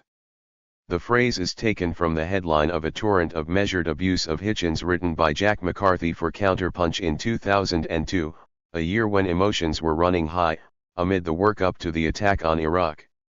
Any moderately seasoned checker knows headlines are no nos for specific attribution without detailed inquiry, which certainly did not occur in this case. March 18. Americans read the increasingly panic-stricken reports of deepening catastrophe at Fukushima Daiichi, speed to the pharmacy to look for iodine and ask, it's happened there, can it happen here? They already know it can, and almost certainly will. President Obama took plenty of money from the nuclear industry for his presidential campaign and in his State of the Union address last January reaffirmed his commitment to clean, safe nuclear power, as insane a statement as pledging commitment to a nice clean form of syphilis. This week Obama's press spokesman confirmed that nuclear energy remains a part of the president's overall energy plan. As Will Parrish reports, Obama was flacking for boosted plutonium production even as Fukushima Daiichi went into meltdown. The United States produces more nuclear energy than any other nation. It has 104 nuclear plants, many of them old, many prone to endless leaks and kindred malfunctions, all of them dangerous. Perhaps the news that Japanese nuclear reactors have been damaged and that clouds of official deception are already rising above them will cool the revival of enthusiasm for building new nuclear plants here in the U.S., spearheaded politically by President Obama and okayed by major green groups using the cover of alleged anthropogenic global warming, as long ago planned by the nuclear industry. April 4. In 2009 the New York Academy of Sciences published Chernobyl, Consequences of the Catastrophe for People and the Environment, a 327-page volume by three scientists, Alexei Yablokov and Vasily and Alexei Nestorenko, the definitive study to date. The book stresses that the cover-up began immediately. Official secrecy imposed by the Soviet government lasted 3 years, during which time an unknown number of people died from early leukosis. There were 830,000 liquidators, as the cleanup workers were somewhat bizarrely termed, and for 3 years it was officially forbidden to associate the diseases they were suffering from with radiation. Set the desperate efforts to avoid apocalypse at the Tokyo Electric Power Company's Fukushima plant next to Chernobyl and its ongoing lethal aftermath. Compare the hundreds of square miles of abandoned land in Ukraine next to the evacuated zone, already 20 kilometers in radius on Japan's northeast coast. Think of Southern California or North Carolina or. The United States has 104 nuclear plants. Nuclear expert Robert Alvarez writes that a single spent fuel rod pool as in Fukushima or Sheeran Harris holds more cesium-137 than was deposited by all atmospheric nuclear weapons tests in the Northern Hemisphere combined, and an explosion in that pool could blast perhaps 3 to 9 times as much of these materials into the air as was released by the Chernobyl reactor disaster. Significant sections of the environmental movement here, impelled by monomaniacal concern over the hypothesis of anthropogenic global warming, have made their shameful pact with the nuclear industry. It's over. Look at Chernobyl, look at Fukushima. There's no middle ground. April 9. Fox News says Glenn Beck's daily program will transition off the network show sometime before the end of this year. Beck co-signed the statement and confirmed this on his show on Wednesday, April 6, speaking vaguely of sustaining the 2-year relationship with Fox by developing things. He sounded shell-shocked, like a man who'd been shown the door. I've always had a soft spot for Beck, partly because of his deep roots in the mulch of American nutdom, fertilized by the powerful psychic idiom of rebirth and redemption. Progressives, today's milquetoast substitute for old-line radicals, have trembled at his ravings about the left's conspiracies against freedom. Personally, I found them heartening. Respect at last.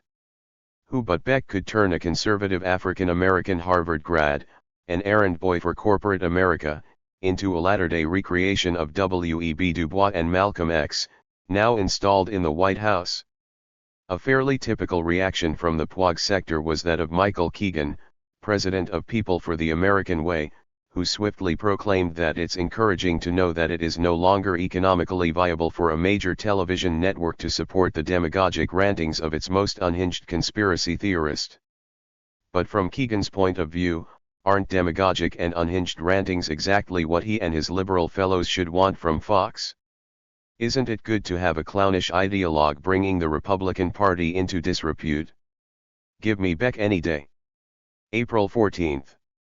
What began in Britain in 2005 as a third-rate burglary of voicemails, supposedly limited to a criminal invasion of privacy by a News of the World reporter and a private investigator, has flowered beautifully into a Level 7 scandal that threatens the careers of two of Rupert Murdoch's top executives, not to mention the heir apparent to the News Corp empire, James Murdoch.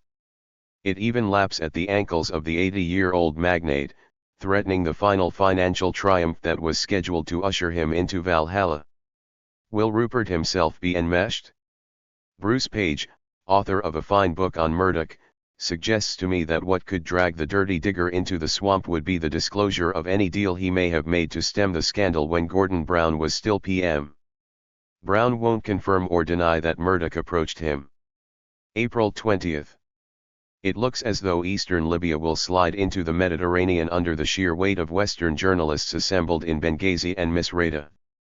A tsunami of breathless reports suggests that Misrata is enduring travails not far short of the siege of Leningrad in World War II. The reports have been seized on by President Obama, British Prime Minister Cameron and French Prime Minister Sarkozy to raise the ante on Mission Odyssey Dawn. In their joint newspaper column published on both sides of the Atlantic, they now say that to leave Gaddafi in power would be an unconscionable betrayal and speak of Misrata as enduring a medieval siege. Not yet, surely. A medieval siege was something that usually lasted at least a year, in which the city's inhabitants were reduced to eating rats, then each other, and the besiegers all succumbed to plague. Maybe it will turn out that way, with reporters eyeing each other from a gastronomic perspective and wiring Ferran Adria, seeking recipes for preparing haunch of Haksu Vidi. So long as Gaddafi is in power, NATO and its coalition partners must maintain their operations so that civilians remain protected and the pressure on the regime builds, write the three leaders. This is not mission creep but, once again, mission leap, way beyond the UN mandate. It seems that the rebels might actually be under the overall supervision of the international banking industry, rather than the oil majors. On March 19 they announced the designation of the Central Bank of Benghazi as a monetary authority competent in monetary policies in Libya and appointment of a governor to the Central Bank of Libya, with a temporary headquarters in Benghazi. CNBC senior editor John Carney asked, "Is this the first time a revolutionary group has created a central bank while it is still in the midst of fighting the entrenched political power? It certainly seems to indicate how extraordinarily powerful central bankers have become in our era." Ellen Brown, author of The Terrific Web of Debt, The Shocking Truth About Our Money System and How We Can Break Free, wrote recently about the rebels' sophisticated financial operations in the following terms. According to a Russian article titled "Bombing of Libya Punishment for Gaddafi for his attempt to refuse US dollar," Gaddafi made a similarly bold move. He initiated a movement to refuse the dollar and the euro, and called on Arab and African nations to use a new currency instead, the gold dinar. Gaddafi suggested establishing a united African continent, with its 200 million people using this single currency. During the past year, the idea was approved by many Arab countries and most African countries. The only opponents were the Republic of South Africa and the head of the League of Arab States. The initiative was viewed negatively by the USA and the European Union, with French President Nicolas Sarkozy calling Libya a threat to the financial security of mankind, but Gaddafi was not swayed and continued his push for the creation of a united Africa. And that brings us back to the puzzle of the Libyan Central Bank. In an article posted on the Market Oracle, Eric Encina observed, one seldom mentioned fact by Western politicians and media pundits, the Central Bank of Libya is 100% state-owned. Currently, the Libyan government creates its own money, the Libyan dinar, through the facilities of its own central bank. Few can argue that Libya is a sovereign nation with its own great resources, able to sustain its own economic destiny. One major problem for globalist banking cartels is that in order to do business with Libya, they must go through the Libyan Central Bank and its national currency, a place where they have absolutely zero dominion or power-broking ability. Hence, taking down the Central Bank of Libya may not appear in the speeches of Obama, Cameron, and Sarkozy, but this is certainly at the top of the globalist agenda for absorbing Libya into its hive of compliant nations. I'd really like to see an objective account of Gaddafi's allocation of oil revenues versus the United States, in terms of social improvement. April 22. For a nation that loves anniversaries, the 150th anniversary of the outbreak of the American Civil War, April 12, 1861, crept by on tiptoe, like a burglar slipping through a darkened house. The reason for this eerie semi-silence is not hard to find. The Civil War is contested political terrain, particularly in the racist backwash after the 1960s and the civil rights movement, which naturally looked back on the Civil War as one in which tens of thousands of Americans gave their lives for the principle that all are born free and slavery is a shameful blot on any society. These days we live in the shadow of Nixon's Southern strategy, which became Reagan's Southern strategy and is now standard issue campaign politics for the Republican Party: play the racist card, throw money at think tanks to churn out papers delivering an onslaught on quotas, deride all attempts to level the racial playing field. Speak frankly about the supposed pathologies of the black family. Meanwhile, up north, the forthright honoring of a war waged for honorable principles has faded amid revisionist histories of what the war was really about.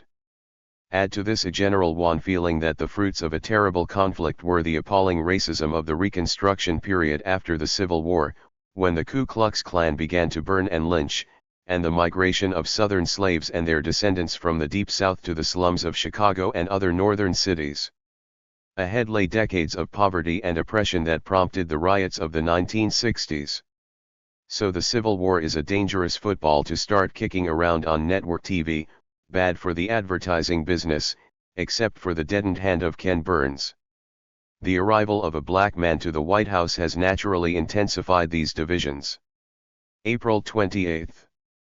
Americans were offered closure Wednesday to one of the multifarious strands of our national dementias. It took the drab guise of the long-form birth certificate, signed and filed in Hawaii on August 8, 1961, indicating that the president is a legitimate occupant of the Oval Office. But will the White House's release of the certificate finish off the birther movement? Certainly not. Harold Camping, president of Family Stations Ministry, has been preaching for some time now to a vast and devoted national audience that God's plan is to inaugurate the Second Coming and end the world by flooding on May 21, 2011. It's a safe bet that Camping and his disciples will be saying on May 22 that his math was merely a year or two off, and the end is still nigh. His congregation will have its faith fortified. Membership will probably increase, as it did after the failure of Camping's last prediction of the Second Coming, which he scheduled for September 6, 1994. Sociologists call the phenomenon of increased commitment to a baddie theory, at the very hour of its destruction by external evidence, cognitive dissonance. May 6. Peering briefly at the royal nuptials in a house high up in the mountains above Malibu, I was surprised to see how spectacularly tacky the British upper classes have become. They looked very vulgar. The appalling cuteness of the Aston Martin supplied the coup de grace. The groom didn't know how to stand up properly. Contrary to effusive comparisons, the bride's much-touted dress from the atelier of the wildly overpraised late Alexander McQueen was a far cry from Grace Kelly's, designed by Helen Rose, who had dressed her in high society and the Swan. The bride's head-dress hung like a dish-rag. The only vestments borne with confidence and aplomb were those of the churchman. The Archbishop of Canterbury, with his emphatic beard and specs, had a splendid cape. His voice was confident. I'd like to see him in debate with one of Tehran's ayatollahs. But the Anglo actresses watching the event on our mountain were ecstatic. My daughter Daisy, returning to London 2 days later, reported that the young women she was encountering were all swept away by the event and eager for marriage. May 11. Has there ever been such a chilling launch to a re-election campaign? I take the kickoff to be April 27, when Obama produces his long birth certificate at a White House press conference. He says it's time to abandon such idle distractions and face the big, serious issues. He knows something we don't. That serious issue number one is a killing. The Navy SEALs are on standby, primed with Obama's orders for the summary assassination of Osama bin Laden.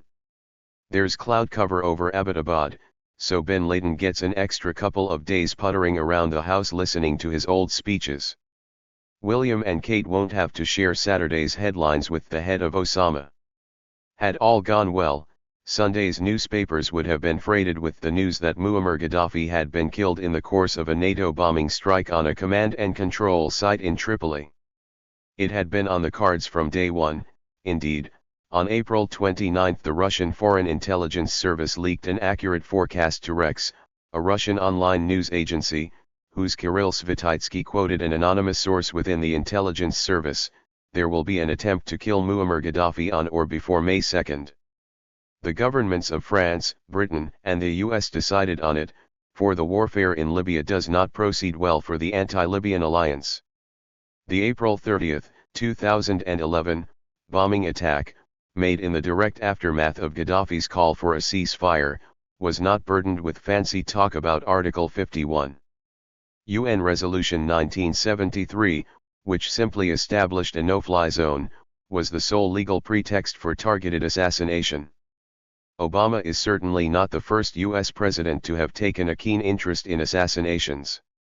We could start with the bid on Zhou Enlai's life just before the Bandung Conference in 1955. Then we could move on to the assassination of the Congo's Patrice Lumumba in 1961. The Kennedy years saw the first of many well-attested CIA efforts to assassinate Fidel Castro. In his Killing Hope, U.S. military and CIA interventions since World War II, Bill Bloom, one of Osama's favorite authors, has an interesting list of U.S. targets, starting in 1949 with Korean opposition leader Kim Koo and going on to Indonesian President Sukarno, Kim Il-sung of North Korea, Mohammad Mossadegh, Philippines opposition leader Claro Recto, Jawaharlal Nehru, Gamal Abdel Nasser, Norodom Sihanouk, José Figueres Ferrer, François Papadoc Duvalier, Gen. Rafael Trujillo, Charles de Gaulle, Salvador Allende, Michael Manley, Ayatollah Khomeini, the 9 commandantes of the Sandinista National Directorate, prominent Somali clan leader Mohamed Farah Aidid, Slobodan Milosevic. In sum, assassination has always been an arm of U.S. foreign policy, just as in periods of turbulence, like the 60s, it has always been an arm of domestic repression as well. This is true on either side of the executive order President Gerald Ford issued in 1976 banning assassinations. No employee of the United States government shall engage in, or conspire to engage in, political assassination, stated Executive Order 11905, now inoperative. May 13. Pinko terror SYMPS and the rule of law gang may cavil and whine at the lack of legal propriety in the execution of Osama, but it's not cutting much ice with liberal America. For long years what might be called the progressive segment of American voters have chafed at Republican jibes that their guy Obama is a wimp, all the more irritably because deep down many of them thought the charge had some merit. It's wondrous what 2 expanding bullets to the head of an unarmed man will do. The chorus of approval for the SEALs covers the liberal spectrum. The Nation's Jeremy Scahill exulted, as did Gary Wills on the New York Review of Books site, with an ecstatic paean, the President's crack team, concluding, "We should keep in mind what superb things can be done by our Navy SEALs. And we should keep somewhere in the back of our minds a remembrance that the one ultimately pulling the trigger, was the President of the United States." May 20th. The French are for the millionaire. The Americans are for the maid. Among the French, 3 out of 5 think the IMF's former managing director, Dominique Strauss-Kahn, has been framed. Here in the US there's not been a reliable poll, but public sentiment is clearly against Strauss-Kahn, amplified by self-congratulation that America is a nation of laws, a maid's word as potent as that of a millionaire, in contrast to the moral decay and deference to the rich prevalent in France. The French, for their part, stigmatize America as a puritanical, omnipotent imperial police state, whose intelligence agencies are efficiently capable of any infamy. But even as they charge that Strauss-Kahn was set up, the French press is rather weak on identifying or even suggesting the precise mastermind or group working to destroy a man who might have been the French Socialist Party's candidate, evicting Sarkozy from the Élysée Palace. May 27th. Was there ever a nation so marinated in hypocrisy as America? At home and abroad, President Barack Obama trumpets Uncle Sam's virtues and dispenses patronizing homilies to other nations on how to behave themselves and honor freedom and democracy. This last week it's been Europe's turn to hear these self-righteous preachments. A couple of weeks ago, Secretary of State Clinton attacked China, contrasting untiring efforts by the US to encourage human rights around the world, at a time when the Chinese are trying to stop history, which is a fool's errand. They cannot do it. But they're going to hold it off as long as possible. A week earlier, Obama signed an expanded trade pact with Colombia, where in 2010 51 Colombian labor organizers were murdered, many of them by government-sponsored death squads. As Richard Trumka, head of the AFL-CIO, remarked, he doubted the trade agreement would be moving forward if 51 CEOs had been killed. If there's one state in the Middle East where the US surely has clout, it's Bahrain, which just happens to be the base for the US Fifth Fleet. While Clinton was wagging her finger at China, details were surfacing of the ferocious repression of Bahrain's Shia majority by Bahrain's Sunni rulers, backed by Saudi troops. Masked squads raid Shia villages at night. At least 27 Shia mosques and religious meeting places have so far been wrecked or bulldozed flat. If this was Libya, Clinton would trumpeting the repression as further justification for NATO's onslaught. Not so in Bahrain. Peter Lee recently described the repression in the country. In one sequence, a Human Rights Watch representative directs the reporter's attention to a crime scene that has come to symbolize the worst excesses of Bahrain's riot police, the place where a young man, Hani Jama, was beaten. Apparently, he was not a demonstrator, he was just in the wrong place at the wrong time as riot police swept the area. The camera pans on the blood-stained floor of a deserted construction site as the HRW staffer relates with forensic detachment, "We found fragments of his kneecap, we also found one of his teeth." And you're left to wonder, how does someone get beaten so severely a piece of his kneecap is dislodged from his body? The young man was taken to the hospital for treatment, then disappeared from the hospital. His family was summoned to retrieve his body 4 days later. Amid Obama's grandiose eloquence about freedom, he has effectively excluded Palestinians from his supportive embrace and, amid meaningless verbal froth, collapsed yet again in the face of Israeli intransigence and the lobby. U.S. diplomacy, supervised by Obama and Clinton, will of course be dedicated to efforts to hold back history while strong-arming the UN into attempting to do the same. June 16. Here's Trotsky on Céline. Louis Ferdinand Céline walked into great literature as other men walk into their own homes. A mature man, with a colossal stock of observations as physician and artist, with a sovereign indifference toward academicism, with an extraordinary instinct for intonations of life and language, Céline has written a book which will survive, independently of whether he writes other books, and whether they attain the level of his first. Journey to the End of the Night is a novel of pessimism, a book dedicated by terror in the face of life, and weariness of it, rather than by indignation. Active indignation is linked up with hope. In Celine's book there is no hope. Decay hits not only parties in power, but schools of art as well. The creative methods become hollow and cease to react upon human sensibilities, an infallible sign that the school has become ripe enough for the cemetery of exhausted possibilities, that is to say, for the academy. Celine will not write a second book with such an aversion for the lie and such a disbelief in the truth. The dissonance must resolve itself. Either the artist will make his peace with the darkness or he will perceive the dawn. I like the cemetery of exhausted possibilities. Put it next to Robert Browning's lines in Bishop Blougram's Apology. What's the vague good o' the world, for which you dare, with comfort to yourself, blow millions up? We neither of us see it. We do see the blown up millions spatter of their brains, and writhing of their bowels, and so forth. In that bewildering entanglement of horrible eventualities, past calculation to the end of time. Round out the funeral bouquet with this, from Adorno: the injunction to practice intellectual honesty usually amounts to sabotage of thought. The writer is urged to show explicitly all the steps that have led him to his conclusion, so enabling the reader to follow the process through and, where possible in the academic industry, to duplicate it. This demand not only invokes the liberal fiction of the universal communicability of each and every thought and so inhibits their objectively appropriate expression, but is also wrong in itself as a principle of representation.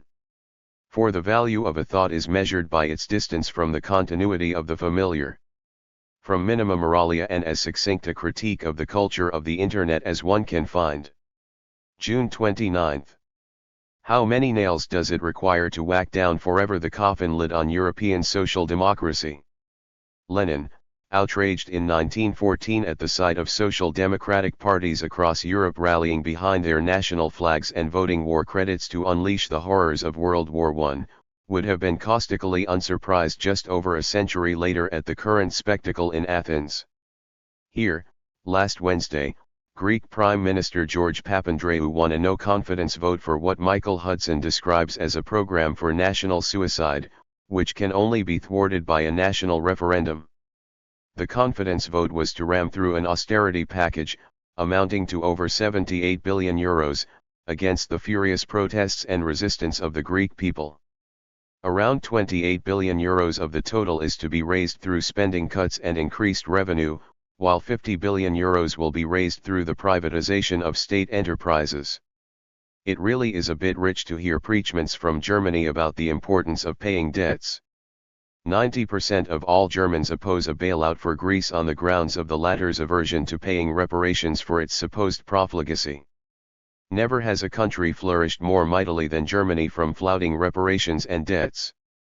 Albrecht Ritzkel, a professor at the London School of Economics, points out in an interview in Der Spiegel that Germany welched on loans from the US to pay the reparations levied by the Allies after World War I. After World War II, a divided Germany was excused reparations to countries such as Greece that it had invaded. Under a 1953 treaty, the issue of reparations was on the table after reunification in 1990. But, Ritzkel says, with the exception of compensation paid out to forced laborers, Germany did not pay any reparations after 1990, and neither did it pay off the loans and occupation costs it pressed out of the countries it had occupied during World War II. Not to the Greeks, either. Ritzkel reckons Germany was the biggest debt transgressor of the 20th century. July 18. On August 2, the United States could start defaulting on its obligations as the Tea Party crowd in the House of Representatives refused to raise the debt ceiling. America is in love with apocalypse. It always has been. Every couple of years someone says the end is nigh. When I came to America's shores in 1972, Hal Lindsey's The Late Great Planet Earth had just been published and sold 30 million copies over the next 20 years. Lindsey wrote, rather presciently, that the Antichrist would rule over a 10-nation European community through the 1970s until the rapture scheduled for the 1980s and the Second Coming. Not many people here really think the US government will shut down on August 3rd. The fight over the deficit is one of those American ceremonies, as embalmed in ritual speech and gesture as an English coronation. August 4th. Of course he blew it. Whether by artful design or by sheer timidity is immaterial. He blew it. 2 days before the United States was officially set to default on its debts on August 2nd, Barack Obama had the Republicans where he wanted them. All he had to do was announce that he'd trudged the last half-mile towards a deal, but that there's no pleasing fanatics who reject all possibility of compromise, who are ready and eager to shut down the government, to see seniors starve and veterans denied their benefits. So, Obama could proclaim, he was invoking the 14th Amendment to the U.S. Constitution that states that the validity of the public debt of the United States shall not be questioned. Obama could have done that, but he didn't. At the 11th hour and the 55th minute he threw in the towel, and allowed the Republicans to exult that they'd got 95% of what they wanted, cuts in social programs, a bipartisan congressional panel to shred at its leisure what remains of the social safety net, no tax hikes for the rich, no serious slice in the military budget. August 10th. What's a riot without looting? We want it, they've got it. You'd think from the press that looting was alien to British tradition, imported by immigrants more recent than the Normans. Not so. Gavin Mortimer, author of The Blitz, had an amusing piece in the first post about the conduct of Britons at the time of their finest hour. It didn't take long for a hardcore of opportunists to realize there were rich pickings available in the immediate aftermath of a raid, and the looting wasn't limited to civilians. The looting was often carried out by gangs of children organized by a Fagin figure. He would send them into bombed-out houses the morning after a raid with orders to target coins from gas meters and display cases containing World War I medals. In April 1941, Lambeth Juvenile Court dealt with 42 children in one day, from teenage girls caught stripping clothes from dead bodies to a 7-year-old boy who had stolen 5 shillings from the gas meter of a damaged house. In total, juvenile crime accounted for 48% of all arrests in the 9 months between September 1940 and May 1941, and there were 4,584 cases of looting. Perhaps the most shameful episode of the whole Blitz occurred on the evening of March 8, 1941, when the Café de Paris in Piccadilly was hit by a German bomb. The café was one of the most glamorous night spots in London, the venue for off-duty officers to bring their wives and girlfriends, and within minutes of its destruction the looters moved in. Some of the looters in the Café de Paris cut off the people's fingers to get the rings, recalled Ballard Berkeley, a policeman during the Blitz who later found fame as the Major in Fawlty Towers. Even the wounded in the Café de Paris were robbed of their jewellery amid the confusion and carnage. The riots in London last week started in Tottenham, an area with the highest unemployment in London, in response to the police shooting a young black man, in a country where black people are 26 times more likely to stopped and searched by the cops than whites. As the Daily Mash puts it, many of these kids are less than 2 miles away from people who get multi-million-pound bonuses for catastrophic failure and live in a culture where the material excess of people who are famous for nothing is rammed relentlessly into their faces by middle-brow tabloid newspapers. And of course later today the looters will be condemned in Parliament by a bunch of people who stole money by accident. September 7th. The protesters outside the White House have furled their banners and headed home. Now the Obama administration will decide whether to issue a presidential permit for the 1,700-mile Keystone XL pipeline extension, a $7 billion project to bring heavy, sour crude oil extracted from tar sands in Alberta, Canada, down through Montana and the Plains states to refineries on the Gulf Coast, notably in Port Arthur, Texas. Even as the protesters savaged the scheme as a fearsome environmental disaster, the State Department issued its final environmental impact statement on August 26. Not surprisingly, it was favorable to the project, furnishing such nuggets of encouragement as analysis of previous large pipeline oil spills suggests that the depth and distance that the oil would migrate would likely be limited unless it reaches an active river, stream, a steeply sloped area, or another migration pathway such as a drainage ditch. There's no national need for the Keystone XL extension.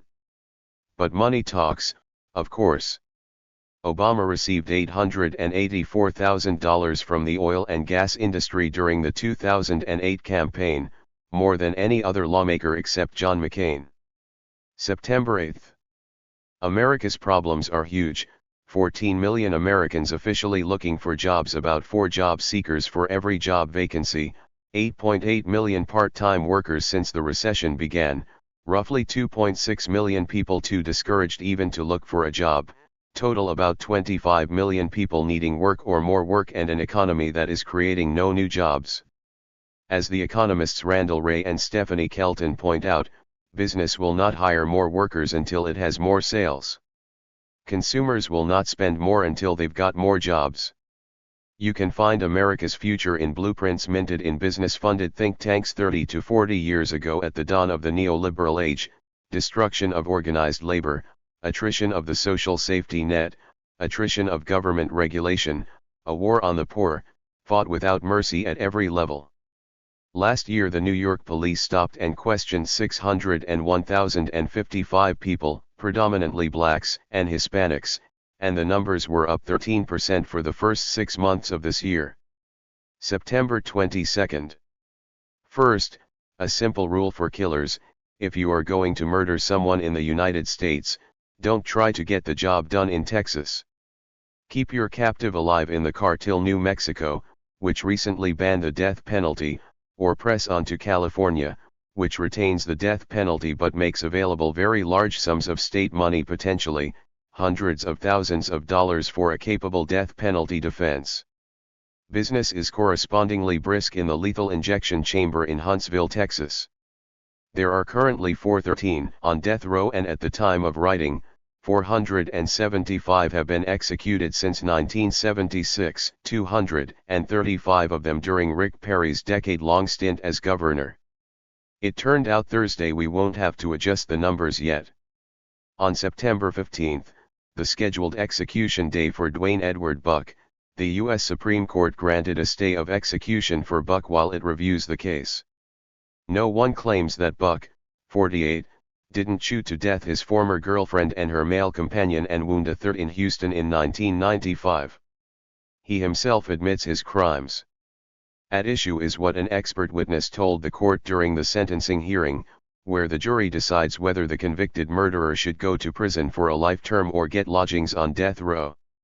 To get Buck lined up for the lethal needle, his prosecutors needed to prove future dangerousness. How might Buck behave in the event he ever got out of prison?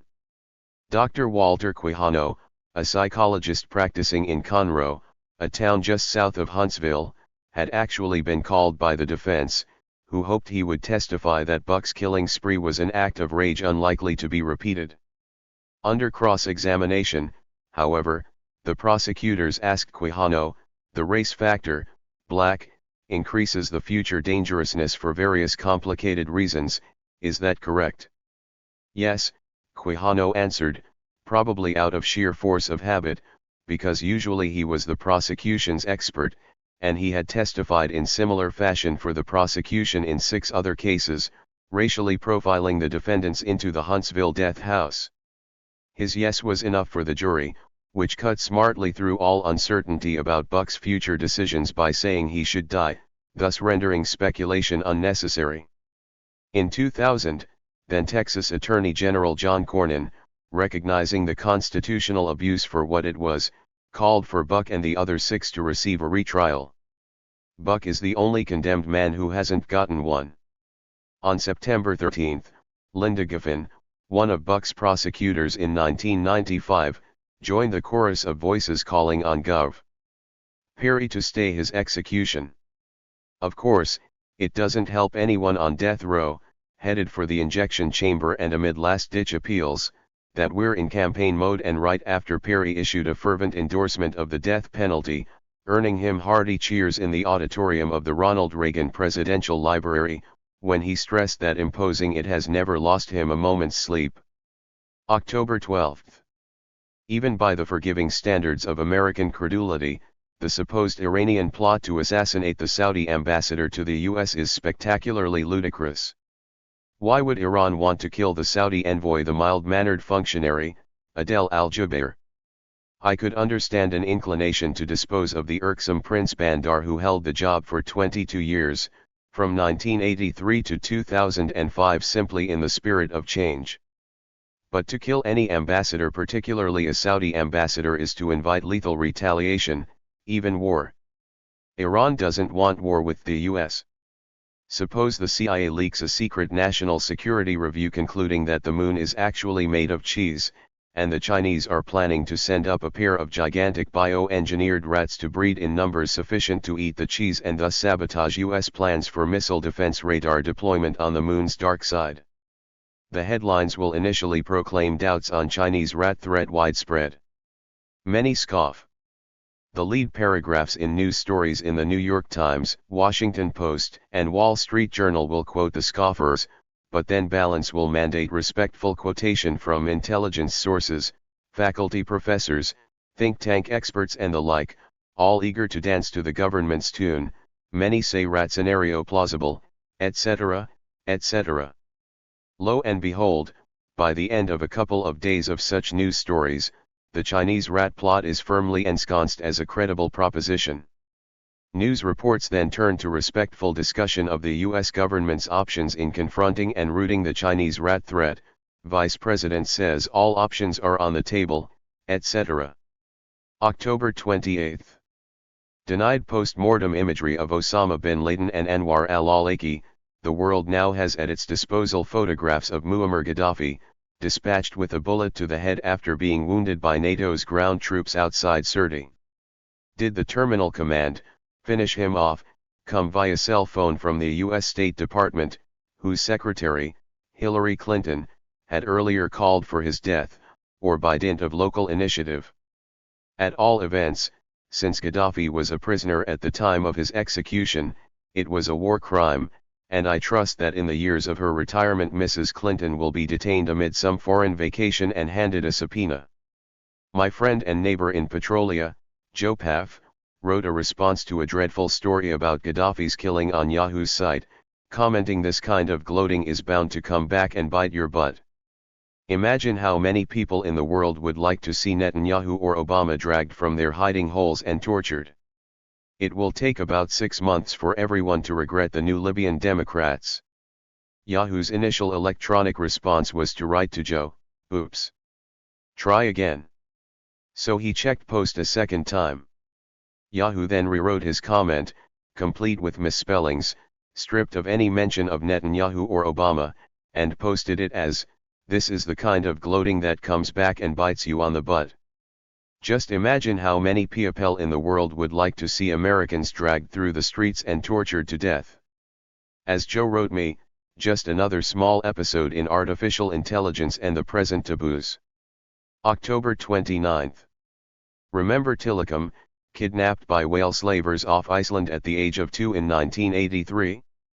Deliberately starved as part of his training in a Sealand tank in Victoria, Canada, Tilikum has spent the past 19 years at the SeaWorld Marine Park in Orlando, Florida. The whale has been involved in 3 lethal onslaughts on his captors, the most recent being an attack on Don Bronchia, a trainer he dragged into his tank and drowned in February 2010. Why was Tilikum spared? Big whale, big money. There's a lot riding on the slave orcas toiling away, giving as many as 8 performances per day, 365 days a year, as the star attractions in these marine parks. Tilikum's asset value is enhanced by his duties as a sperm donor. He's a breeding stud often kept in solitary, away from the other orcas, and has fathered 13 killer whales. Earlier this week, People for the Ethical Treatment of Animals filed a lawsuit against SeaWorld for enslaving 5 orcas. Tilikum is one of the plaintiffs. PETA's suit invokes the 13th Amendment, abolishing and prohibiting slavery, and demands the orcas release under the amendment's terms. All 5 of these orcas were violently seized from the ocean and taken from their families as babies, says PETA's president Ingrid Newkirk, echoed by PETA's lawyer, Jeff Kerr, who told AP, "By any definition, these orcas are slaves kidnapped from their homes, kept confined, denied everything that's natural to them and forced to perform tricks for SeaWorld's profit. Will the orcas get legal standing? Animals currently have no rights recognized in U.S. law, but many groups of lawyers are working to strengthen laws that protect animals, and many individuals have successfully brought lawsuits to protect the welfare of animals. Animal rights, or animal liberation, are one of the oldest forms of animal law. 3 years ago the DC Bar Journal ran a very useful survey by Catherine Alfizi, who pointed out that it was the Michael Vick case that allowed for just the right atmosphere to push for state and federal legislation that would strengthen dogfighting and animal cruelty laws. Vick was the Atlanta Falcons quarterback who pulled a 23-month sentence after pleading guilty to conspiring to run a dogfighting ring on his property in Surry County, Virginia. Some animal lawyers flee the term animal rights, while others question the whole concept of legal boundaries between animals and humans. Several state bars have animal law sections or committees. In 2005, the American Bar Association's Tort Trial and Insurance Practice section created its Animal Law Committee. More than 100 animal law courses are being taught at law schools across the states. The legal system, Alfizi reckons, is beginning to reflect the increasingly complex relationship between people and their pets in our society. The phrase "increasingly complex" does the Middle Ages a grave injustice. Just read my Counterpunch co-editor Jeffrey St. Clair's marvelous introduction to Jason Hribel's Fear of the Animal Planet, The Hidden Story of Animal Resistance. In medieval Europe, thousands of animals were summoned to court and put on trial for a variety of offenses, ranging from trespassing, thievery and vandalism to rape, assault, and murder. The defendants included cats, dogs, cows, sheep, goats, slugs, swallows, oxen, horses, mules, donkeys, pigs, wolves, bears, bees, weevils, and termites. These tribunals were not show trials or strange festivals like Fool's Day. The tribunals were taken seriously by both the courts and the community. Humans and animals often ended up in the same courtroom as co-conspirators, especially in cases of bestiality. The animals were given their own lawyers at public expense. Sometimes, particularly in cases involving pigs, St. Clair writes, the animal defendants were dressed in human clothes during court proceedings and at executions. The animal trials peaked in the late 16th and early 17th centuries, then faded away, done in by the Enlightenment and by René Descartes, who argued that animals were mere physical automatons. They lacked the power of cognition, the ability to think and reason. At Port Royal the Cartesians cut up living creatures with fervor, and in the words of one of Descartes' biographers, kicked about their dogs and dissected their cats without mercy, laughing at any compassion for them and calling their screams the noise of breaking machinery. Across the Channel, Francis Bacon declared in his Novum Organum that the proper aim of science was to restore the divinely ordained dominance of man over nature, to extend more widely the limits of the power and greatness of man, and so to endow him with infinite commodities. Bacon's doctor, William Harvey, was a diligent vivisector of living animals. Thus, at the dawn of capitalism, the materialistic view of history left no room for either the souls or consciousness of animals. They were no longer our fellow beings. They had been rendered, philosophically and literally, resources for guiltless exploitation, turned into objects of commerce, labor, food, and entertainment. Tillicum should get his day in court. November 2nd. I have to admit, writing these lines at the start of November, that after digesting the daily reports from our national battlefield, my eyes flicker across the world map to Greece, and my heart beats a lot faster. Now there, surely, we can savor the whiff of a pre-revolutionary situation. It must be the drat Leninist in me, even after years of therapy.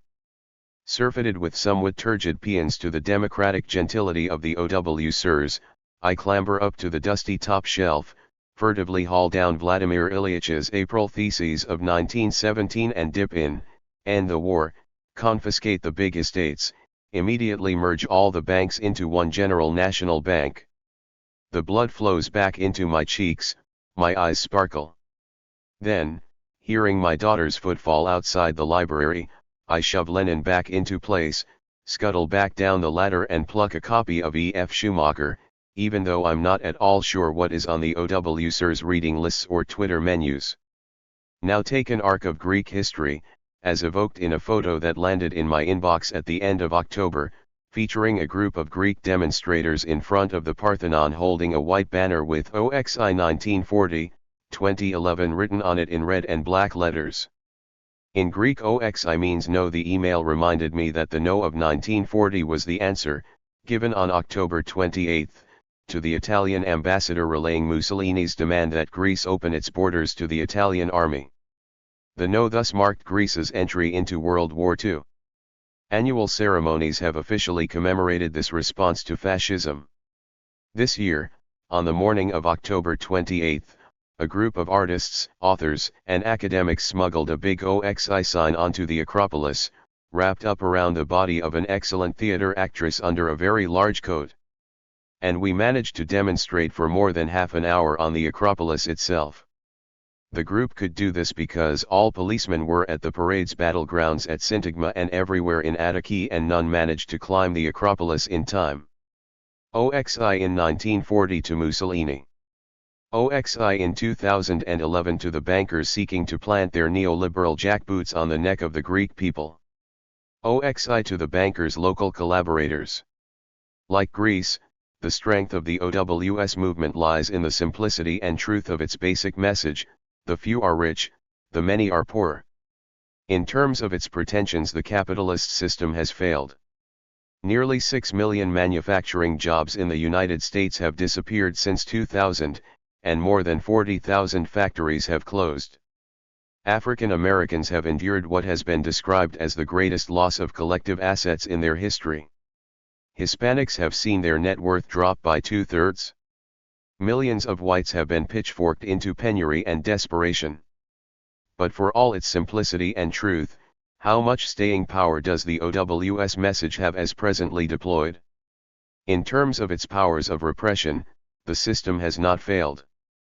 To date, the OWS movement has not even confronted the moneyed elite with a threat on the scale of the 1999 protests in Seattle. There are many options lying ahead for the OWSers to ponder, though they should remember Lenin: there is never a final collapse of capitalism unless there is an alternative. Having briefly tasted batons and pepper spray, OWSers should know that when capital feels it is being pushed to the wall, it will stop at nothing to crush any serious challenge. The cop puts away his smile. The indulgent mayor imposes a curfew. Exemplary sentences are handed down. The prisons fill up. Organized repression can be defeated only by organized resistance, nationwide. How to mount this is the OWSer's urgent, immediate challenge. November 8. As he prepares to follow Gov. Rick Perry into the oubliette of campaign history, Herman Cain can at least console himself that as an alleged harasser of women, his was certainly a classier act than that of a man who not only got elected president in 1992 but was triumphantly re-elected in 1996, each time by about 45 million Americans armed with the knowledge that if you left your wife at the table next to Gov. Bill Clinton of Arkansas in McDonald's, by the time you got back from ordering more fries, Bill would be ensconced in your seat, his hand already hovering above your wife's thigh. So Obama's opponent in 2012 will surely be Mitt Romney, a Mormon millionaire reminiscent in style, and utter lack of any fixed political conviction beyond knee-jerk conservatism, to George Bush Sr. There's no point in trying to sketch in the real Mitt Romney, because there isn't one. He's been campaigning for the Republican nomination for 8 solid years, and his brain has been washed clean years ago of anything approaching an original or useful thought about America's condition. November 16. What next?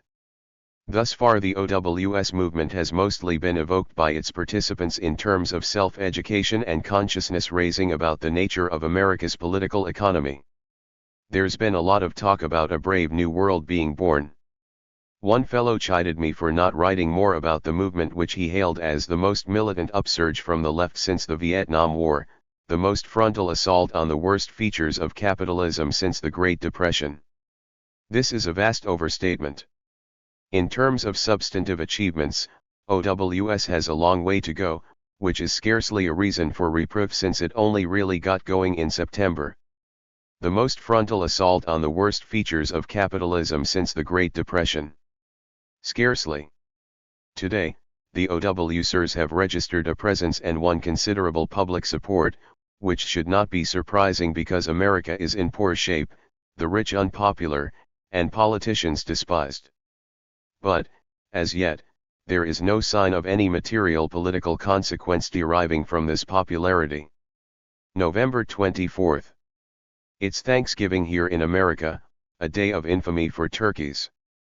At my place in Humboldt County, Northern California, turkeys learned their lesson a few years ago, when 5 fine specimens of Meleagris gallopavo wild turkey to you wandered onto my property. I assume they forgot to check the calendar. Under California fish and game regulations, you can shoot them legally for 2 weeks around Thanksgiving. Out came my 12-gauge, and I loosed off a shot that at some 100 feet did no discernible damage, and after a brief bout of what the hell was that, the turkeys continued to forage. A fusillade of 2 more shots finally brought down a 14-pounder. I hung him for 4 days, plucked him, and by Thanksgiving's end he was history.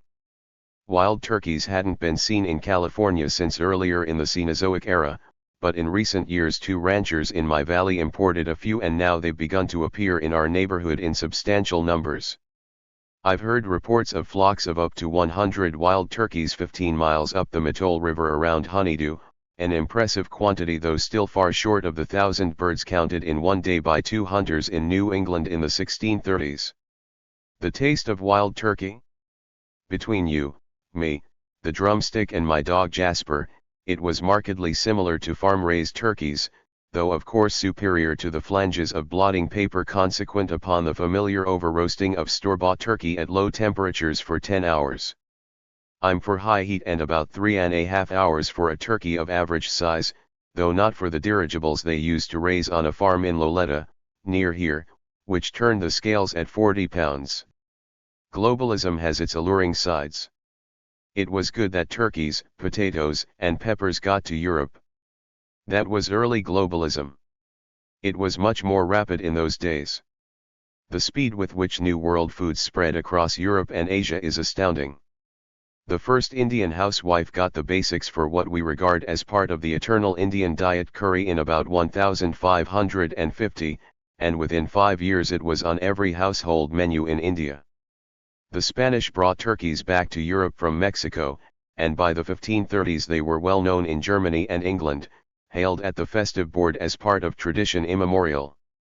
The Puritans had domestic turkeys with them in New England, gazing out at their wild relatives, offered by the Indians who regarded them as somewhat second-rate as food. Of course, wild turkeys have many enemies aside from the beast called man. There are swaths of Humboldt and Mendocino counties where coyotes and mountain lions now hold near exclusive sway. Ranchers running sheep used to hold off the coyotes with M80 poison gas canisters that exploded at muzzle touch, but these are now illegal, and the alternatives are either trapping, which is a difficult and time-consuming job, or getting Great Pyrenees dogs to guard the flock. But the coyotes are crafty and wait till the sheep have scattered, then prey on the unguarded half. And not all Great Pyrenees have that essential sense of vocation. My neighbors down the river, the Smiths, who raise sheep, had a fine Great Pyrenees, Esm, partnered with the idle Tofu. Esm would rush about protecting sheep while Tofu lounged under the trees near the homestead, reading the paper and barking importantly whenever cars drove up. Before she died in childbirth, Esm produced Baxter, taken by my neighbors up the river, the Weaver wrens. Baxter grew bored at the Weaver wrens. I would see him trotting down the road, then up every driveway to gossip with the locals. Jasper would run him off, and Baxter would never make a fight of it but collapse instantly like a vast white eiderdown, paws in the air and throat exposed. It's ended well for Baxter. He rapidly ingratiated himself with a new couple on the road, implanting in their minds the notion that he would be a good match for another vast white dog, Grendel, already in their possession. He correctly perceived they were from Berkeley, where he knew that at last he would be able to get a decent shampoo. They commute to the Bay Area, and I hear that Baxter is now a familiar flaneur on Shattuck, pausing to review the menu outside Chez Panisse before crossing the road to greet the pizza crowd next to the cheese board. I'll have to check with Baxter, but doubtless turkey is on the menu at Chez Panisse for Thanksgiving. Most Americans, even the stylish crowd at that fabled restaurant, won't eat anything else on the big day. December 8th. When in doubt, will on Teddy Roosevelt. It's in every Democratic president's playbook. TR was president from 1901 to 1909. He was manly, ranching in North Dakota, exploring the Amazon and nearly expiring on the River of Doubt. He was an imperialist con amore, charging up San Juan Hill, sending the Great White Fleet round the world, proclaiming America's destiny as an enforcer on the world stage. He loved wilderness, mostly through the sights of a big game hunter's rifle, a wilderness suitably cleansed of Indians. I don't go so far as to think that the only good Indians are dead Indians, he wrote in The Winning of the West, but I believe 9 out of 10 are, and I shouldn't like to inquire too closely into the case of the 10th.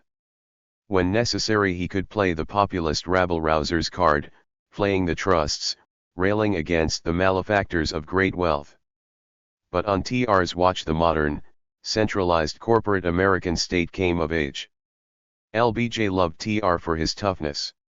Draft-dodging Bill Clinton invoked TR as his ideal. At least Johnson and Clinton had elements in them of TR's most admirable trait, gusto, something of which Obama is dismally devoid. December 10th. Editor. According to petroleum expert Alexander Cockburn, we have an oil surplus. This surplus is caused by excessive production from fields in North Dakota. If we're suffering such a surplus, how come more than half the oil we use is imported?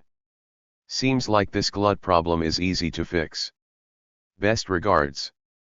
Bart Boyer, San Diego. Alexander Cockburn replies, yes, these days the U.S. consumes about 19 million barrels of oil every 24 hours, about half of them imported. At 25%, Canada is the lead supplier. Second comes Saudi Arabia with 12%. Third comes Mexico. But supply of crude oil to the U.S. is only half the story. Saudi Arabia controls OPEC's oil price and adjusts it carefully with U.S. priorities in the front of their minds. If Alaska oil was not exported to the Far East, contrary to the U.S. Congress's original mandate for the North Slope oil only to be used in the lower 48, and if U.S. oil companies weren't exporting diesel to Europe and Latin America because they can make more money that way, the U.S. would be floating in even more of a glut than it is now. The amazing feature of the subdivision of moronic humanity known as the peak oilers is that they dwell in a moral stratosphere so pure that they forget entirely that oil companies, now and always, want to make money, as much as possible, and to this end rig supply, markets, and prices to that end. It's sad that some of the best journalism on this theme ever produced in America, right down to James Blair and Robert Sherrill, is too coarse for the Poe's delicate sensibilities. December 18th. The great historian Gabriel Kalko makes a persuasive case that in the end the Eurozone, indeed the EU, will go into meltdown. This is just fine in my book. The sooner we get back to francs, lire, punts, drachmas, and the rest of the old sovereign currencies, the better in the long run. It used to be as much a part of going to France as choking on Gaulois smoke to change money and be handed a bundle of notes featuring the devious Cardinal Richelieu, instead of the characterless but somehow always expensive euros. The EU project is in potential outline a totalitarian nightmare. Down with federalism. Remember Simone Weil's hatred of the Roman Empire and what it did to Europe's cultural richness and diversity. If we consider the long centuries and the vast area of the Roman Empire and compare these centuries with the ones that preceded it and the ones that followed the barbarian invasions, we perceive to what extent the Mediterranean basin was reduced to spiritual sterility by the totalitarian state. As Weil's biographer, Simone Petermont, comments, the Roman peace was soon the peace of the desert, a world from which had vanished, together with political liberty and diversity, the creative inspiration that produces great art, great literary works, science, and philosophy. Many centuries had to pass before the superior forms of human life were reborn. December 21st. I can't count the times, down the years, that after some new outrage friends would call me and ask, what happened to Christopher Hitchens? The inquiry premised on some supposed change in Hitchens, often presumed to have started in the period he tried to put his close friend Blumenthal behind bars for imputed perjury. My answer was that Christopher had been pretty much the same package since the beginning, always allowing for the ravages of entropy as the years passed. As so often with friends and former friends, it's a matter of what you're prepared to put up with and for how long. I met him in New York in the early 1980s, and all the long-term political and indeed personal traits were visible enough. I never thought of him as at all radical. He craved to be an insider, a trait which achieved ripest expression when he elected to be sworn in as a U.S. citizen by Bush's Director of Homeland Security, Michael Chertoff. In basic philosophical take, he always seemed to me to hold as his central premise a profound belief in the therapeutic properties of capitalism and empire. He was an instinctive flagwagger and remained so.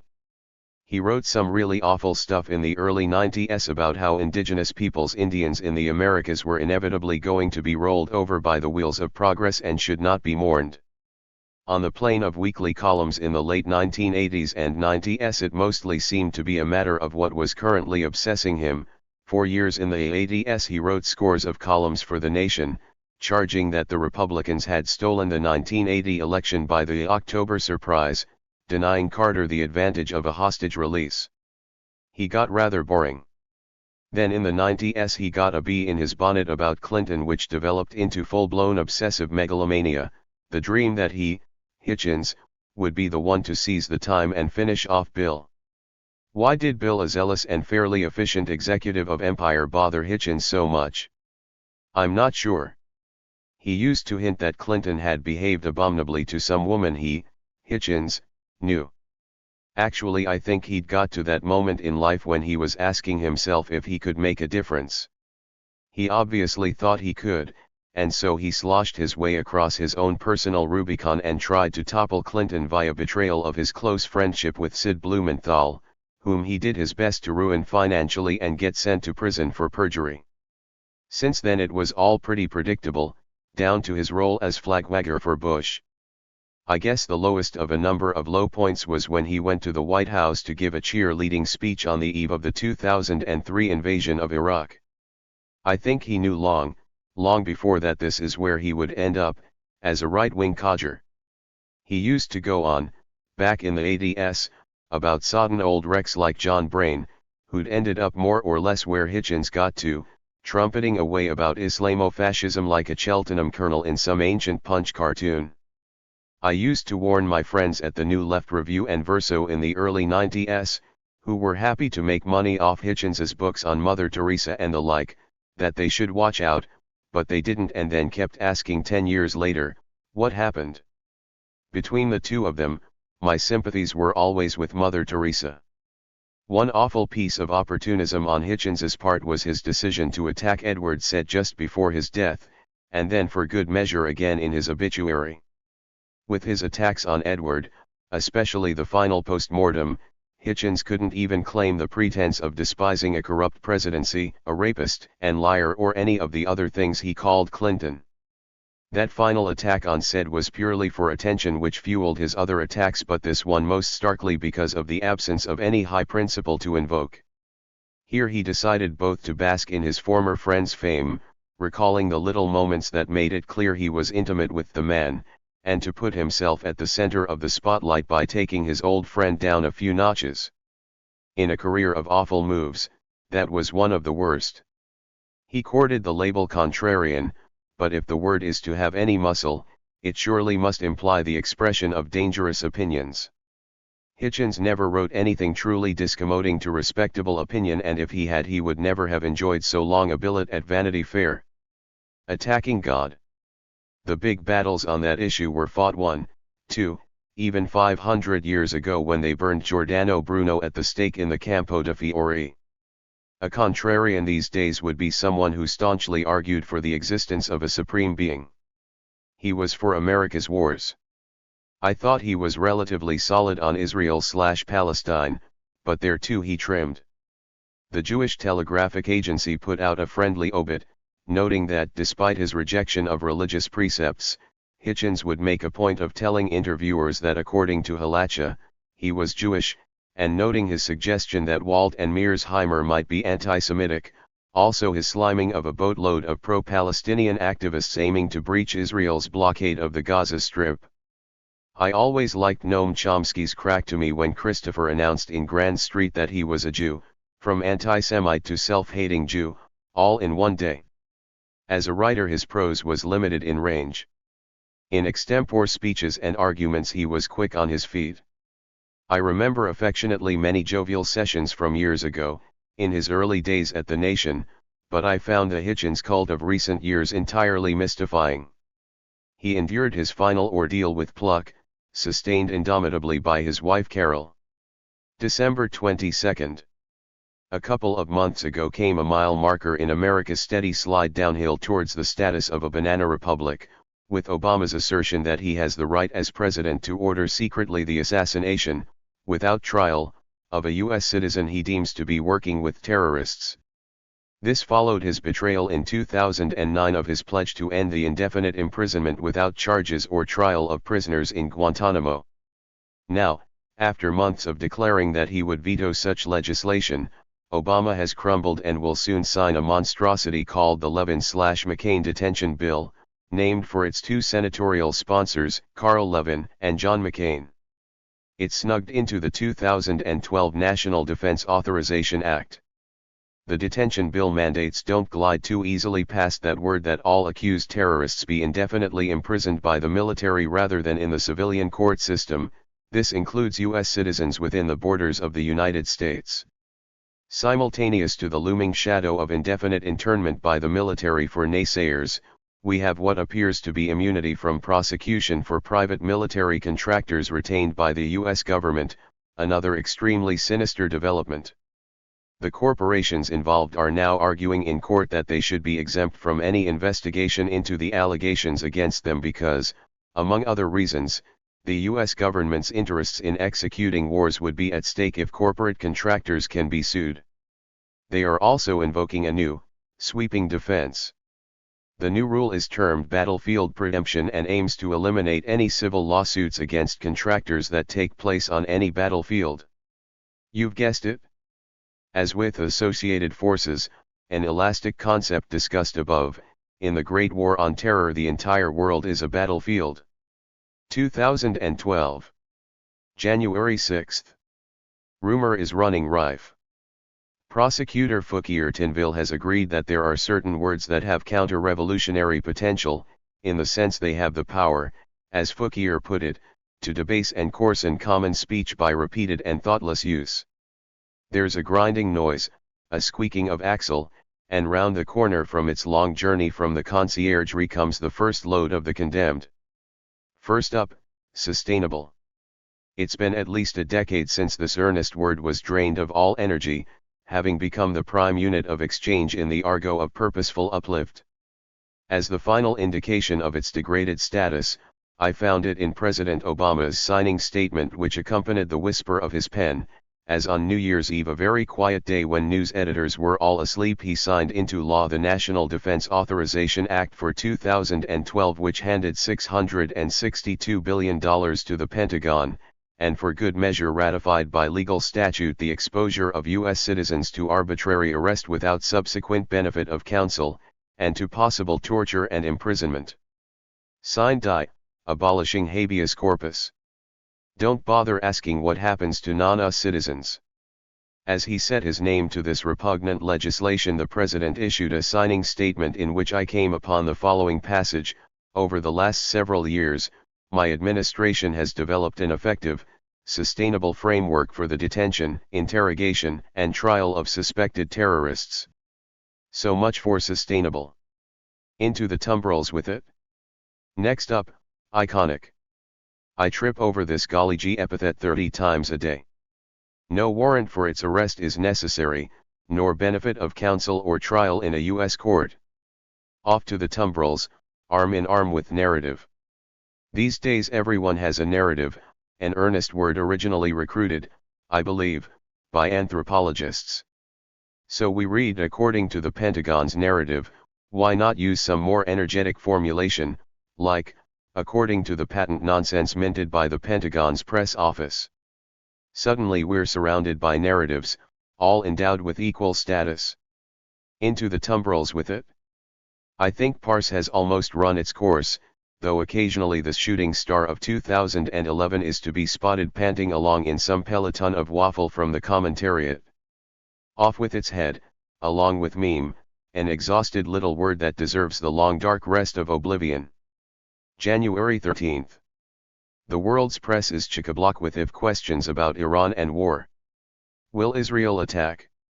Is Obama, coerced by domestic politics in an election year, being dragged into war by the Israel lobby? Will he launch the bombers? Is the strategy to force Iran into a corner, methodically demolishing its economy by embargoes and sanctions so that in the end a desperate Iran strikes back? As with sanctions and covert military onslaughts on Iraq in the run-up to 2003, the first point to underline is that the US is waging war on Iran. But well aware of the US public's aversion to yet another war in the Middle East, the onslaught is an undeclared one. As for the embargo of Iranian oil, Obama is most certainly doing the oil industry a big favor. There have been industry-wide fears of recession-fueled falling demand and a collapse of oil prices. That has led to industry-wide enthusiasm for strongly cutting total world oil production, with all the cuts to be taken out of the hide of the Iranians. The Financial Times made clear the need to shrink world production in the following key paragraph in a report last week. Oil prices have risen above $110 a barrel since Iran threatened to shut down the Strait of Hormuz, the world's most important oil choke point, accounting for about a third of all seaborne traded oil. Oil fell to a low of $99 in October amid global economic growth worries. As Pierre Spray remarked to me, note also that this is one of those rare but dangerous moments in history when big oil and the Israelis are pushing the White House in the same direction. The last such moment was quickly followed by Libya's invasion of Iraq. January 20th. Newt Gingrich is a one-man, made-in-America melting pot. Here's a committed devotee of tooth-and-claw capitalism, vultures perched on both shoulders, advocate of 8-year-old black children working as janitors campaigning with a pro-worker film of which John Reed or Ken Loach would be proud, paid for by a rabidly anti-union billionaire who thinks Israel should bomb Iran and drive the Palestinians into the sea. Gingrich burned for revenge for his rough treatment in New Hampshire by Romney's campaign commercials. But how, on a tight timeline, to acquaint South Carolina Republicans with Romney's infamies? He needed money, lots of it, double quick. Occupy Las Vegas. Some things don't change in American politics, and rich people sitting in Las Vegas with pots of cash is one of them. Joel McCleary, a friend, remembers fundraising in Las Vegas when he was working for the Jimmy Carter campaign in 1976.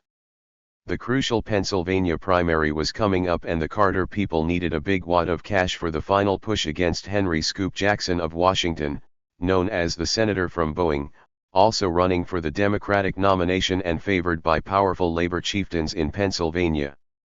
Joel was told the go-to guy for untraceable campaign cash was Hank Greenspun, publisher of the Las Vegas Sun. Greenspun was a notoriously tough egg, a former gun runner for the Haganah, the man who, in the midst of the Cold War witch hunts, outed Senator Joe McCarthy in the Sun as a homosexual. Joel was told to act manly. Greenspun duly received him in his office. "Why the hell should I get money for Jimmy Carter?" he asked. "Because Jimmy Carter is going to be president," Joel answered boldly, "and if you don't support his campaign he'll fuck you." Greenspun told Joel to come back in 2 hours. He returned to find Greenspan sitting at a table surrounded by other toughs. In the middle of the table was a paper bag. "So the Baptist fuck wants money," Greenspun growled, as he pushed the bag over to Joel. "Remember, this comes from the State of Israel. Don't you ever forget it?" Enter 78-year-old Sheldon Adelson, the world's 16th richest man, a bit dented by the property crash in Nevada but still with $23 billion at his disposal. The sun rises on his empire in Las Vegas, sets on it in the east in Macau, with its zenith over the state of Israel, whence his second wife hails. On Israel, Adelson entertains very harsh views about the advisability of negotiations of any sort with Palestinians and lately has been lobbying fiercely. He owns the free weekday Israel Hayom, the largest circulation newspaper in Israel, for an attack on Iran. When Newt Gingrich, fishing for Zionist money, abandoned his previous, relatively temperate, posture on the Israel-Palestine issue, and declared that Palestinians were an invented people, he was directing his remarks to an audience of one. Adelson was exceedingly pleased and expressed his gratification in material terms, with a further $5 million, now staking Gingrich's campaign ads in South Carolina. To date, Adelson has donated about $13 million to Gingrich's campaign, a U.S. record. January 27. Last week, Revolutionary Prosecutor Fouquier Tinville announced the capture and imminent trial of Gros, long sought in its counter-revolutionary mutation as a transitive verb governing an abstraction, as in grow the economy, a formulation popular among the Girondin faction. Gros, said the prosecutor, was being held in the conciergerie, under constant surveillance. I've no doubt that the tribunal will not long delay in sending Gros in this usage to a well-deserved rendezvous with the fatal blade.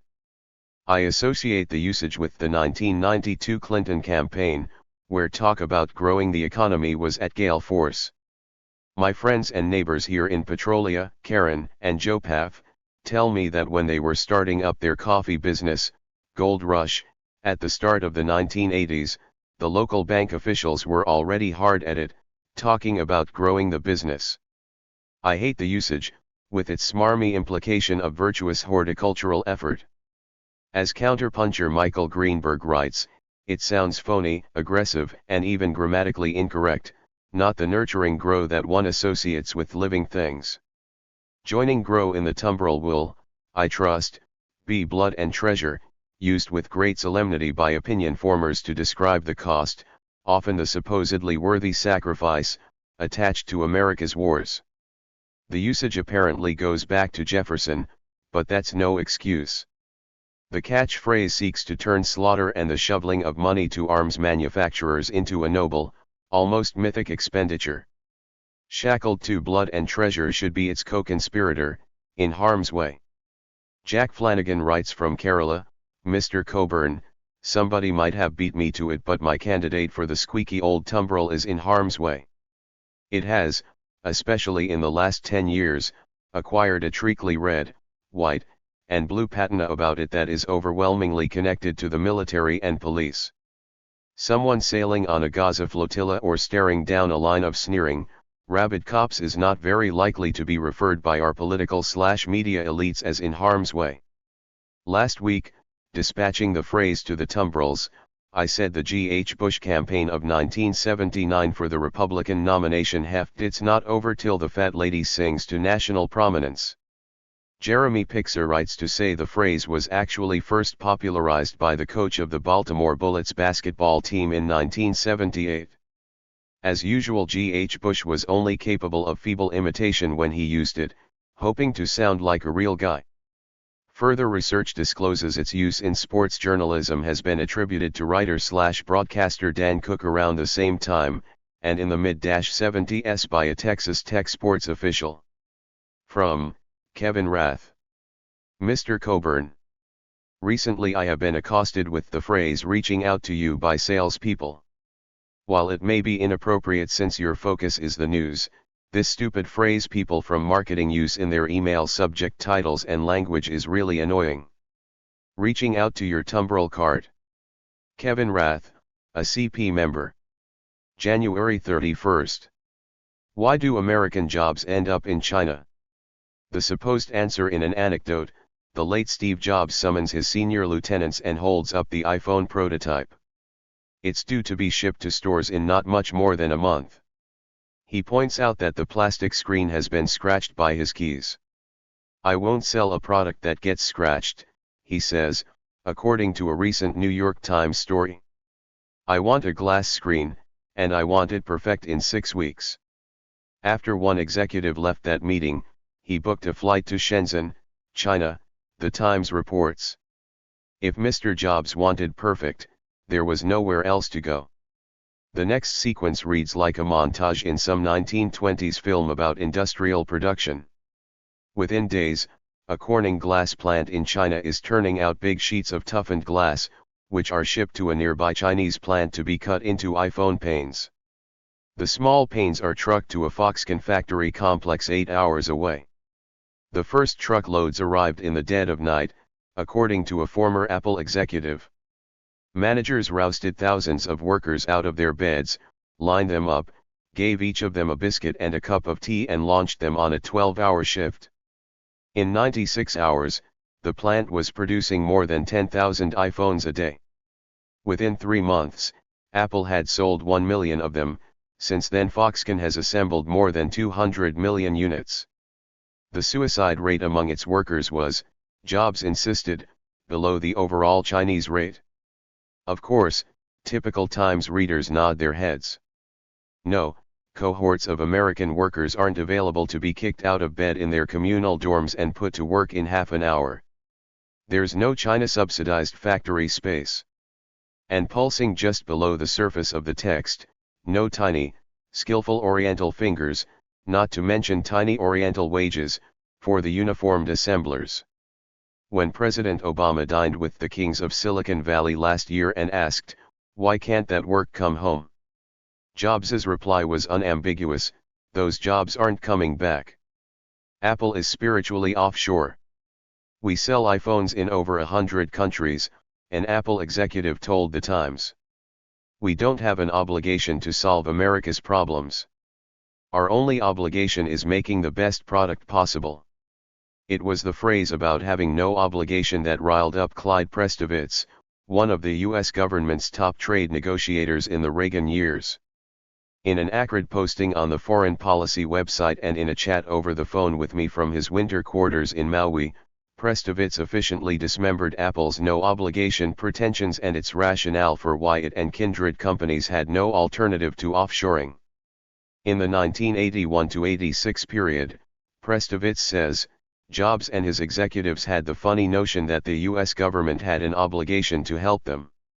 We did all we could, and in doing so came to learn that virtually everything Apple had for sale, from the memory chips to the cute pointer mouse, had had its origins in some program wholly or partially supported by U.S. government money.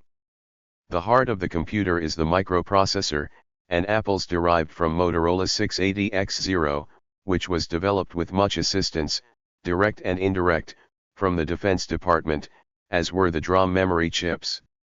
The pointer mouse came from Xerox's Park Center near Stanford. In addition, most computer software at that time derived from work with government backing. Prestovitz points out that Apple also assumes the U.S. government is obligated to stop foreign pirating of Apple's intellectual property and, should supply chains in the Far East be disrupted, to offer the comforting support of the Seventh Fleet. And those supply chains, are they the natural product of good old free market capitalism, or does that scalability and flexibility and capacity to mobilize large numbers of workers on a moment's notice have something to do with government subsidies and the interventionist industrial policies of most Asian economies? What about those jobs that aren't coming back? We're not talking about simple assembly that costs a bundle per unit in America and mere cents in China.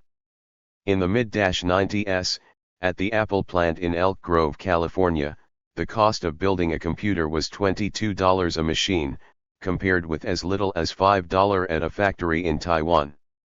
This is not a dominant factor when the machine sells for $1,500 and you have costs like transport to figure in.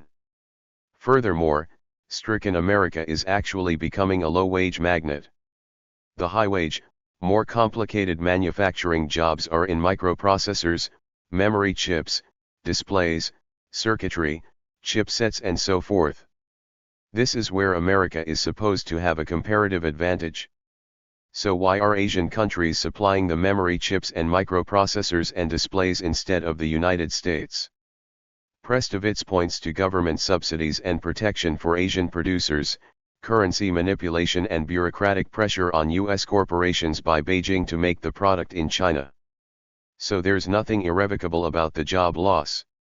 U.S. workers, taught the necessary skills, can put things together properly.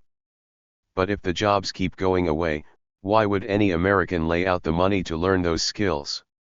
Obama's recent State of the Union speech was a step in the right direction, calling on business leaders to ask what you can do to bring the jobs back. Specifically, he proposed ending tax breaks for U.S. corporations operating overseas, rewarding US-based production and turning the unemployment sinkhole into a re-employment system. These jobs could and would come back to America, says Prestovitz, if Washington were to begin to respond tit for tat to the mercantilist game. It wouldn't be difficult to make a lot more of the iPhone in America and to make it competitively if either Apple or the US government really wanted that to happen. February 8. Civilian deaths due to drones are not many, Obama says. So that's okay then. This was a headline in the New York Times for January 31, accurately reflecting Obama's expressed views. It was back in the mid-1920s that my father Claude, then working as a night editor at the London Times, won a prize for writing the dullest headline actually printed in the Times for the following day. Headline: Small earthquake in Chile. Not many dead. February 10. Back in the 1960s, Herbert Marcuse pointed out in one of his books that the Pentagon had given up on verbs. Pentagonese consisted of clotted groups of nouns, marching along in groups of 3 or 4. Verbs, which connected nouns in purposive thrust, were regarded as unreliable and probably subversive. They talked too much, gave too much away. Despite the Pentagon's best efforts, linguistically the 60s were a noisy and exhilarating era, bitching. The 70s gave us the argos of feminism and queerdom, and then suddenly we were in the wastelands of political correctness, where non-white people were described as being of color, cripples became less abled, and sexual preference became LGBTQ, though another capital letter may have been added while my back was turned. Where are we now? Irritating words and terms spread across the internet like plague through a European town in 1348. There's something very passive about the overall argot, and a look through one's daily inbox is like walking along a beach piled with decayed words and terms. There's much more ill-written prose than there was 30 years ago. The following words and phrases are under severe scrutiny by prosecutor Fouquier Tinville, renowned for his implacable fairness: reach out, discourse, the other, massive, and its associate whopping. Next week I shall report on the decisions of the prosecutor on the accused. From Thomas Naylor. Have a nice one. Nice what? Cheese, mushroom, and pepperoni pizza? Hearty dump? Damn good F? Well, you know. Probably the first, since most of those robotic sales types uttering that apogee of inanity have cheesy smiles on their faces and are programmed to masticate only sound bite-sized slices. From Anne Haydock. I wonder if there is room on the tumbril cart for on the table? I seem to remember Obama saying that prosecuting Bush and Cheney were off the table. I'm sure I've seen it a number of times in the last few years. From Stuart Newman. With On the Ground, notwithstanding all the insights garnered there by guests of the PBS NewsHour and Charlie Rose. Here, http://www.pbs.org/news/bb/politics/jan-jan-02-02-03.html, at 3:02, Judy Woodruff asks a reporter what he has learned on the ground about Mitt Romney's popularity among Nevada voters, and the reporter responds in kind, despite the fact that he is 100 feet above a fake cityscape of Las Vegas. From Bruce Anderson. Not much in circulation yet, but spotted twice now in EDU Pros, a search firm dedicated to surfacing appropriate candidates for school district leadership positions. I also nominate appropriate as now applied to everything from mass murder to bad table manners. From Ed Zukzik. I have some nominations for the tumbrils. 1. robust, as in robust interrogation techniques, or robust Article 2 powers. Seems always to be used as a euphemism for the unconstitutional and/or illegal abuse of something. From Troy Nichols. Another proposition: let's just permanently dispose of an entire class of obnoxious business speech, the made-up business gerund. These clunky mutations are often close to meaningless, and the rest of the world surely laughs when they hear us talking like that. At present these words are highly concentrated in corporate memos and various official statements, but they'll soon leak into the public discourse if left unchecked. You see it every once in a while already. Proliferation is certain. Let's preempt this danger and send them all to the tumbrils now. If there's any doubt about a certain word, say it in its infinitive form. If it sounds ridiculous, off it goes. February 17th.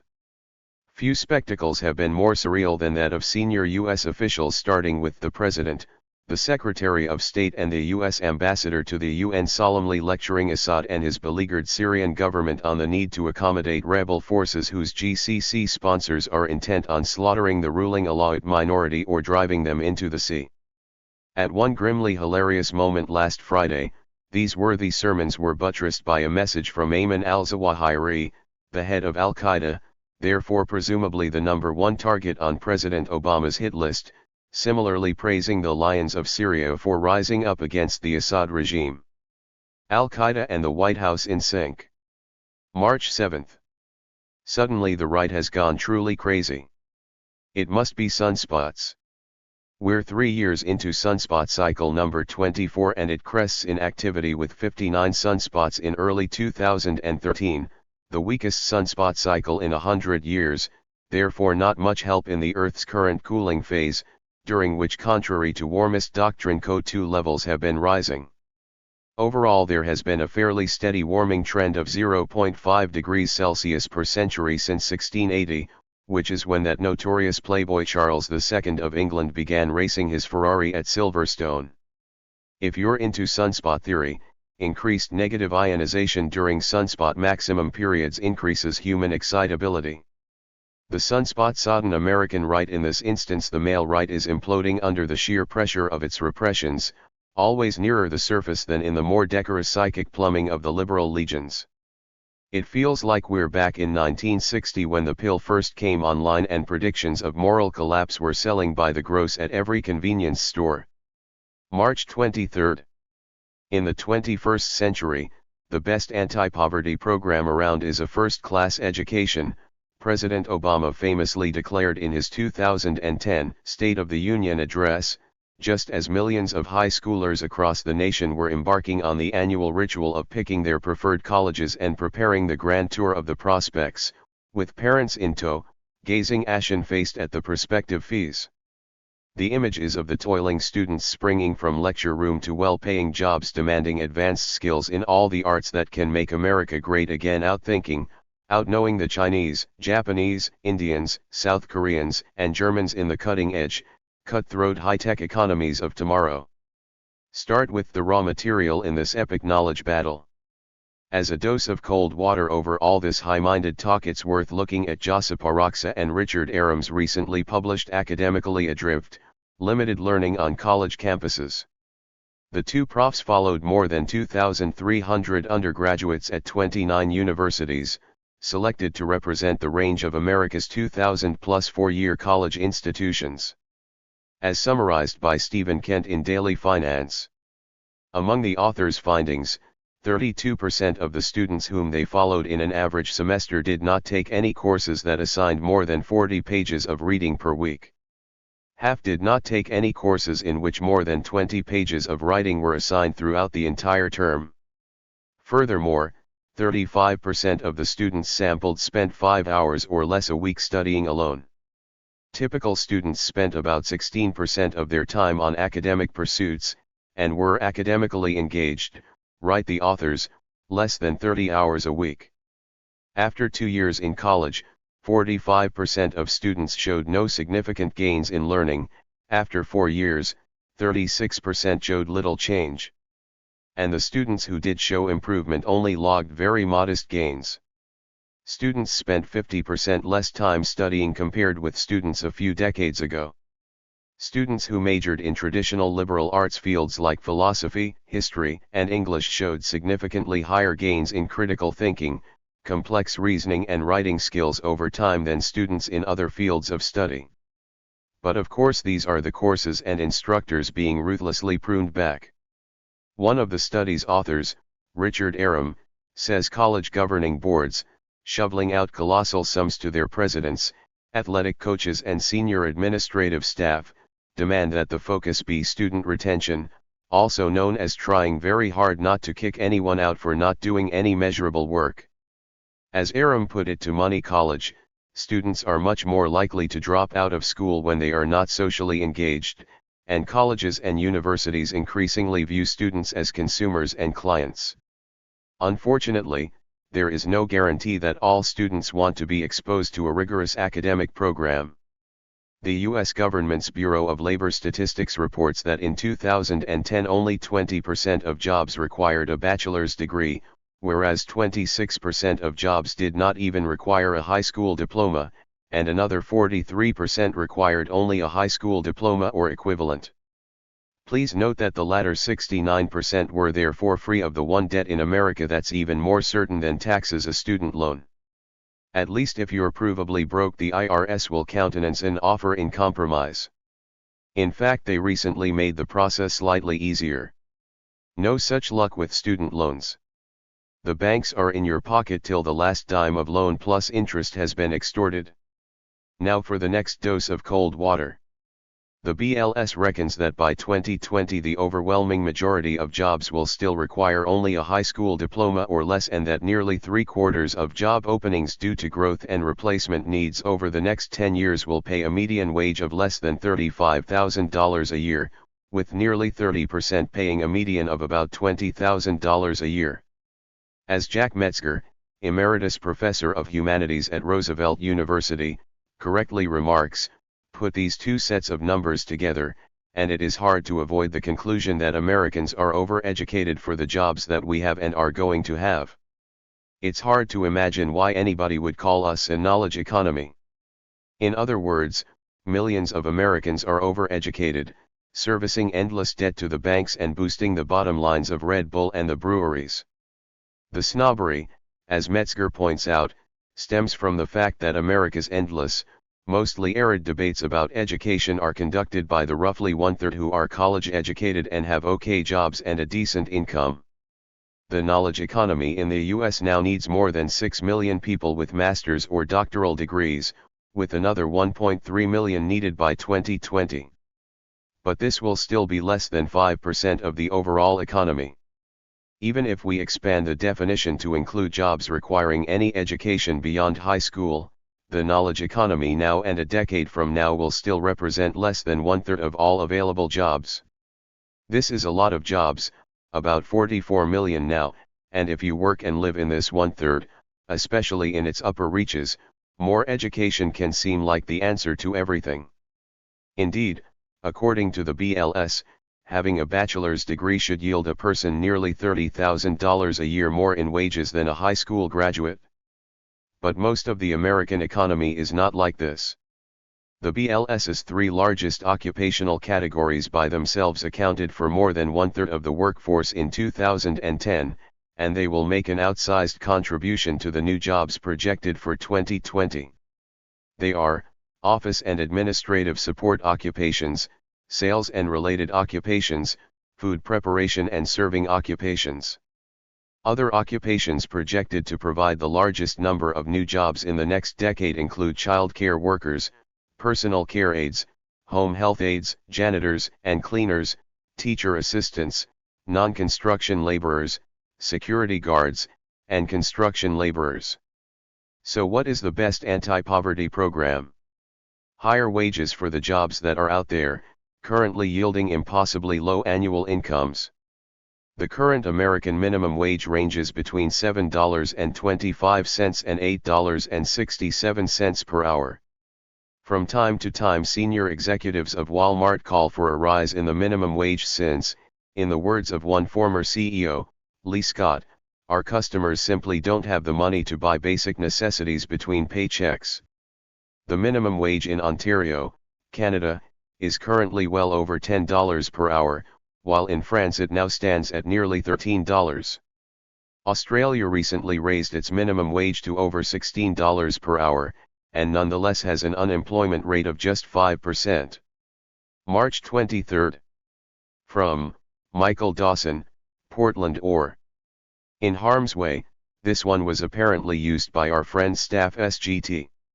Robert Bales in a 2009 Pentagon-published discourse on how to distinguish good guys from bad guys, we discriminated between the bad guys and the non-combatants, and then afterward we ended up helping the people that 3 or 4 hours before were trying to kill us. I think that's the real difference between being an American as opposed to being a bad guy, someone who puts his family in harm's way like that. In harm's way. It dehumanizes and dehistoricizes all enemies. It flatters the speaker as somebody who chooses to stop evil, presumably also suggesting the notion that, once one gains that status, one has the right to go shoot up a village. April 5. I'd say the chances of George Zimmerman spending time behind bars for killing Trayvon Martin are about the same as SGT. Robert Bales doing time for killing those 16 Afghan villagers the night of March 11. 0. Like most things that happen in America these days, the Trayvon Martin case is turning into yet another hearse trundling the Republican Party to its doom in November. Zimmerman stakes his defense on Chapter 776.013 of the Florida Criminal Statute on home protection and the use of deadly force. Paragraph 3 states, a person who is not engaged in an unlawful activity and who is attacked in any other place where he or she has a right to be has no duty to retreat and has the right to stand his or her ground and meet force with force, including deadly force if he or she reasonably believes it is necessary to do so to prevent death or great bodily harm to himself or herself or another or to prevent the commission of a forcible felony. This is what's colloquially known as the Stand Your Ground law. Outrage about the case built across the first 2 weeks of March. By the third week it was a national scandal. Black columnists described how they warned their sons not to run in any crisis situation, always be polite to the cops no matter how provoked. The Rev. Al Sharpton covers the case full volume on MSNBC. The usual litter of deadly cop shootings of blacks are exhumed from recent Florida police records. Protest demonstrations are held in Sanford. There are the obvious questions. If Martin had wrestled the gun away from Zimmerman and shot him, would he have been allowed to walk away free? No, sir. Political pressure forces the appointment of Special Prosecutor Angela Corey, to determine whether to charge Zimmerman. If she does so, it will probably be for second-degree manslaughter. President Obama speaks on March 23 about the killing of Trayvon, saying, "If I had a son, he would look like Trayvon." I think are right to expect that all of us as Americans are going to take this with the seriousness it deserves, and we are going to get to the bottom of exactly what happened. 2 Republican candidates for their party's nomination to the presidency promptly bring out the hearse, most recently deployed to freight denunciations of women's right to birth control. Newt Gingrich states that Obama's comments are disgraceful and that any young American of any ethnic background should be safe, period. We should all be horrified, no matter what the ethnic background. Is the president suggesting that, if it had been a white who'd been shot, that would be okay, because it wouldn't look like him? That's just nonsense. Then Rick Santorum chimes in, stating that Obama should not use these types of horrible and tragic individual cases to try to drive a wedge in America. This unleashes Rush Limbaugh, who says that Obama is using the case as a political opportunity. Geraldo Rivera suggests Martin brought it on himself by wearing a hoodie. At which point the conservative columnist William Tucker has had enough. In the hard-right American Spectator, under the headline, "Count Me Out on Trayvon Martin, Why Gingrich, Santorum, and many conservatives are dead wrong on this one," Tucker writes, "Republicans have no reason to intervene in this fight. 75% of the public thinks Zimmerman should be charged with something. Personally, I can't wait until Newt Gingrich and Rick Santorum get off stage so we can start running a presidential campaign that isn't based on trying to alienate the vast majority of Americans over irrelevant issues. What is it that prompts Republicans to try so hard to alienate women, blacks, Hispanics, independents, and all those millions and millions of Americans to the left of the Tea Party they'll need to beat Obama? Maybe they feel it's their last throw. All the demographics look unfavorable for any future Republican majority. So there is a desperate effort to get everything they can right now.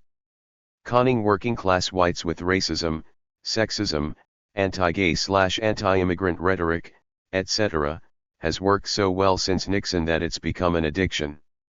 April 18. This has been a bad year for grand restaurants in the 3 to 4 star range.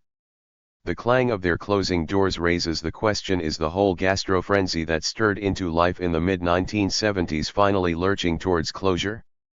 Goodbye Iron Chefs, sayonara molecular gastronomy in the style of Ferran Adria, farewell those overcooked paragraphs of fine restaurant writing that became the hottest reading in the New York Times. On March 7 the high society eatery La Côte Basque closed its doors. This last Wednesday the New York Times mourned at length the Chicago restaurant Charlie Trotter's, slated for extinction in August. According to the Times, Trotter's had a huge and lasting impact on Chicago's culinary landscape, if not the nation's. Okay, a couple of big-time restaurants bite the dust in the Great Recession. So, for several years one of the New York Times' most avidly read writers was Sam Sifton. Sifton approached his job con amore. Not from him any cavils about price, let alone high-end gastro flim-flam. His prose had the confident lilt of a man writing for Wall Streeters for whom a couple of $1,000s dropped on a dinner for four was absolutely no problem, and indeed almost an emblem of parsimony. In early October last year he published an emotional eulogy to Per Se, the best restaurant in New York City, located in the Time Life building at Lincoln Center. A photo disclosed no less than 6 Per Se employees mustered round a dish being plated for some expectant customer. Per Se's signature starter course is oysters and pearls, wrote Sifton. It combines a sabayon of pearl tapioca with Island Creek oysters and a fat clump of sturgeon caviar from Northern California. These arrive in a bowl of the finest porcelain from Limoges. Paired with a glass of golden semillon from Elderton, they make a fine argument for the metaphor of transubstantiation. After this rather laconic reference to the Eucharist, an editorial note disclosed that this was Sifton's last review. I've no idea whether Sifton's liver couldn't take the pace anymore or whether the Times simply felt things were getting a little out of hand, and the paper was becoming a stand-in for Gourmet magazine. Either way it seemed we'd got to the end of an era. The day it announced the closing of Charlie Trotter's, an article counseled Times readers on how to use leftovers. The readers seemed to be getting testy too, though they are by nature on food sites, saving for the post-mortem all the things they didn't dare tell the waiter. Oliver Gardner from Florida wrote, "Ate there one time in 2006. Was awful. Paid $400 for a bottle of wine that retailed for $60. Ridiculous markup. A couple of the courses were very good, but each consisted of about 2 bites of food. It was over before you knew it. Attitude like I've never seen. Snooty snooty snooty. Would not return. Better meal, by far, at Momofuku Noodle Shop. When I first came to New York in 1972 the high-end gastro-porn industry was barely in motion. If you wanted to have a fancy French meal, you went to Lute's, which closed down in 2004. Domestic kitchens were wreathed in smoke from burned offerings to Julia Child. Fiery Hunan cooking was all the rage, followed by a pallid style of cooking known as cuisine minceure, where tasteful dollops of steamed chard held sway. Then, in 1975, Craig Claiborne reported on the front page of the New York Times that he and Pierre Franey had blown $4,000 on a 31-course, 9-wine dinner at Chez Denis in Paris, a feast offered by American Express at a charity auction. In those post-Vietnam days, columnists kept whole stables of moral high horses pawing the ground in their stalls. Espying the $4,000 binge, Harriet Van Horn stabbed furiously at her typewriter. This calculated evening of high-class piggery offends an average American's sense of decency. It seems wrong, morally, aesthetically and in every other way. Above the column I remember an editor ran the head "E don't eat vomit." People were shocked, but Claiborne had put down a marker. 30 years later, you didn't need to eat your way through 31 courses to run up a tab of $4,000. The wine alone could cost that. These days several restaurants offer food clad in gold.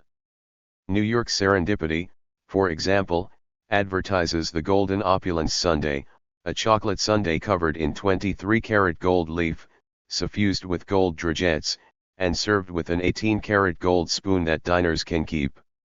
The price? $1,000. Mannerism began to creep onto the food pages. In 2010 bugs were suddenly all the rage. A 5-course Mexican feast at the Brooklyn Kitchen in Williamsburg last Saturday night engineered to introduce New Yorkers to the succulent wonders of edible insects, the New York Times reported. The first couple of courses yucca frites dotted with mealworms, a smoked corn custard sprinkled with crispy moth larvae. At some point during dinner a bowl of squirming wax moth larvae was passed around. Good restaurants are still cooking excellent food. Restaurants establishing direct relationships with small farm suppliers is surely a good thing, though often the menu in such places begins to look like a gazetteer, and one does ask oneself, is the Neiman Ranch really all that it claims to be? Overall, the standard, domestic as well as professional, of American cuisine has never been higher. It's just that one doesn't pick up that crackle of excitement, that rush to get a table at that new place down the block. Also, there have been unpleasing stories of the darker side of the profession, with the owners or managers of restaurants, such as Mario Batali, stealing the tip income of their miserably underpaid waiters. In a recent story in The Guardian by Moira Herbst, 3 Manhattan bartenders accuse the owners of downtown wine/tapas spots Bar Veloce and Bar Carrera of skimming up to 30% of their tips, along with failing to pay proper wages and overtime. Lists of America's best restaurants these days have a somewhat haphazard look, which may be no bad thing. One site, The Daily Meal, lists L.E. Bernardine in New York as its top pick. L.E. Bernardine is indeed a very fine restaurant, but scarcely evidence of exciting novelty. My brother Andrew and I went there in the early 1980s, pockets stuffed with expense money from house and garden with which to track down America's best of that era. We had plates of flake salt cod followed by oxtail stew, just about the simplest, cheapest ingredients money could buy. Both were unbeatable, with fatism kept at bay by Italian cooking at its simple best. April 20th. Scene 1. Antechamber to Heaven, a large reception room in the Baroque style. A door opens and an angel ushers in Christopher Hitchens, dressed in hospital clothing. The angel gestures for CH to take a seat. He is about to do so when he espies a familiar figure reading some newspapers. CH, Dr. Kissinger. The very last person I would have expected to encounter here. All the more so, since I don't recall any recent reports of your demise. HK, you will no doubt be cast down by the news that I am indeed alive. This is a secret trip, to spy out the terrain diplomatically, assess the odds. CH, you think you have the slightest chance of entering the celestial sphere? HK, everything is open to negotiation. CH, have you threatened to bomb heaven secretly? Of course. HK, very funny. As a matter of fact, Wojtyla Pope John Paul II, I should say, has kindly offered to intercede at the highest level. And talking of negotiation, perhaps we could have a quiet word. CH, what about? HK, that worthless book you wrote about me, The Trial of Henry Kissinger. John Paul says that the prosecutors here have been using it in drawing up preliminary drafts of their case against me. Now, he also says it would be extraordinarily helpful if you would sign this affidavit. My lawyers have already prepared it, saying that you unconditionally withdraw the slurs and allegations, the baseless charges of war criminality, and attest under eternal pain of perjury that these were forced on you by your Harper's editors. Ch. Dr. Kissinger. Your idea is outrageous. I stand behind every word I wrote. HK. Too bad. After all, you certainly have experience in, how shall we say, adjusting sworn affidavits to changing circumstance. I believe Mr. Sidney Blumenthal could comment harshly on the matter. Ch. Dr. Kissinger, let me reiterate. HK, my dear fellow, spare me your protestations. Let us consider the matter as mature adults, both of us, if I may say, now in potentially challenging circumstances. Ch. Speak for yourself, Dr. Kissinger. I do not recognize this as Heaven's Gate, or you as a genuine physical presence. I do not believe in the afterlife and therefore regard this as some last-second hallucination engendered in my brain in my room in M.D. Anderson Hospital in Houston, Texas. I may be dying, but I am not dead yet. I have not dropped off the perch. HK, off the perch. How very English. You will dismiss these as a mere last-second hallucination, a terminal orgy of self-flattery on your part, but the New York Times certainly thinks you're dead. The Washington Post thinks you're dead. Ch. Let me look at those. HK, rather too flattering, if I may be frank. But, of course, as you say, all fantasy. Ch. They're very concrete. Far more amiable than I would have dared to imagine. Is it possible to get a drink in this anteroom? HK, after the soaring eagle of certainty, the fluttering magpie of doubt. I think we can bend the sumptuary laws a little. Some schnapps? Ch. I would have preferred Johnny Walker Black, but any port in a storm. HK, Bishop Berkeley, a philosopher, claimed, like you, that the world could be all in one's imagination. It was your Dr. Samuel Johnson who sought to rebut Berkeley's idealist theories by kicking a stone. And what did Dr. Johnson say when he kicked that stone? Ch. He said, "Sir, I refute it thus." HK, precisely. Let the schnapps be your empirical stone.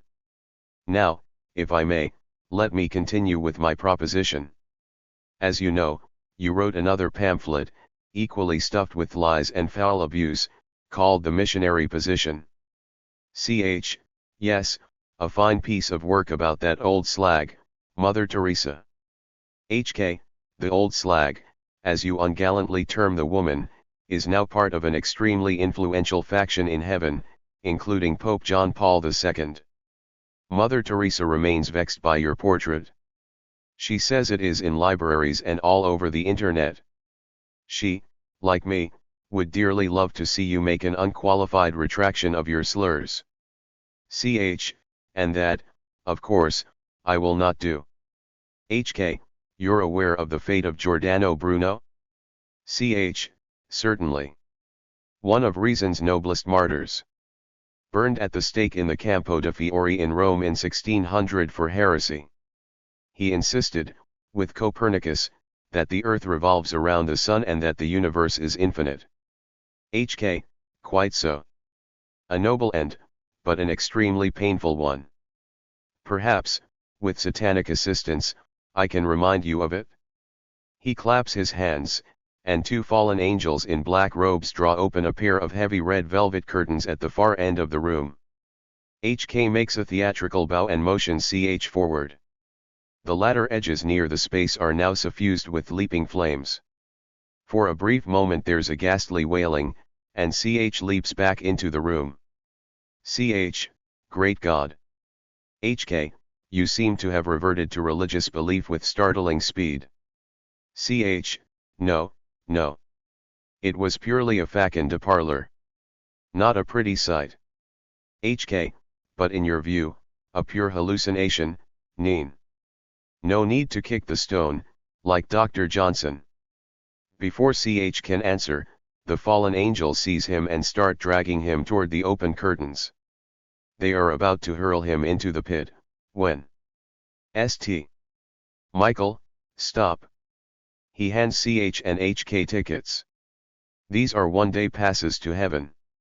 In Mr. Hitchens's case, for purposes of interrogation by the Board of Inquiry and final judgment. Exeunt Saint Michael, HK, and CH through ornate gilded doors to heaven. Scene 2. Heaven. A vast Baroque gallery, in which an animated throng is enjoying itself in something closely resembling a cocktail party. St. Michael, we've just remodeled. Before, we had something in the Gothic style, but the feeling was that in keeping with the times there should be more gold, more sense of extravagant illusion. And that of course brought us to the Baroque. You will no doubt detect many echoes of the Palazzo Colonna in Rome. HK, I think I see His Holiness John Paul II, over there. With your permission, I might have a word? St. Michael, of course. And Mr. Hitchens, before we get to the Board of Inquiry, I'm sure there are some immortals you'd like to tip your hat to. CH, the hat is all very well, but... St. Michael, how forgetful of me. In general we're an abstemious crowd here, but there's no ban on moderate enjoyment. A cherub swoops down, proffering a well-stocked tray. CH, Angel. Pope Pius V, Michael, I couldn't help overhearing your reference to the Palazzo Colonna, built in the late 17th century, and of course memorable for the marvelous depictions on the ceiling of its grand gallery of the Battle of Lepanto in 1571, our Holy League's historic defeat of the Ottomans. Ch. Ha. The wily Turk, lurking like a cobra midst the fairest flowers of God's creation, lies ever ready to pounce upon the unsuspecting traveler and bug. Pius V, I don't believe I've had the honor. St. Michael, this is Mr. Hitchens, a British-American writer here on a possibly brief visit.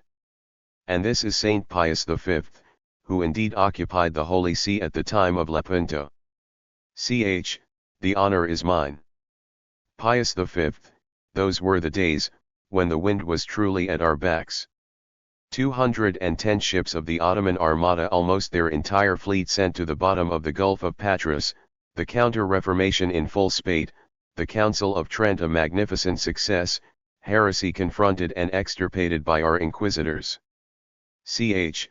The screams of their victims no doubt inaudible amid the general braze of triumph. Pius V, speaking as a former inquisitor, let me say that by modern standards of bloodshed consequent upon religious or ideological conflicts, the number of those who perished by reason of their adamant heresy was startlingly small. Have you kept up with recent scholarship on the topic? I thought not. Out of 62,000 cases judged by the Inquisition in Italy after 1542, only 1,250 ended with death sentences. The Spanish Inquisition held an average of 350 trials a year between 1560 and 1700 and executed between 3,000 and 5,000 people. Ch. I do not propose to stand silently here, your so-called holiness, and endure from a dotard in a white petticoat filthy apologias for atrocious barbarism in the name of his so-called God. St. Michael, Mr. Hitchens. I suggest you moderate your language immediately. Pius V, brutto insolente, ignoranti, ubriacon piano di merda. Mother Teresa, brutto insolente, indeed. Mr. Hitchens, I understand from Dr. Kissinger that you are prepared to repudiate your libels upon me. Ch. Certainly not. John Paul II, but why not? After all, your arguments against the Blessed Teresa were either trivial or absurd, and in all instances morally odious. To focus on the latter, by 1996, the Blessed Teresa was operating 517 missions in more than 100 countries. And you, what were you doing for the poor? Would a starving person near death be more likely to get a bowl of soup or shelter from the Blessed Teresa or from Christopher Hitchens? Ch. I have never had pretensions to be in the professional charity business. Malcolm Muggeridge, if I may intrude. Of course, As a great admirer of Mother Teresa, I was in receipt of Mr. Hitchens's barbs, so I do speak as a biased witness. I regard it as truly extraordinary that while Mr. Hitchens was blithely ladling his sewage over our heads, he was as a sometime U.S. correspondent. I have followed these matters closely from here in heaven, a fierce and influential advocate of one of the most violent onslaughts on the poor in recent historical memory. First, the sanctions on Iraq, which caused untold misery to Iraq's poorest citizens, then the actual attack of 2003, which eventually prompted the deaths of over 1 million Iraqis, and a crisis that still virtually paralyses that wretched nation. I would not change a syllable of what I wrote. Worse still, I speak also as someone who reported from the Soviet Union during Stalin's rule. Mr. Hitchens displayed himself as a craven apparatchik of the Bush White House, actually going to 1600 Pennsylvania Avenue the night before the invasion to give a pep talk to the president's staff about their noble mission. Since Beatrice Webb was my wife's aunt, I am intimately familiar with the follies of socialists. You, in your contempt for lesser cultures, remind me of the German Social Democrat Eduard Bernstein, who argued that to oppose Rhodes's suppression of the Matabele uprising was to oppose the spread of civilization, and that the higher culture always has the greater right on its side over the lower. If necessary, it has the historical right, the duty, to subjugate it. The mission to Baghdad was noble, the eviction of a filthy tyrant was worth the denial of medicine and medical equipment for babies, the forcing of hundreds of thousands of poor Iraqis into near starvation, the creation of millions of internal refugees plus those who managed to flee the country, the unleashing of sectarian bloodshed on an unparalleled scale. Just so that your hero, Tony Blair, and your supreme leader, Mr. Bush, could boast mission accomplished? Since His Holiness Saint Pius V, who has departed the field of disputation, was invoking the Battle of Lepanto, I'm surprised not to hear any parallels drawn between that engagement and the crusade against Islam, of which the war in Iraq and the terror axis of Hussein and Osama was a significant element. You mean your precious crusade against so-called Islamofascism, the bizarre coinage of a Trotskyite, such as you once were? Lepanto at least saw the Ottoman Armada, and the unfortunate slaves who rode their galleys, sent to the bottom of the sea. Your crusade in Iraq saw the triumph of the Shia, and a significant victory for Iran.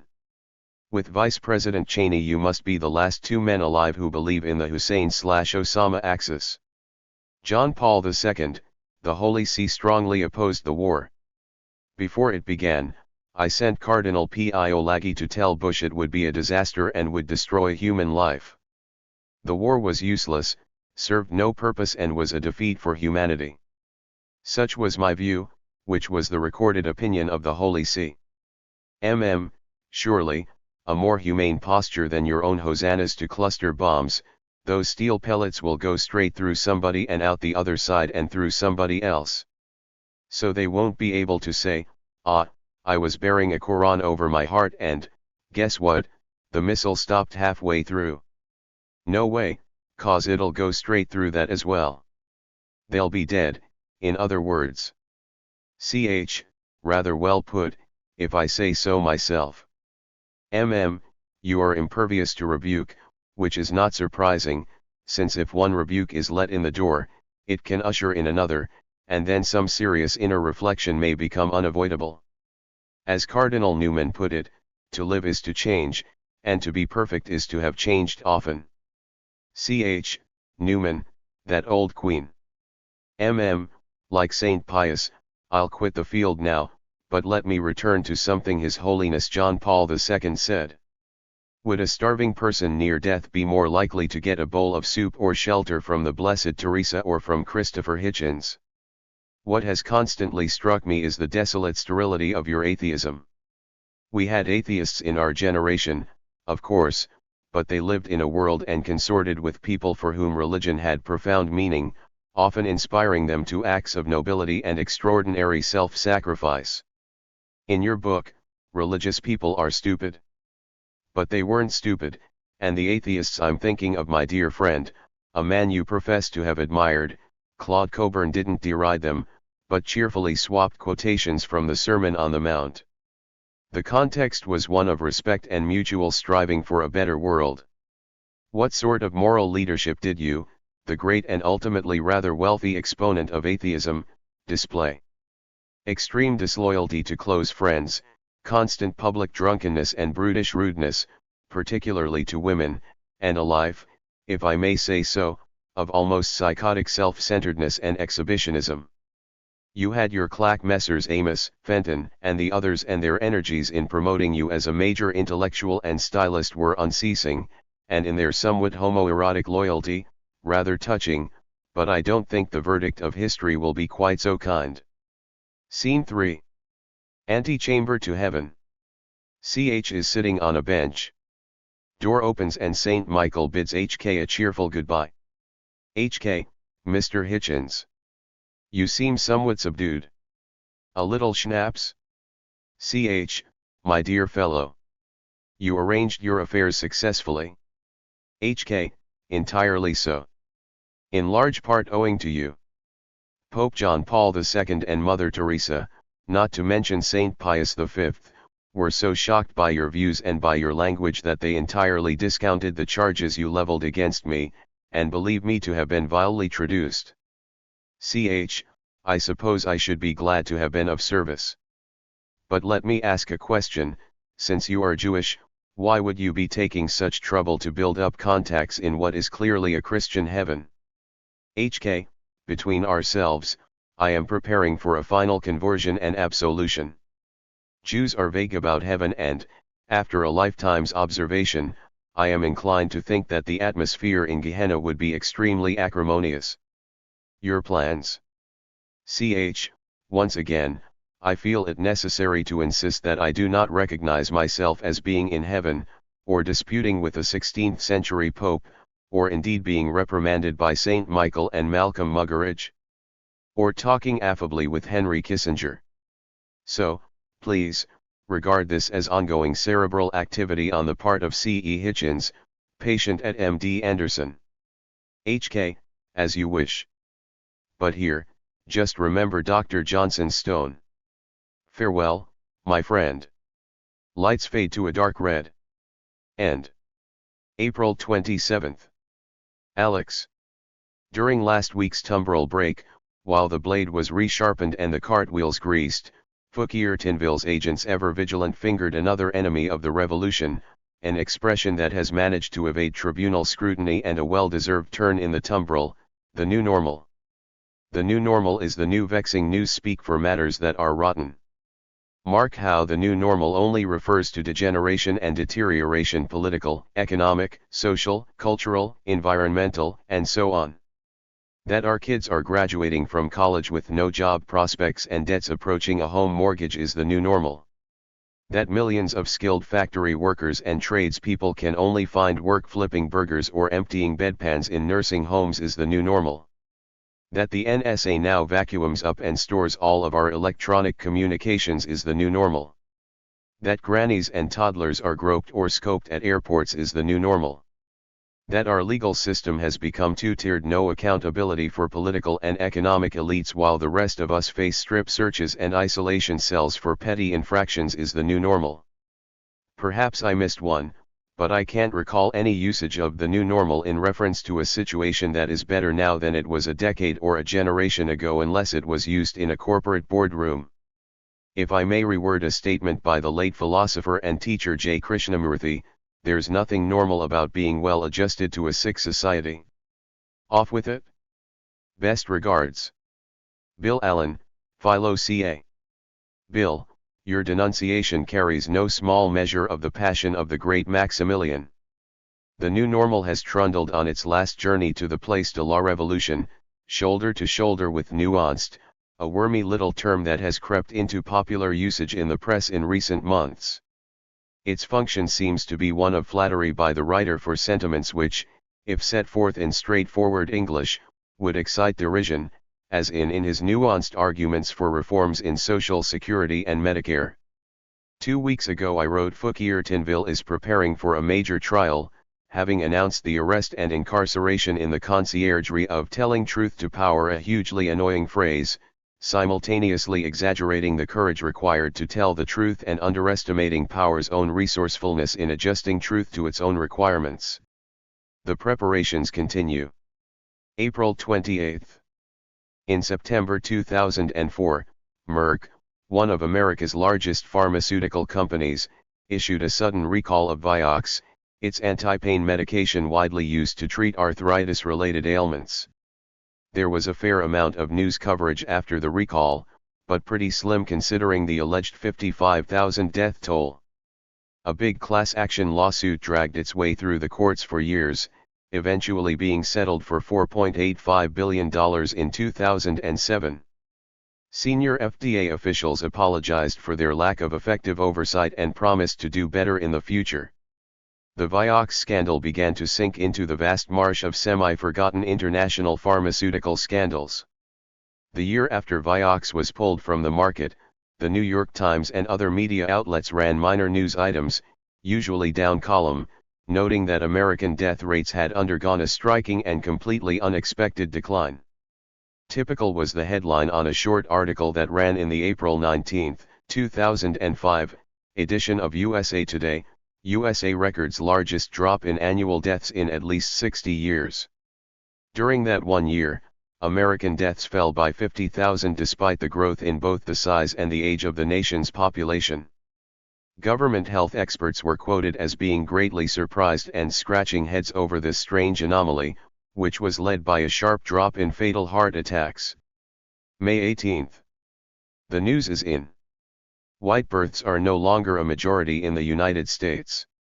The Bureau of the Census confirms that non-Hispanic whites accounted for 49.6% of all births in the year ending July 2011, while minorities including Hispanics, blacks, Asians, and those of mixed race reached 50.4%. Is Whitey ready for a fresh start? Face it, we may be a minority, but we got the firepower. Where did we go wrong? Too much atonal music, maybe. Richard Pryor probably put his finger on it. Prior to a white audience, what the matter, y'all stop fucking? There will be no shortage of niggers. Niggers is fucking dot. The news is not good. At almost exactly the moment we yielded majority status, we not the people to be sure, but our president and our Congress were putting the finishing touches to our modern system of government, known as fascism. The mobs who flooded into the streets to revel in the execution of Osama bin Laden were not exulting in America, land of the free and of constitutional propriety. They were lauding brute, lawless, lethal force. In this year of political conventions we'll be hearing a lot of tub-thumping about American freedoms, but if there's any nation in the world that is well on the way to meriting the admittedly vague label of fascist, surely it's the United States. May 20. In the dock is anecdotal, long sought by the force of revolutionary vigilance. Prosecutor Fouquier Tinville says he can do no better than read from the denunciation filed with his office by Patrick Cockburn. A telling example of how undervaluing evidence as anecdotal gives a free pass to misrepresentation, fraud, and crime came last week in a report in Britain over unsafe breast implants. It had emerged that 47,000 British women had French-manufactured implants made out of mattress gel using industrial-grade silicone, never intended for medical use, that can burst and swell in the body. The deliberate fraud by the French company was unmasked by French investigators in 2010. In Britain, it emerged, surgeons had warned that the implants were rupturing during demonstrations as long ago as 2006, one demanding the implants no longer be used. 2 other surgeons had experience of the catastrophic disintegration of implants. But the British government medical devices watchdog, MHRA, decided to do nothing because, so the report says, the evidence was anecdotal. Furthermore, the official watchdog, discounting the evidence of 3 surgeons, felt that to issue a warning would lead to an unwanted scare which could have serious commercial implications. There were lively outbursts of emotion during the unfolding of this outrage to morals and upright conduct, and it was clear to anecdotal in the dock that this was not its lucky day and that a rendezvous with the fatal blade would not be long postponed. Sentence was duly pronounced, without a single dissenting voice. May 30th. A heart in love will decipher every squiggle in the letter as a kiss. In the final days of the 2008 campaign and in the opening ones of his administration, Barack Obama and his top legal aides seemed to the eager ears of marijuana legalizers on the West Coast and around the country to be opening the door to a new, more sensible era. Drug activists exulted in a big win. Today's comments clearly represent a change in policy out of Washington, Ethan Nadelman of the Drug Policy Alliance said to the Los Angeles Times. Attorney General Eric Holder, Nadelman added in the New York Times, had sent a clear message to the DEA that the feds now recognize state medical marijuana laws as kosher. On January 22, DEA agents raided a South Lake Tahoe dispensary run by Ken Estes, a wheelchair-bound entrepreneur. In a typical rip and run, they seized about 5 pounds of cannabis and a few $1,000s but made no arrests. Less than 2 weeks later, the DEA raided 4 dispensaries in the LA area.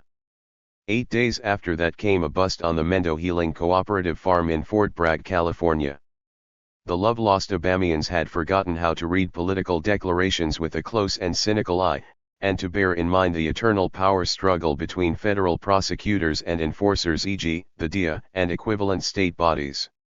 The feds wanted to make it completely clear that, whatever Obama might hint at, they weren't going to be hogtied by wussy state laws. Bust a guy in a wheelchair, bust a dispensary, make your point, I'm the man.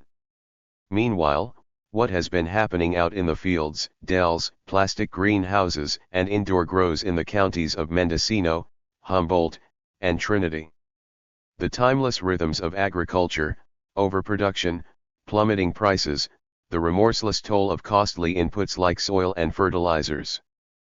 Back in the early 1990s, the price to grower per pound was around $5,000.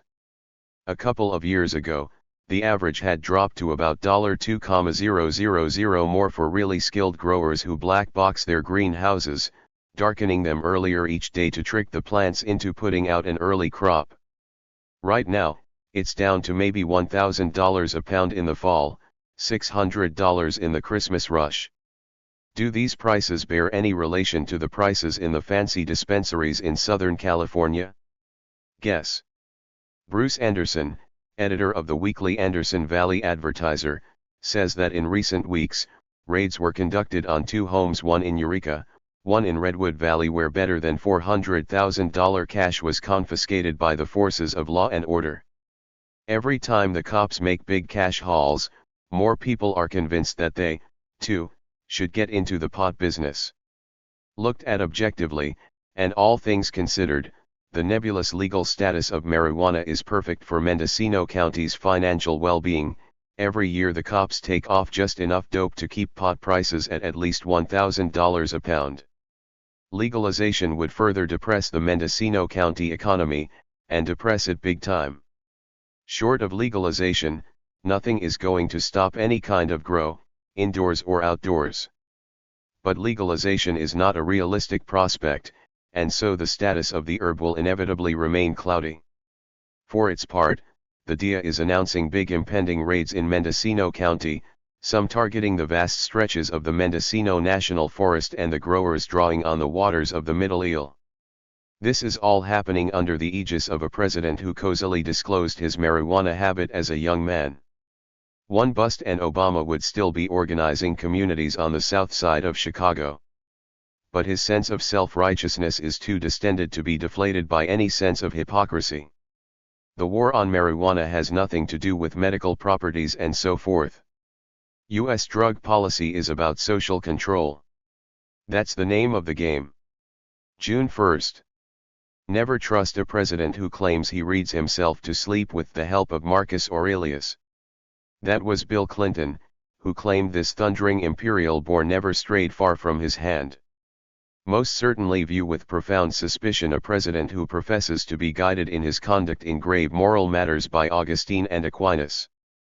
The excellent, Astounding New York Times story by Joe Becker and Scott Shane, published on May 29, reports that Obama decided to take personal control of the White House's secret and unconstitutional death list after reading Augustine and Aquinas.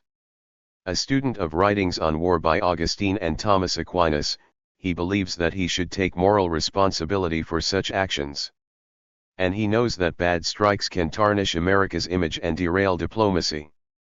Notice how the paragraph devolves rapidly from moral duty to PR. June 3.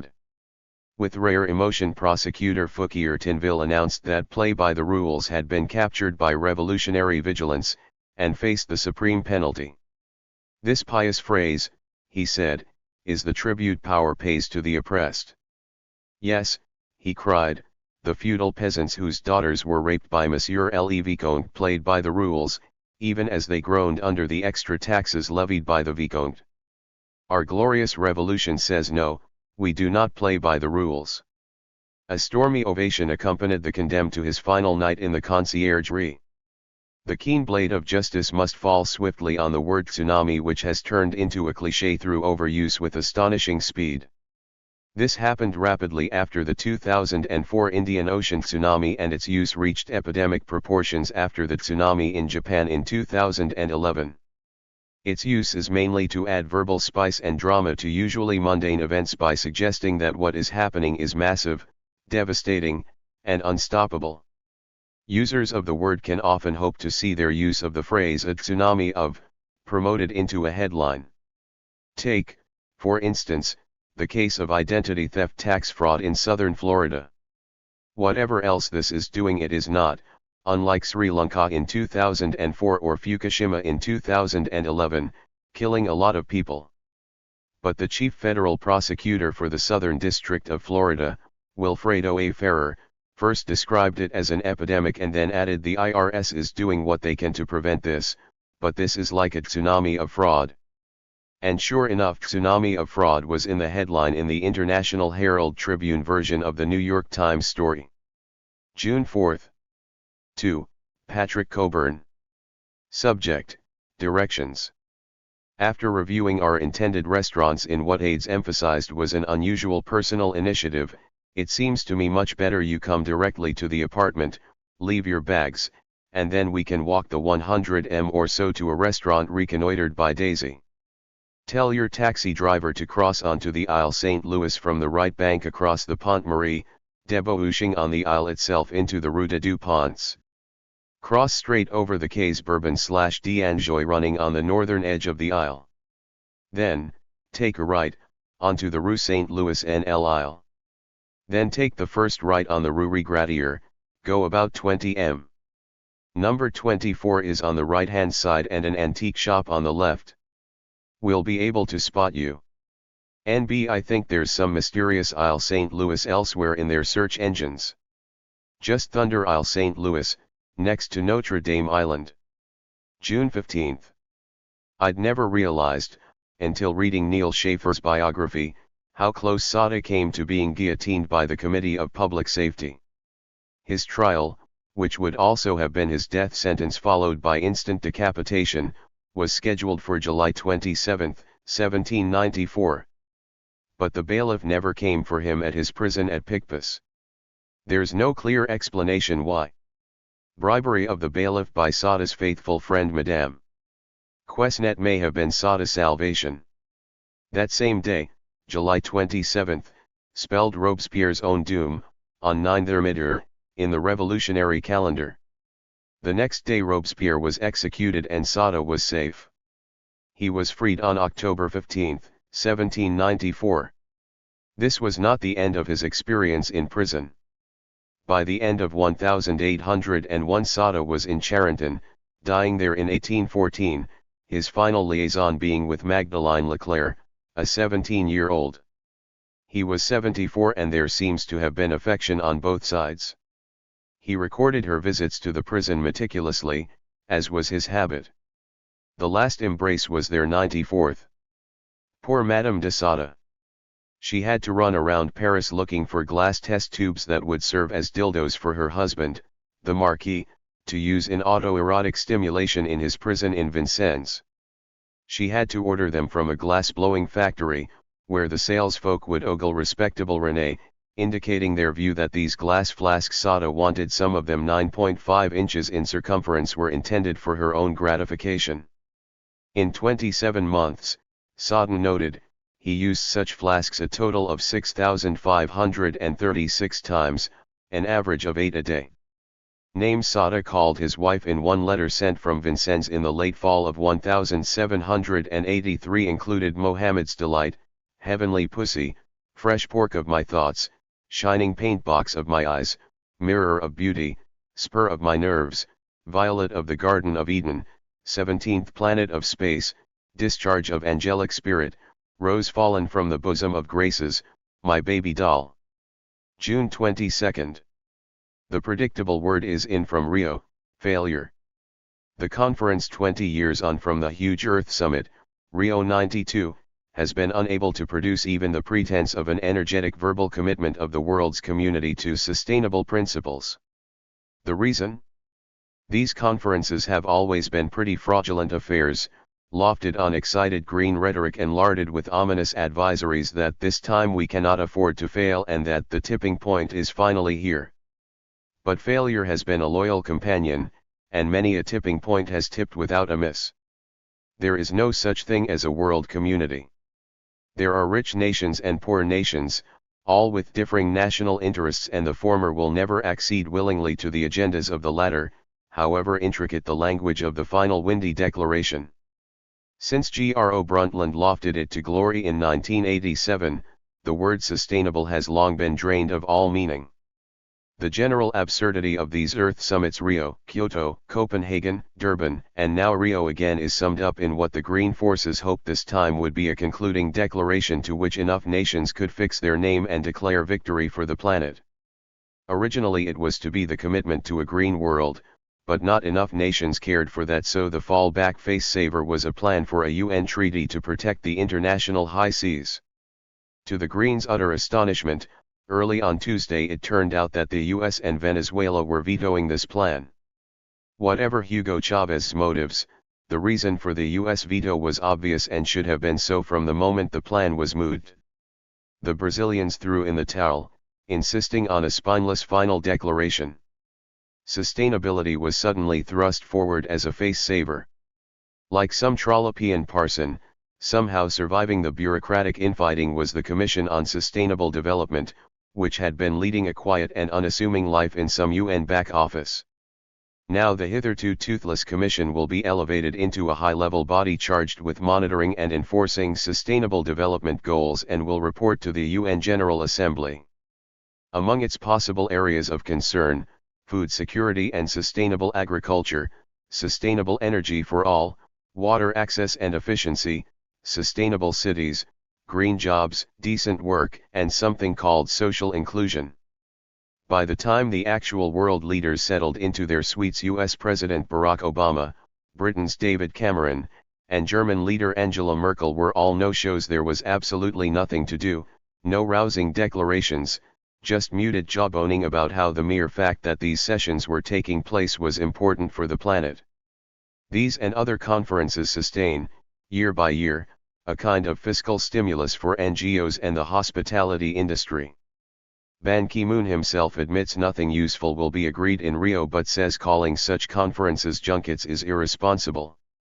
He says, "If you can find any alternative, please let me know." July 11th. Hardly had the boyish visage of J.P. Morgan Chase's Jamie Dimon quit CNN screens than it was succeeded by that of Bob Diamond, former chief executive of Barclays, accused of masterminding the greatest financial scandal in the history of Britain. Columnists shook with rage at the reeking cesspool being disclosed, mind you, 4 long years after the Wall Street Journal broke the story that the LIBOR was being fixed. LIBOR, which stands for London Interbank Offered Rate, is supposed to be based on the average rate of interest banks charge to borrow from one another. The rate is set every morning by a panel of banks. Each bank submits the rates at which it believes it can borrow from the collective money pool, from overnight to 12 months. LIBOR is the benchmark for investments all over the world. The Financial Times estimates that $350 trillion worth of contracts have been pegged to it. It is also considered a barometer of a bank's health. Just as customers with bad credit records have to pay higher interest rates, banks deemed in financial distress have to pay more to borrow.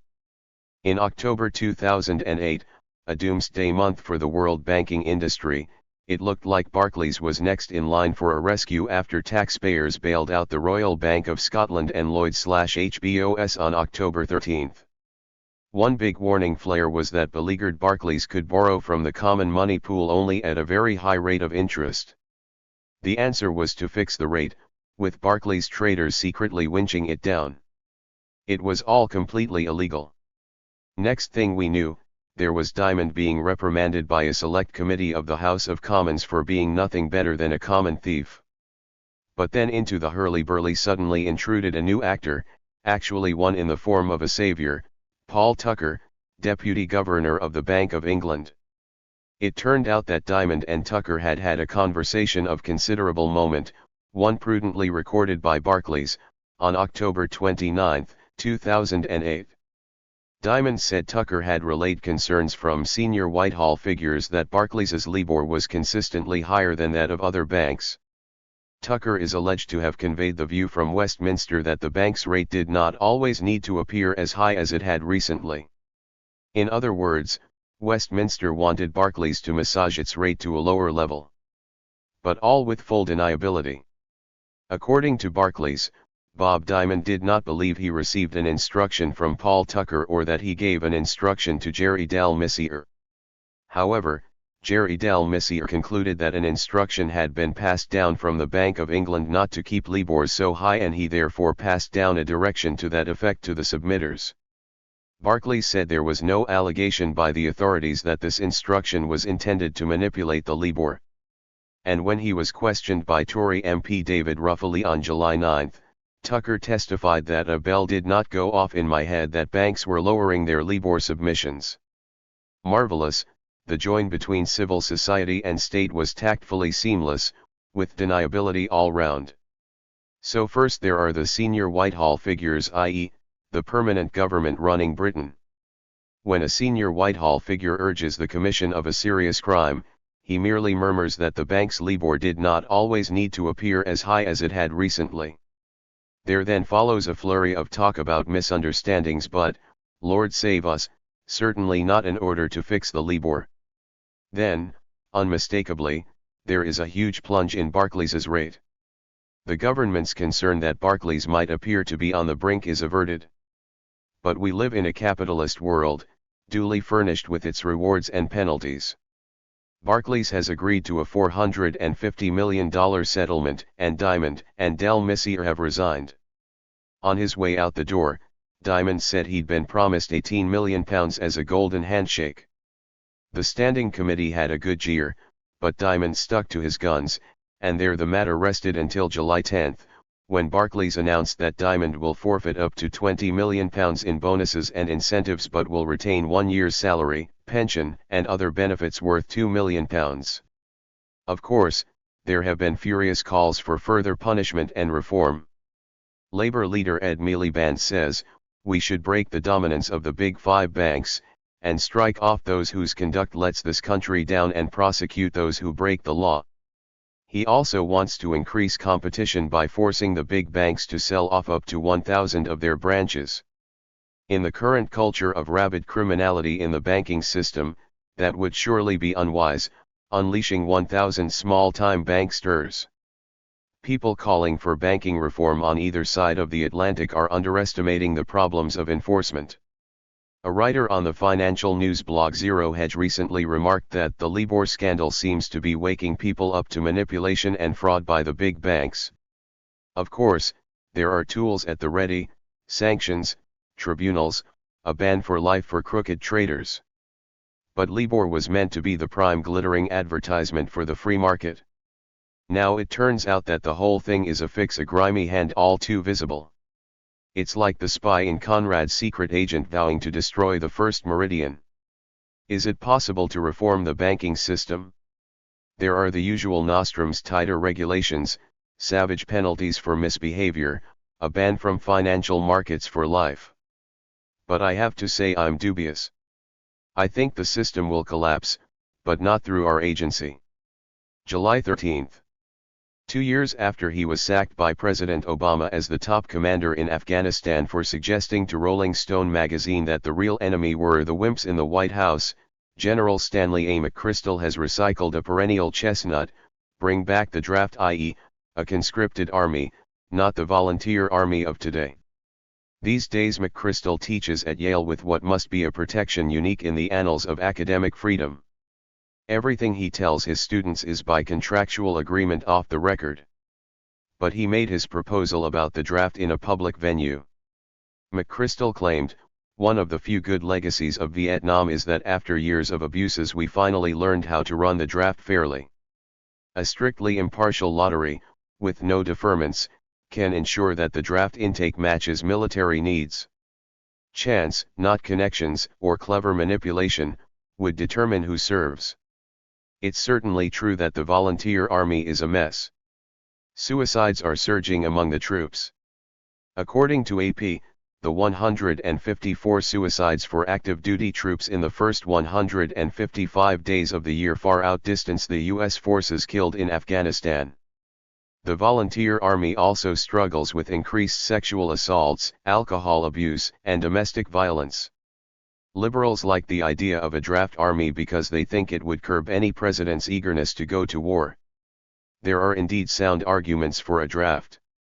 They were put eloquently not so long ago by Bill Broyles, a Vietnam vet: in spite of the president's insistence that our very civilization is at stake, the privileged aren't flocking to the flag.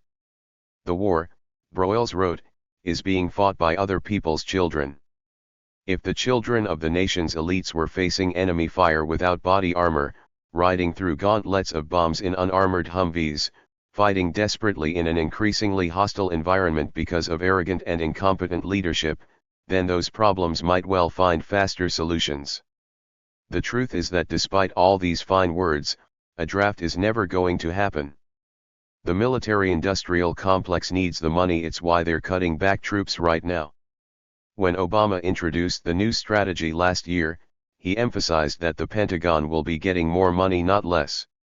In the past 5 years the U.S. has spent $2.59 trillion on defense. The new plans call for an allocation of $2.725 trillion between 2013 and 2017. So much for any peace dividend when the troops come home from Afghanistan. As my brother Andrew Cockburn recently predicted, the budget will grow but the military will shrink.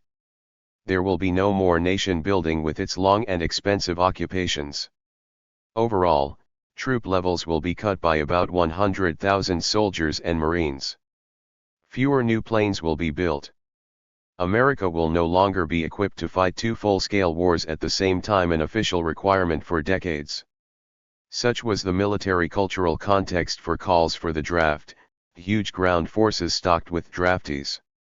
What we have now is precisely the opposite: robot/drone wars, with no need for suicidal soldiers or politically awkward draftee casualties. The money all goes to Lockheed and the other big aerospace companies. Remember, there's a good reason why they abolished the conscript army. It mutinied in Vietnam and thus was a prime factor in America's defeat. Afterward, in one of the many diverting episodes in A Colossal Wreck, my father describes an evening in his house in Petrolia, when, as a storm blows outside and friends are over, he recounts adventures with 7 Days, a weekly newspaper he worked on in London in the 60s. By dawn we had the pages made up and then it was a rush to the train station, then an hour down to the printers. So different now, so much easier, so much cheaper. Who says there isn't progress in human affairs, though I do miss the inky excitement of those old hot type days. My father embodied a kind of inky excitement. It wasn't just that his clothes often bore the traces of his involvement with leaking pens, old cars, gardening tools, or blackened saucepans, but also that he contained the energy and strength of a team of 19th-century revolutionary printers working to a deadline. I remember how, on childhood trips with my father, I tried to keep up with his lean galloping figure as he sped through airports and car parks laden with the tools of his trade. In the age before laptops and mobiles, he'd think nothing of carrying a fax machine and a typewriter along with his favored fiberglass suitcases heavy with books, a leather sack-like bag of old cameras and lenses, Turkish coffee decanters and an electric ring for motel breakfast enhancement, as well as an array of colorful scarves to put over the motel lamps to create a more convivial atmosphere. On arrival at any new place, his suitcases exploded with useful and charming items, which he'd immediately deploy. To his amazement, his favorite penknife was once confiscated in De Gaulle Airport. He'd forgotten it was in his pocket. He could write anywhere, and he did. Throughout the last 3 months of his illness in spring 2012, he wrote in the crowded Wi-Fi lounge of the cancer clinic where we resided, his back to a piano from which often thundered grotesquely sentimental tunes played by a fellow patient. Always a deadline looming, he dictated his last column to me for the UK site The First Post. One word came back by email from the editor, Nigel Horn: brilliant. Nigel was not the only one who had no inkling my father was ill. Though his colon cancer had been diagnosed 2 years previously, almost none of his friends knew. He wanted to keep his illness to himself, out of his writing, out of the press and out of many of his close friendships. He didn't want the distraction of death talk, and he wanted to be seen as he had always been: engaged, interested, unambivalently alive. His energy was such that he was assumed invincible. Friends felt they would forever call on him for his take on world events, or for a gossip, or advice on anything from heartbreak to the best kind of glue for fixing broken china. Neighbors dropped by to discuss all manner of things. Young local artists knew him as a patron and came by to see their work up on his walls. Master craftsmen called in to go over plans for the next building project. The cider house, Greek temple, redwood tower, still room, dark room, stables and library were just some of the additions resulting from these collaborations. At home the phone rang constantly and I admired his habit of picking it up every time, if only to say he was on a deadline and could he call them back in 10 minutes. Friends took it for granted that they would one day see his 95-year-old figure behind the wheel of the 1959 Chrysler Imperial as he roared past the ordinary Subarus on the road out of Petrolia. His cars were more than just vehicles. Repeated breakdowns, though exasperating, provided adventure that would otherwise be missing. Each time one of his various cars failed last year, he was miraculously rescued, by a really nice Marine for example, or an engaging nurse, and in the most unlikely or dangerous of spots. He would report on these encounters when he got home. He was always interested in people. A few days before he died, when a doctor asked him, "How are you feeling, Mr. Cockburn?" he replied, "I'm good." "And how are you?" "When I was a teenager my father used to suggest I read the dictionary when I had a spare minute, or if I was feeling a bit down." His own father Claude had recommended a dip into Marx if darkness descended. The point being made was a reminder not to collapse, to find meaning, counter chaos with spirited punches, get to the root of things and then improvise, blow your trumpet from there.